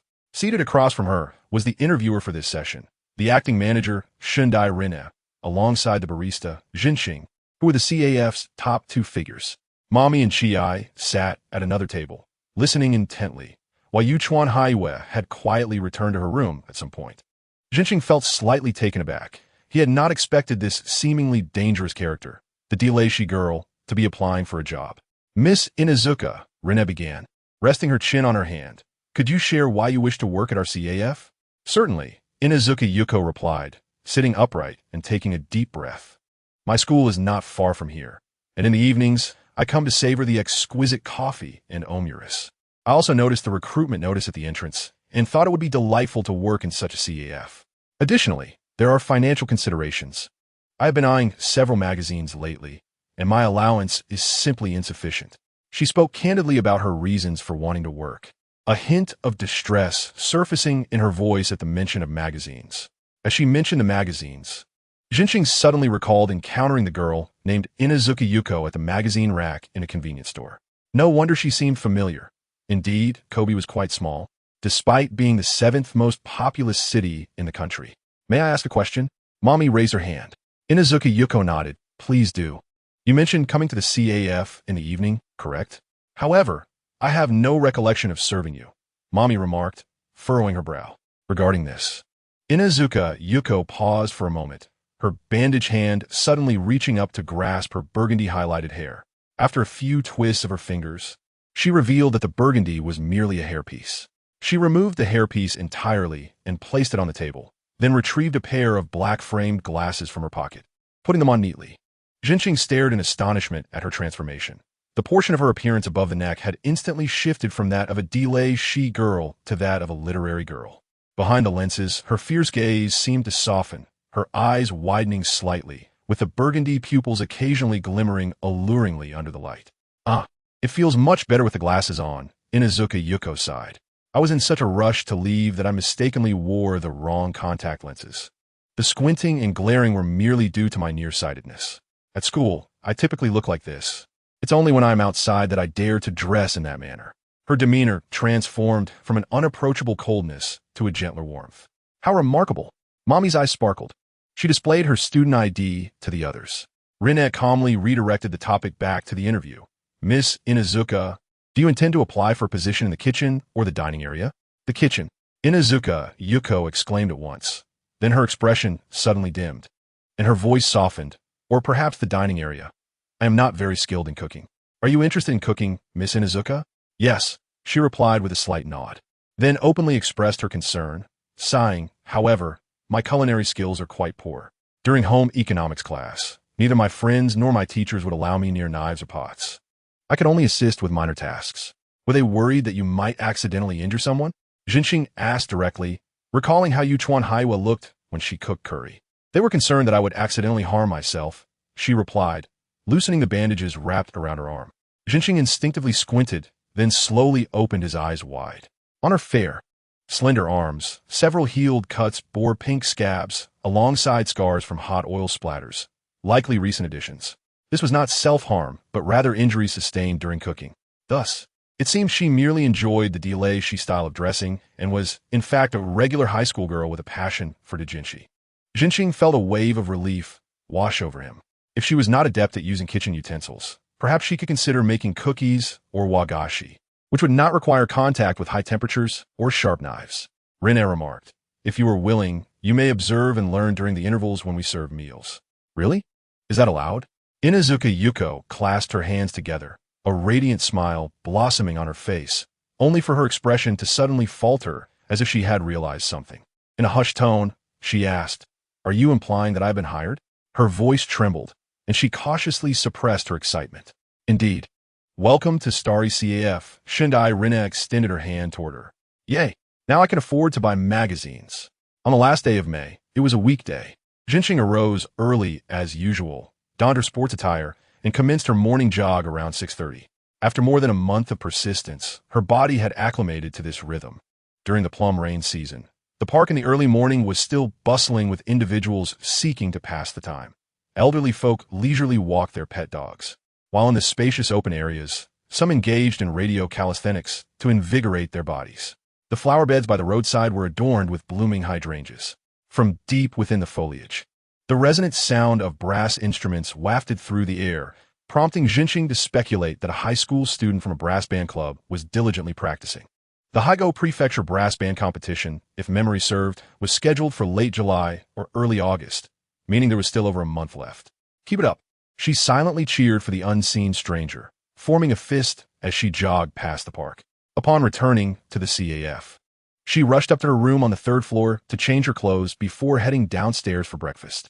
The salt-grilled willow leaf fish, with its slender body marked by brown scorch marks from the grill, exuded a distinctive aroma of fish oil. Today's omelet was slightly sweet. While eating, Jinxing remarked to Rinyan, "I just took off my apron." Rinyan, who had just sat down, picked up a piece of the omelet with her chopsticks and savored it thoughtfully. "Indeed, it is a bit sweet, perhaps due to the recent influx of desserts we've been making," she replied, her tone casual, indicating that sugar had been added more generously than before. Hakichi Omitsuki appeared to relish this dish, her small plate holding 4 servings of omelet. She had devoured 3 pieces before leaving only one, which she meticulously broke into small portions to accompany her rice. Despite her small bites, the petite omelet was swiftly consumed. However, the main dish, the willow leaf fish, had only seen a shallow bite taken. Omitsuki lifted her bowl, sipping the miso soup while blankly gazing at her emptied plate. Observing her demeanor, Rinyan sighed softly, uttering, "Wait a moment," before rising to enter the kitchen. In the serene morning, the sound of oil heating could be heard through the curtain. Once the frying pan was adequately heated, Rinyan skillfully poured the well-mixed egg batter into the pan, cooking it slowly over low heat until it set on one side, then added more batter to expertly create omelet after omelet. She then presented the freshly made omelet to Hakichi Omitsuki. "Thank you," the girl murmured as she reached for the steaming omelet with her chopsticks. "Do you enjoy omelets?" Jinxing inquired. After Omitsuki leisurely swallowed her food, she replied, "I don't like that kind of fish." It turned out she was not fond of willow leaf fish. Perhaps the texture of fish roe was unappealing to her. Jinxing rather enjoyed the sensation of fish eggs bursting in her mouth. I dislike all fish roe," she replied weakly, her voice dissipating into the morning air. After breakfast, Mirai left with her youthful vigor, departing from the CAF enveloped in the late May plum rain. Rinyan had classes at the university today. After tidying up the kitchen and the CAF, she stepped out to greet the morning light. She wore a white sweatshirt and deep blue jeans, which Jinxing thought accentuated her figure more than a dress would. Once the two departed, Jinxing and Hakichi Omitsuki were left staring at each other in silence. At the same time, Mommy arrived downstairs with a delivery box. The shipping address was from Shiga Prefecture. "Did your family send this?" Jinxing asked Mommy. "Yes, I mentioned it over the phone before, but I didn't expect it to arrive," Mommy replied, still in her casual clothes, as she squatted to open the box, revealing a shipment of summer oranges. She peeled one and took a bite, juice spilling over her lips. "So sweet. You should try some." Jinxing-kun. Mommy tossed an orange toward him, which Jinxing caught deftly with both hands. "Great catch. But isn't it still early for oranges to be ripe?" Jinxing commented while peeling an orange. Mommy tilted her head in confusion, not fully grasping his meaning. Hakichi Omitsuki remained silent, munching on her orange beside them. "Aren't these from your family's orchard?" Jinxing asked. "Oh, you mean that? Though my parents farm in the countryside. They only grow rice. Omi rice, have you heard of it?" Mommy nodded, seemingly understanding. "It's quite famous, actually. Omi rice, produced in the land around Lake Biwa, is a specialty of Shiga Prefecture." Jinxing had completely peeled the orange and was meticulously removing the pith, as he preferred to enjoy his oranges without the white strands. Speaking of which, the kashihikari rice from last time was also delicious, Mommy said as she began on her second orange. "You and Mirai went out shopping that day and came back with a hefty bag of rice, which startled me. It was too heavy to carry, so I borrowed a flat car from the convenience store to bring it back. Thanks to Mirai, I usually go to the convenience store hoping for luck, and she managed to hit the jackpot this time." Mommy nodded in agreement. "Mirai's luck has always been remarkable. If it weren't for her helping me draw cards last time, I would have ended up eating instant noodles. But don't lose heart, Jinxing-kun. As long as you persist, Lady Luck will eventually smile upon you. Thank you for your kind words." Finally, after removing all the pith, Xinxing broke off a small segment of orange and popped it into his mouth, the juice bursting forth, the sweet and tangy flavor dancing on his palate. After leisurely enjoying the oranges for a while, it was time for business. The sky drizzled a fine mist. The first customer to enter was a familiar face, Mr. Kataj. Without his laptop, he ordered a hot mocha and settled onto a high wooden stool at the bar. "Good afternoon, Mr. Kataj. Not writing today?" Xinxing casually chatted with him as he operated the coffee machine. "I decided to take a break," Mr. Kataj replied, sipping his coffee slowly. "I've been struggling with writer's block lately, which is quite torturous. Occasionally, it's nice to enjoy a steaming cup of coffee while listening to jazz and watching the rain. It feels quite healing." Rainy days transformed the usual scenery into something entirely different. This sentiment certainly resonated with the identity of a writer or an artistic soul. Xinxing smiled. "Do you have any inspiration now?" "Still none," Mr. Kataj said with a wry smile as he took another sip of coffee. "However, I do enjoy rainy days. Just light rain is fine. If it pours, those of us in the service industry have our troubles. And it's hard to dry clothes on rainy days, which is quite bothersome. Listening to you, it seems you're beginning to dislike rainy days again." The mood of a writer shifts rather quickly. After finishing his coffee, Mr. Kataj expressed his thanks in a soft voice before departing, leaving only the sound of jazz and the gentle patter of rain echoing in the CF. During this time, customer orders were infrequent. After cleaning and putting away the cups, Xinxing found himself with nothing to do. However, merely sitting around felt somewhat dull, as Mommy and Umitsuki were engaged with their phones. So, Xinxing picked up a book to peruse instead. Biding the time in boredom was a common aspect of life. As the quartz clock approached 4 o'clock, a trickle of students flowed into the CF, having just finished school. "Apologies for my tardiness." A gust of wind seemed to blow in the newly hired part-time high school girl, Inusaki YKO. At this moment, a girl with long black hair draped over her shoulders, adorned with black frame glasses and clad in a bolero-style student uniform, presented a rather nondescript appearance. "Hey, who are you?" Mame squinted her eyes in a feigned expression of unfamiliarity, prompting Yuzi to exclaim in disbelief. She then removed her glasses and tied her hair into twin ponytails. "It's me, Inazuka Yuzi, senpai from Seino. Ah, this look is undeniably more pleasing." Mame cupped Yuzi's face with her hands, her lips curving into a mischievous smile. "Isn't this quite adorable? Why not maintain this appearance?"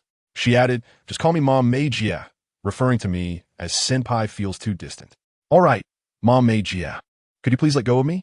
Yuzi requested, her cheeks being tightly held, causing her apple-shaped cheeks to puff up. Mame smiled as she released her grip. The image of the ponytailed girl gently caressing Yuzi's face reflected in her eyes. "That outfit is just for outside of school.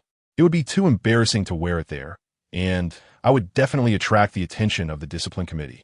"Oh, is it to uphold the image of a lady in school?" "The image of a lady has nothing to do with me." Yuzi sighed softly, her voice barely audible to Mame, who remained unaware of her discontent. "I am essentially invisible at school, and I have no friends." "Why?" Mame asked, puzzled. "You are undeniably cute. Because my gaze is fierce, and I don't speak much, making it hard to endear myself to others at school." Yuzi sighed again, visibly distressed. "My classmates say I have a difficult personality." "That's all right." Mame interrupted her gloom with a cheerful tone. "I know a place that would be perfect for you, when no one would look down on you for your fierce gaze." "What place is that?" The quiet observer, Masumi, was also a bit curious. "Are you free this weekend?" Mame teased, extending an invitation to Yuzi. "I am free, but..." Then it's settled. Mame casually arranged for Yuzi's weekend. Feeling a bit dazed, Yuzi walked into the lounge and soon emerged wearing a blue apron over her school uniform. Mame regarded her thoughtfully, resting her chin on her hand. "What's wrong?" Masumi inquired. "The uniform." "The uniform? I also want to see Yuzi and Hashikawa Kaiwa dressed as Teishoera maids." Hearing her name, Hashikawa Kaiwa raised her head expressionlessly, her gaze lingering on Masumi and Mame for a few seconds before she quietly lowered it again. "In that case, let us ask Chia AI to customize 2 sets. We can proceed with a formal design contract this time." The suggestion came from a clear and resolute female voice. Masumi turned to see Renin, whose black hair had slipped from behind her ear to cascade down her shoulders. "Welcome back." Renin gently rubbed her forehead, appearing somewhat fatigued. "There is quite a bit happening at school, and I need to go back this weekend. I probably won't be able to work on Saturday." I happen to be looking for you to request a day off, Mame said. Is that so? Rinine placed her handbag behind the bar and walked toward the lounge, saying in that case, let us close the shop for the day on Saturday. Hooray! Mame cheered. Regardless, having an extra day off is always delightful. Masumi narrowed his eyes slightly, recalling how long it had been since he last enjoyed a weekend off. Ever since returning to Kobe to manage the CAF, the concept of a weekend had become foreign to him. With his rare leisure time, what should he do? He would still stick to his morning runs, which meant no sleeping in until noon. Perhaps he should get a haircut. He had been contemplating it since last month, and his hair was now nearly covering his eyes. With summer approaching, keeping his hair long would surely be uncomfortable. Masumi decided to find a barbershop where he could get a trim for just 1,000 yen. He also intended to browse new light novels and comics at the bookstore. He had been reading quite a few general novels lately and needed some lively elements to balance it out. While he contemplated how to spend his precious weekend, he discreetly brewed coffee, becoming increasingly adept at his role as a barista. The only regret was that no one had yet come in with an obsessive and discerning taste for coffee quality. As the cups were set down and customers chatted, the welcoming phrases echoed throughout the CAF in the evening. With Yuzi and Hashikawa Kaiwe joining, the nighttime operations at Starlit became even more manageable, though the latter's service attitude in the dining area still required improvement. Amidst the busyness, time flew by swiftly. Once the clock struck 7, Yuzi untied her apron and bid farewell to everyone, just as Kyuan Mirai returned. Thinking back, Masumi realized that he had only casually mentioned finding a part-time worker to Kyuan Mirai, and they had yet to meet face-to-face. Hello, I am Kyuan Mirai from Katako. Pleased to meet you. Hello. I am Inazuka Yuzi from Ishiko. As this was their first meeting, both merely exchanged polite greetings before saying goodbye to everyone, and Yuzi's figure vanished into the night. Thank you for your hard work. After closing, Mame and Rinine were tidying up. Mame jia, Rinine jia, let me help. Kyuan Mirai offered eagerly. No need, Mame gently declined with a smile. You still need to prepare for exams, right? No, the monthly test has already ended. Oh, that's right. Tomorrow is already June. Mame lightly tapped her head and deftly caught the broom before it fell to the floor. Since the exams are over, don't tire yourself out by staying so late. Are you part of club? No. Kyuan Mirai shook her head lightly, as if eager to end the conversation, and softly said, I'll head upstairs now. Good night, Mame jia, Rin-in jia, and Masumi-san. Oh, good night. After the sound of her footsteps on the wooden stairs faded, the first floor was left with only the subtle sounds of the broom and mop sweeping the floor. Masumi-kun, do you have any plans for the weekend? Mame suddenly asked, breaking the silence. Masumi hesitated, pondering before responding. Well, I plan to get a haircut and maybe visit the bookstore. That sounds really boring. If you have nothing else to do, why not join me for an outing? Mame asked with a smile. The beginning of June seems to have truly ushered in the days of Minazuki. Today is a beautifully warm and sunny day, the sky a clear blue, as if the incessant rain from the night before was merely a dream. The CAF welcomed its first weekend of the month. The recent rains seemed to have washed the sky to an exceptionally bright blue, with wispy clouds hanging lazily in the horizon like soap bubbles, creating a scene reminiscent of a painting. If a customer were to strike up a conversation today, it would be delightful to discuss the clear skies after the rain. This thought fleetingly crossed Masumi's mind, and he immediately felt guilty for even considering to desecrate the holiday. Stepping outside, a refreshing breeze caressed his cheeks. It would have been perfect if his bangs weren't blown into his eyes. Masumi pushed his fringe to the sides, only to have it naturally part in the middle. Oh, my forehead. Masumi-kun, what are you covering your head for? A languid voice belonging to Mami drifted from behind, prompting Masumi to turn her head. She was taken aback by Mami's strikingly different appearance. Typically, her long hair flowed freely, but today it was styled into 2 braids at the back of her head, complemented by a faux 2-piece plaid dress and a white beret perched atop her head. Delicate metallic round-framed glasses rested on her nose, giving her the visage of a literary girl. Beside her stood Hachikawa Kaigetsu, enveloped in a loose white hoodie adorned with a hood. Her small hands peeked out from the sleeves, suggesting that the attire belonged to Mami. Wasn't she too warm dressed like that in this weather? Yet, with only her fingertips exposed, she appeared exceptionally endearing. Ah, what splendid weather. Mami spread her arms wide, gently closing her eyelids as if embracing the clear sky. Indeed, Masumi responded softly. The overly gentle breeze seemed to carry the warmth of the approaching season. Summer was almost upon them.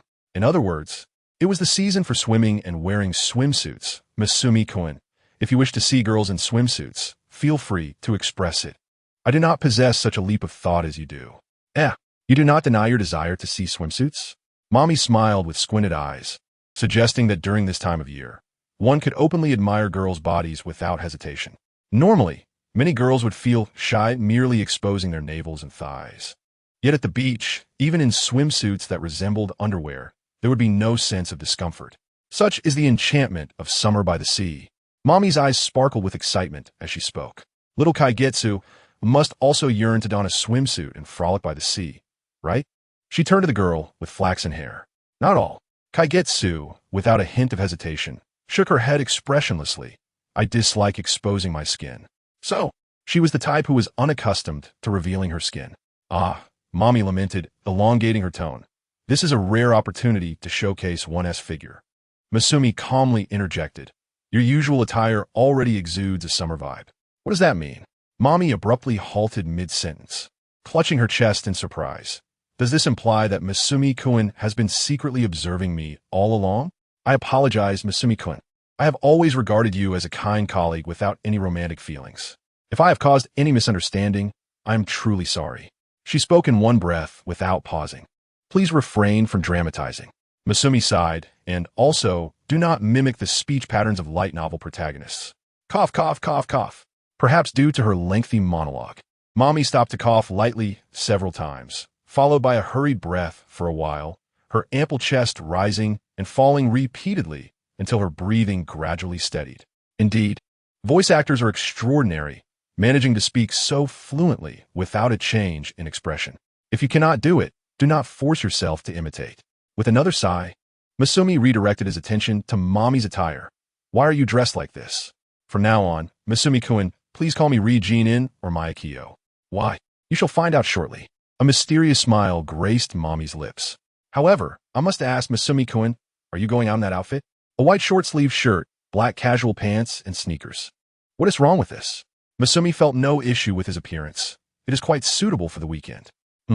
Mommy rested her chin on her hand, gazing at him intently for a moment before breaking into a smile. Well, everyone is somewhat alike anyway. What do you mean by somewhat alike? You will see shortly. Even her evasive remarks remained unchanged. Masumi, Mommy, and Kaigetsu walked along the path to the train station. Kamishiro Renin had already gone to school early in the morning, and Kyun Miku had plans to study at the library with her classmates. Masumi, worried about leaving Hachikawa Kaigetsu alone in the store, decided to accompany Mommy and take her along. Are those glasses prescription? Yes, 200 degrees, but I usually wear contact lenses. Masumi nodded. It seemed that girls in the islands had an inexplicable obsession with bangs and contact lenses. If one were to see a young girl in the streets of Tokyo sporting a forehead and framed glasses, she was likely a foreigner. When would you wear framed glasses? Right now. As they boarded the train, the clear blue sky was sliced into squares by the window, gradually fading from view. The three disembarked at Motomachi Station. On this bright weekend, the streets were bustling with crowds. Masumi exited the station and stood at the roadside with the two girls, observing the throngs of people. A pair of wine-red twin tails swayed into view. Apologies for keeping you all waiting. Inazuki Yuko waved as she jogged toward them, clad in a gothic black outfit. She was adorned with a plethora of accessories that jingled with each movement, and gentle light cast shadows beneath her lashes. Hey, Yuko! Mommy cheerfully greeted the approaching girl with twin tails, then scrutinized her wine-red eyes. The sharpness of her gaze seemed softened today, lacking the support of false eyelashes. Your false eyelashes are not properly done. Really? Yuko took a small mirror from her crossbody bag and examined her eyes. Her tone filled with distress. This mascara was a sample from magazine, and it dries slowly, so I thought to apply less. No worries, you still look fierce. Are you complimenting me, Momine? Yuko squinted in displeasure. Her instinctive gesture not only giving her an air of authority, but also an aloofness that deterred anyone from gazing too closely. Quite right.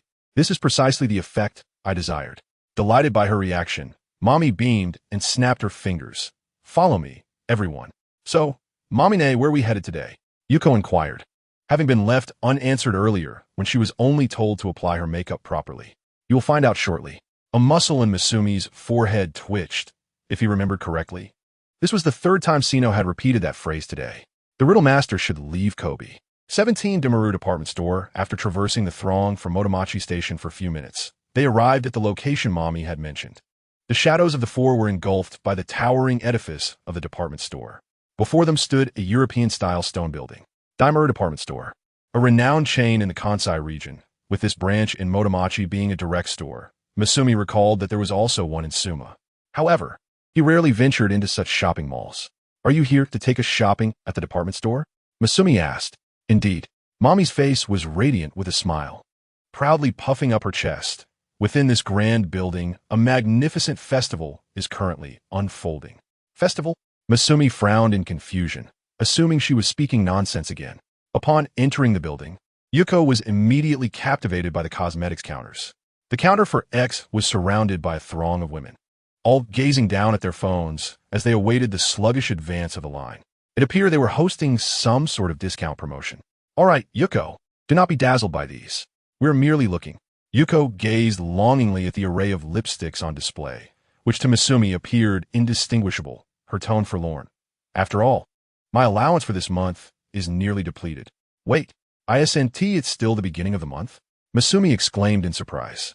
Yuzi spoke with an air of certainty, attributing her extravagant spending to the financial freedom she enjoyed at the beginning of the month.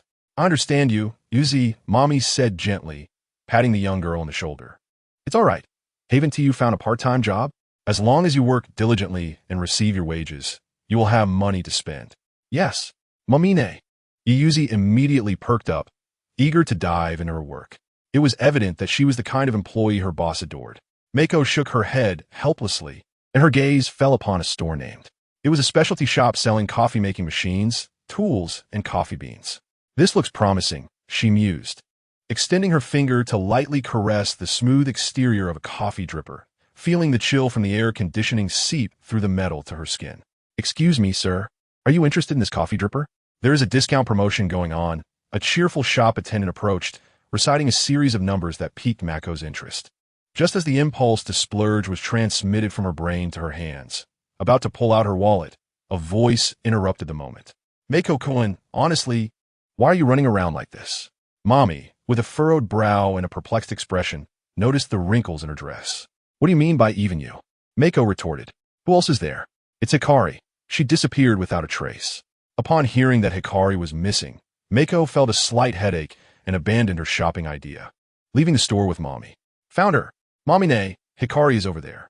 Yuzi waved at them from a short distance, leading them to a bakery that wafted with the rich aroma of freshly baked goods. Mako had always wondered why bakeries had such an intense fragrance, a mystery that had only recently been unraveled.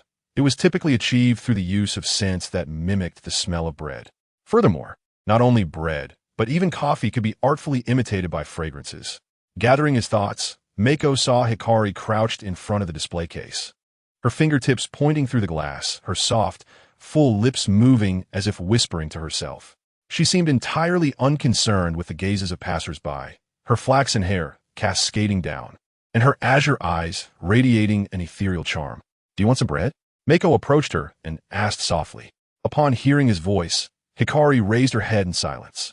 The light glimmered in her eyes beneath her lashes like jewels sparkling in the display case, swaying in the light before the bread cabinet. Jellyfish. Mako suddenly thought of the marine creature. The girl, clad in a loose white coat, with her flaxen hair gently swaying, had a slender figure and long limbs, resembling a jellyfish floating in the sea, exuding a colorless, transparent aura. She nodded slightly, pointing to a red bean bun shaped like a shark. Is this one? Do you want to eat it? Mako inquired of Mommy and Yuzi, both of whom shook their heads in refusal, leading Mako to purchase just one. Thank you for your visit. The young female attendant smiled as she wrapped the bun in greaseproof paper and handed it to the eagerly waiting Hikari. Thank you, Hikari said to the attendant, and the four of them took the elevator to the upper floor. As Mako and Hikari stood side by side, the girl softly repeated her earlier words, this time directed at him. It's nothing. Mako replied nonchalantly. He watched as Hikari cradled the bun in her hands, her eyelids gently lowered, a serene smile blooming at the corners of her lips. This girl looks like she could devour me, yet here I am, about to eat her. She appeared quite pleased, her alabaster jawline taking on a childlike innocence, akin to a child whose wishes have been fulfilled. Mako blinked, and as the elevator reached their floor, he stepped out. On the 9th floor of the department store, before the Daimaru Museum, Mommy announced, "We have arrived." A glance around revealed a sea of men clad in white short sleeves, black casual trousers, and athletic shoes, each sporting a backpack, in stark contrast to Mako. It was then that he realized why Mommy had made such a remark before they set out. An event seemed to be underway here. A sign at the entrance proclaimed Plum Rain Festival. Additionally, an enormous poster read Plum Rain Falls, blooming together with hydrangeas, adorned with illustrations of 4 beautiful girls, accompanied by life-size cardboard cutouts. A staff member, appearing to be in charge, approached them with a broad smile, specifically addressing Mommy. "You must be Ryujin-sensei. I am Aoyama, responsible for your reception. Please follow me. And they're my friends," Mommy introduced with a smile. "Nice to meet you, Mr. Aoyama." "I see. Welcome, everyone." Aoyama greeted them warmly. He too was dressed in white short sleeves, black casual trousers, and athletic shoes, but distinguished by the work badge hanging from his neck. He scrutinized their faces with a discerning gaze and suddenly paused at Yuyuzi, exclaiming with excitement, "Oh my goodness, it's really Yui-chan. Especially those fierce eyes. Absolutely perfect." The staff member named Aoyama stared in awe, his gaze imbued with a fervor that was starkly different from that of a mere admirer, resembling that of a fan encountering their idol or a devotee meeting their deity. Yuyuzi felt uncomfortable under his gaze, taking a small step back and seeking help from Mommy. "Hith. Mommy displayed a self-satisfied smile. "Indeed, the moment I laid eyes on Yuyuzi, I thought, she is the embodiment of Yui-chan in the 3rd dimension." Mako cast a sidelong glance at the 4 beautiful girls depicted on the poster, one of whom, named Bingchuan Yui, sported twin tails and donned a gothic punk style with a fierce gaze. It was indeed reminiscent of Yuyuzi. No wonder the staff had insisted on bringing Inusaki. It was for this reason. As they entered the event venue, they listened to Mommy explain that the event on the 9th floor of the Daimaru department store was hosted by a local game club in Kobe called Melon Society, showcasing their visual novel game titled Plum Rain Falls, blooming together with hydrangeas. Furthermore, Mommy, known as Ryuji Michio, served as the character designer and original artist for the game's female protagonist. The promotional poster at the entrance was indeed a product of her artistry. "Thank you, Ryujin-sensei." At the Plum Rain Festival event venue, gamers holding the event pamphlet formed a long queue in front of Mommy, eager for her autograph, expressions of gratitude echoing all around. According to protocol, each person had roughly a minute to interact and chat with Ryujin-sensei. However, these uniformly dressed boys behaved in strikingly similar ways. "Hello, sensei," displaying their posters and pamphlets. "Thank you, sensei," their demeanor resembling that of mass-produced robots. Conversely, a few rare female gamers displayed a semblance of courage, quietly engaging in conversation with Mommy. It seemed there were indeed female players who enjoyed such themed games. Yuyuzi appeared to have become a focal point, as throngs of individuals queued to take pictures with her, leaving the young girl somewhat bewildered, forcing her to maintain a stiff expression, her cold demeanor mirroring that of the protagonist on the poster. Hikari, meanwhile, pulled out a folding chair and sat in a corner, quietly eating her bun while absorbed in her phone. Jinjing leisurely wandered through the venue. The scale of the exhibition was modest, as it was merely a gathering for niche games. After completing a circuit around the venue, he intended to return to MAME, where the signing event was nearing its conclusion. "You mentioned you were drawing. Is this what you meant?" MAME sipped her mineral water through a straw, explaining that she was mainly working on commission pieces and collaborating with her club to create fanzines. The magazine had consistently failed to approve her submissions, yet she could not abandon her artistic endeavors. This club was actually established by a senior she met at a vocational school. Jinjing recalled the fanzine Yuko had left at the shop. "Is the content of the fanzine wholesome?" "Guess." She wore a mischievous smile at the corners of her lips. Once the event concluded, the group of 4 enjoyed lunch at a CAF on the 6th floor of a department store named. All 4 ordered curry rice, priced at 1,000 yen, and its flavor was rather standard. The aromatic spices of the curry melded with various ingredients to create an overwhelming deliciousness that gradually filled their stomachs. From a certain perspective, curry and potatoes are indeed a perfect pair, both ingredients being difficult to ruin regardless of how they are cooked. Unfortunately, This seemingly perfect partnership had been separated across different continents for thousands of years, only to reunite in India during the 16th century. A wave of sentimentality unexpectedly washed over Jinjing as he heard Mame's cheerful voice. "Come on, everyone, eat more. It's on me." Mame exhaled a breath infused with the scent of curry and ordered 4 rich parfaits. "Yay, Mame-chan is so generous." Without hesitation, Yuko took out her phone, first allowing the camera to capture the parfait's appearance and aroma before eagerly digging in with her spoon. Jinjing was astonished by the speed at which the girl consumed her dessert. "How does it feel? Like being a big star?" Mame teased her. "Well, how should I put it?" After finishing the parfait without leaving a single drop, Yuko sighed and set down her spoon. Transitioning from an outcast to the center of attention left her with mixed emotions. "So, you don't dislike it, right?" Yuko held her spoon, remaining silent. After their meal, at around 2 in the afternoon, Yuko bid farewell to the 3 at Motomachi Station. Jinjing planned to get a haircut, although there was a slight deviation from his initial plan. He had intended to visit a 1,000 yen hair salon, but Mame insisted on taking him to a more upscale hairdressing establishment on Motomachi Shopping Street. "How can you be so casual about your haircut, Jinjing-kun? You're the only barista in the shop. You must pay attention to your appearance." "Just take a look at my usual hairstyle first," he retorted. "That's simply my natural beauty. Any hairstyle would look good on me," Mame declared confidently. Jinjing challenged her. "Why don't you try getting a buzz cut like the boys on a baseball team? Less chatter, just go inside," Mame urged, pushing him into the hair salon. The fragrance of shampoo enveloped him as he entered.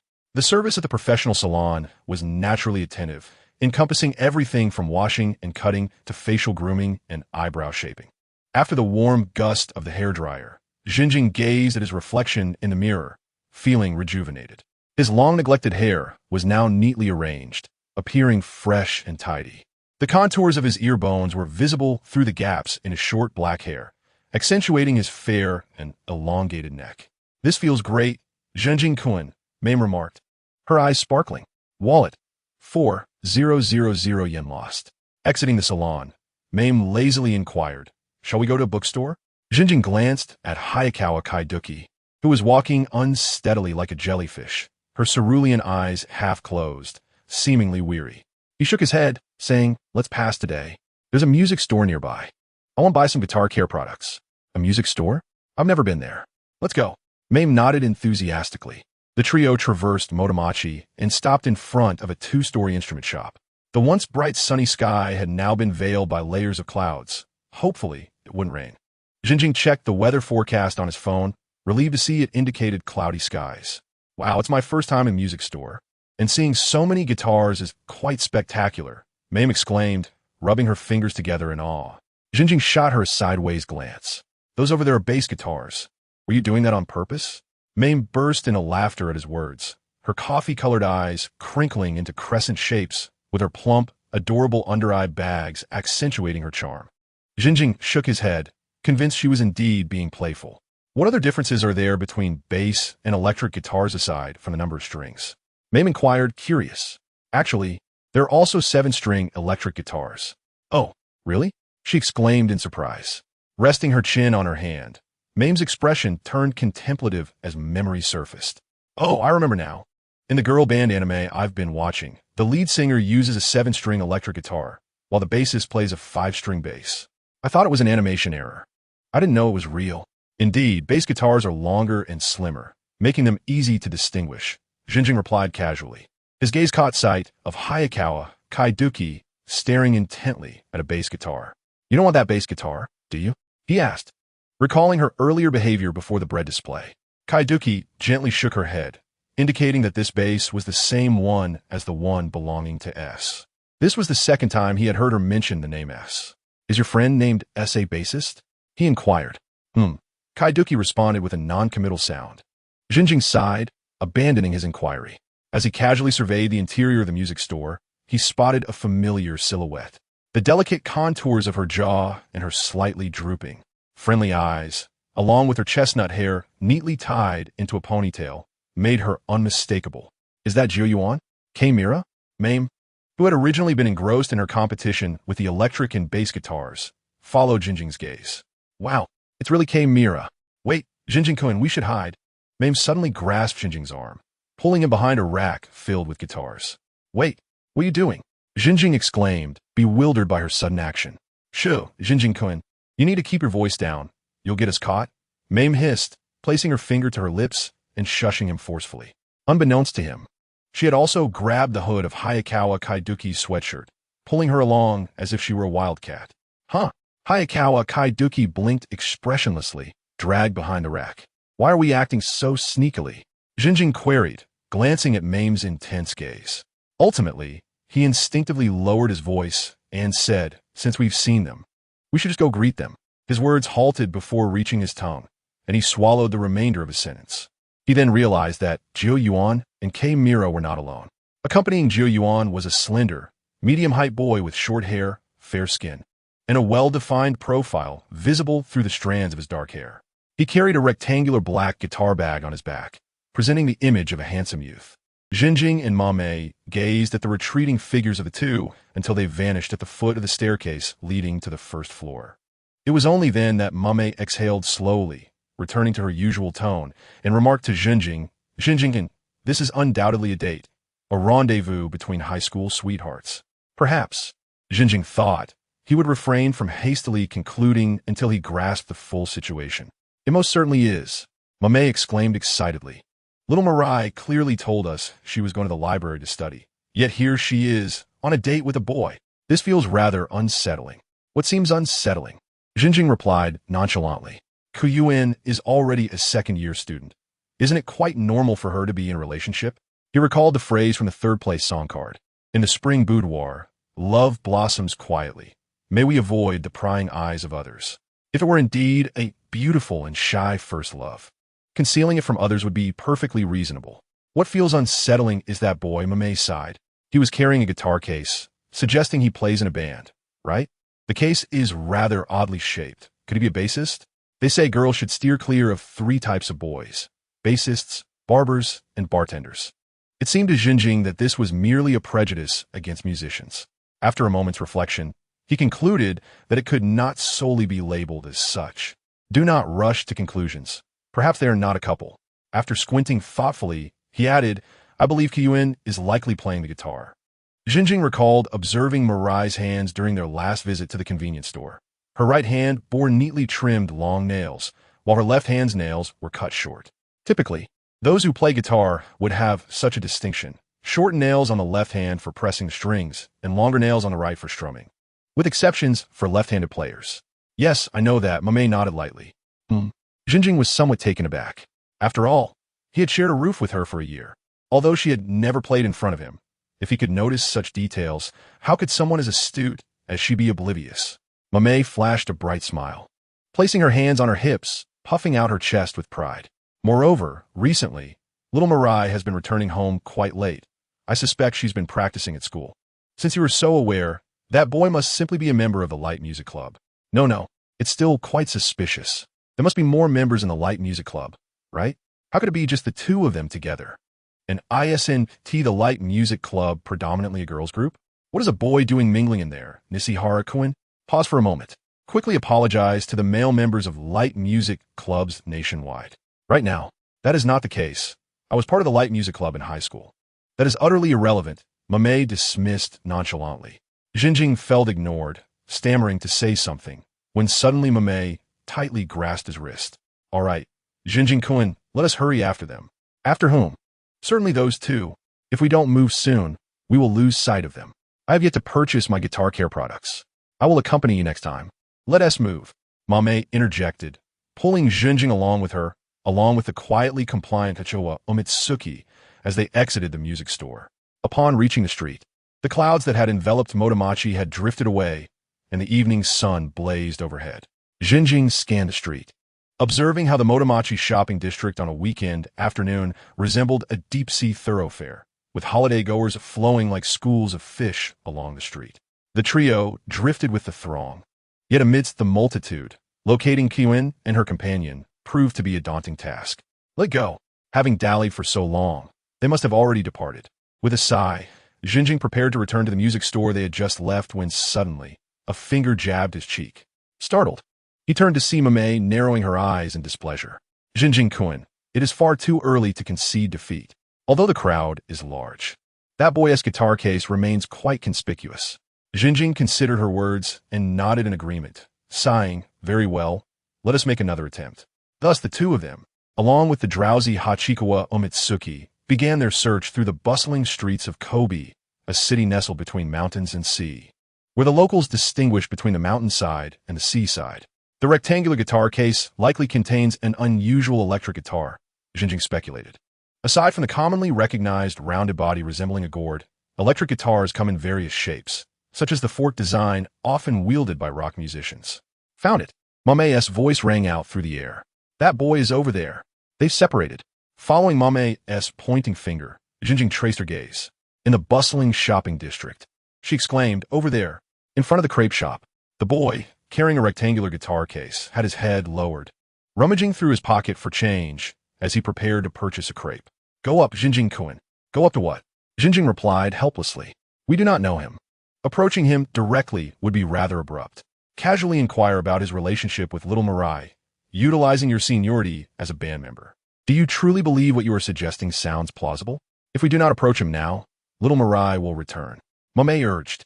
Suddenly, a familiar girl's voice chimed in their ears. "Mamene? Jinjing-sensei? And Hachikawa-san. What a coincidence. What brings you here?" Approaching them with 2 cups of bubble tea in hand was Kyuin Mirai, her tone laced with surprise. "Ah, we've been discovered." Mame scratched her ear nervously, her gaze flitting to Jinjing. He sighed softly, then lifted his gaze. As Jinjing looked up at the setting sun, he felt a sense of comforting fatigue, one that never ceased to captivate. "I was just about to say, this senior is simply stunning. She is an absolute beauty that radiates a captivating allure." I then turned my gaze to Yuchuan Haiue, her eyes sparkling like stars. "And this senior, she is as beautiful as a doll, equally enchanting." "Jinjing, what is that expression?" The previously aloof image of the handsome young man had vanished. Moreover, what does radiating a captivating allure even mean? Jiu Yuan Wei Lai, blushing, tugged at the young man's sleeve. "Hyama-senpai, please refrain from doing such strange things. We are all girls." "Wait, girls?" Jinjing blinked in surprise. Upon reflection, the name Aimee certainly does not resemble a boy's name. Her thoughts cooled and solidified like heated glass, and her gaze instinctively fell upon Hyama's form.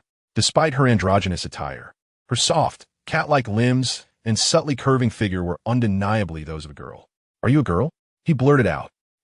Yes," Hyama replied, perplexed. "Is there a problem?" "Oh, so little Aimee is a girl. Let me take a look," came the cheerful voice of Mommy from the air as she reached out to pinch Hyama's cheek, producing a delightful sound. "Wow, what a beautiful child. I mistook you for a boy. Your eyes are so lovely. Smile for me again," Mommy urged. Although Hyama was confused, she complied with Mommy's request. A customer pushed open the glass door, and the dusky air naturally flowed into the room. The fiery sunset made Jinjing squint. In the blurred vision caused by the glaring light, Hyama's hair was backlit, dyed a chestnut color, fluffy and giving her the appearance of a little dog sniffing around, nestled in the embrace of an older sister. "Apologies, everyone. Hyama-senpai has this kind of personality," Jiu Yuan Wei Lai expressed with a troubled look. Jinjing shook his head. "It's all right. Sino is no different." He glanced at the two animatedly chatting, their camaraderie suggesting they were not strangers, but rather two souls perfectly attuned to one another. Retracting his gaze, Jinjing turned to Jiu Yuan Wei Lai and cautiously inquired, "What band was Hyama referring to earlier?" "Ah, about that. I didn't mean to hide it from everyone." Jiu Yuan Wei Lai hurriedly waved her hands, her fair throat quivering slightly as she began to explain. The incident stemmed from last year's cultural festival at Beigao, due to the original lead singer of the light music club falling ill. I was invited by a friend to practice for a while and perform on stage. Although I was a novice and quite nervous, my classmates were very supportive, making it an unforgettable memory for me. Jinjing nodded at this point. During high school cultural festivals, audiences do not expect the same standards as professional musicians. As long as the atmosphere is lively and youthfulness lingers, that suffices. Initially, it was merely to help a friend, but after picking up the guitar, I discovered my fondness for singing and playing, she continued. "So, you have plans to form a band?" "Yes," Jiu Yuan Wei Lai nodded lightly, then shook her head and added, "After school, the members of the light music club continued to reach out to me. Since I was borrowing a friend's guitar, In January this year, I used my saved and advanced pocket money to buy my own guitar. Hyama-senpai approached me after that. Yes, Hyama-senpai's band is called Meteor, formed by high school girls. After the lead singer graduated and left Kobe in March, she invited me to join as the lead singer. Your voice is incredibly infectious. Hyama interjected. When I attended Beigao's cultural festival last time, I was instantly captivated by her voice. Although it was inexperienced, it possessed a captivating allure. So, what does radiating a captivating allure truly feel like? Your large order of fries, please enjoy. The staff gently placed the fries on the table. Thank you. Hyama beamed, devouring the fries one by one. If you don't mind, Jiu Yuan Wei Lai hesitated, retrieving 3 tickets from her woven crossbody bag. Please come see our performance on Tuesday night. Jinxing took the tickets she offered, placing the other 2 in front of Mommy and Yichuan Highway. Oh, have you reached the level of performing already? Mommy exclaimed in surprise. It's just a casual gig during the quieter times on Monday and Tuesday. Sharing the stage with other bands, performing 3 songs, Hyama explained while munching on fries. During prime time, on weekends and holidays. There are special performances that are beyond what we, as amateur high school bands, can aspire to. It was only due to my job and my acquaintance with the manager, who agreed to let us perform after hearing our audition, that this opportunity arose. However, I just want to enjoy playing in the band. Is that so? Jinxing pondered, pulling out a total of 2,500 yen from his wallet and handing it to Jiu Yuan Wei Lai. You really don't have to, she instinctively declined. Please accept this. Even though you are familiar with the manager, there must be a ticket quota, right? Thank you, Mr. Jinxing. Jiu Yuan Wei Lai softly expressed her gratitude. Mr. Jinxing is also in a band, isn't he? I heard Wei Lai mention it before, Hyama casually remarked, though she did not wait for a response. Her cheeks stuffed with fries as she wore a satisfied smile. These fries are so delicious. It would be even better with some rice. She appeared to be a simple and rather whimsical girl. Speaking of whimsical, Jinxing recalled the enigmatic girl he had encountered on that rainy day, instinctively glancing to his right. Ban, Yichuan Haiwa murmured, having awakened at some point, gazing at the tickets before her with a tone lower than usual. The floor-to-ceiling window reflected her indifferent expression. I never expected Wei Lai to form a band. That night, in the bustling Starry Night CAF on the first floor, Shundai Lin Yin sat on a chair, staring intently at the performance ticket in her hand. After Jiu Yuan Wei Lai returned, she also provided a ticket to Shundai Lin Yin, which the latter purchased for 2,500 yen. Are you aware of Jiu Yuan's guitar playing? Jinxing asked, sensing something. I have an inkling, Lin Yin replied, but since you didn't mention it to me, I want to pry. I see. Jinxing nodded gently. However, given her personality, I find it unsurprising. Why is that? Lin Yin turned to him. A hint of emotion reflected in her tear mole and perfectly shaped ear revealed through her dark hair. On a night in June, the sound of cicadas could be heard outside. That is the magic of a band, Jinxing said with a smile. Lin Yin sighed softly. When did you also become like Mommy? Her violet eyes blinked, long lashes gently lowering as she murmured, what is a band like? What a sight. After a moment of contemplation, Jinxing responded, in my opinion, it should be a place where members collide in their personalities yet embrace and respect one another. It sounds rather special. Special? He repeated the word, realizing that he rather liked this metaphor. Indeed, it is quite special. Each member of the band possesses their own brilliance. In the realm of reality, individuals often suppress their vibrant colors to conform, flowing with the tide. However, a band is a sanctuary where even the most reclusive individuals can shine. Consequently, each person has their own unwavering beliefs, which often leads to clashes of opinions. Rinyan gently nodded. This is a collision of personalities.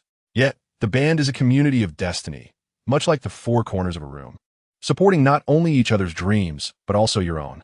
It is insufficient to merely showcase one's self. Hence, it is vital to moderate one's radiance, to embrace one another, and to respect each other. How enviable that is. Rinyan's tone seemed tinged with a hint of loneliness. I have always been alone, so I cannot comprehend this sentiment. Jinxing instinctively gazed at her face, noticing her habitual aloofness, causing his pupils to flicker with hesitation. During the plum rain season, the weather was still lingering between summer and spring, and the shop was devoid of air conditioning, making the air feel somewhat stifling. To relieve his discomfort, he exhaled deeply. The warm air dissolving in the cheap glow of the fluorescent lights. This was merely an idealistic and dreamy notion. Jinqing sighed with a smile. Being in a band sounds wonderful, yet interpersonal troubles are plentiful. Instances of conflicts among members leading to physical altercations and ultimately disbandment are far from rare. Rinyan remained non-committal, merely gazing at him with her beautiful violet eyes. Jinqing's reaction was remarkably calm. What are your thoughts? The band. Rinyan felt her phrasing was inadequate, so she reiterated, what are your thoughts on the band? Upon hearing the girl's gentle inquiry, Jinqing retrieved the performance ticket from his pocket, placing it on the table, staring intently at it until the familiar words appeared foreign. His fingers gripped the hem of his garment tightly beneath the table, the shadows hidden within the fabric consuming all the light that spilled over. Jinqing pretended to clear his throat. Initially, it was all about the so-called dream, that ephemeral notion. Thus, during high school, I was akin to a child playing house, indulging in my self-righteous musical fantasies. It was only after moving to Tokyo and truly experiencing the underground music scene that I came to understand the nature of my pursuits, leading my mindset to undergo subtle changes. Jinqing seemed to be searching for words, gazing at the surface of the wooden table, eventually noticing an ink stain in the corner, likely left by a student studying. He felt a bit uncomfortable, futilely attempting to wipe the ink with his fingertips while speaking. The initial idealism remains, but compared to the beginning, it no longer ignites such fervor. At first, I felt desolate, but later, I came to see it as a good thing, a testament to my greater clarity. There is no need to maintain such fervent enthusiasm. As long as I have enough substance to support my perseverance, that suffices. The rest is diligence and responsibility. As Jinqing spoke earnestly, Rinyan traced the contours of his composed profile with her gaze, seemingly able to peer through time. Yet, whether it be ideals, passion, seriousness, or responsibility, they currently no longer existed. He concluded the topic with a tone of melancholy, for at times, one's dreams can be the very things that inflict the deepest wounds. Rinyan remained silent, awaiting further words. However, no matter how long she waited, Jinqing did not continue. He merely stopped there. Is that so? Rinyan shook her head and unexpectedly posed a question to Jinqing that he did not anticipate. I heard from Abe that you had a girlfriend in Tokyo with whom you formed a band. Did she tell you that? Before divulging a secret to Mabe, one must be prepared for the entire world to know. Jinqing chuckled bitterly. It's not exactly a secret. Indeed, prior to returning to Kobe, I casually discarded her with a thoughtless remark typical of a careless man. So, you were not mistaken. I truly am a frivolous person devoid of responsibility. I will not hastily judge before understanding the specifics, Rinyan stated calmly. Just as I previously heard Mr. Jingjian say, I should not form a preconceived notion about you. I shall not repeat the same mistake, if you are willing to share your reasoning. Her words trailed off as Jinqing interrupted. If knowing the reasons of a scoundrel could lead to forgiveness? His retort was exceptionally calm. It cannot. Rinyan responded without hesitation, her words resonating powerfully as they spilled from her lips. A mistake is a mistake, while the reasons behind it may elicit sympathy, compassion, or understanding. They cannot be wielded to seek forgiveness. Forgiveness is a right reserved for the one who has been harmed. This perspective certainly bore the hallmark of Shindai. And for some reason, upon hearing her words, Jinqing felt a lightness in his heart. But if it were to be spoken, after a brief hesitation, the girl's clear voice dissolved into the sultry air. Perhaps others might understand. Jinqing abruptly turned to look at her. Noticing Jinqing's slightly astonished expression, Rinyan maintained her usual indifference. The sound of the second hand of the quartz clock trembled softly, echoing in the shop. Time trickled by slowly. A subtle silence enveloped them, akin to the humid and sticky air of the plum rain season, clinging closely to their skin. Rinyan did not dislike silence, even in the company of boys. She did not feel awkward remaining quiet. On the contrary, silence was her norm. However, that was due to her indifferent attitude towards her surroundings. Even with someone beside her, she would not force herself to initiate conversation, nor would she concern herself with whether others minded. Rinyan only saw her own shadow. Yet in this moment, she found herself observing another shadow, closely aligned with her own under the fluorescent lights, and that shadow was broader, taller, and larger than her own, which she found herself unperturbed by. This unfamiliar sensation brought Rinyan a slight unease, as if she feared overlapping with that larger shadow and losing sight of her own. To dispel this discomfort, she broke the silence. What was it that made you choose to form a band initially? I heard from Mr. Jingjian that you originally intended to take over the family business. Is that right? Indeed, that was the case. Jinxing nodded gently. So what prompted your sudden turn towards the path of forming a band? Why? Jinxing squinted, his thoughts drifting into memories. He pondered for an unusually long time, as if entangled like vines around Rinyan's increasingly sensitive nerves.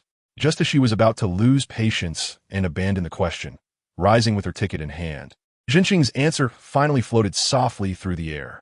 Hey boys, move those boxes. We still need a few props. All the girls. Please take materials home today and ensure they are completed by Friday. Okay. After school, the usually tranquil school building is now as lively as the recess during the day. In stark contrast, the playground, typically filled with the boisterous calls of sports clubs, now resembles the serene Cedo inland sea. Only the brass band, preparing for the Kansai competition, tirelessly practices, emitting discordant sounds from various corners of the campus. The annual Dongjong Cultural Festival is set to take place this weekend, creating an atmosphere of palpable excitement within the school. In the classroom of Class 3 to 5, a slender cardboard sign stands at the entrance, adorned with a charming illustration of a beautiful girl in a waitress outfit alongside the words Kissitten. The act of operating a coffee machine to craft a cup of coffee appears effortless. As expected of Miyazawa-san, you're just like a professional barista. The surrounding female classmates exclaim in unison. Not at all. My skills are still far from perfect, Masumi replies, her expression devoid of emotion. Your family runs a coffee shop, right? A classmate inquires. Yes, she nods. Are you planning to take over the family business? Another asks. Well, I don't have any particular aspirations, and my father hopes I will inherit it, Masumi responds. It's impressive that, even as a middle school student, you have your future planned out, a petite girl murmurs. I'm still rather lost about mine. It's truly remarkable that Aoi is already contemplating her future at such a young age. A tall girl from behind embraces her. Aoi, whose delicate shoulders are now burdened, feels the weight of the tall girl's embrace. There's plenty of time to think about the future once we enter high school. The tall girl lazily remarks. That's not what you should be saying. 3 years of high school will pass in the blink of an eye. Aoi pouts like a puffer fish, turning to push the girl off her. Wow, you're so heavy, get off. No way. We're graduating next year. I want to cherish the time spent with Aoi, the girl insists. You don't need to cling so tightly. I can hardly breathe. Aoi's face flushes, a mixture of embarrassment and frustration. Amid the cheerful banter, a sigh escapes from someone, evoking a sense of loneliness. We're going to graduate soon. The once vibrant atmosphere feels doused in cold water, swiftly cooling down. The youthful faces of the boys and girls reveal the manifestation of parting. A shared sentiment of nostalgia for their middle school memories permeates the air. Although Masumi does not feel particularly affected, she mimics the others by lowering her gaze, an expression befitting the moment. He has never wavered at the thought of farewells, perhaps since witnessing his mother's passing in the 3rd grade.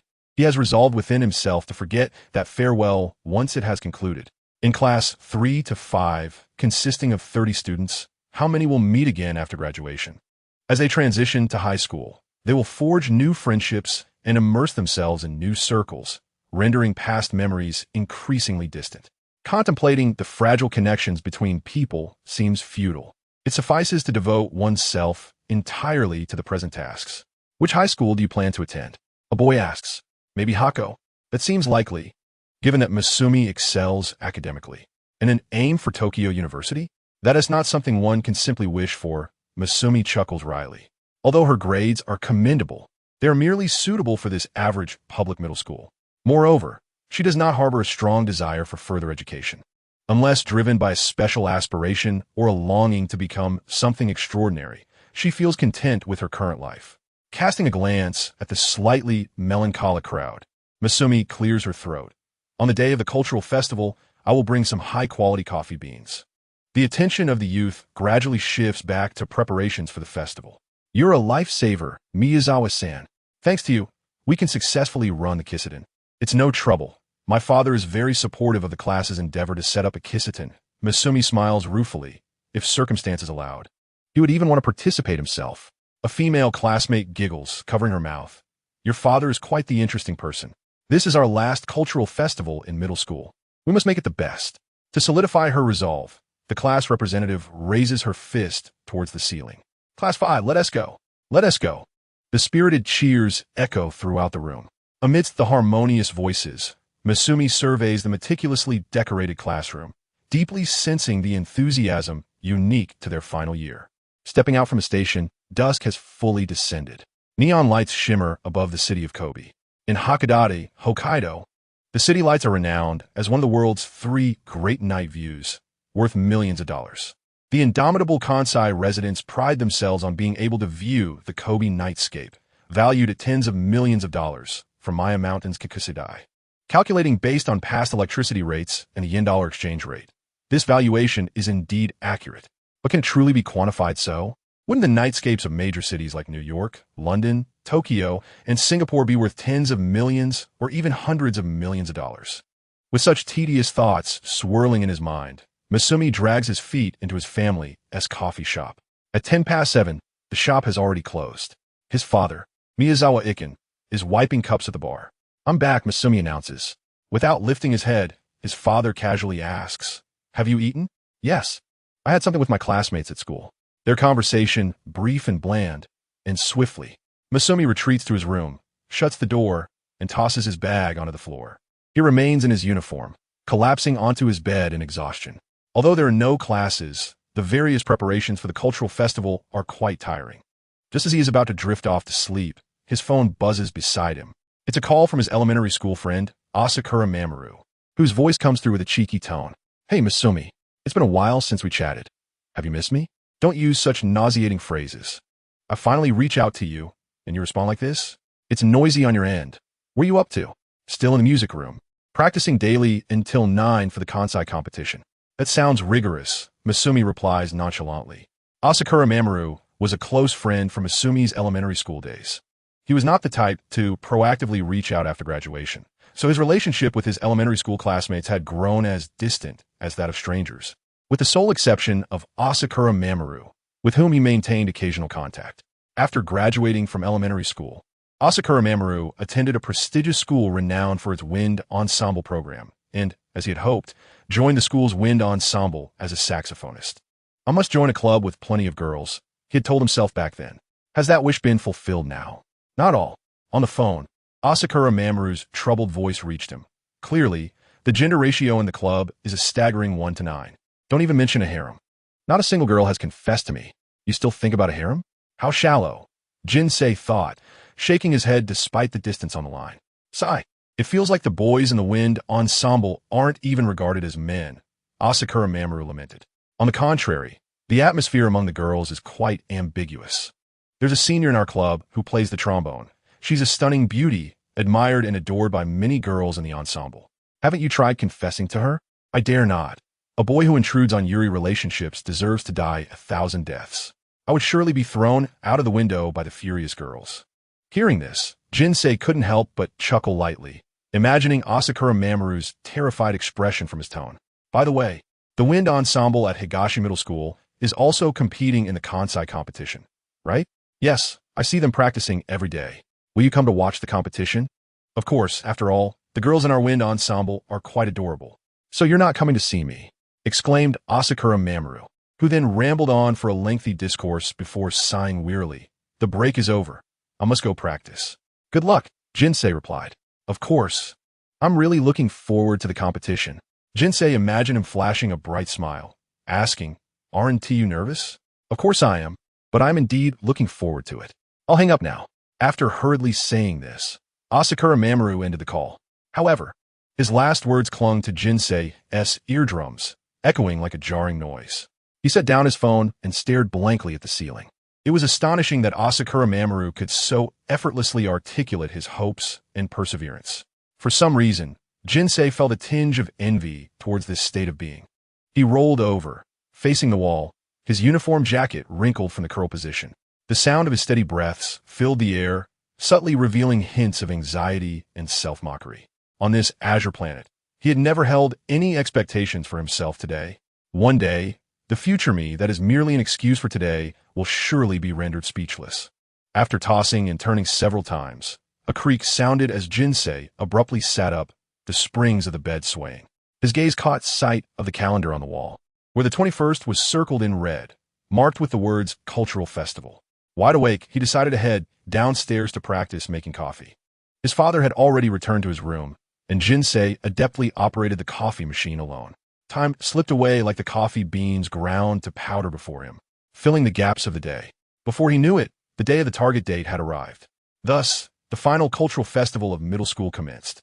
On the morning of the cultural festival, as Jinsei donned the boy's waiter uniform, a lively female voice resonated from the classroom's loudspeaker, reminiscent of someone adjusting a microphone.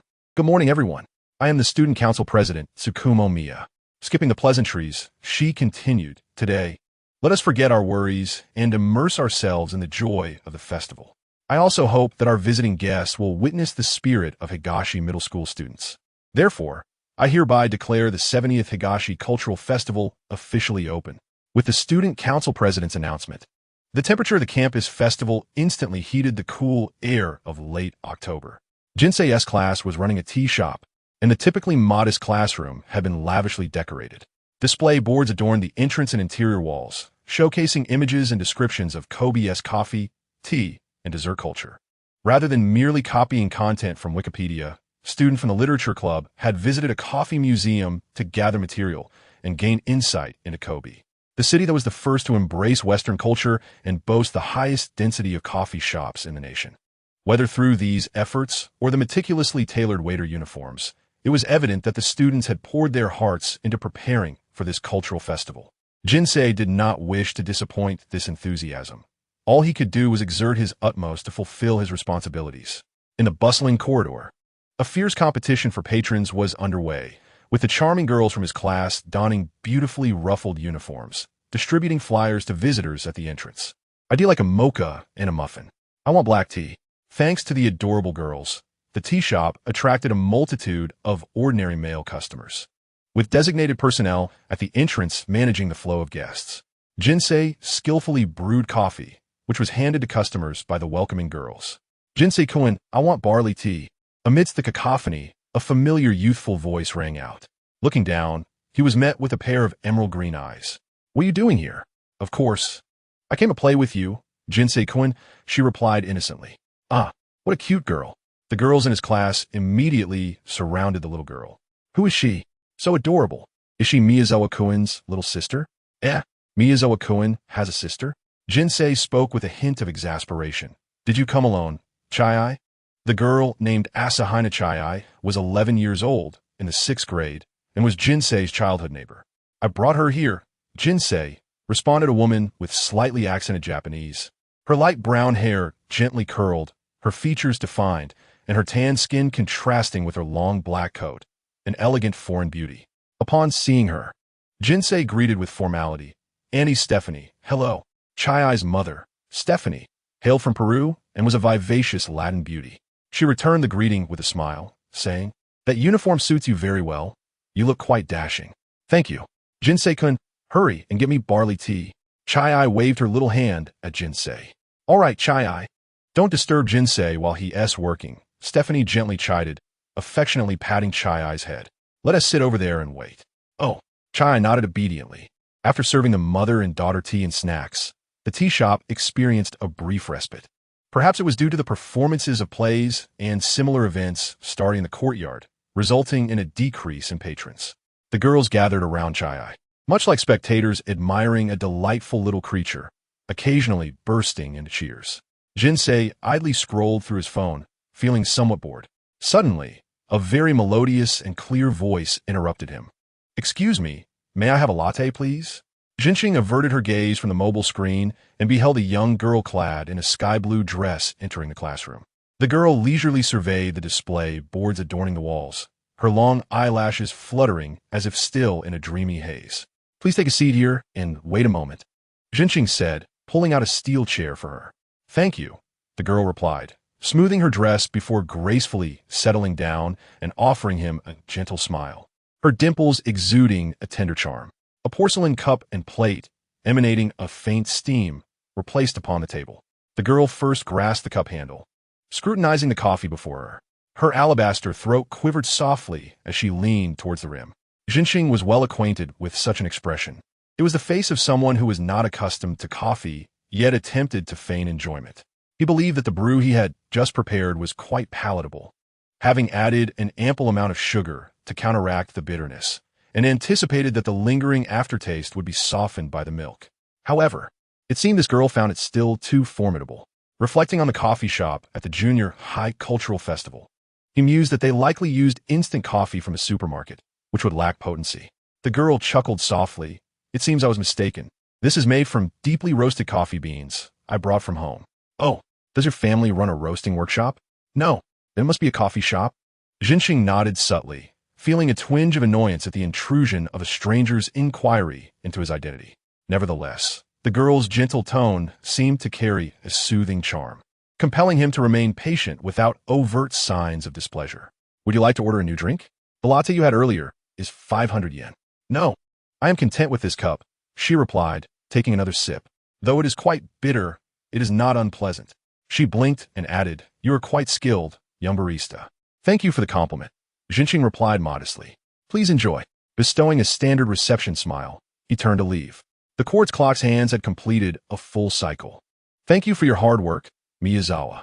I'll take over from here with Aoi, he said as he greeted the girl named Haomei, who had ample bosom and cradled a cute girl named Aoi, resembling a fluffy kitten.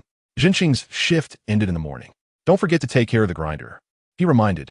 No worries, I've got it all memorized, Haomei replied, flipping her long hair with her empty hand, her chest puffed out proudly, showcasing her curvaceous figure, which was rather exaggerated for a third-year junior high student. Miyazawa, you needn't fret. Go and enjoy the vibrant atmosphere of the cultural festival. Ah, thank you.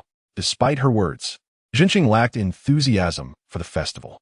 The hall was densely packed with students and visitors, their breaths overlapping unpleasantly around him.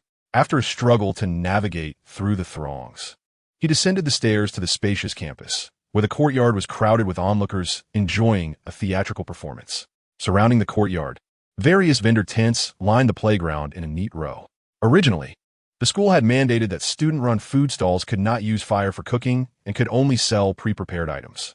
However, after persistent advocacy from the student council and numerous students, along with carefully prepared fire safety measures and inspections, the school reluctantly permitted food stalls to operate outdoors. Perhaps due to the breaking of this taboo, several food stalls became particularly popular. To pass the time, Jinxing stood in a long line alone to purchase takoyaki, then settled on an unoccupied bench away from the crowd. The freshly made takoyaki emitted steam, the evenly heated batter forming beautiful spheres, topped with a drizzle of white mayonnaise. The bonito flakes sprinkled atop danced in the heat, resembling wood shavings.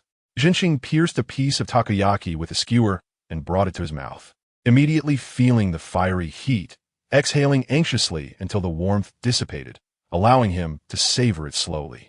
The seasoned batter and the filling's flavors burst forth on his tongue, the bonito flakes releasing a savory essence. This truly tastes delightful. It seems the crowd is not merely following the trend. As he sat alone on the bench, enjoying his takoyaki, he suddenly heard a familiar female voice. Oh, what a coincidence, young barista, we meet again. The vibrant blue of her skirt fluttered like a fragment of the autumn sky. Jinxing swallowed his takoyaki and slowly lifted his gaze to find the girl with flowing hair, smiling radiantly before him. Oh, what a coincidence, young barista, we meet again. Her voice was soft and gentle as she gracefully took a seat beside him, her fair, slender legs extending from beneath her dress. Jinxing replied nonchalantly, noticing that behind her now lay a black piano case. After a brief silence, he could not help but inquire, was this truly a chance encounter? Well, somewhat, the girl replied, her lips curling into a vague smile. Following me? Oh, such a term is rather excessive. I merely finished enjoying the courtyard's play and noticed you wandering alone around the campus, unable to resist following. Her curious gaze lingered on Jinxing, a playful smile gracing her lips. You don't happen to lack friends, do you? That is none of your concern, Jinxing retorted, lowering his head to finish the last piece of takoyaki in the paper box.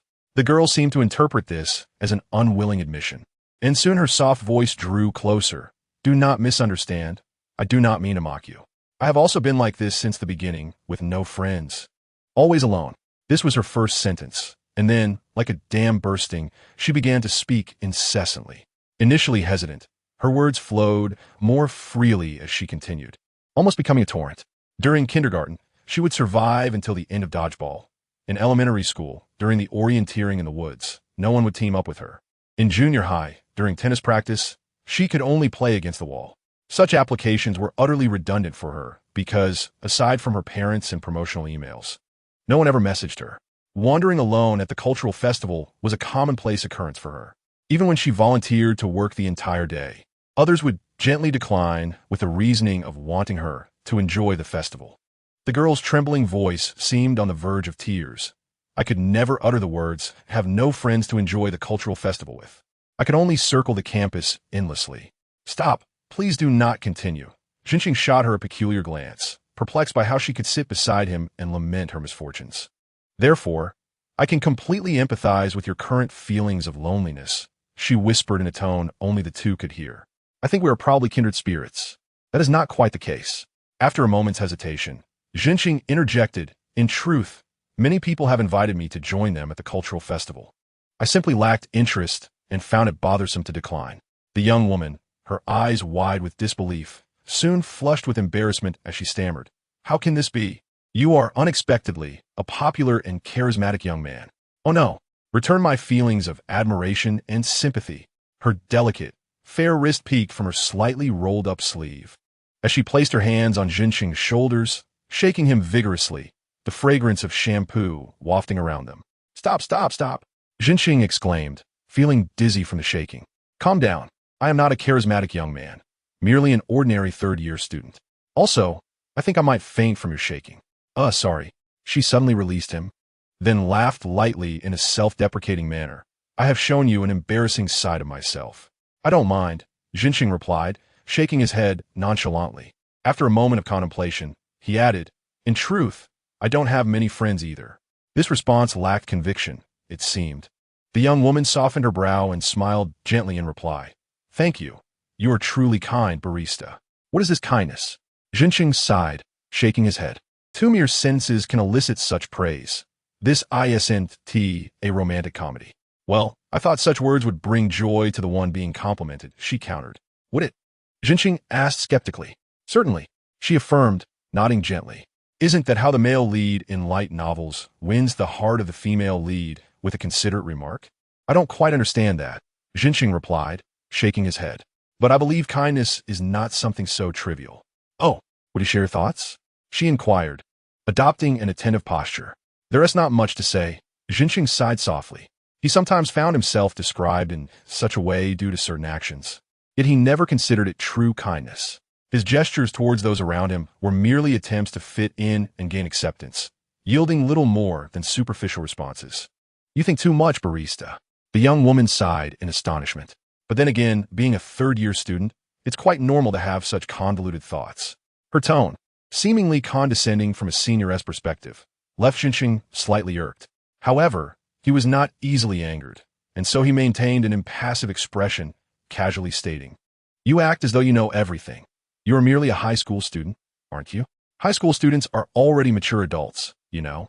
They can work, form bands, and engage in activities that adults do, she replied playfully. That is because you're a high school student that you say so. I want to deny that. She conceded with a smile, her eyes narrowing. You really don't need to be so conflicted. Simply having such thoughts is already quite kind. Thank you.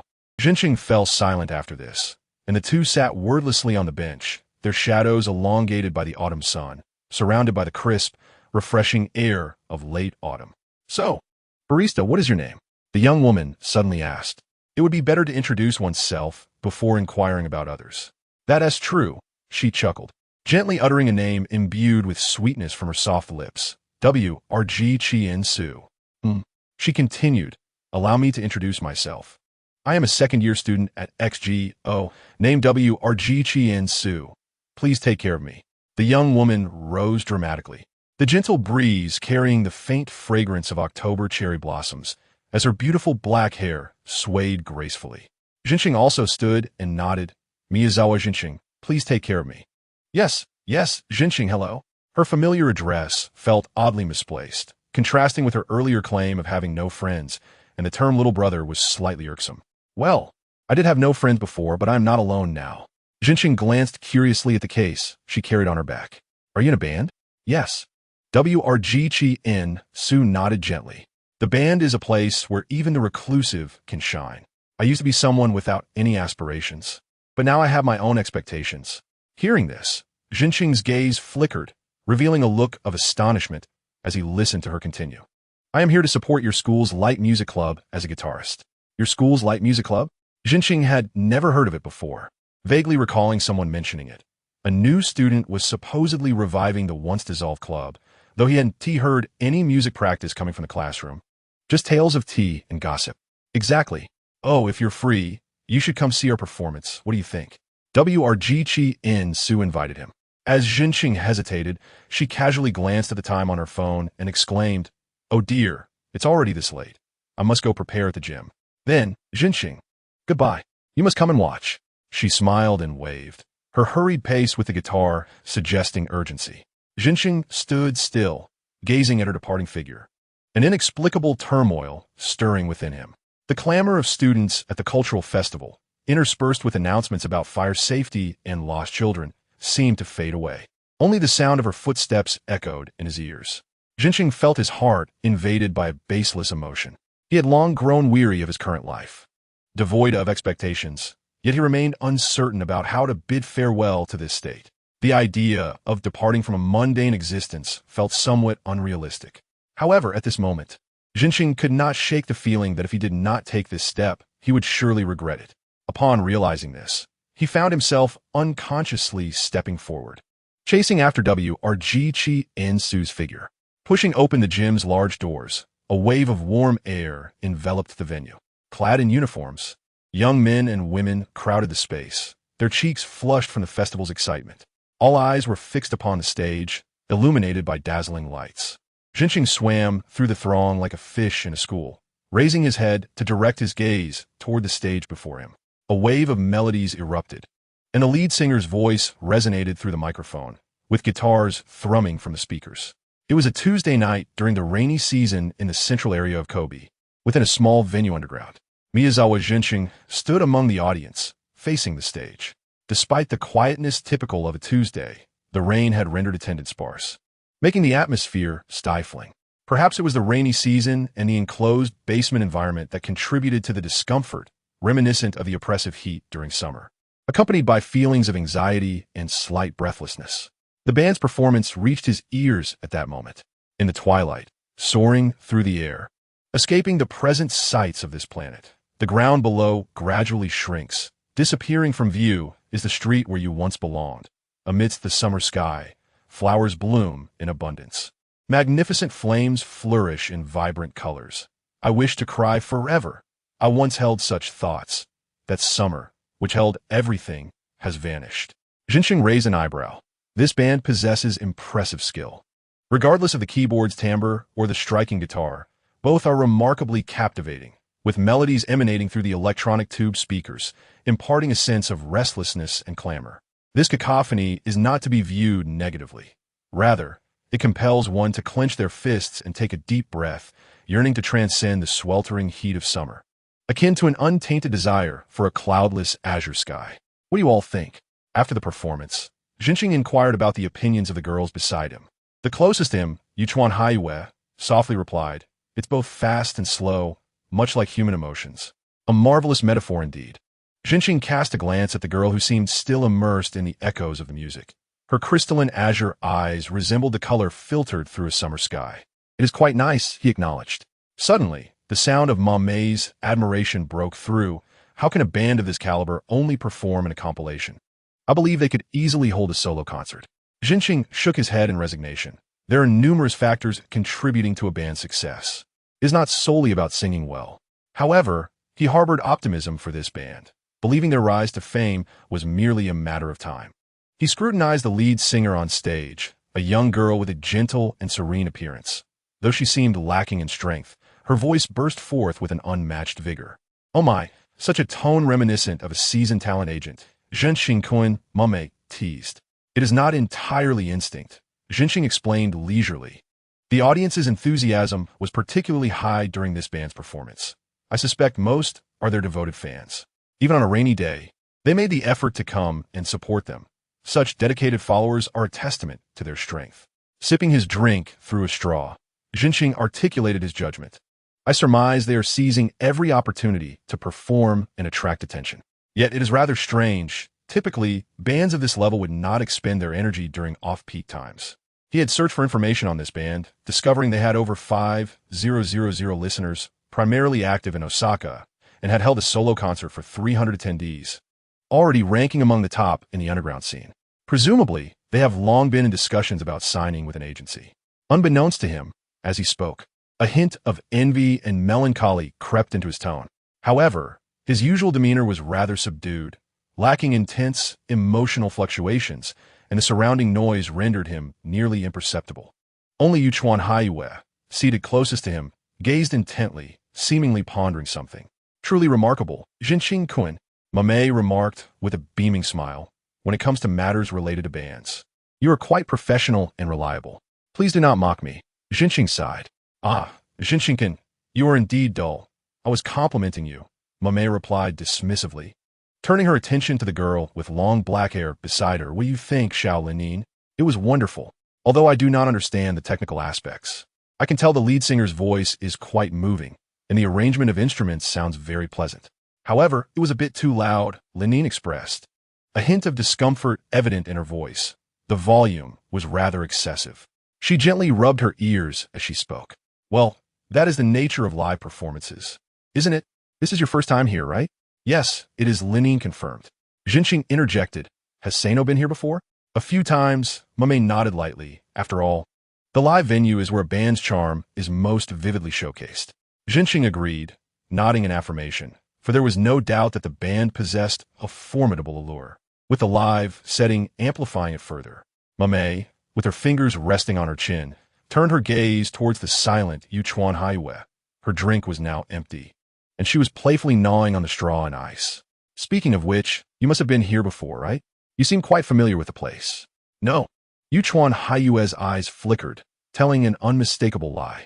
However, the trio paid it no mind. This girl, though she clumsily attempted to conceal her identity, had her natural behavior betray her on more than one occasion. Jinxing felt that sooner or later, Yuchuan Haiyue would inadvertently reveal her true self. The next performance was by the band Liuxing. It's time for Xiao Mirai and her group. Mame redirected her attention back to the stage. 5 female high school students ascended the platform. Among them, the most eye-catching was the girl named Tiyama Aimi, whom Jinxing had encountered before. She wielded a striking red, unconventional guitar, her eyes adorned with purple contact lenses. Her short hair appeared to be enhanced with brown extensions, styled into 2 cat ear-like buns atop her head. Her stunning appearance resembled more of a school idol than a high school band member. Prior to the performance, she had met with the trio of stars, and the seasoned cat lover, Shundai Linin, had been captivated by her hairdo, though Tiyama insisted it resembled a star, not cat ears. Before the segment began, she waved her arms, greeting the audience with clumsy Japanese accented English. I am Tiyama Aimi, the guitarist of Liuxing. Hey, Aimi. A girl with twin tails behind her softly tugged at her hair shimmering like threads of gold in the background light, appearing strikingly natural without any signs of dye. Jinxing had also greeted her. Her name was Ito Yuzaki, the keyboardist of the band, a classmate of Tiyama, and a girl with a rather reserved personality. Yet they shared a strong bond. However, the image of a blonde keyboardist sent a shiver down Jinxing's spine, suddenly recalling an unpleasant memory, and he sighed quietly within. I wonder how Kirikawa is faring in Tokyo. She should be forming a new band by now. After all, she had studied classical piano since childhood. With a remarkably high level of music theory and performance, and her obsessive understanding of timbre and chords made her an exceptionally talented keyboardist. It would indeed be a loss if she did not continue her journey in music. Nevertheless, that was a matter of the past. Gathering his thoughts, he redirected his focus to the stage.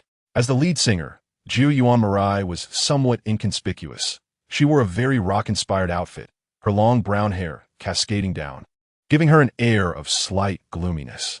Furthermore, her arms, which cradled the guitar, visibly trembled. Could she be nervous? Jinxing pondered. It is natural to feel anxious during a first performance. He, too, had not fared much better during his debut on stage.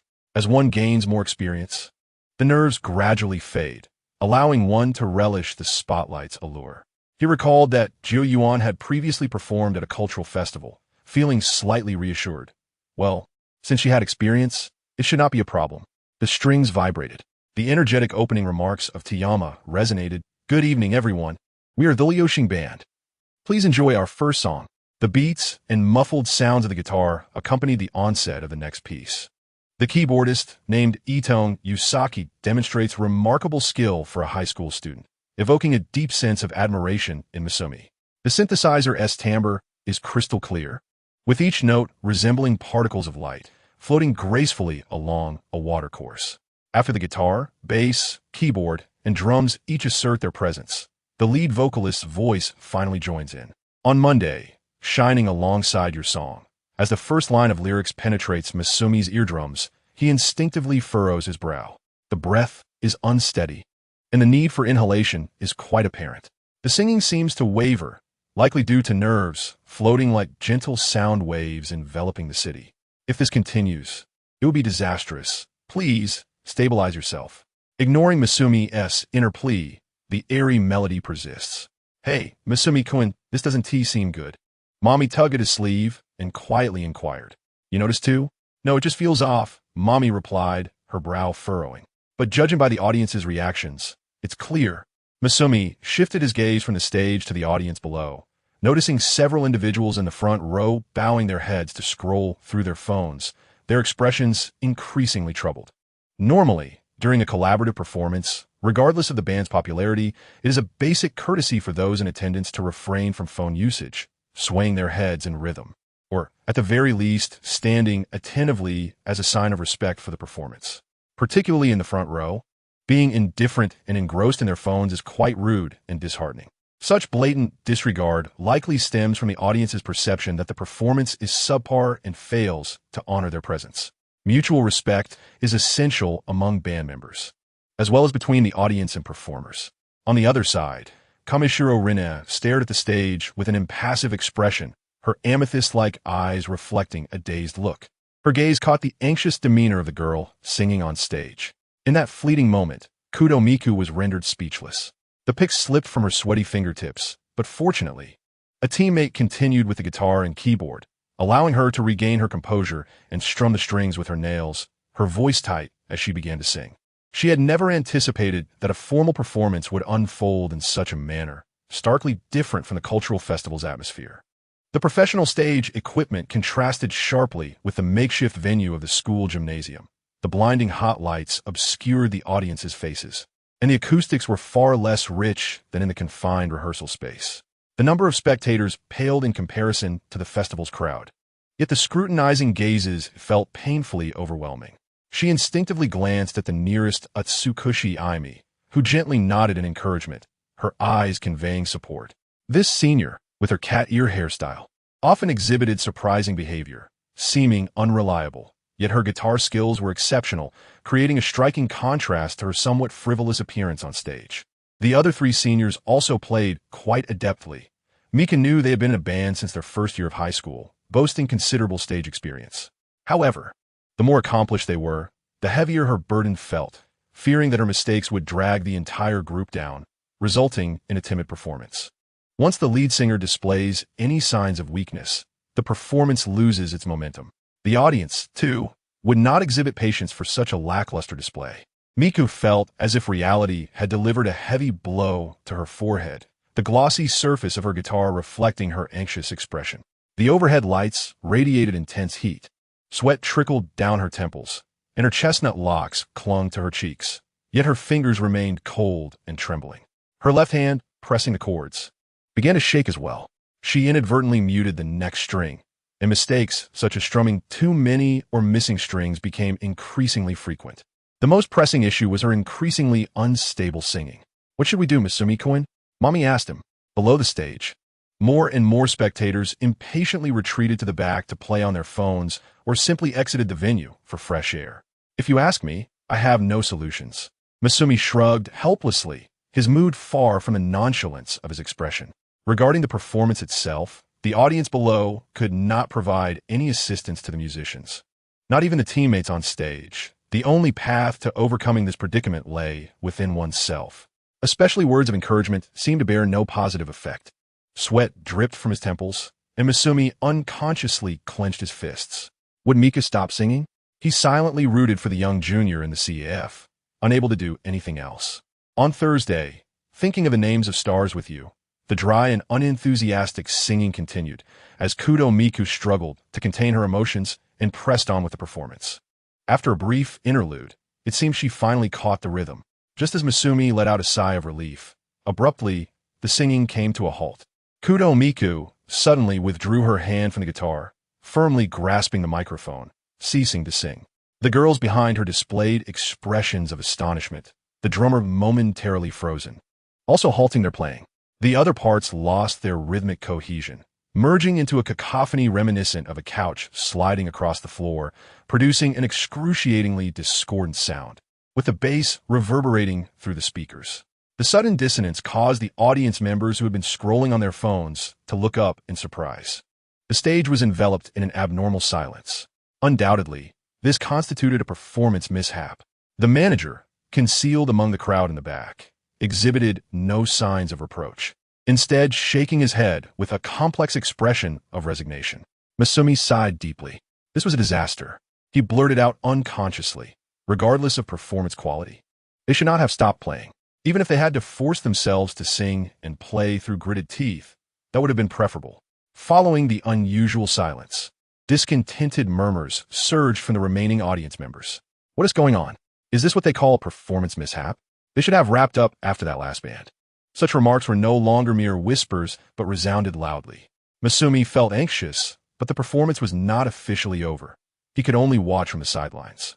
Suddenly, a hand gripped his exposed arm tightly, soft and slender, a girl's hand with a slightly cool temperature. He instinctively glanced over.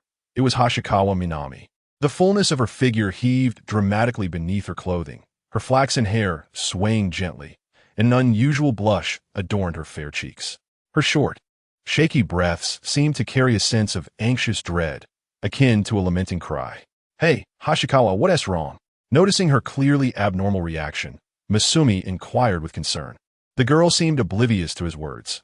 Then, the sound of her sneakers echoed sharply on the floor, and in a sudden burst, Hashikawa Minami released her grip and dashed away, fleeing the scene.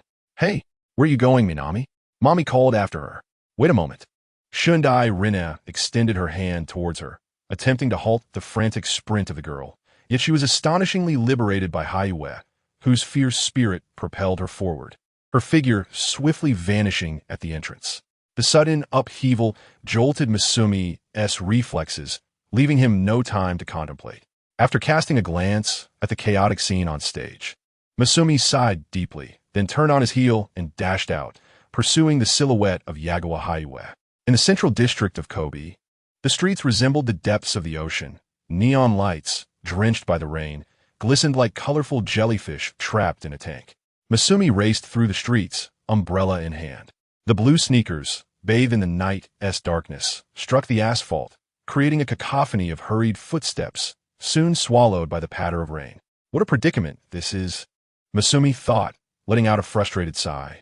Having just witnessed a disastrous performance, the outcome still eluded him, while on the other hand, that peculiar girl seemed to have been triggered by something, her demeanor lost, suddenly bolting away.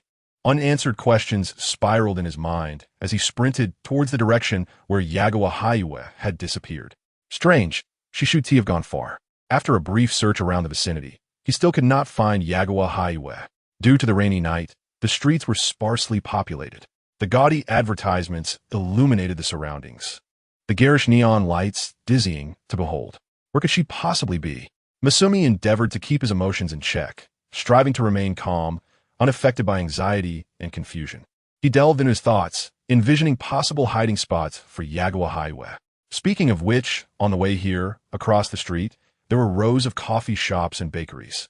Yagawa had purchased a red bean paste bun there. Could she be hiding there? With this hypothesis settled, Masumi proceeded down the rain-soaked street, the air of early summer night cooling rapidly in the cold rain. He skillfully avoided the puddles at his feet and crossed the road when the traffic light turned green.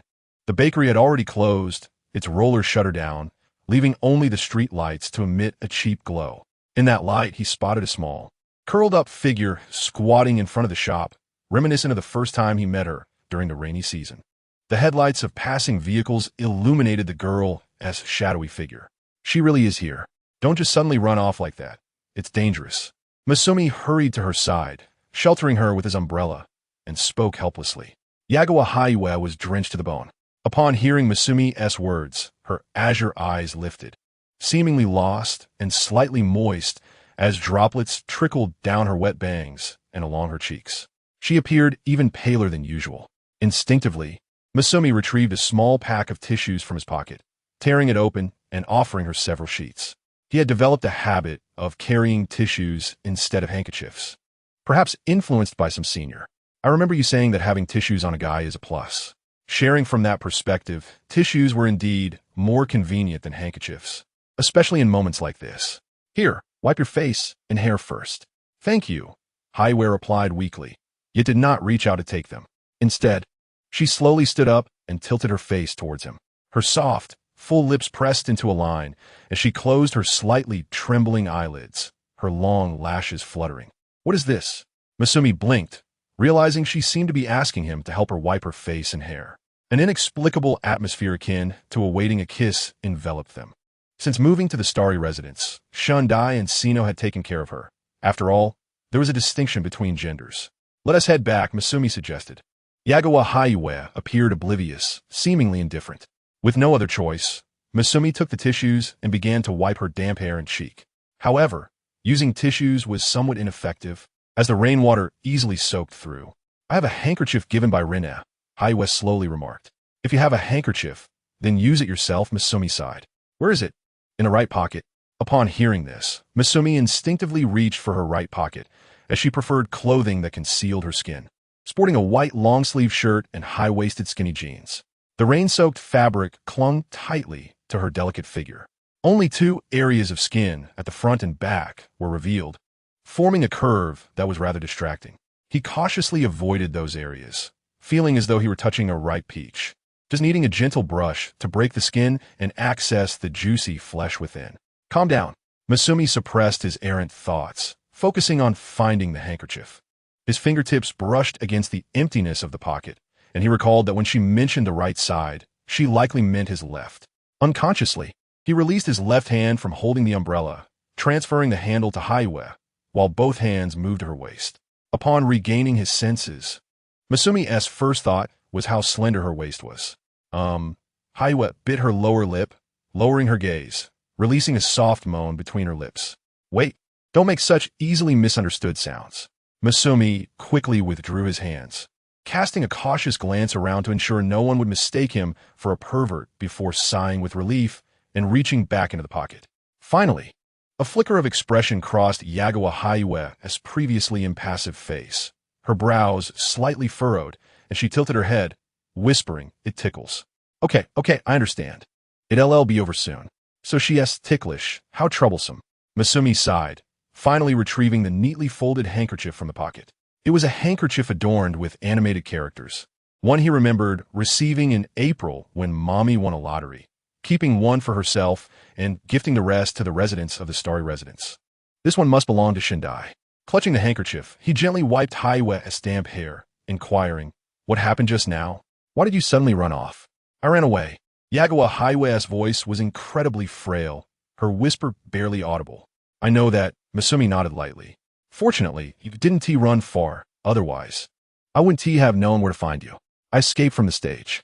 Upon hearing her faintly spoken words, Masumi realized that the escape she referred to was not the same as what he understood. Continuing to wipe her hair, he quickly processed his thoughts before asking, "Have you performed on stage before?" While cautiously observing her expression. "Yes." The young girl nodded slightly, whispering, along with Xiao, "But I ran away." Yuchuan Haiyu's eyes dimmed, and she inhaled sharply, as if finally releasing words that had long been trapped in her chest. "Clearly, I am left with only my voice, unlike others. This is all I have left, yet I managed to ruin it. I am a coward, utterly disgusting."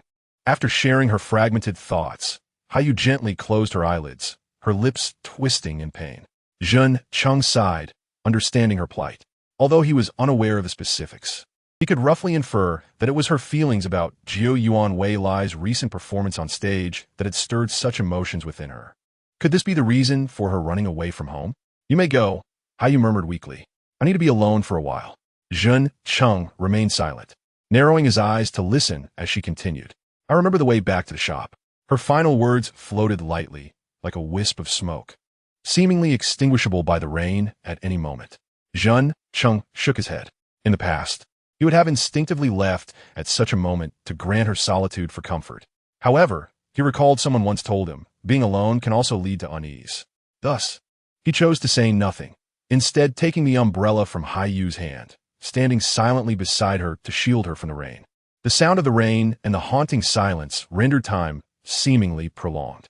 Zhen Cheng quietly observed the young girl before him, even drenched by the rain. Her face remained beautiful. Her vacant expression resembled that of a stunning doll devoid of volition. A jellyfish. He thought again of that marine creature. The girl, drenched by the rain and tilting her face slightly upward, radiated a colorless, transparent aura of sorrow. She resembled a Haiyu jellyfish, struggling to follow the current to avoid sinking and drowning, yet ultimately lacking the strength to rise to the surface, exuding an air of fragility. Zhen Cheng sighed once more. The two standing wordlessly beneath the umbrella, surrounded by the oppressive air of early summer's plum rain. Suddenly, a notification sound from his phone broke the silence. Returning to reality, Zhen Cheng slid open the screen to find a message from Mom May, 28-foot new performance. The rain gradually lessened. Upon taking the train back to Fanxing, the damp Yuchuan Haiyu drew attention, though fortunately, the carriage was mostly empty. However, the air conditioning made it rather chilly, prompting the girl to curl up closer to Zhen Cheng. Wearing only a short-sleeved shirt, the coldness of Haiyu's skin transmitted through the fabric to him. Zhen Cheng glanced at her, concern etched on his face. Her pale skin appeared almost translucent, devoid of any color. Surely, she wouldn't catch a cold? With this thought, he gently brushed aside the bangs clinging to Haiyu's forehead, attempting to gauge her temperature, only for her delicate fingers to push his hand away. Her soft fingertips were remarkably slender. A faint murmur escaped her lips, as if squeezed from her vocal cords. Zhen Cheng was taken aback, realizing Haiyu's intent. He hurriedly clarified, do not misunderstand. I harbor no malicious intentions or thoughts that violate the law or disregard a woman's wishes. I know, Haiyu replied, her azure gaze fixed intently on him, surprisingly reasonable in her demeanor. Sha and I were told that if any ill-intentioned man approached me, I should use the tools she gifted me. But I did not bring them today. Zhen Cheng felt a cold sweat trickle down his back as he stammered in agreement. That is quite dangerous. Thankfully, she didn't bring those dangerous items. But with you, I shouldn't have to be so wary, the girl stated expressionlessly, her voice reminiscent of child. I believe you're a good person, so I won't use those tools on you. Oh, thank you. Zhen Cheng gratefully accepted the goodwill she extended, then added, nevertheless, it's wise to maintain a degree of vigilance. Haiyu softly acknowledged, her eyes flickering with thoughts unknown. Upon disembarking at the platform, the rain had become fine, almost mist-like, illuminated by the streetlights, resembling bioluminescent creatures dancing upon the waves of the Cedo inland sea at dusk. As they pushed open the glass door, the sound of wind chimes drowned out the rain, and three girls awaited them on the first floor. Upon seeing the two return, the tall girl stood first and approached them. Hey, Xiao Haiyu, why have you gotten yourself into this state again? Ma Mei expressed a concerned expression, pulling Haiyu from Zhen Cheng's side, leading her away. I'll take her for a hot shower first. We can't have her catching a cold. Zhen Cheng replied nonchalantly, then naturally took a seat opposite Lin, Yin, and Wei Lai. He cautiously scrutinized the latter's expression before slowly inquiring, how did it go? Very poorly. Jiu Yuan Wei Lai responded in a tone of resigned disappointment. But in the end, I gritted my teeth and sang. Is that so? Zhen Cheng visibly relaxed. Then it hasn't reached the worst point. Huh? The girl's eyes widened in surprise. Zhen Cheng glanced toward the stairwell, where Ma Mei and Haiyu's figures had vanished, then paused, speaking gently. Once you choose to step on stage, you must never cease performing. Although an incident occurred during the performance, you did not collapse and flee. That means it hasn't reached the worst point yet. Otherwise, it would be akin to that guy Yuchuan, who becomes ensnared in an intricate knot within his heart. Thank you, Mr. Zhen Cheng. Jiu Yuan Wei Lai squinted her eyes, smiling sweetly. Your words are just like those of senior, who do, however. This performance indeed faltered because of me, she confessed, her head bowed for a long while, her tone devoid of concealment regarding her despondency and self-blame.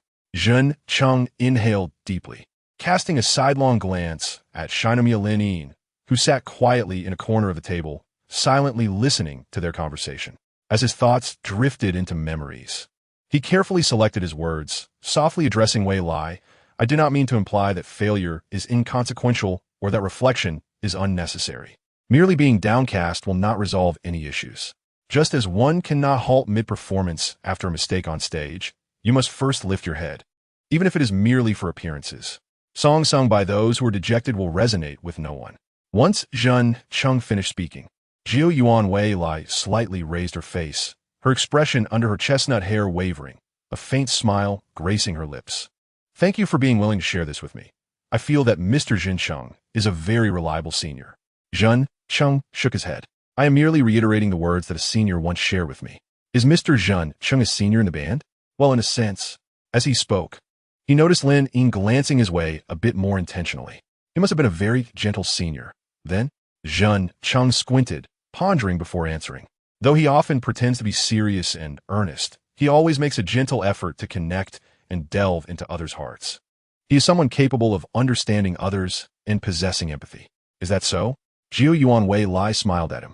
You are quite similar to Mr. Zhen Cheng. Me? Zhen Cheng questioned, pointing to himself in confusion. Yes, Jiu Yuan Wei Lai affirmed with a nod. Moreover, I believe that Lin Yin's perspective aligns with mine. Shinomiya's perspective? Jinqing shifted her gaze to Lin Yin's face, where the long-haired girl maintained her trademark icy demeanor, slowly shaking her head. The topic has strayed a bit far. My apologies. Jiu Yuan spoke softly, then turned to Jinqing. Would you like to see what happened next, Mr. Jinqing? She suggested. Did you record it? Yes, Jiu Yuan replied. Glancing at Shindai, Ling Yin helped me record it on her phone. After Jinqing nodded, Ling Yin silently took out her phone, swiped the screen, and clicked play. The recording, made with a smartphone, exhibited somewhat coarse video and audio quality, with background noise fully captured, yet the camera was held steady, showing little tremor. The atmosphere at the performance venue appeared quite dismal in the video. After a few complaints from the audience, they showed no further malice, merely departing indifferently. Aside from Sino and Shindai, only about a dozen audience members remained. In such circumstances, Toyama signaled the drummer with her eyes to commence, and the sound of instruments began once more. After the prelude, Jiu Yuan finally managed to join in smoothly, although she may not have showcased her full potential, such as the nature of live performances. Achieving perfection typically requires either the band to be in exceptional form on that day or simply numerous rehearsals, rendering the performance habitual. Occasional extraordinary displays are as fleeting as shooting stars. After carefully watching the entire video, Jinqing inquired, "What are your thoughts?" "Terrible," Jiu Yuan sighed. "Not about that." Jinqing slowly shook his head. "What I wish to know is how you view the band and the performance after this experience." Once he posed the question, he cautiously observed the subtle shifts in Jiu Yuan's expression, his heart quaking amidst the rain-soaked night. What answer was he both fearful and hopeful for? Jinqing lacked the confidence to envision it. He then heard Jiu Yuan's voice unfolding. There exists a considerable divergence between my initial thoughts about performances and reality. The audience is far more unforgiving than I had anticipated. At this point, Jiu Yuan gently closed her eyes. The musicians on stage and the audience below were separated by a veil of mist. As an outsider, she had always harbored fanciful imaginings about performances.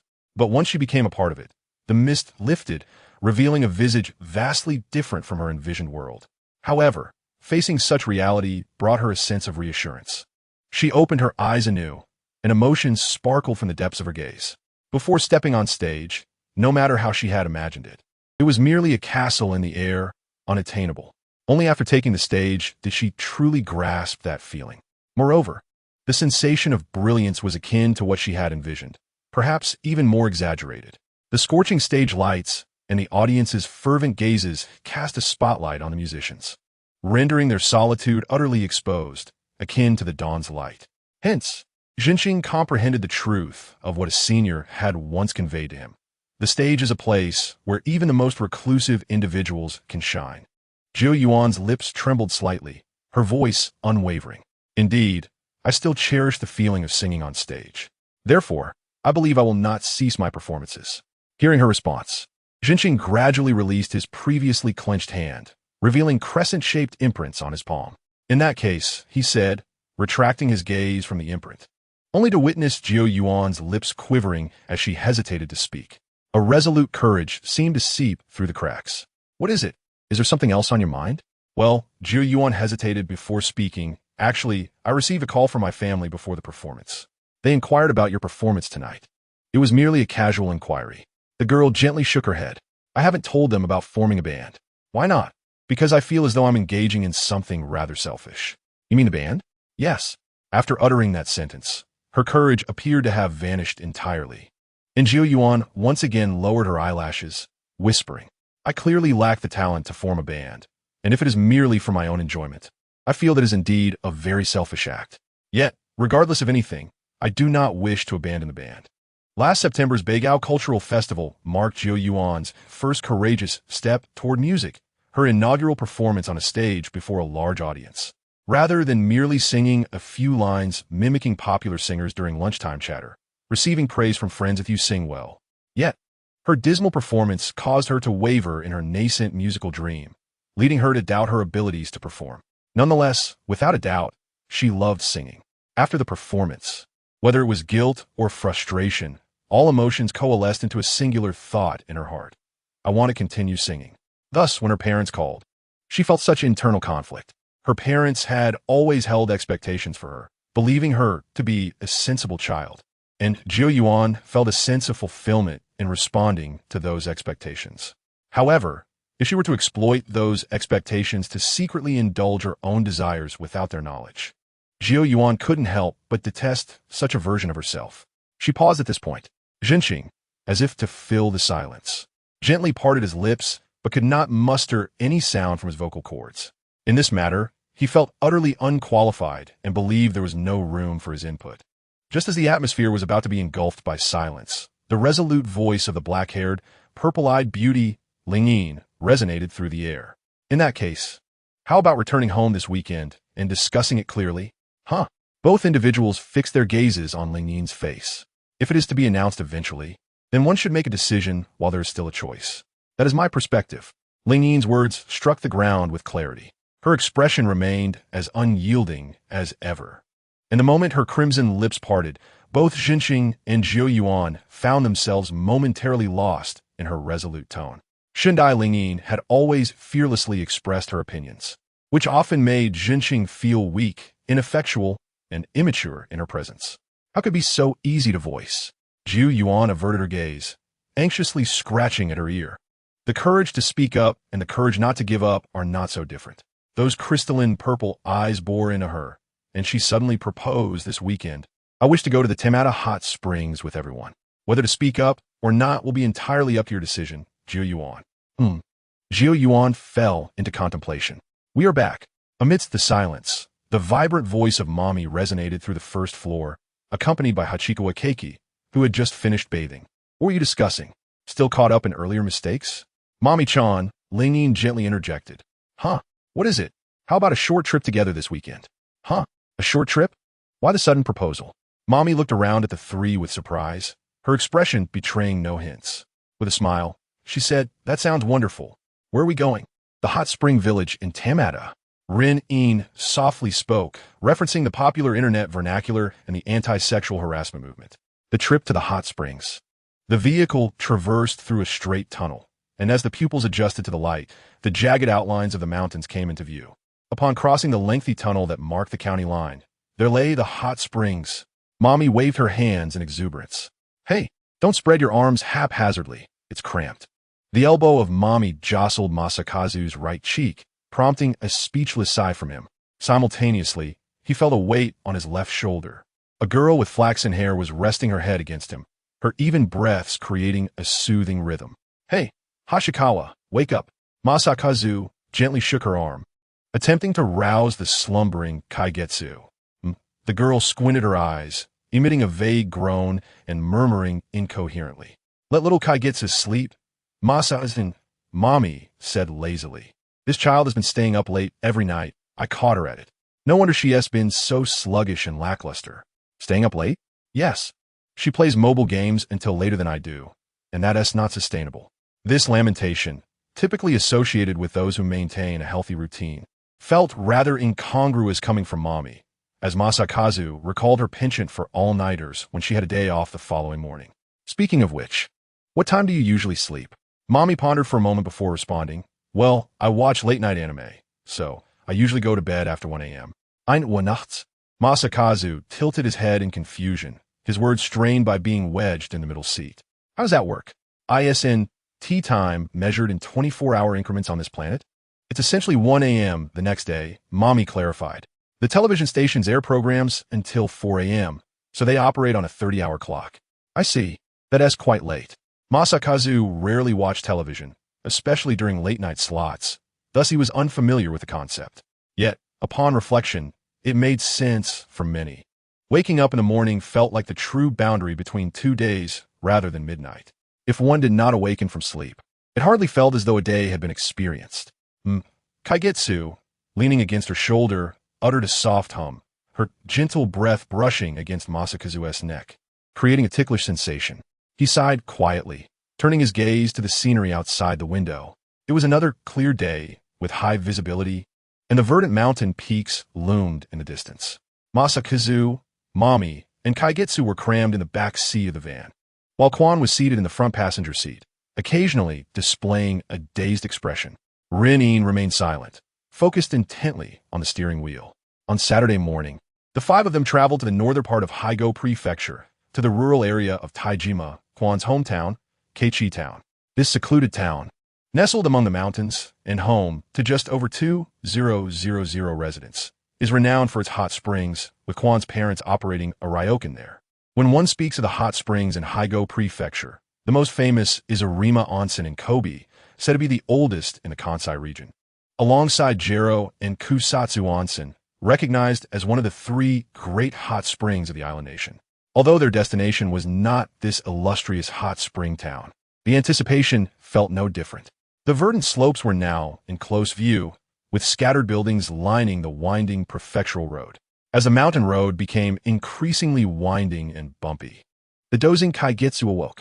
She groggily lifted her eyelids, her long lashes fluttering, and then sleepily turned her gaze towards Masakazu. Where are we? You should wipe your drool first. Masakazu helplessly handed her a tissue, and the girl instinctively leaned in to press her lips against it. He had no choice but to hold the tissue and assist her in wiping the corner of her mouth. Then he fixed his gaze on the buildings outside the window. Keichi Town, we have arrived. The tires of the car groaned as they trembled through the air, and just before reaching their destination, Kwan sent a message to her parents. As the vehicle halted in front of the ryokan, 2 figures had already been waiting by the entrance for some time. Excuse us. We are friends of Kwan who reside in Hashizuki, and we apologize for the sudden visit. Upon disembarking, Kamishiro Rin stepped forward to greet them. Not all welcome. You must be little Rin, right? I often hear Kwan speak of you, mentioning that you are an exceptional senior. Thank you for taking care of Kwan. The one welcoming them with a smile was Kwan's mother, Kwan Ryoko, dressed in a yukata, her voice melodious and demeanor gentle, leaving a favorable impression of a devoted mother. Mommy also stepped forward and slightly bowed, cheerfully saying, Hello, Annie, I am Sino Mommy. Ah, little Mommy, you are such a lively child. Welcome to visit. And you must be Masakazu, son of Miyazu-san, quite tall and also quite handsome, Kwan Ryoko remarked with a smile. Kwan has been studying in Kobe, and we owe much to your father for his assistance.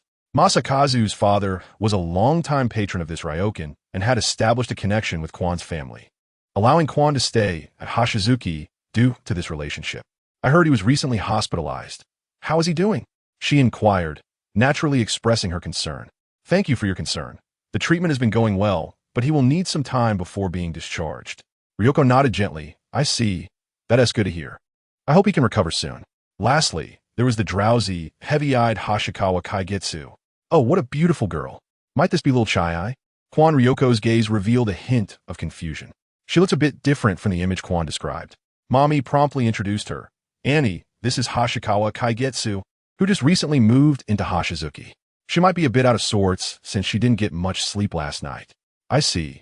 Kwan Ryoko blinked and continued. After such a long drive, I'm sure you all must be tired. Please come inside and rest. I prepared the rooms.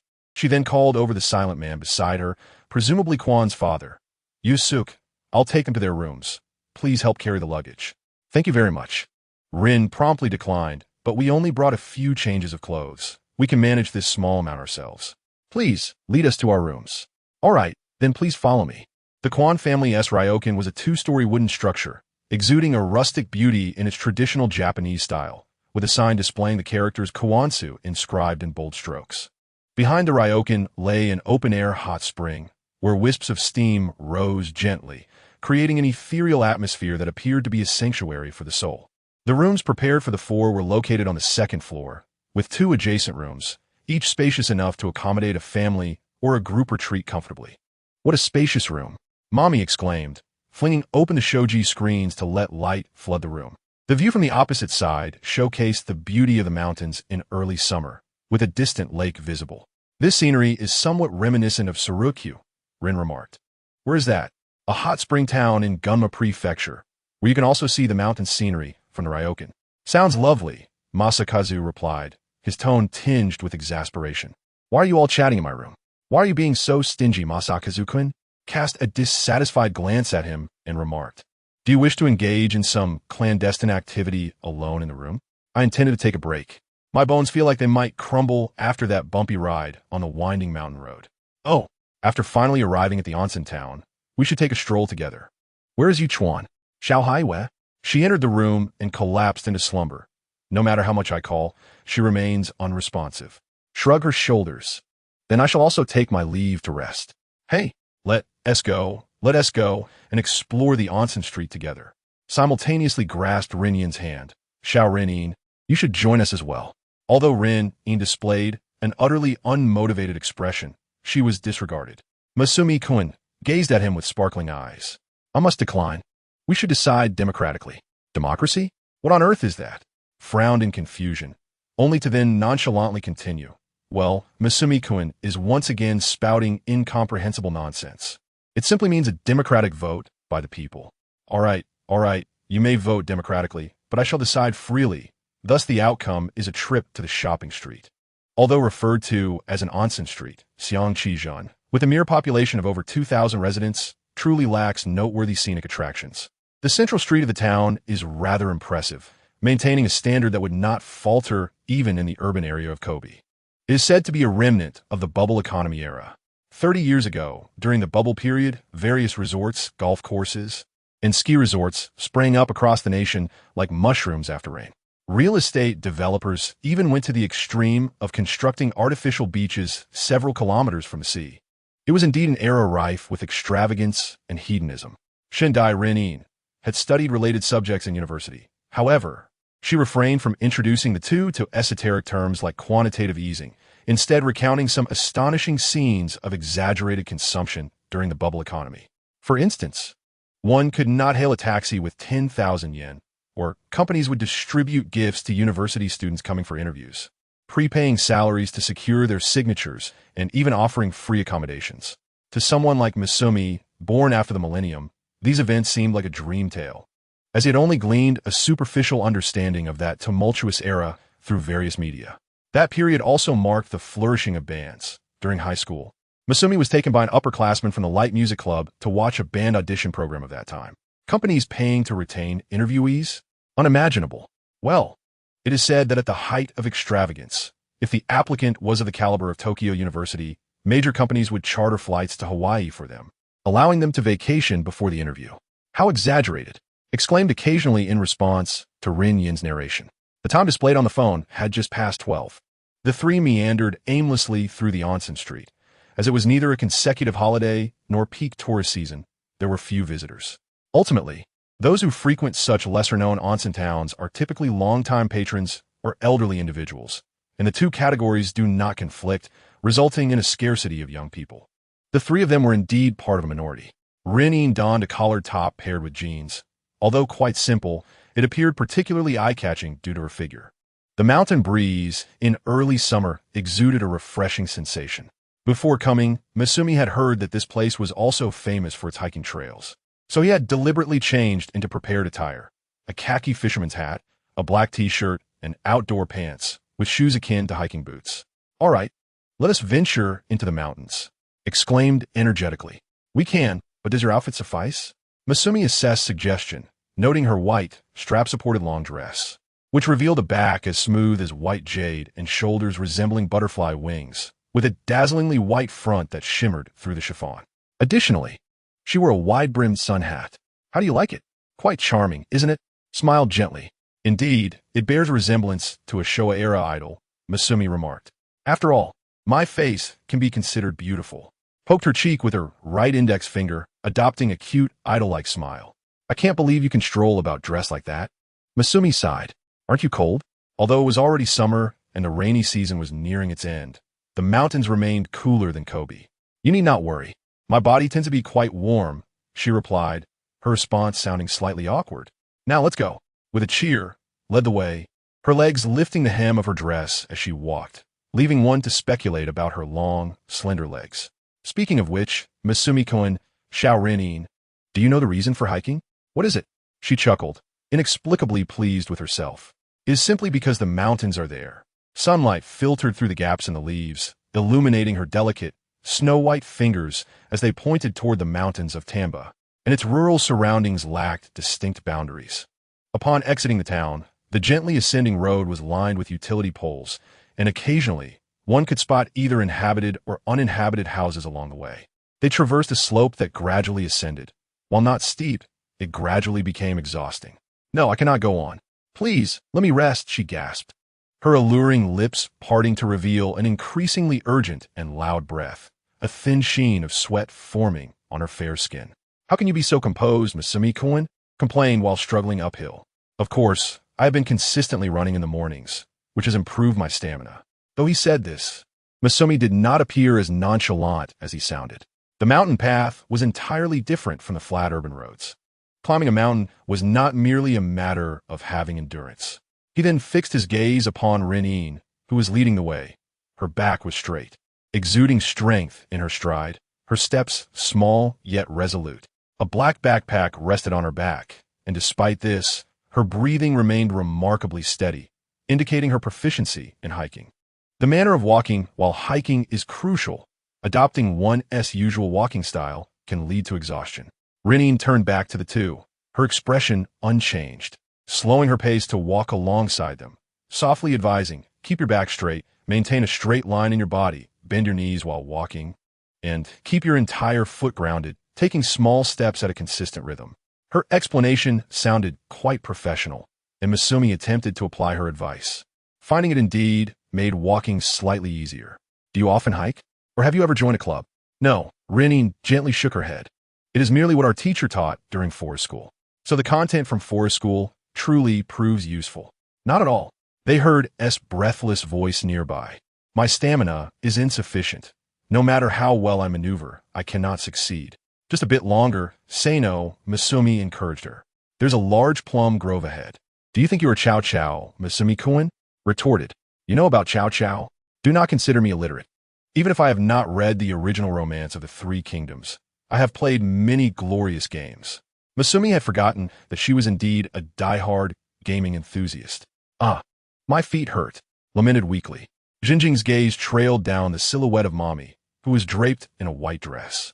Although the long gown seemed modest and reserved, it accentuated the curvaceous lines of her voluptuous form. The straps of her sandals dug into her feet, leaving red impressions on her delicate skin. Jinjing mused to herself about the absurdity of climbing a slope in low-heeled sandals, likening it to a form of punishment.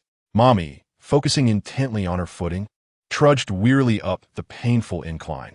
In that moment, Rinyan's voice wafted into her ears like a melodious chime.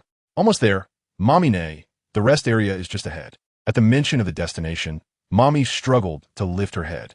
The soothing sound of flowing water beckoned a refreshing breeze, and the mountaintop was brilliantly illuminated, with sunlight filtering through the leaves in a most pleasant manner. Ah, hooray! Finally, a chance to rest. With the sight of what seemed to be an attainable goal, her fatigue was momentarily quelled, prompting a joyful cheer from her. Gathering her energy, she bounded up the slope, finally reaching the rest area nestled halfway up the mountain.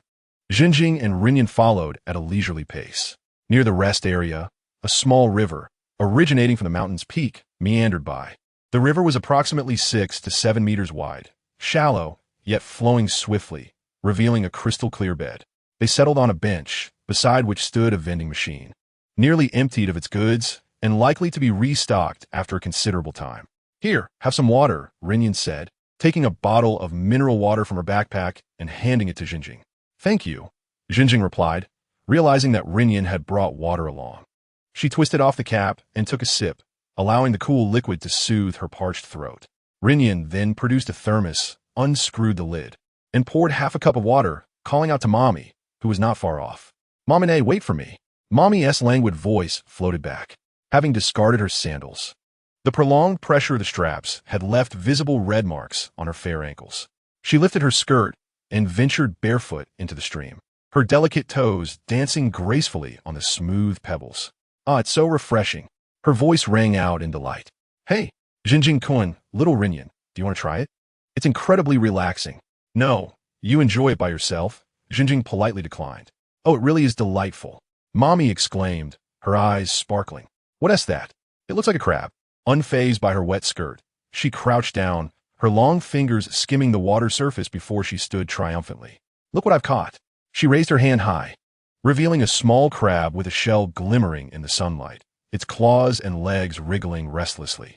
"It's a juvenile crab, caught before it could escape," she proclaimed, her tone exuberant as she chattered excitedly in a language that Jinjing and Renyan found bewildering.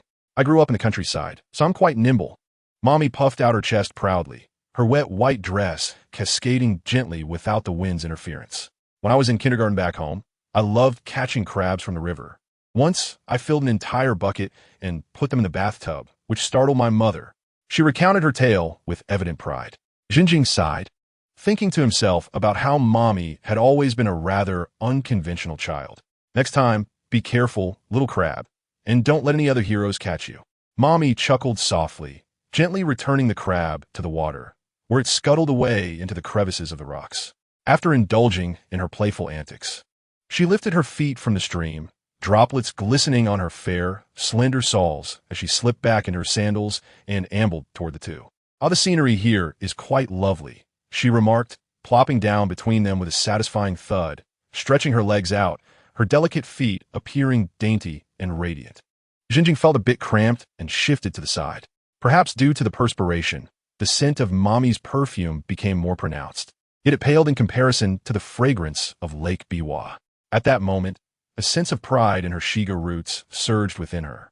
The other two chose not to engage with her overtly trivial comment, but Mommy was unbothered, having grown accustomed to it after spending so much time together.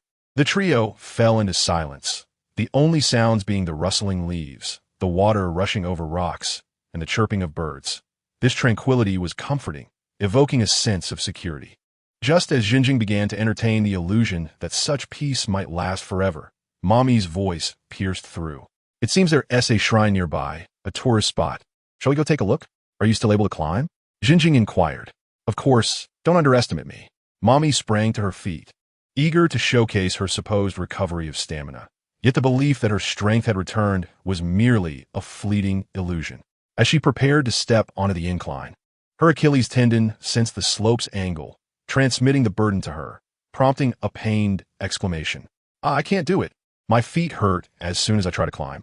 "Jinjing-kun, how about you carry me?" Mommy pleaded with an air of innocence. Jinjing shrugged in resignation, his refusal succinct. "I can't carry you." "What does that mean?" "I'm not heavy at all," she retorted. "It's my stamina that's lacking, not your weight." "Well, that's more acceptable," she huffed, then sighed. "Then let us head back to the inn. If we go to the shrine, we shouldn't have to climb any further." Renyan, glancing at the map on her phone, commented, "We just need to pass through a grove." "Oh, little Renyan wants to go?" Mommy asked. "I don't mind," Renyan replied lightly, her cool demeanor making her emotions hard to read. "Well, since we're here, let us go take a look," Mommy said with a smile after narrowing her eyes at Renyan for a moment. The three then followed the route indicated on the map, entering a narrow path through the woods, the humidity prickling their skin. Although it was early summer, the forest felt as if the temperature had suddenly dropped by several degrees. Just as Jinjing felt he might be eternally ensconced in the thicket, the path opened up, revealing a vermilion torii gate standing majestically before them, adorned with sacred ropes, while offerings danced gently in the breeze. "Oh, I feel something," Mommy exclaimed, gazing at the shrine nestled within the forest. "What feeling?" Jinjing asked. This secluded, deserted shrine in the mountain forest seems to have an air of mystery. If we were to enter, would we stumble into a realm inhabited by spirits and deities? "It's merely an abandoned shrine," Jinjing retorted, dismissing her romantic notions. "If it's a hidden, unvisited shrine, there are plenty in Shikoku and Tohoku. The archipelago boasts around 80,000 shrines, outnumbering coffee shops by 10,000 and convenience stores by 30,000, many of which are just like this one. As shrines in Japan are classified as religious entities, they're typically managed by families, with the position of priest being passed down through generations. Those who inadvertently inherit a family shrine may entrust its operation to the Jinja Hansho, a civic organization responsible for assessing priests across various shrines and issuing certification. However, the number of clergy members in this hall is quite limited, with only 22,000 across the nation. In sparsely populated areas, a single gongshur often manages multiple shrines. "Tianqinkun, are you perhaps allergic to mystery and romance?" Asama elbowed him, dissatisfied. "I apologize for shattering your imagination," Jinxing remarked, subconsciously glancing at Rina, who was staring intently at the torii gate, her expression one of deep contemplation. "Is something the matter, Kamishiro? Are you thinking about the shrine?" Jinxing referred to Rina's ancestral shrine in Gunma Prefecture. "It's nothing." Rina gently shook her head, unwilling to elaborate. "Shall we head inside?" The shrine itself was not particularly large, but it was impressively situated against the mountains, surrounded by a vast forest that it protected. Behind the torii stood a flat, straight path, shaded by lush trees, with charming stone kamenu adorning either side of the road. It seemed the residents of Kei-Chi occasionally came to tidy up, as it was not as dilapidated as Jinxing had imagined. The path was not long, and the three of them stopped in front of the offering box at the worship hall, where the Hombit suzerain was hung high with white cotton ropes. "Here, we venerate a deity known as Tenjbaim, the divine spirit of the lake in the mountains, who is said to promote health and foster connections." Asama read the text from the nearby display board. Jinxing nodded, noting that it was quite similar to the deity at Ikuta Shrine. The Ikuta Shrine, located in Sannomiya, Kobe, is a historic shrine dating back to the Nara period, with its territory once encompassing much of what is now central Kobe. "I know Ikuta Shrine." Asama smiled with her eyes narrowed. It's also a well-known location in a popular visual novel.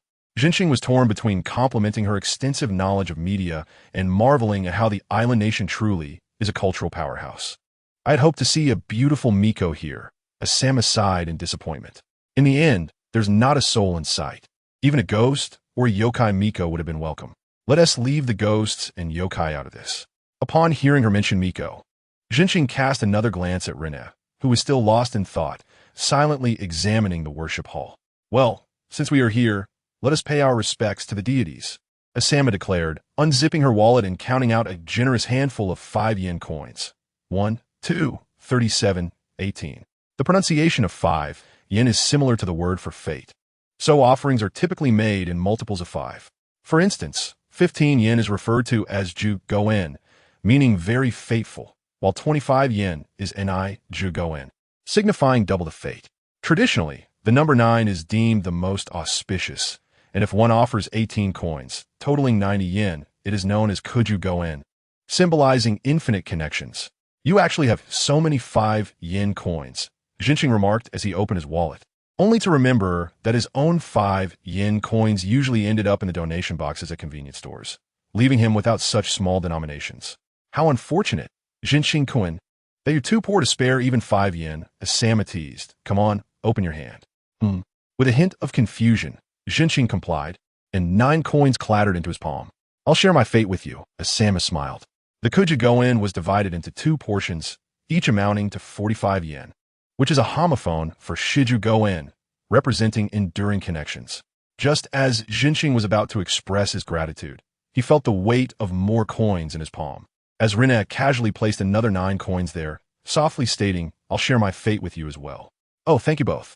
With that, Jinxing found himself in a state of infinite connections, while the 2 girls shared enduring connections. After placing the offering in the box, the three stood upright, ringing the Hombit suzerain before bowing twice, clapping their hands, and entering the wishing phase. Jinqing wished for his father's swift recovery and for his own health. After bowing once more, the three turned to leave the shrine. Jinqing felt that he might not possess any faith, but after the visit, his mind indeed felt clearer. What did you wish for? Tianqinkun, for the health of myself and my family. I see. Faced with such a faultless wish, Asema said nothing further and turned to Rinna. What about you, Rinna? Wishes lose their power once spoken, the girl replied with an expressionless face. Oh, so little Rinna believes in that saying too. Engaging in light-hearted banter, the trio made their way back. As they descended the slope, even Asama seemed to have fully regained her breath, easily walking down the long hill they had ascended earlier. The sky above had transformed into a deep crimson, and their shadows in the forest melted into the darkness, gently embracing one another like sugar cubes. Upon returning to the Quan family's onsen ryokan, the sky had completely darkened, with only a faint remnant of the evening glow lingering above the distant mountaintops. Everyone, dinner is ready, echoed a light footstep in the corridor belonging to Quan Marai. All right, we're coming, Jinqing replied.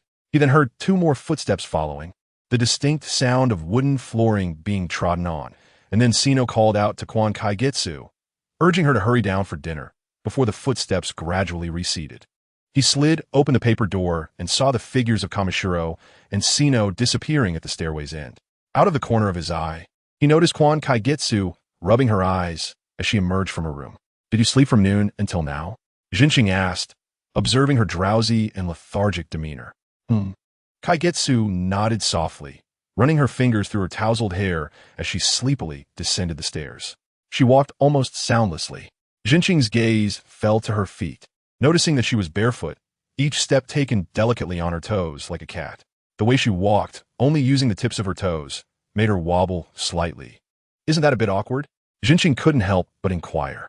Awkward? Not really. I usually don't walk like this. I do it to minimize the noise, Kaigetsu replied softly. She truly was an odd girl. The ryokan's staircase was quite gentle, likely designed with the consideration that many regular guests were elderly.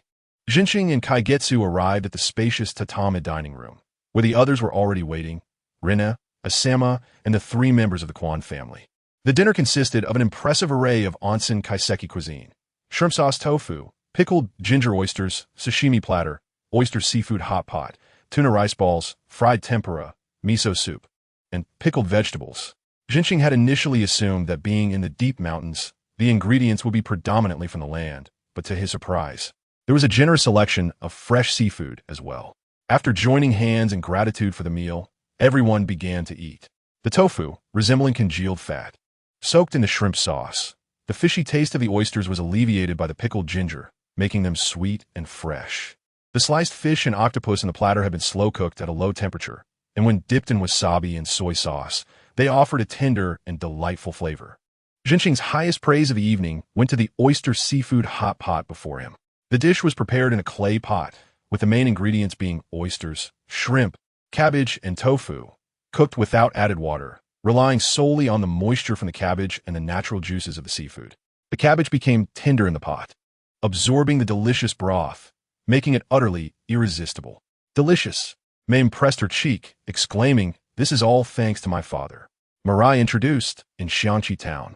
There are more than just our inn, but the business of Juanzhuang is the best, all due to my father's onsen cuisine. The girl spoke with a hint of pride. Masakazu quietly opened his phone and discovered that he could find this establishment online. A rating of 3.7, quite high for the typically conservative scoring of the island nation. Generally, a score above 4 signifies either a Michelin-starred restaurant or an establishment awarded by self-judged accolades, indicating substantial value, unlike the inflated ratings on Google Maps, where 4 is merely the threshold for entry. He also checked the reviews for Hashizuki, which had a score of 3, a commendable yet not outstanding mark, but recently received numerous high ratings, nearing the critical point of 3. 4. Oh, how impressive, Mr. Jun, Mame sincerely praised. Rainon nodded in appreciation. Thank you for your thoughtful hospitality. In response to the compliments, Jun Yusuker simply muttered a thank you, appearing somewhat reticent. In contrast, Jun Ryoko was charming and warm, gracefully pouring sake for Mame. Thank you, Auntie, Mame beamed as she raised her glass and took a gentle sip. Would you like some sake, Masakazu? Jiyuin Ryoko inquired. Thank you, I can manage on my own. No need to be modest. It's not every day that Mirai's friend visits. And, as a guest, please relax and enjoy your time at our establishment. Jiyuin Ryoko smiled as she poured more sake, the bottle bearing the Kiku Masamune label, a renowned sake brand from Kobe City. More than 30% of the nation's sake is produced in the coastal area between Kobe and Osaka Umeda, stretching 12 kilometers and known as Nadagokyo. Followed by Kyoto Fushimi. Masakazu learned about these tidbits from Mame. Despite being a citizen of Kobe, he was completely unaware. I would love to visit Niigata. Their rice is delicious, and their sake is famous, plus I can go skiing. Mame conversed cheerfully with Jiyuin Ryoko while sipping her sake, and they unexpectedly found common ground, discussing travel and local attractions. The others dined in silence, and Masakazu glanced at Jun Mirai, who was savoring chawanmushi, uncertain if she had spoken to her parents yet. Judging by her reaction, it seemed she had not. Did you attend junior high in Shanxi Town? Yes, it's the only junior high in the town.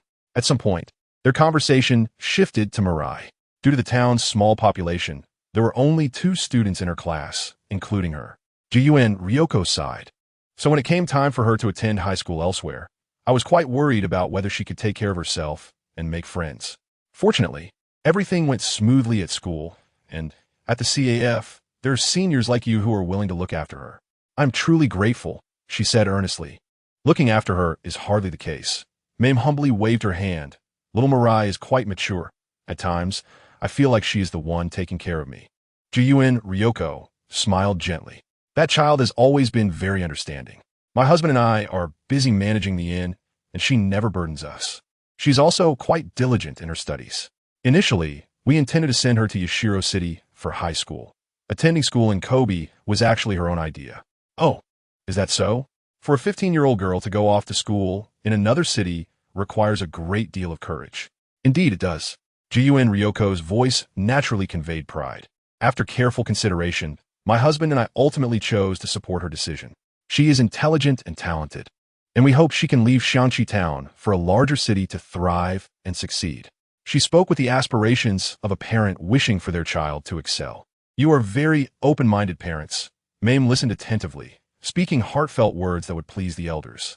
Having been engaged in conversation, she had not consumed much sake. Thus her more disheveled side remained well concealed.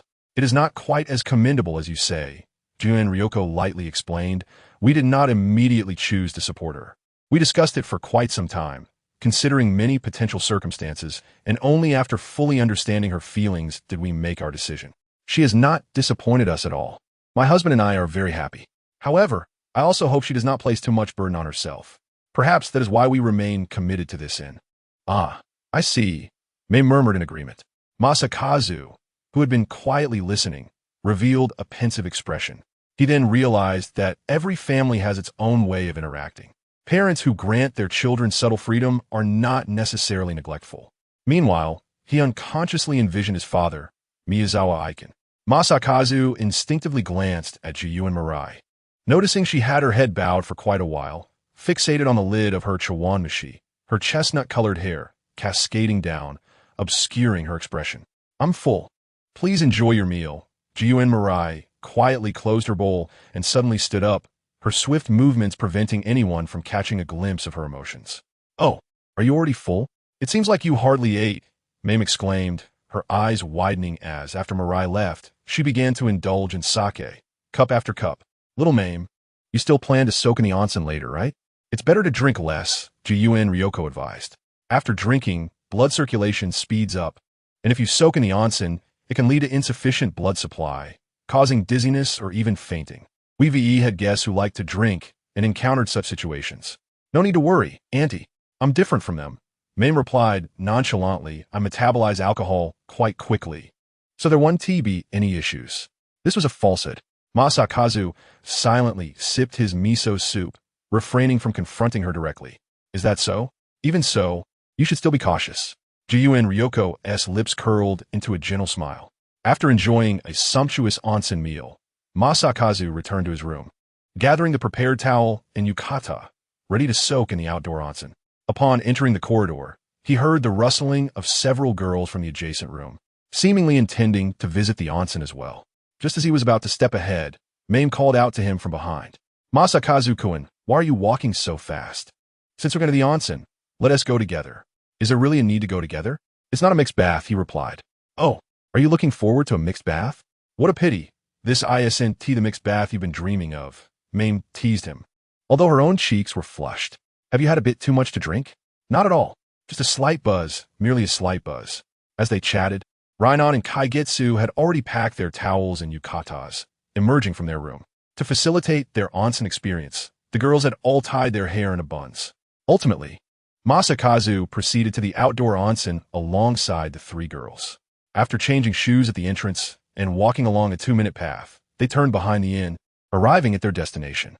The four of them separated at the boundary marked with men's bath and women's bath. The hotel guests consisted solely of their party today. Jinxing changed in the dressing room and, clutching a towel, entered the bath alone. In the vast and spacious environment, Jinxing felt a sense of exclusivity, akin to having reserved the entire place. At that moment, a familiar voice echoed in his ears. Hey, it's just the three of us here. It feels like we've booked the whole place. The hot spring was divided by a tall, impenetrable bamboo fence, ensuring a proper separation between the men's bath and the women's bath, eliminating any possibility of peeking through the gaps. However, the sound from the women's bath resonated clearly through the echoes of the spring. Jinxing-kun, can you hear me? I can't. Oh, is that so? Came the voice of Mommy, stifling a laugh. Jinxing-kun, she repeated her teasing. This time, Jinxing chose silence, refraining from responding. He leaned against the smooth rock, immersing himself in the warm waters, his pores opening in bliss, as if he were in a paradise of spring, washing away the fatigue from the day's climb. Yet Mommy was relentless, calling out to him several times. Reluctantly, Jinxing replied in a languid tone, What is it? The sound of water splashing. Coin and Kaido are rinsing off now. Oh, his response was rather bland. I thought just listening to the sound would make you ravenous enough to devour 3 bowls of rice. Do you see me as a glutton? If memory serves, on your first day at Fanching, you nearly caught Coin in the nude, didn't you? This was the voice of Hachiko Kaido. After a long sigh, Rinyan's voice emerged, tinged with exasperation. Mamine should not have let you drink so much. I am not drunk, just slightly tipsy. Despite her denial, the increasingly slurred tone and lewd topics indicated otherwise. Coin, you should say something to him. I have nothing to say. The sound of water ceased, replaced by the unmistakable sound of a body entering the water. Don't you find it strange to chat with a guy in this state? Strange? How so? The tremor in her voice seemed to carry a hint of shyness and unease, a rare sight from Rinyan. Oh, so Coin is concerned about that, Mommy teased. Her words abruptly cut off. Jinxing guessed that Rinyan's icy gaze had silenced her. However, Mommy's earlier comment lingered in his mind, reminding him of that night upon his return to Fanching, where Rinyan had appeared like a territorial beast, both guarded and uneasy. His imagination ran wild, sketching the alluring curves of her figure in his mind, snowy white, delicate. The silence he had once welcomed now ensnared him. With no distractions to divert his attention, his thoughts wandered astray. It wasn't just Rinyan. He recalled Mommy, who often dressed scantily in her room, and Kaido, soaked to the skin on a rainy day. Jinxing realized for the first time that his memory and imagination were rather vivid. Mommy? Rinyan? Kaido? He called out to the 3 girls, but no one responded from beyond the bamboo fence, only the occasional sound of movement in the water. Jinxing submerged his chin in the hot spring, forcing himself to focus on the soothing experience. His heart was still, yet the water remained warm and constantly flowing due to the design of the bath. After some time, he heard Rinyan's clear voice resonate in the open-air hot spring. I'm going out first. Are you two going to keep soaking? Yeah, Coin, you go ahead. Mommy replied, lazily. Be careful not to get dizzy. I know. Her voice sounded faint, as if she were about to doze off. Well, I'm off. With that, the sound of splashing water echoed, prompting Jinxing to envision the sight of her pale body rising from the undulating surface. He found himself wrestling with his thoughts once more. And after an indeterminate amount of time, Kaido's light voice floated over. Jinxing, what's wrong? Come here for a moment. What nonsense are you talking about? Jinxing sighed. Mommy has fainted. What? Jinxing exclaimed in shock. And Kaido's voice trailed off, as if dissolving into the rising steam. And what? I feel like I'm going to faint too. I can't swim, came a choked gasp from beyond the bamboo fence. Can you really choke in such a shallow hot spring? Help me. The sound of bubbling water indicated the severity of the situation. Wait, I'm coming. Jinxing abruptly stood from the water, shouting anxiously towards the bamboo fence. Clutching his towel, he rushed into the men's bath dressing room. The fictional Shichiku town resembles the now-abandoned onsen town in Taijima, which seems to have merged with other municipalities. The writer Yuzunari Kawabata once described an onsen ryokan the beauty of a plump and hazy body amidst the dim steam, the dark hair reflecting a scene so ethereal. It is both noble and sorrowful. What a splendid scene of humanity it is. The delicate prose of the literary master unfolded generously before Jinxing's eyes. After hastily donning a cotton linen yukata in the dressing room, he dashed into the women's bath. Fortunately, there were no other guests today. Yet if there had been, he would have recklessly barged into the women's bath. Mommy? Kaido? Are you both all right? Jinxing called towards the misty vapor, but silence answered him. Only the sighing of the flowing waters remained. The scent of sulfur, mingled with damp foliage, swirled in his nostrils. The humid, warm air within the hot spring made him feel slightly lightheaded.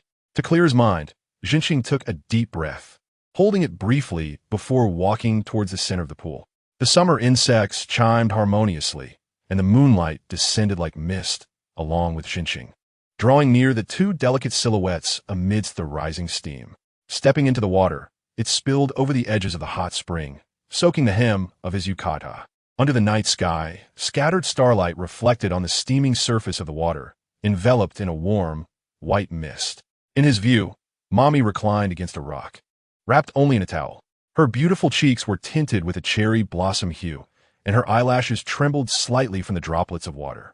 The towel she wore was short, akin to ill-fitting wrapping paper, covering only a small portion of her snowy body, her delicate skin blushing softly, creating an enticing sight. Staring at this alluring scene was not good for his heart, and Jinxing instinctively averted his gaze. What about Kaido? A towel floated to his feet, accompanied by the sound of bubbling water nearby. Jinxing lowered her eyelids, and soon beheld Yuchuan Haiwe in a comical position, floating and sinking in the water like an awkward jellyfish. The towel that had been wrapped around her hair slipped away, revealing her damp, lustrous flaxen locks, which clung to her cheeks and shoulders like seaweed, saturated with moisture. Her skin glowed with a coral hue, flickering with her breaths, reminiscent of a marine creature signaling for help. Indeed, jellyfish cannot swim. Fortunately, the towel around her body had not yet come undone. Jinxing, concerned that she might drown in this manner, hurriedly pulled her from the hot spring. Hey, Yuchuan, pull yourself together. He lifted the delicate, elongated arm of the girl, allowing Haiwe to lean against his shoulder as he assisted her upright. The towel, now heavy with water, slipped down considerably, prompting Jinxing to hastily adjust it by slipping his fingers between the fabric and her skin. The warmth and slickness of her skin, softened by the hot spring, sent a fleeting sensation through his fingertips, reminiscent of the slippery jellyfish he had caught on the beach in his childhood. However, the more he futilely tugged upwards, the more the fabric seemed to retaliate, sliding downwards. The snow-white form enveloped beneath the towel appeared to possess a softness and fullness that strained against the constraints of the fabric. If it were to come undone, what chaos would ensue? The heat of the spring caused beads of sweat to cascade from his brow. Jinxing glanced at Mommy, then helped Haiwe toward the changing room. You stay here for a moment. He instructed Haiwe, uncertain if she could hear him. The tremulous sight of her white skin made Jinxing gulp. As he pulled the towel taut from both ends, securing it snugly against her body, the rounded edges barely contained within its grasp. At last, Haiwe responded. A muted, damp sound escaped her lips, causing Jinxing's heart to nearly leap from his chest. Don't make such sounds. It makes me feel as though I'm doing something wrong. He sighed, turning back to the women's bath, where Seo still basked in the hot spring. Mommy, slightly heavier than Haiwe, required some effort to lift from the rippling water. The fabric encased her softest curves, presenting a rounded, yet drooping appearance under the towel's constraint. Seo, can you hear me? He called out as they walked a few steps, her voice finally emerging, weak and languid, akin to the delicate feathers of a fledgling swallow. Oh, it's you, Jinxing-kun. Simultaneously, her fragrance enveloped him. her warm breath brushing against his cheek like a soft veil. How splendid. You still have consciousness. Can you walk on your own? No. Skiing during the day was too exhausting. What is she talking about? Stay alert. It is still summer. Where would the snow come from? Jinshin groaned. You're the one who is confused. Isn this nigata? Mommy replied, her words a muddled mixture of inebriation and fatigue. How absurd. It is clearly a snow country. Yet it feels so warm. Mommy's expression was dazed, and her fingers, like a swimming fish, slipped into the gap between the fabric and her skin. Wait, you fool. Jinshin exclaimed anxiously, grasping her hand before the situation could spiral out of control. The faint contours and creases reflected in his gaze were tantalizingly close. No, it's too hot. Let go of my hand, Jinshin-kun. Mommy chided playfully, her voice soft enough to seem as though it could drip with water. Jinshin felt an overwhelming headache. Had he known she would end up like this, he might as well have remained silent like that jellyfish with Yuchuan. Though the changing room was merely a few steps from the bath, he felt as though he were Oda Nobunaga, clad in heavy armor. Having marched a great distance to engage in battle at the Teen Nasho, utterly fatigued. After several attempts to prevent Mommy from tugging at the towel, he finally reached the changing room.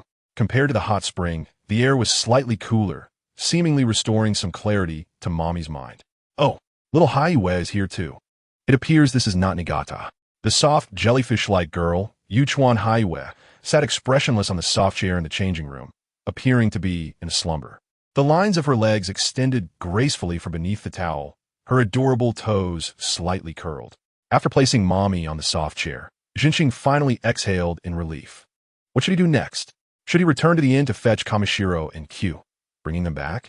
Jinshin-kun, Mommy tugged at the corner of her yukata. Jinshin lowered his gaze, the gentle light of the changing room spilling into the deep crevices. What is it? Do you have confidence in helping me put on my yukata? Mommy asked, her head tilted in a dreamy manner. Put on yourself. But I have no strength left. Her coffee-colored eyes blinked, shimmering with moisture. The corners tinted with a faint blush, hinting at mischief and a touch of playfulness. Clearly, the alcohol had not yet worn off. Jinshin sighed. Moving to the side, where the plastic baskets for clothes were arranged. Which one is yours? The purple one. Purple? Jinshin furrowed his brow in confusion.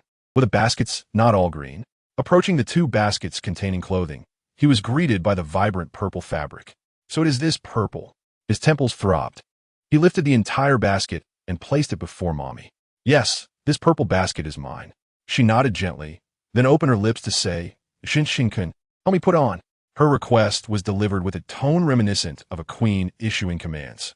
As Mommy spread her arms wide, Jinshin couldn't help but break into a sweat, fearing the towel might suddenly slip away. It appeared that the dizziness from the hot spring had subsided, leaving only the lingering intoxication. If you're fine, I'll be leaving. You should get dressed. I'll return to the inn to fetch Kamishiro. Jinshin pressed down on his wildly racing heart, eager to escape this place of mischief. Hey, don't go. Her cheeks, the hue of cherry blossoms, puffed up in displeasure. Mommy suddenly stood from the soft chair, but it was evident she had not yet regained the strength to walk alone. Her delicate, bare feet took a step forward, only for her body to lean forward as if devoid of bones. Donji! Before the exclamation could escape his lips, Jinshin had already stepped forward. His hands met Mommy's slender waist, feeling not the fabric-esque touch but the warmth of her skin. A white piece of cloth, like the white herons of Himeji Castle in Hyogo Prefecture, fluttered past his eyes. Though her waist was sufficiently slender in her forward-leaning position, a faint ripple formed at the lower edge. The moment he grasped her waist, he was overwhelmed by the sensation of her softness and weight, and with a crash, he fell backward, her plush body enveloping him completely. Ouch! That hurts! He cried out in pain, opening his eyes to find Mommy's sleeping face mere inches away. Wait, she fell asleep just like that? Hey, Seiya, wake up! Yuchuan, help her up! Can you hear me? The girl, seemingly dazed, remained unresponsive to the external stimuli, like a jellyfish. Jinshin found himself abruptly ensnared in an embarrassing predicament, where the heavens offered no answer and the earth remained unresponsive. Is anyone there? He called out, only to realize that he was in the women's changing room.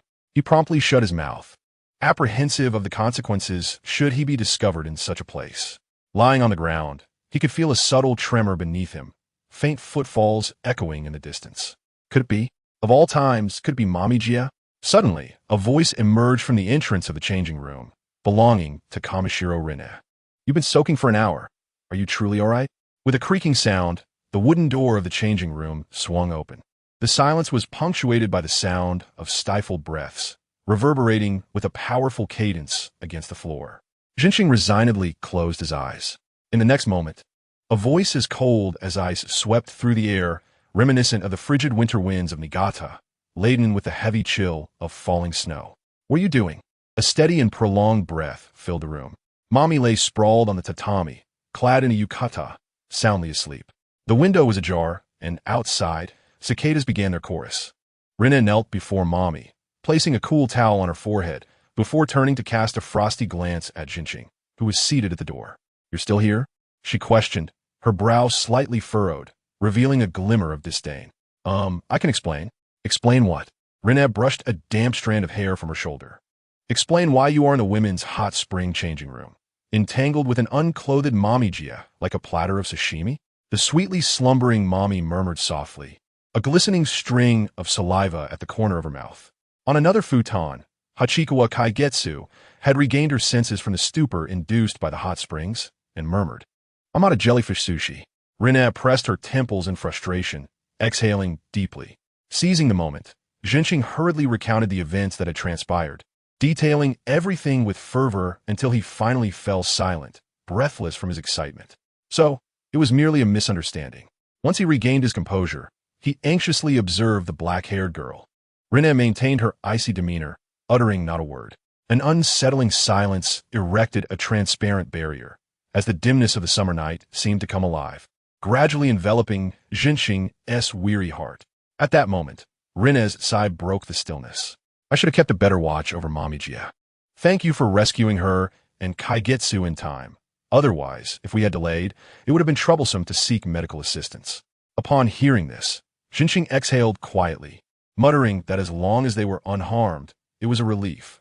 He then slowly raised his gaze to meet her beautiful eyes. Her sharp gaze sparkled like amethyst in a glass display, their icy brilliance flickering in the depths.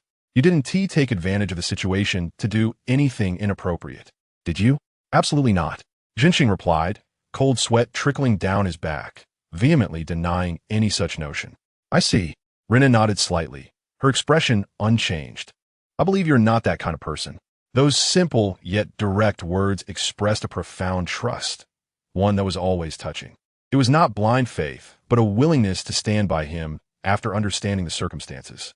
This sentiment, born of respect rather than favoritism, alleviated Jinxing's unease.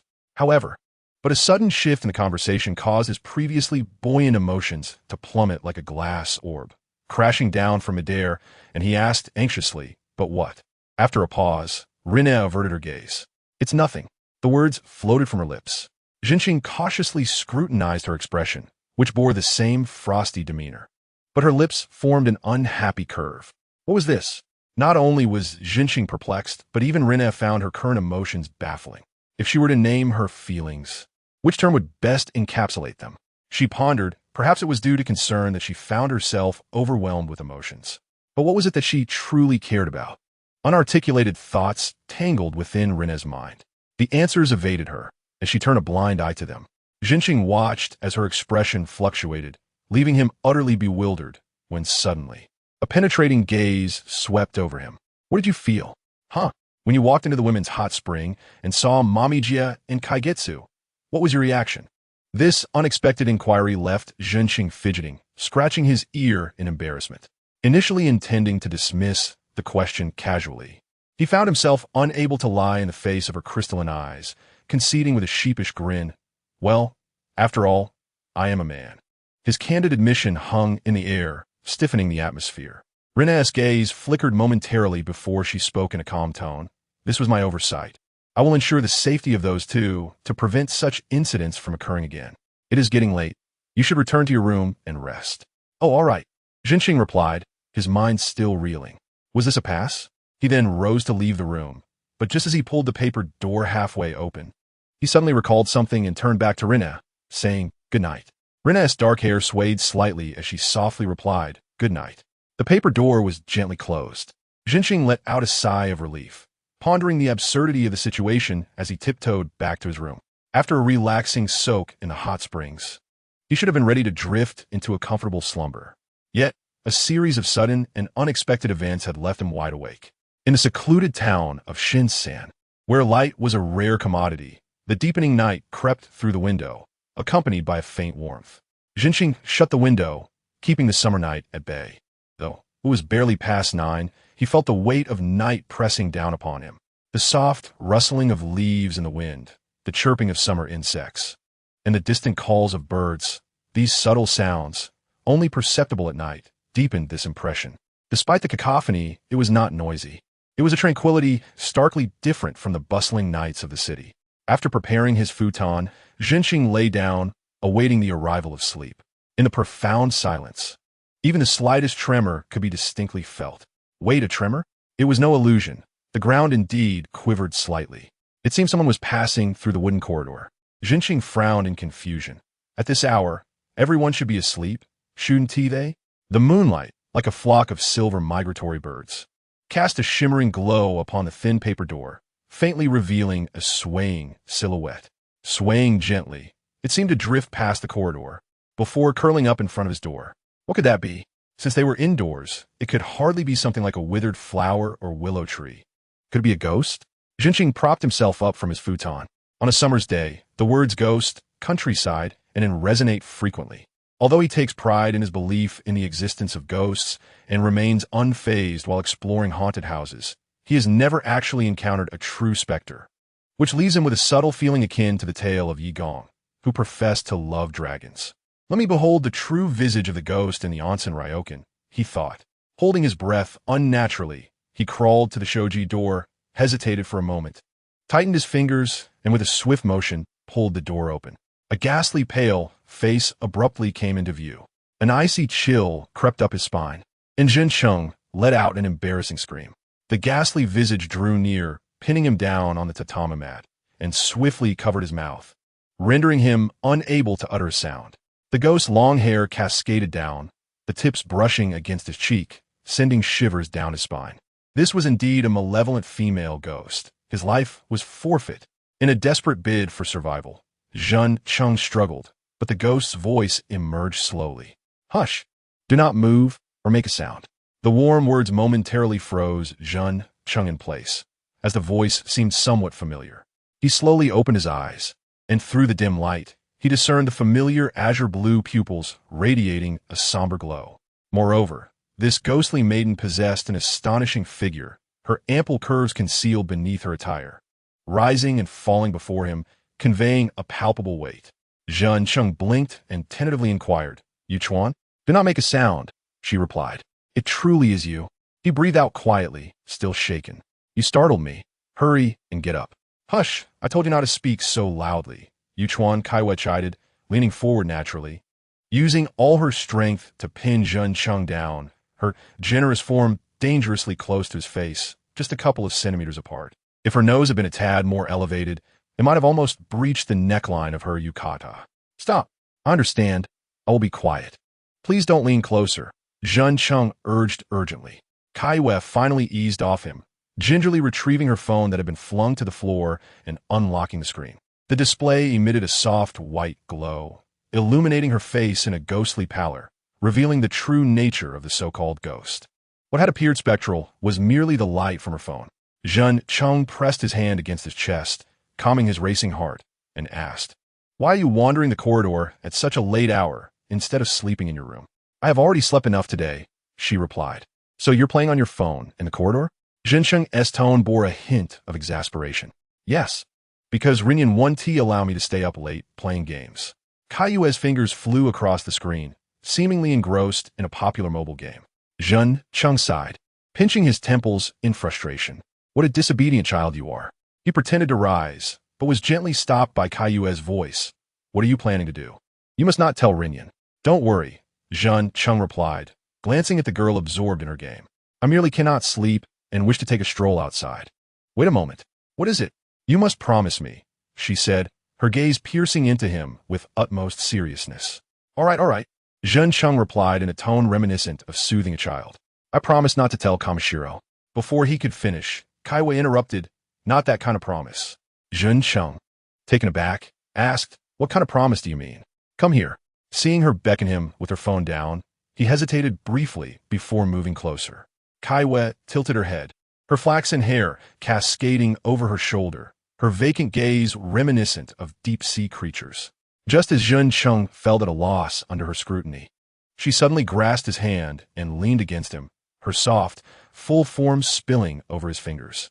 What are you doing? He exclaimed. The shutter of her camera clicked simultaneously with his outburst. He instinctively withdrew his hand. I have secured the evidence, she remarked, a faint smile gracing her lips. If you tell on me, I will tell Rinyan that you harassed me. Kaiwa waved her phone, declaring, this is the proof. What sort of guarantee is that? It sounds more like a threat, Jun Chung said. Kaiwa nodded silently. You could say that. His heart raced foolishly. Had this girl become too Navi? No. I'm only like this with you because you're a good person.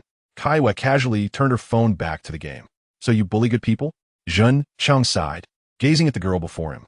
After a brief silence spent playing, she paused, rubbing her eyes as if sleepy, her lips trembling as she fought to stifle a yawn. If you're tired, you should sleep. No, she shook her head. Today is the last day of the bonus event. Even if I'm exhausted, I must play. It has reached an obsessive level. Jun Chung moved to the edge of the wall and turned on the room light. You can play in my room. The corridor is too dim. Isn't good for your eyes. Once you finish your game, hurry back to your room to sleep. Understood?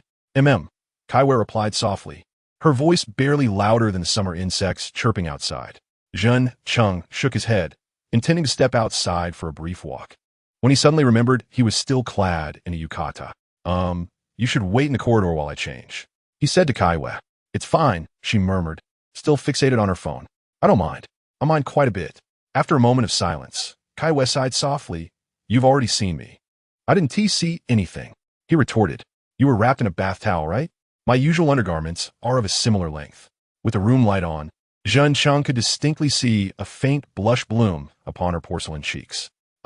Yu Chuan mentioned that she dislikes revealing clothing, so it seems even her underwear is a one-piece. Jun Chung couldn't help but imagine that if it were a one-piece style, it would be quite constricting when worn, which must be uncomfortable. Wait. Suddenly, a flash of realization struck him like a bird swooping through his thoughts. He recalled the supple curves he had felt when Kaiwa pinned him down earlier. Are you wearing anything underneath now? The question escaped his lips before he could think. In the sticky silence that followed, he noticed Kaiwa shrink back, hugging her body and retreating to the edge of the room. A soft voice drifted over, pervert. With a resigned sigh, Jun Chung addressed her, then turn around and face away from me. Finally, Kaiwa obediently complied, turning her back to him. The rustling sound of changing clothes filled the room as Jun Chung quickly donned his daytime attire. I'm leaving now. He gently closed the shoji door behind him and tiptoed down the stairs, careful not to wake those slumbering above and below. After changing into his shoes at the entrance, he stepped out of the onsen ryokan. In the quietude of the night, devoid of any artificial illumination, the town was bathed solely in the gentle glow of the moonlight. Jinqing ambled along the moonlit pathway, wandering at his leisure. His thoughts danced with the mottled shadows, as it felt as though a multitude of events had transpired that day, making time seem exceptionally prolonged. The occurrences and individuals of the day flitted past him like frames of a film. The persistent headache induced by the antics of Sano and Hachikawa lingered, while the enigmatic reactions of Kamishiro, the warmth and attentiveness of Ms. Kyuan Ryoko, and the taciturn yet skilled culinary prowess of Mr. Kyuan Yusuker occupied his mind. Lastly, there was the burdened expression of Kyuan Mirai. Suddenly, Jinqing halted. A figure emerged before him. Kyuan? He softly called the name of the person before him. Jinqing-san? The girl with chestnut hair exhibited a look of surprise upon hearing his voice. Out for a stroll at this late hour? Yes, Jinqing nodded. I find myself unable to sleep. Is it the unfamiliar environment that disrupts your slumber? Kyuan Mirai inquired. Perhaps. Jinqing hesitated, forcing himself to concede that he could indeed sleep, and that his walk was merely an excuse to avoid remaining in his room. So he nodded nonchalantly. Something like that. After a moment's reflection, he added, I also wish to see the night scenery of Xiangqi town. If one were to seek a specific purpose, that would be it. I see. Kyuan Mirai lowered her eyelashes thoughtfully, then raised her head with determination. Then allow me to show you around, Jinqing-san. though there isn't much to see, as it is merely a rural area. Do not say that. The natural beauty here is quite lovely. Jinqing gestured for her to lead the way. Please do. Certainly. The two leisurely strolled through the streets enveloped by the summer night. The stars sparkled in the inky sky like grains of white sugar, and Jinqing couldn't help but exclaim, "The stars here are magnificent. When was the last time I witnessed such a plethora of stars? Perhaps it dates back to my high school days at the forest school." In both Tokyo and Kobe, renowned for their dazzling nightscapes, light pollution obscures the view, rendering the sky a mere smattering of distant stars, akin to those depicted in astronomical charts. Indeed, Qian concurred, the fewer the light disturbances, the more radiant the stars appear. However, as a child, I did not particularly cherish this starry sky. Why is that? Jinqing asked, intrigued. Because there are simply too many of them, as if the entire expanse of the sky could not contain them and they might fall.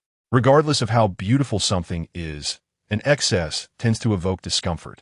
Jinqing had never encountered such a perspective before. It struck him as fascinating. As he parted his lips to speak, he heard the girl continue with a wistful tone. Rather than saying the stars would fall, it felt more like the people on the ground were being drawn into the sky, engulfed by those countless stars. Qian Mirai gazed upward, her eyes shimmering with starlight. Thus, every time I looked up at the stars as a child, I felt a sense of unease, as if I were being gradually pulled into that vastness. A rather foolish thought, isn't it? She cast a sidelong glance at Jinqing, posing the question. Well, after all, you were just a child, Jinqing replied with a smile. Indeed, Qian mirrored his expression with a gentle smile. At that time, I thought, if I were truly drawn into such a realm, I would never return. With so many stars, if they were to cling to me, I could never brush them off. I would gradually be submerged and become one with them. For a time, I would sleep as soon as night fell or keep my head down, refusing to gaze at the sky. As she spoke, she seemed amused by her own naive recollections, a smile blossoming on her cheeks like hydrangeas. Jinqing gazed intently at the smile gracing her lips, suddenly overwhelmed by a rush of emotion. That sense of unease gradually dissipated as I grew older. But upon leaving Shanxi town for the first time at 15 to study in Kobe, I once again experienced that childhood anxiety. The lights of Kobe shone brightly even in the dead of night. The buildings towered high, casting shadows that swallowed one whole, as though the starry sky of Shanxi town had been inverted upon the earth. In that moment, I felt an overwhelming sense of suffocation, as if I were to be submerged. Jinqing listened quietly to Qian's heartfelt narrative, feeling as though there was no space for him to interject. The words that flowed from her lips gradually faded into the early summer night, surrounded by the crisp mountain air. The night breeze softened, the rustling leaves ceased, as if the entire forest had perked up its ears, fearing the loss of any of her words. After a brief pause, Qian inhaled deeply and continued. I hold great affection for the name my parents bestowed upon me, Mirai. To me, it encapsulates boundless possibilities. Some futures hold countless exhilarating experiences, while others present days indistinguishable from the present. Since I must envision a future, I hope for a bright one. Yet, I have a nagging feeling that the future may encompass more than just this. Abruptly, Qian came to a stop, prompting Jinqing to do the same. Jinqing-san, I have decided not to discuss that matter with my parents for now. Qian Mirai's gaze, slightly downcast, was resolute as she looked at Jinqing. Her eyes, usually gentle and portraying the image of a vibrant high school girl, were now filled with an unwavering strength. In an instant, her visage seemed to overlap with someone from Jinqing's memory. He quickly realized that Qian's choice to withhold information was not an act of evasion, but rather a thoughtful, deliberate decision. After uttering those words, Qian softly continued, "Thank you, Jinqing-san. I have done nothing worthy of such gratitude." Jinqing felt unworthy of her weighty thanks. "Please do not say that. If it weren't for you and Rinne, I wouldn't have been able to arrive at this realization so swiftly, even if it stems from my own timidity." Qian Mirai lifted her gaze, her expression brightening, yet there lingered a hint of solitude. "I have always admired Rinne. Kamishiro? Yes. Rinne always expresses her feelings so candidly. I find it incredibly radiant." She then quoted a line, "In the crowd, her ease is as if the crowd were butter, and she is the knife." Where's that from? It's from Pain by Dutch author Ugresic. Qian smiled, though it may not quite fit here. "No wonder you excel in your studies," Jinqing remarked, gracing her with a gentle smile. his mood swaying like the leaves at the end of his sight. Unbeknownst to them, they had wandered quite far from the inn. Ah, we have come quite a distance, Qian seemed to realize, shaking her head at Jinqing. Let's return to the inn. Jinqing-san. All right. After a soft reply, they began their journey back. On the way, they exchanged no further words. As I walked to the point where the silhouette of the inn came into view, this spontaneous nocturnal stroll was drawing to a close, and I, Jinqing, began to sense a vague shaping of my emotions. The word future always carries a sense of solitude, perhaps due to its implication of bidding farewell to the present and the past. In the summer night, amidst the Tamba Mountains, the subtle warmth of the season became more pronounced. Upon returning to Kobe, I feared the temperature would be even more exaggerated. I couldn't help but think that the plum rain season was truly coming to an end. Will I be able to return to the tranquility of daily life? Upon returning to the inn, the hour had indeed slipped into what could be deemed the deep of night, and the room's light was extinguished.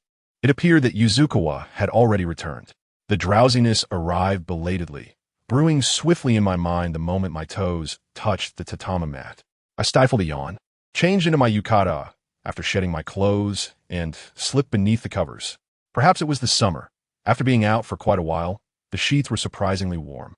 I quietly closed my eyes, the starry sky I had seen during my walk lingering vividly in my mind, as if the bright points of light were still suspended within the inner folds of my eyelids. Meanwhile, the rhythmic sound of breathing filled my ears, resonating particularly clearly in this world enveloped in darkness. Suddenly, I opened my eyes and slowly turned my head, and indeed, the sleeping face of Yuzukawa Kaori was reflected in my gaze. The black cotton linen yukata spread across the bed, gracefully enveloping her snowy white skin. The slumbering girl relaxed her delicate brows, her long eyelashes fluttering gently like butterfly wings, concealing the captivating azure of her eyes. Hey, Yuzukawa, wake up. I nudged her helplessly. Return to your own room. A muffled sound emerged from her pillow. They had provided long pillows, and both Kaori and I rested our heads on opposite ends, which was why I had not noticed her presence immediately. Did you hear that? I asked again. I heard. Kaori's murmurs were entirely absorbed by the pillow, leaving only a faint rustling sound, akin to a whimper, drifting into my ears. It seemed unlikely that I could easily rouse her. After a moment of thought, I found my phone beside me. The screen emitted a pale glow, illuminating my face as I opened it and entered the Fanching staff group chat interface. My fingertips flying across the screen. Is anyone still awake? After a while, there was still no indication that my message had been read. The message bubble floated solitary in the electronic ocean. Well, at this hour, they were probably all asleep. Just as I was about to put down my phone, a notification sound suddenly rang out. Picking it up again, I saw it was a reply from Asahina Chai. Jinqing-ji, you're still awake? Something unexpected happened. Unexpected?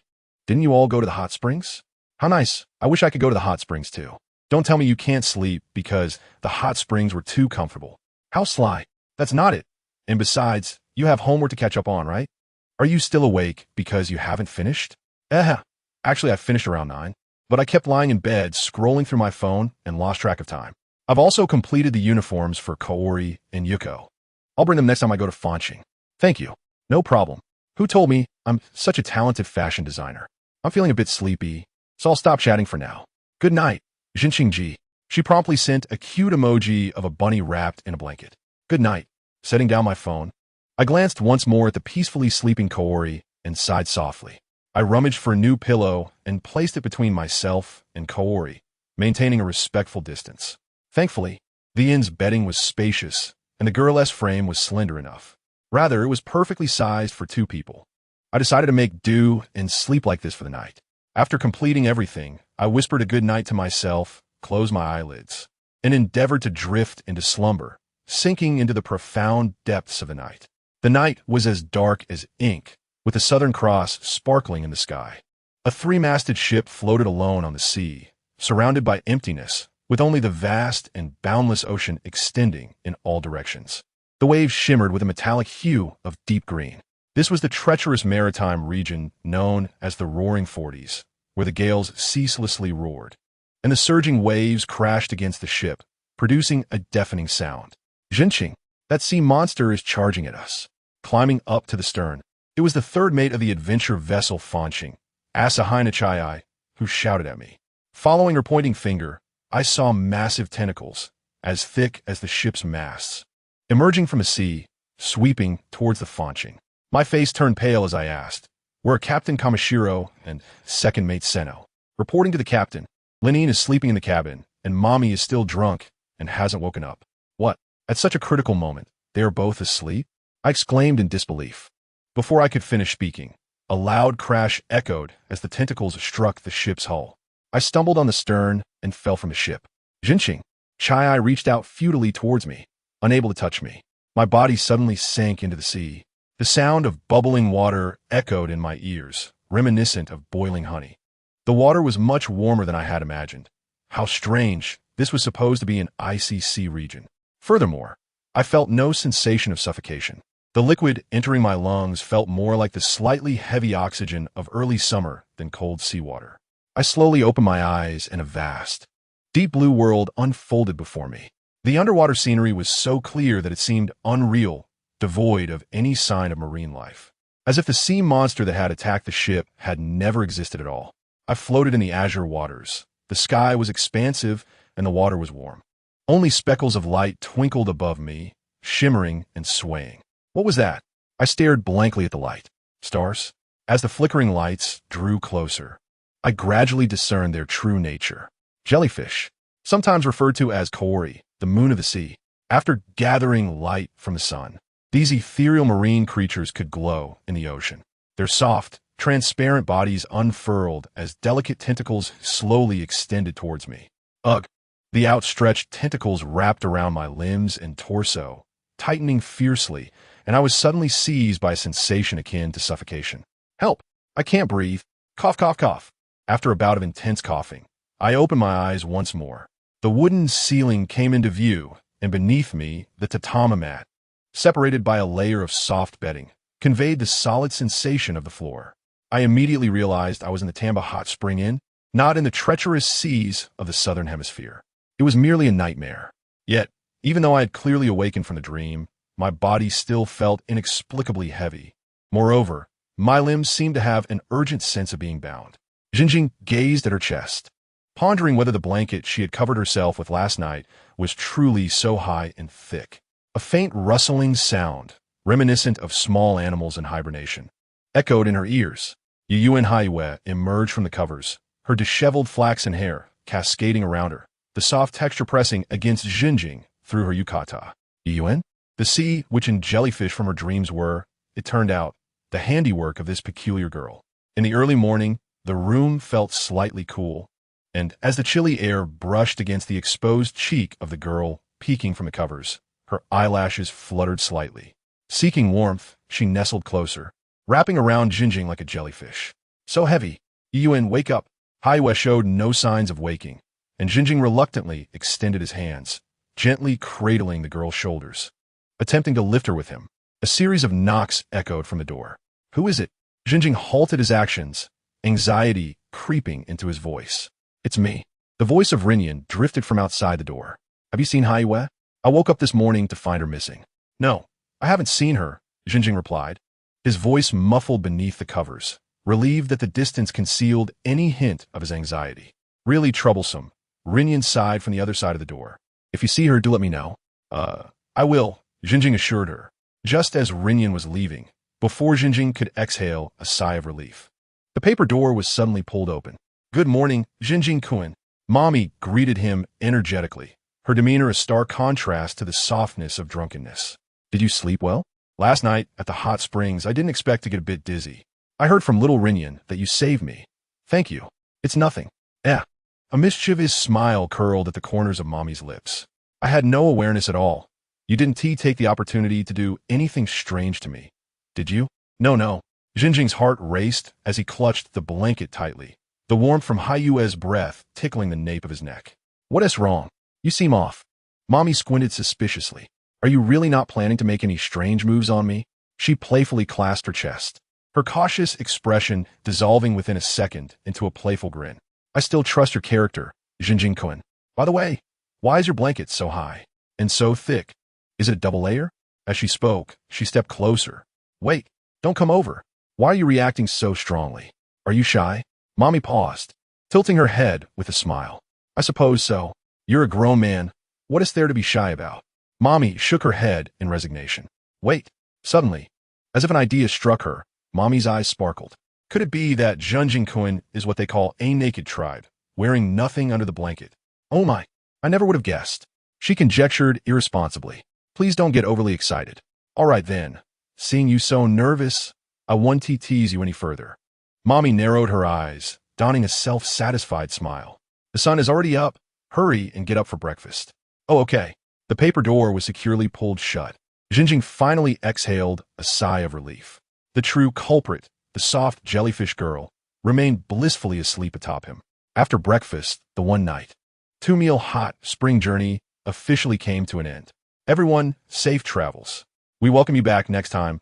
The parents of Jiu Yuan Wei greeted them at the inn's entrance. Thank you for your hospitality. Goodbye, uncle and aunt. The four in the car bid farewell in their own ways. The engine of the vehicle humming to life as the scenery of Xiangqi town began to flow past the windows. Rinyan was still driving. Jiu Yuan Wei sat in the passenger seat, while Jinjing was squeezed between Haiwei and Mommy in the back. Ah, the hot springs are truly relaxing. Mommy lazily stretched her arms in the car. The food at the inn was delightful, and the drinks were excellent. It was truly a wonderful journey. If only I hadn't gotten dizzy. She sighed. By the way, Jinjing, do you not remember anything that happened after you got dizzy? Well, it's not that I have no impression at all. Resting her chin on her hand, Mommy thought for a moment. I remember dreaming after I got dizzy. A dream? What kind of dream? I dreamt that I was alone in Niigata, soaking in an open-air hot spring. And then you suddenly barged in and helped me out of the hot spring when I was completely limp. What an incredible dream. Jiu Yuan Wei in the passenger seat remarked, blinking. That is what actually happened last night, Jinjing retorted. You remember that quite well, don't you? What about after that? Was there more after that? Mommy exclaimed, her tone revealing surprise, her beautiful coffee-colored eyes blinking innocently. It seemed she truly had no memory of what followed. No, there wasn't tea. After I brought you out, I happened to run into Kamishiro, and after handing you over to her, I returned to my room. Rinyan remained silent as she drove. Mommy sighed meaninglessly before gently patting Jinjing's shoulder. In any case, thank you, Jinjing-kun. I owe you my life. It's not to that extent. Suddenly, Jinjing's pocket vibrated. He took out his phone and opened the interface. In the chat window, an account with a colorful jellyfish avatar sent him a message. Liar. Jinjing glanced at Haiwei, who was silently playing with her phone to his left. Who do you think is responsible? Meanwhile, Mommy's voice drifted lazily from the back.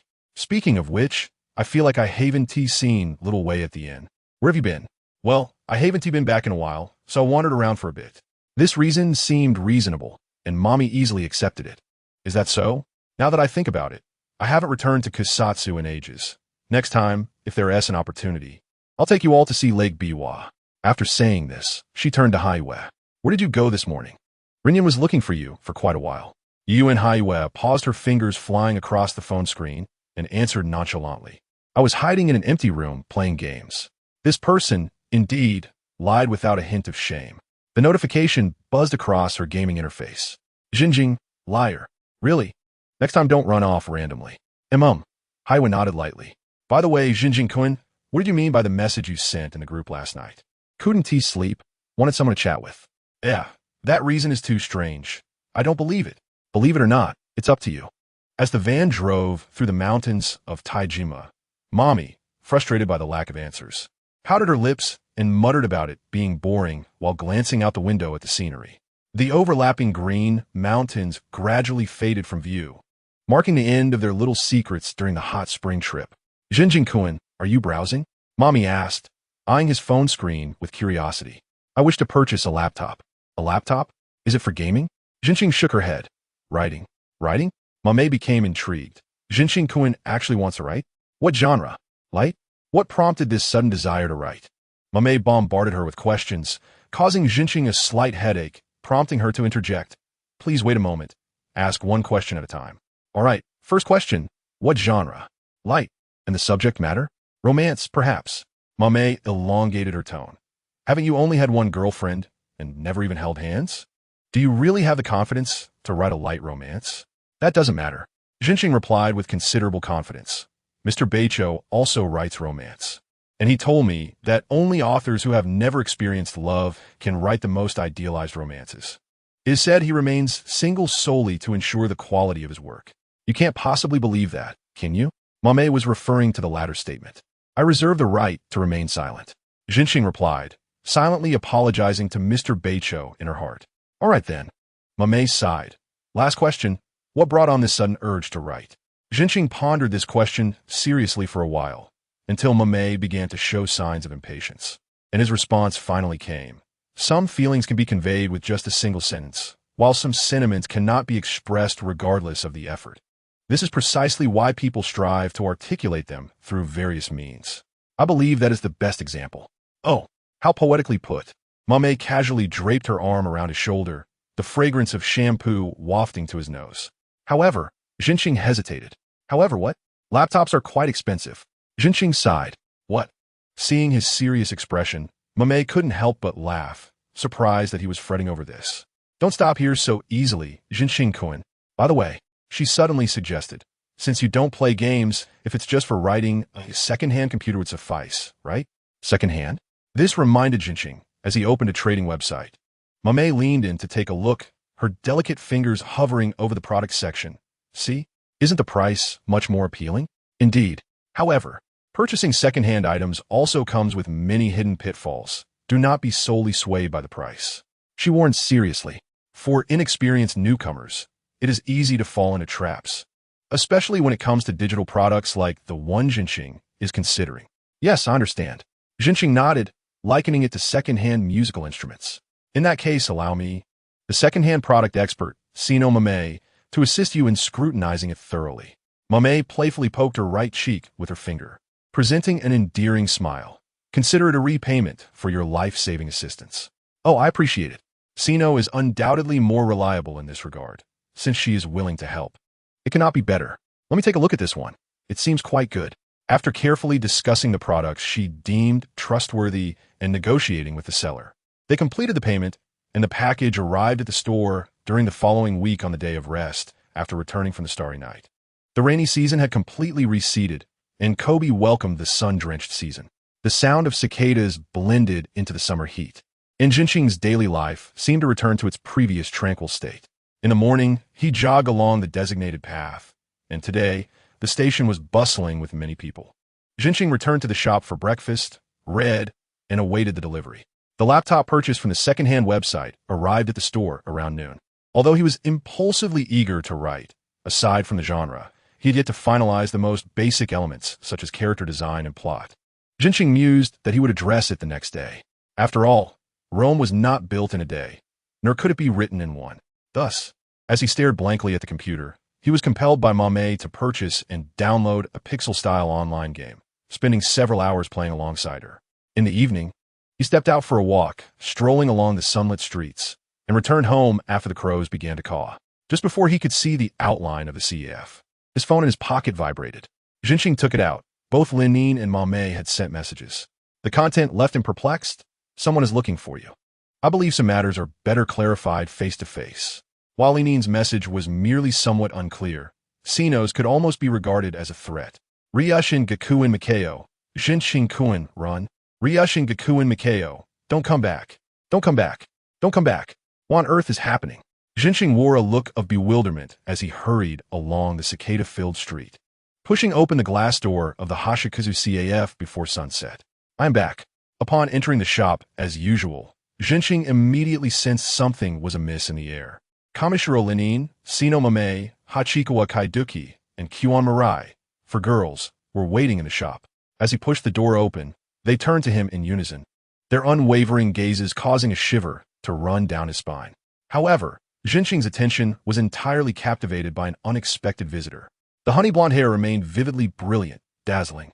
Faced with that striking hair color, Jinxing stood frozen, instinctively squinting. After staring at the radiant golden locks for a while, he finally regained his composure. Long time no see, Kirikawa. Jinxing softly addressed the girl before him. She turned her head to look at him, her face breaking into a gentle smile. Beneath that tender smile, the subtly twisted corners of her lips seemed to conceal an unsettling emotion. Long time no see, dear. New Year special, a day tour of Zhonghua Street. On this day, January 29th. It was rare for fine snow to fall in Kobe. Jinshin-kun, do you know what date is today? Mame's cheerful voice greeted him as he returned from his morning jog. What day? Jinshin rested on a chair, massaging his calves, responding absent-mindedly. New Year, it's New Year. Have you been drunk since December 31st and just now sobering up? Jinshin calmly retorted. What does that mean, Jinshin-kun? Mame puffed her cheeks in indignation, then promptly elbowed him. Are you questioning my drinking capacity? Is that what you care about? Is there room for doubt regarding your drinking capacity? Jinshin instinctively blurted out, prompting Mame to elbow him once more without mercy. Mame is right. Linine entered from the kitchen, carrying a plate, and calmly commented on the playful banter between the two. The fact that today is New Year? Even the usually serious Kamishiro said so. Could it be that I have traversed time and space? Jinshin found himself ensnared in self-doubt. It's the spring festival. Mame sighed dramatically, revealing the answer in a disappointing tone. I see, the Lunar New Year. Jinshin finally nodded in realization.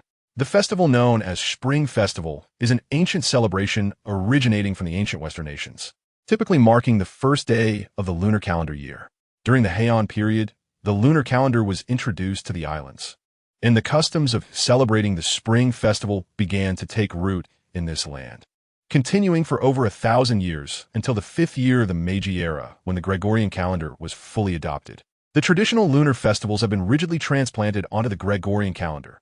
For instance, New Year's Day now coincides with January 1st, and Qixi falls on July 7th, severing the connection between dates and lunar phases.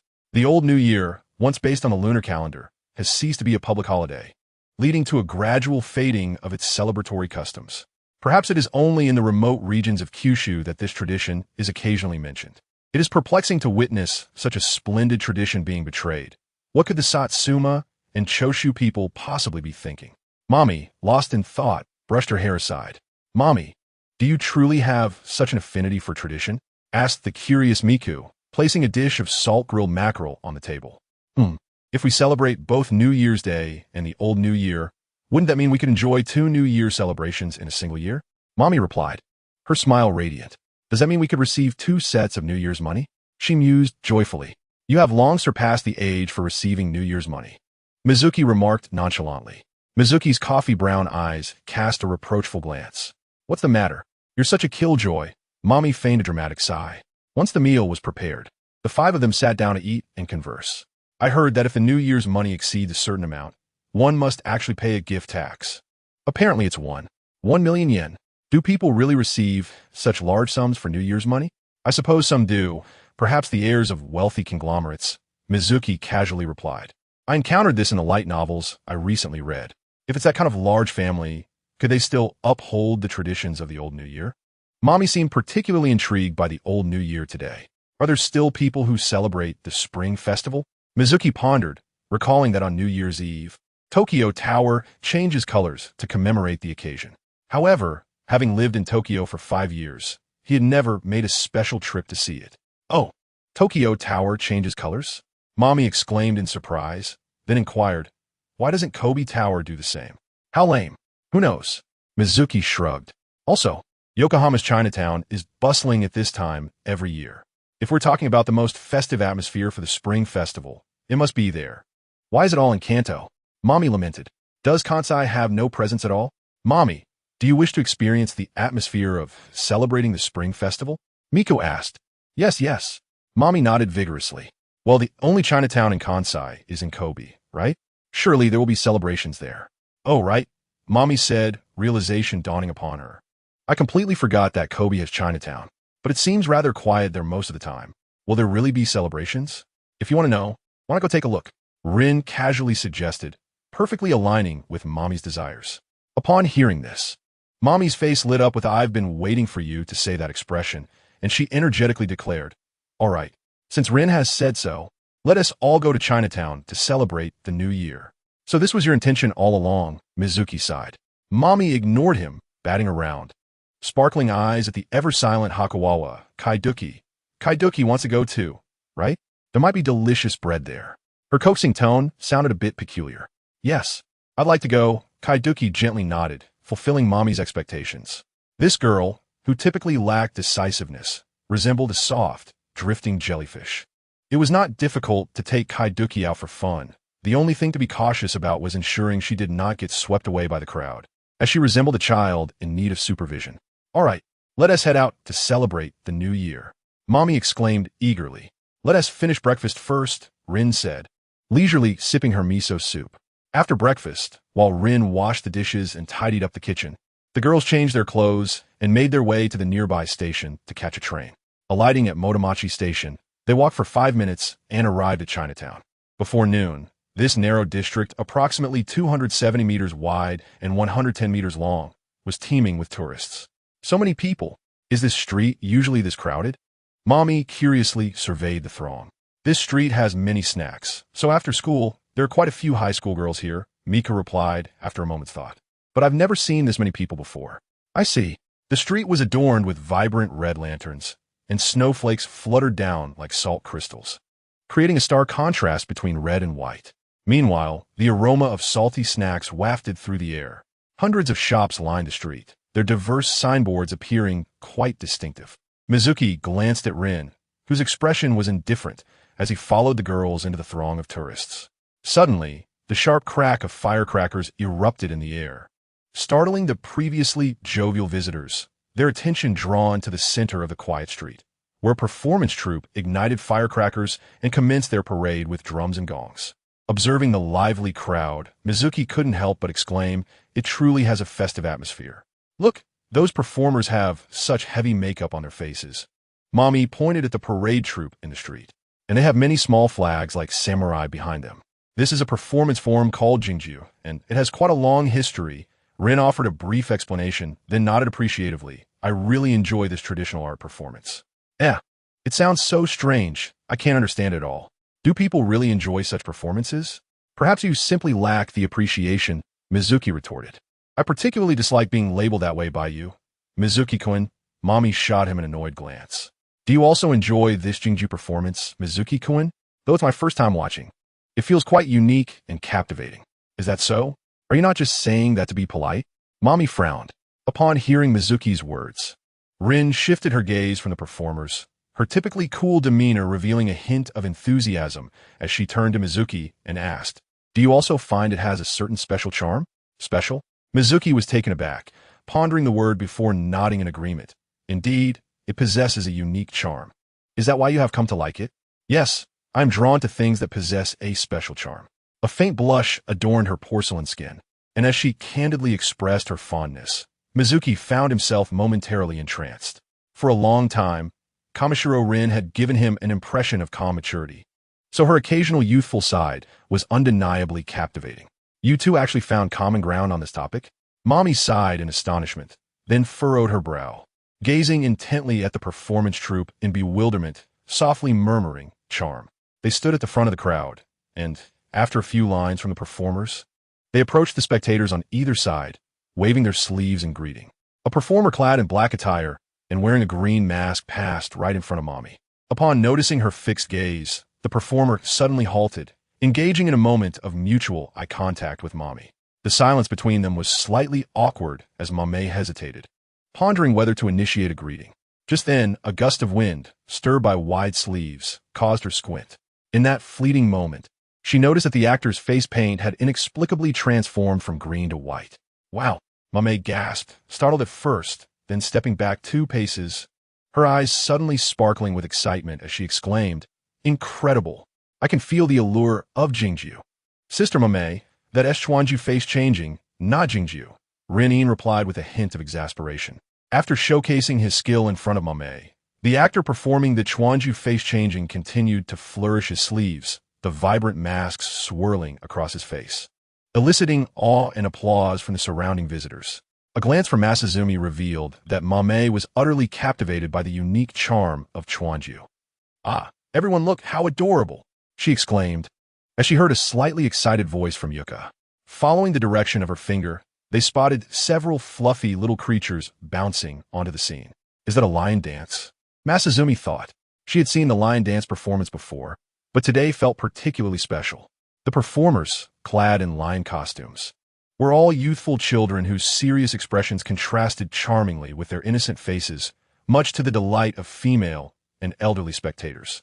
These kids are really impressive, Mame remarked. Indeed, A-line dance is essential for Zhonghua Street. The series of performances left Masazumi somewhat overwhelmed. Suddenly, someone gently tugged at the hem of his garment. What's wrong?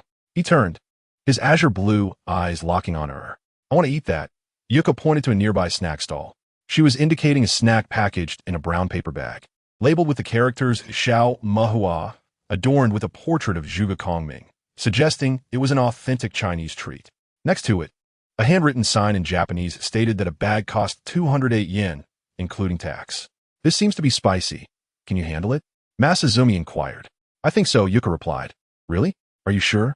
He retrieved a 500 yen coin from his wallet and purchased a bag of snacks, then opened it and offered it to Yuka. Here. The girl did not take the bag, but reached inside for a piece of xiao ma, crunching down on it. How does it taste? The snack appeared quite hard, and after silently chewing it into small bits, Yuka swallowed and slowly replied, You should try it too. All right, Masazumi nodded, taking a piece for himself.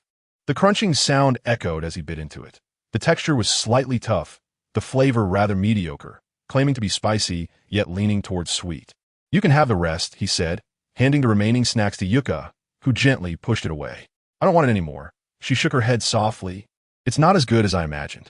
Without a glance back, she displayed the capricious nature of a child. The snack in their hands suffered disdain from both, causing Zhuge Kongming to sweat profusely. Hey, Masazumi-kun, did you buy some snacks? After a break in the performance, the three approached them. Would you like a try? Masazumi turned the bag towards her, and Mame took a piece and popped it into her mouth.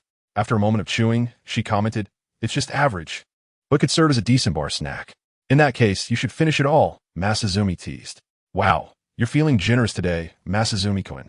I won't hold back then, she replied, taking the snacks and revealing a box of aluminum foiled sake. It was still the local Hyogo brand, Onikiri, but this time in a blue and white package. You brought alcohol with you? Hee impressive, right? She seemed to take pride in that, beaming with delight. Speaking of which, we've been standing for too long. I'm a bit hungry. Shall we grab something to eat? Sure. Rinny nodded lightly, but I haven't been here much. Do you have any restaurant recommendations? There's a place called Lao Xiang Ji over there, famous for its pork buns. I've been there with my classmates, Yuka suggested. Pork buns? That sounds great, Mame exclaimed, taking a sip of her sake with a satisfied sigh. The five of them then headed towards the pork bun specialty shop mentioned by Jiu Yuan. However, they barely walked a few steps before coming to a halt in front of a crowd of people. That's quite exaggerated, Mame remarked, gazing at the long line outside the shop with a look of disbelief.